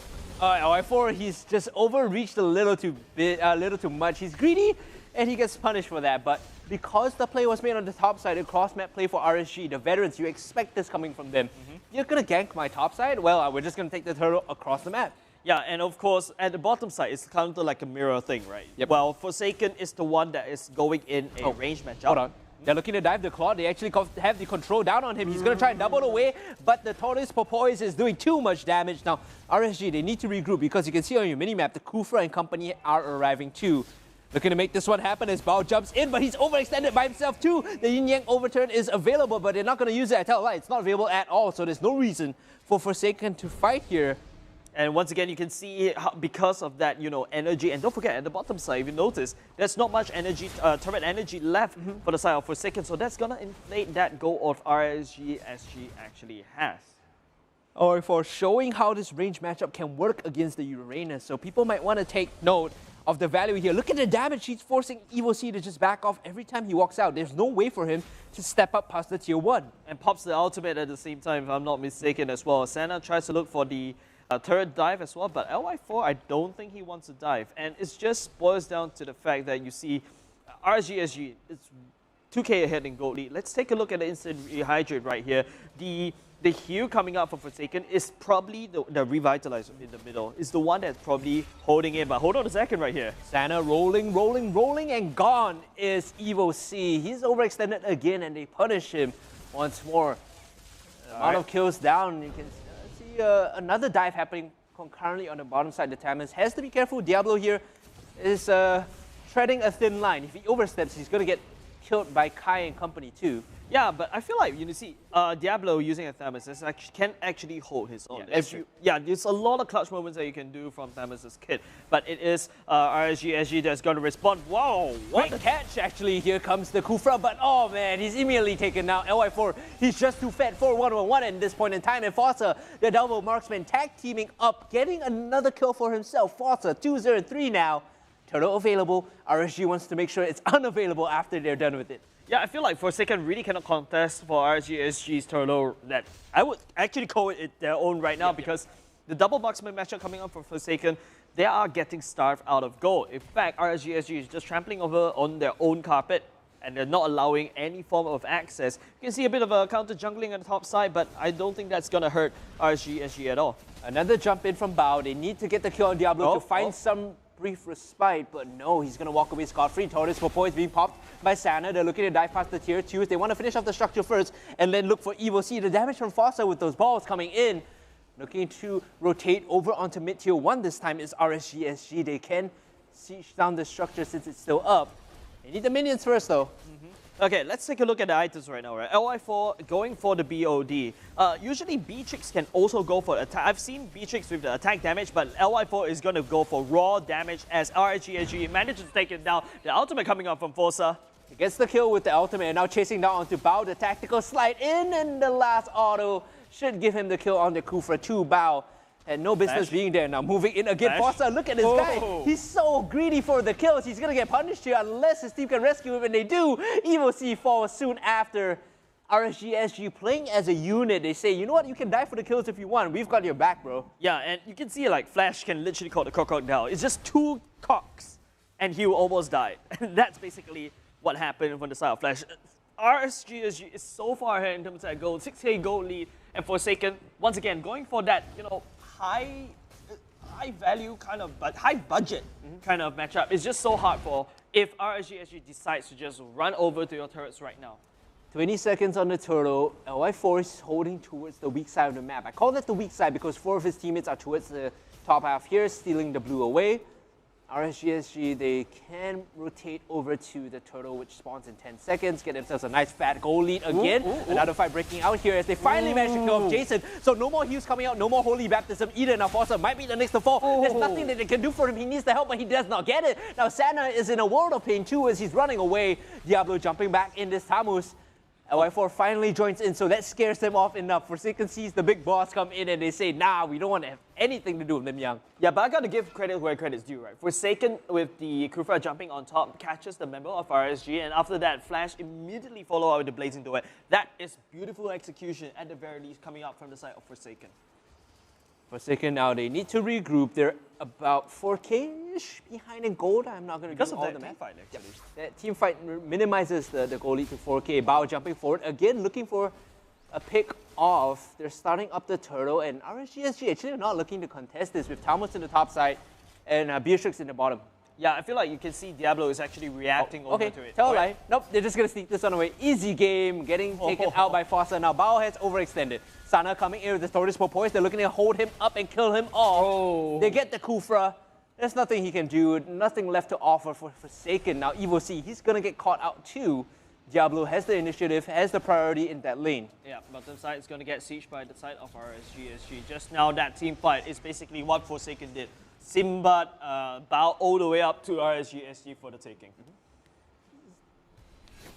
They want to get the buffs, dot the I's, cross the T's before they close this game out. 7k, slightly less than is the lead right now for the veteran squad of RSG SG. Another 80 seconds on the Lord. If they want to play this safe, they could wait it out, take the objective, and then close the game out. Otherwise, just go for a big team fight here if they wanted to.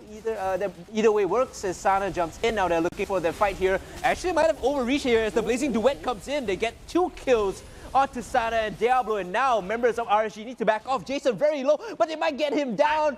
Oh, Kai, he reached for it, but he fell. He could not get there in time. Jason finds another heal to reset and join his team again. As RSG, they still have 3 members. They can reset over here and take away the jungle camps. Yeah, that was a very bad team fight coming out for a second. Yes, they managed to take 2 members down for RSG SG, but RSG SG, the reason why Fossa and members of RSG SG came in late is because they're busy with the mid-tier turret, and they got it. They managed to get the structures that they wanted. The goal lead is still about 7k. Now they just want to reset 25 seconds on the Lord, get all the items that they need. You can see Sana already picking up his very tanky boy items. Yeah, and it's actually just Forsaken slowly but surely. I don't know how slow. I think it's going to be very slow, right? Yeah.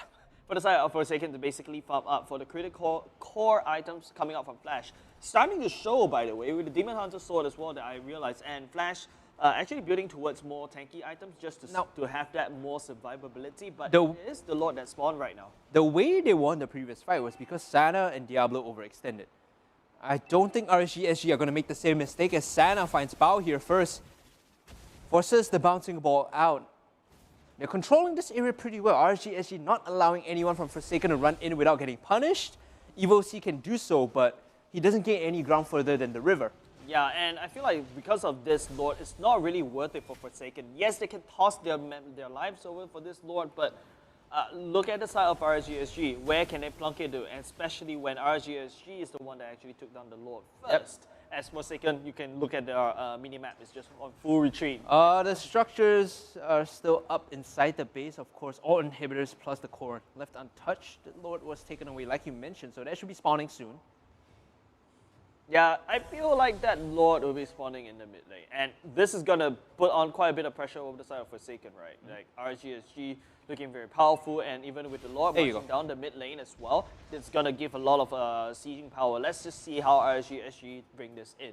They can either force a 3-prong attack. Now they probably have to split push just a little bit. You can see how Beatrix is working towards the top side, whereas Stamus is working to the bottom side. They're trying to intend to clash all 3 lanes at the same time. Now, when you look at this, the core of this is to make sure you don't get caught out before the Lord arrives inside the base. So you can't fight, you can't die unless the Lord reaches, right? Right now, they're paying very close attention to when the Lord reaches and is going to get picked off, but it buys them space to actually take down the structure. It's going to fall here, but look at the inhibitor falling, jumping in though. It's going to be Bao. Sana getting stunned up, so he can't really offer anything just yet. RSG looking to regroup and move towards the top side. Nice back and forth, but Evos is going to get pulled in here. Notorious Poise has been popped by Sana. Only members left with ultimate are Jason and Diablo, so the Holy Baptism might mean the big difference in this fight. They jump onto Evos and now they're looking to kill off the tanky member. He has no health, nothing left to offer either. RSG kill off the tank, and now they can run down the base. Mid inhibitor already fallen, now looking for the top. Bao looking to jump in too. Actually cancelled at the last minute, knows that it's a suicide mission. It's 1 way in, 0 ways out if he decides to jump in. And the worst part is Flash actually used the Blazing Duet at the bottom side. So for the next few seconds, in fact half a minute, mind you, Flash doesn't really have access in terms of Blazing Duet. At the very least, Forsaken holding on to that trigger, but not going to be pulling it. So that's actually a mad respect over to Bao. Well, his ult has come up already in time, so that was actually a really quick reset. RSG though, they're still playing with the man advantage. Evos is now only spawning as they finish off the top and mid. Now looking for the bot inhibitors so that they can get the megas in and start sieging. Sana is taking the bare brunt of the damage from this tower. You have to back off. It's down to about a quarter health.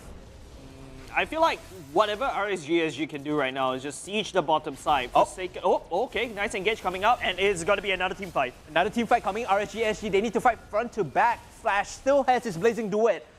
The space is going to be the big difference here. It depends on whether he can get it into the back line or the front line. Yeah, the reinforcement coming out from Forsaken is there because it's closer to their own base. Whereas RSG SG, Sana receiving that much damage in their bottom side early on just now is not ideal because right now RSG SG is slightly thinking twice in terms of engagement. But you gotta admit, LY4 missing all that ultimate bullet right there is gonna hurt them more. Okay, this is the end of the bottom inhibitor in RSG. Whether they want to handshake the fight, it's up to Forsaken. They're jumping in already low on health is Sana, but he's frontlining for his team with the Notorious for points. Diablo in the backline getting caught out just a little bit. Here comes the Blazing Duet though. It might just rip them all apart. The Kugura's down and so is the Kumfer. It's the Bruno that's doing the damage. Fossa in conjunction with LY4, the double marksman, clean up this fight. Forsaken, they try to defend. They almost got it off, but at the end, it's going to be RSG SG that claims the clean 2-0. Yeah, it feels like a very slow death animation, right? Like the fact that you see Forsaken, they're really starved out in terms of their gold, and by the time that you start to see the damage coming out from that clot, it's a little bit too late. Yeah. I think every time he enters the fight, there's always this moment of like, is he going to be able to output enough damage to match up against Fossa and LY4? Because it's double marksman against, you know, the double clot. Yeah, it's so tough. It's so tough, and even in between all that, there's the Holy Baptism from Rafaela. Like, there's so many tools that stop him from really popping off. When it comes to draft, I have to give it to RSG SG again this time. It seems like whoever is making these calls of like, okay, if they have, if they pick up the Uranus, we go for Baxia, Rafaela. Like these thought processes signal to me that RSG SG understand the meta just a little bit more than Forsaken. I mean, this is basically second instinct right now because RSG SG does have the better track record as compared to Forsaken. But let's take a look at the screen right now. You can see Flash does quite a decent amount of damage. However, not really good on that kill. 8k gold, in fact, is the highest net worth. Slowly already picking up the gold up. That's why you can see the damage coming up from Flash. But on the other side of the aisle, though, you can see LY4 719 going for BOD, going for, you know, all the damage item that's required, even with one tankiness item to offset the fact that Beatrix is quite weak. And Fossa towards the end also picked up the immortality, so knowing that if he dies, it's going to be tough for them to fight through. So 13k gold, probably going to be the MVP for this game. And the draft for RSG was just solid this time. They're looking to go from strength to strength, right? Yesterday, not the best day for them. This time, they equalized. They go back to 0, 1 win, 1 loss. After the end of week 1 MPL-SG. RSG SG looking to reset and come in next week strong. Yeah, and I would say the only one that actually caught us all of us off guard is definitely the LY4 pick, right? Yep. Going for Beatrix, going for a double marksman, it's kind of unorthodox. I think a lot of teams now will realize, hey, this pick being open opens up a lot of possibilities because we saw the value of it against the Uranus in the top side. That's right. Straight up solo killed that guy, dude. That was brutal. It's not supposed to happen against the Uranus, but he took the gun and blew his face off. That was massive coming for LY4. So let's take a look at the MVP. In fact, I believe it is going to be Forza here coming in. 7-1 and 9. Almost 1,000 gold per minute. This guy is piling stacks on stacks on stacks. Yeah, it's just basically breaking the record that I kind of thought, right? 993 GPM, almost 1,000. In previous game, almost 900. And Forza is like, no, I can prove you better. And you see him pointing at you, I can prove you better. We're coming in with 993 GPM. If this Bruno pick is any indication, it's also that RSG SG are willing to pivot their draft, right? They showed so much focus on the Roger in day one. This time they're like, okay, if you guys want to play Roger, we'll gladly play Bruno. Like, we have so many other things up our sleeve now because they adapted and learned on the fly. Yep. This is the sign of a team that has veteran leadership, that has the experience that a lot of teams are missing out on, that, you know, will allow them to go far in MPL-SG. Yeah, and it's like, okay, correct me if I'm not wrong, RSG SG, when they're fighting against Evos SG, Forza was constantly playing on the Roger. Yeah, all 3 games Roger, if I'm not wrong. Yeah, so for now, for this time round, RSG SG actually pivoted away from the Roger and grabbed the Bruno, so that's actually kind of good. And with that, guys, let's take a look at the highlights of how RSG SG managed to claim this 2-0 in the second game. LY4, he already has a kill at this point. He's just pushing in to beat the face of the Uranus. Say, you think this pick is OP? I will show you OP. Yeah, and of course, at the bottom side, you're looking at Flash just not having a very good time. This is going to put him a couple of minutes behind. But you got to admit, you see Bao jumping in kind of unexpectedly, but still not enough. Yeah, a bit tough there. 5.5 minutes in, RSG already claiming this like massive 5k lead. I'm not sure why teams have been picking Kufra so much, but it's 0% win rate, 0 for 2 today. I would say it does have its glory days, right? Bane is so much better though. Bane, yeah, does so much better, but in terms of tankiness, Kufra does have quite a bit of tankiness. He's actually a de facto tank back then. Right, fair. I remember a period of time, you know, call me old or something, right? Nostalgic or something, right? There's a period back then, it's either you go for the Kufra or the Atlas, right? Either of these two. Turns out Uranus and Baxia are the new boys on the curb. Congratulations to RSG SG for their 2-0. This is also going to mean that, you know, instead of being at the -1, they will be at a 0 point system. Just to refresh you guys, we will be taking a look at the standings soon, I believe. That's right. So we have that all worked out for you. We're working on the numbers. You know, it takes a while to get the math out. Imagine if you think us customers are bad at math, do you think how worse it is? Maybe you can request for a calculator on the table next time. Put one big calculator sponsored by. Yeah, but okay, you got to think about this. You said that RSG SG equalized that number all the way to 0, right? But the opposite could be said for Forsaken. Oh, now they're down 2. Yeah, that's a fuse bad. Like, being down -2 points means that even if you win your games next week, you're still going back to neutral only, right? So provided if you win both. Yeah, you have to win both your games next week to go back to neutral. That's when things go from bad to okay. Yeah. If you lose both matches, it goes from bad to worse because now you're at -4 and you're staring down a barrel of you already played 4 games, so that's more than half of the regular season. And you're, you know, most certainly going to be at the bottom half. So I feel like moving on to next week, right? Because we've already kind of ended this week already. So thank you very much for you guys for joining us as well. But don't go away yet because I believe we've got the standings coming up soon, very, very soon. So don't go away. But we got to talk about this, right? Like we got to talk about like how second week. Think about like 7 matches, right? You're going to play 7 teams. Each week is about 2 games. As you go on, every win counts, every loss counts. By the halfway mark, which is about, you know, middle of week 2, start of week 3, if you don't have a positive, you know, point, if you don't have positive points in your standings, you are not making playoffs. Yeah, it's gonna hurt a lot as well. But of course, let's just hop into the next week's schedule for you guys, so that you guys get updated on what the schedule is gonna be looking like for next week. Day 1 is gonna be Mighty going up against Notorious Villains first.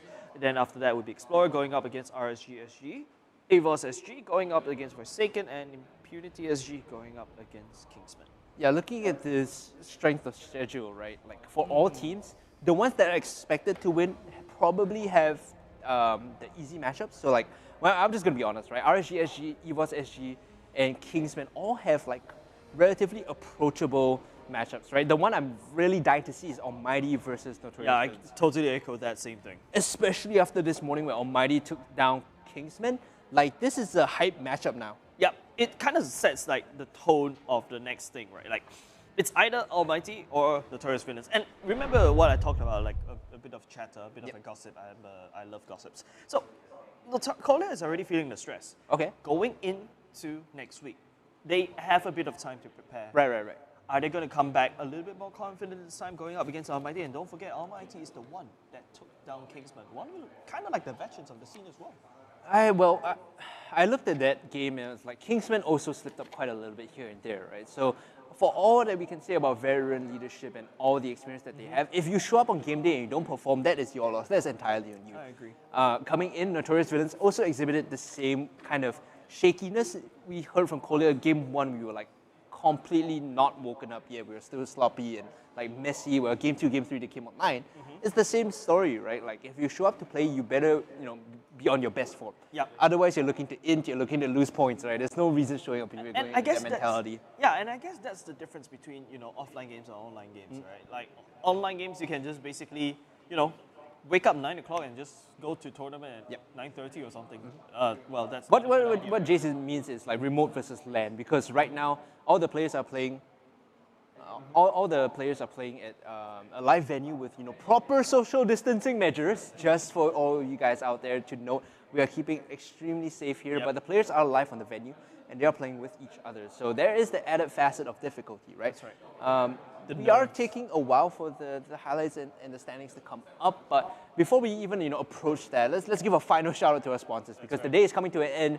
It's approaching what, 9:15 here in Singapore, on this very nice Easter Sunday. It's been a great day of MPL, right? So one of our sponsors that we talked about, was Secret Lab. So this chair that we've been sitting on, that all the players have been sitting on, gotta lean over. Yep, flash it. Not again. Yeah. The award-winning comfort for long hours of work and play, used by esports professionals all over the world. Secret Lab is awesome. I have a Secret Lab Omega chair at home. Every time I repeat that, I love saying that in front of like Jace as well as Sophia, because they're like, why I don't have? Like Secret Lab noticed me. I'm still doing shows on the dining chair. Rubbing right? it in, it feels so good. Calm my beating heart. Yeah. Award-winning comfort meets the biggest mobile game tournament in Southeast Asia as the official chair partner of Mobile Legends Bang Bang Professional League Singapore Season 1. Secret Lab will equip Southeast Asia's best MLBB players and casters with the same incredible comfort trusted by the world's largest esports competitions. Yeah, of course. We have the standings ready to go as well, so let's show everyone once again. So for those people who just joined in just for tonight's matches, right, here are the standings for week 1, day number 2 right now. Coming in the lead, in my opinion, right now is Almighty with 2 points. Standing beside him is, of course, Evos SG with 2 points as well. Notorious Villains looking kind of strong, but of course, like I said, it could be the string of schedule kind of going in with 2 points as well. What's happening here, right, when you look at this particular standings, is the fact that Almighty, Evos, and Notorious Villains, more importantly, have shown that, okay, we're going to just 2-0 today, right? 2-0 today and yesterday, and there's a clear front runner, a middle of the pack, and those at the bottom. Yep. When we look at this, was this what you expected when you came into MPL-SG? Yeah, kind of, but I mean, it's kind of small sample size, right? So it's kind of does establish how the standings coming in. But we gotta admit, you see, look at number 6 coming in, Explorer. They won 1 game, so at least that's still not too bad in terms of the win rate. However, let's take a look at the middle of the pack.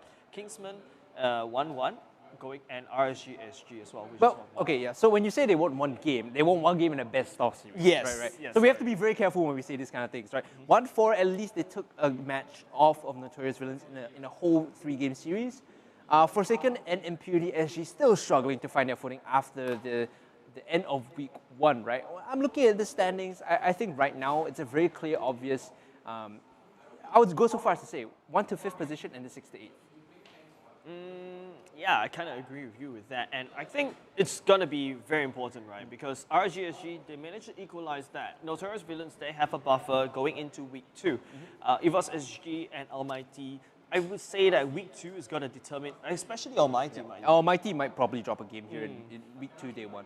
Yeah, so I guess all eyes on top of Almighty and Notorious Villains as well. More importantly, right, regardless, either Almighty or Notorious Villains are going to drop a game in week 2, day 1, so we'll see how that one plays out as it comes about, right? It's going to be an exciting week of MPL Singapore next week too. I'm super hyped to keep this going because, you know, it's the first time we've had MPL in Singapore alone, right? Yep. End of first week, what are your feelings, Jace? I don't know, it's pretty much eye-opening because, of course, I'm kind of relatively new to this scene, alongside, you know, Explorer, Notorious, even Forsaken as well, and it's kind of eye-opening. I believe even those players right here, Explorer as well as the Forsaken, is also pretty much eye-opening. Forsaken taking a huge beating out of RSG in terms of RSG SG in terms of the veteran scene. Right. Yeah, that's something that, you know, something that I could really appreciate. Okay, cool. Yeah, and there you go. Thoughts from Jace after the end of first week. Ladies and gentlemen, thank you so much for tuning in on this beautiful Easter Sunday to the second day of MPL-SG Week 1. Once again, I've been HungryCast. Alongside me is Jace. If you're happy with what you saw today, head on over to like the Facebook page, like the stream on YouTube, everything, all those good stuff. And on behalf of production and everyone making sure this show gets up and running, thank you so much for tuning in. We'll see you guys next Saturday. Till then, take care.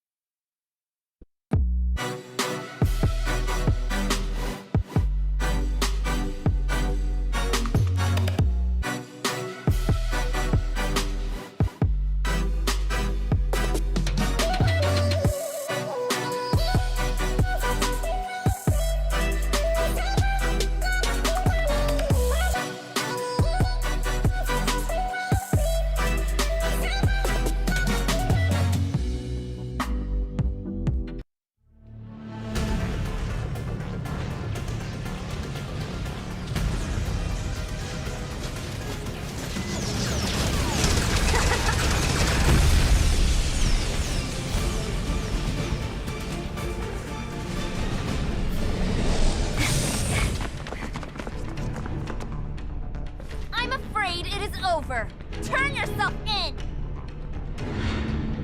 Alpha, stall them!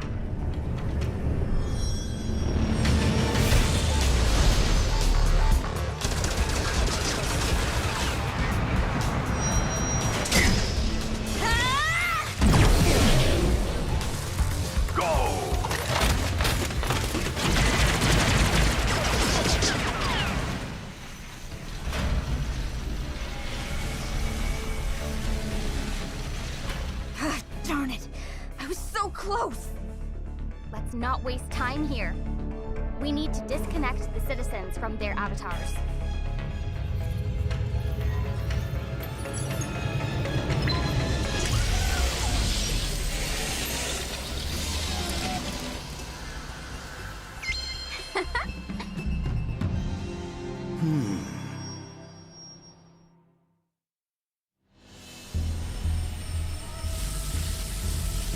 It's time to give you an upgrade.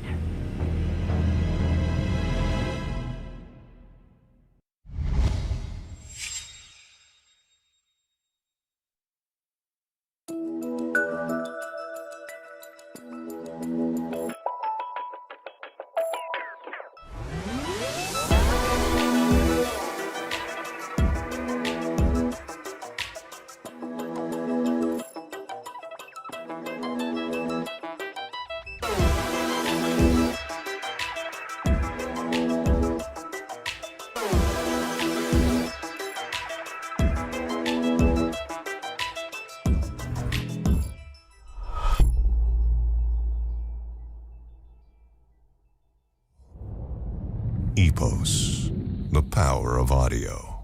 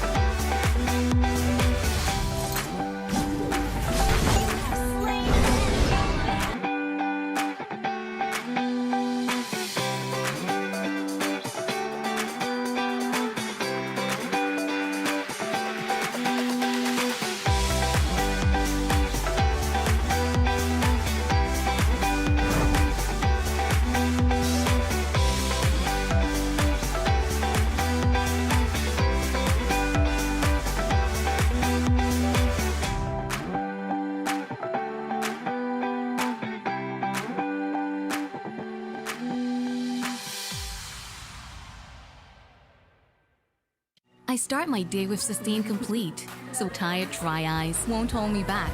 Sustain Complete, the all-in-one drop that relieves all types of irritated, tired, dry eyes. Sustain Complete. 2 drops, 1 unstoppable you. Take the 2-drop challenge.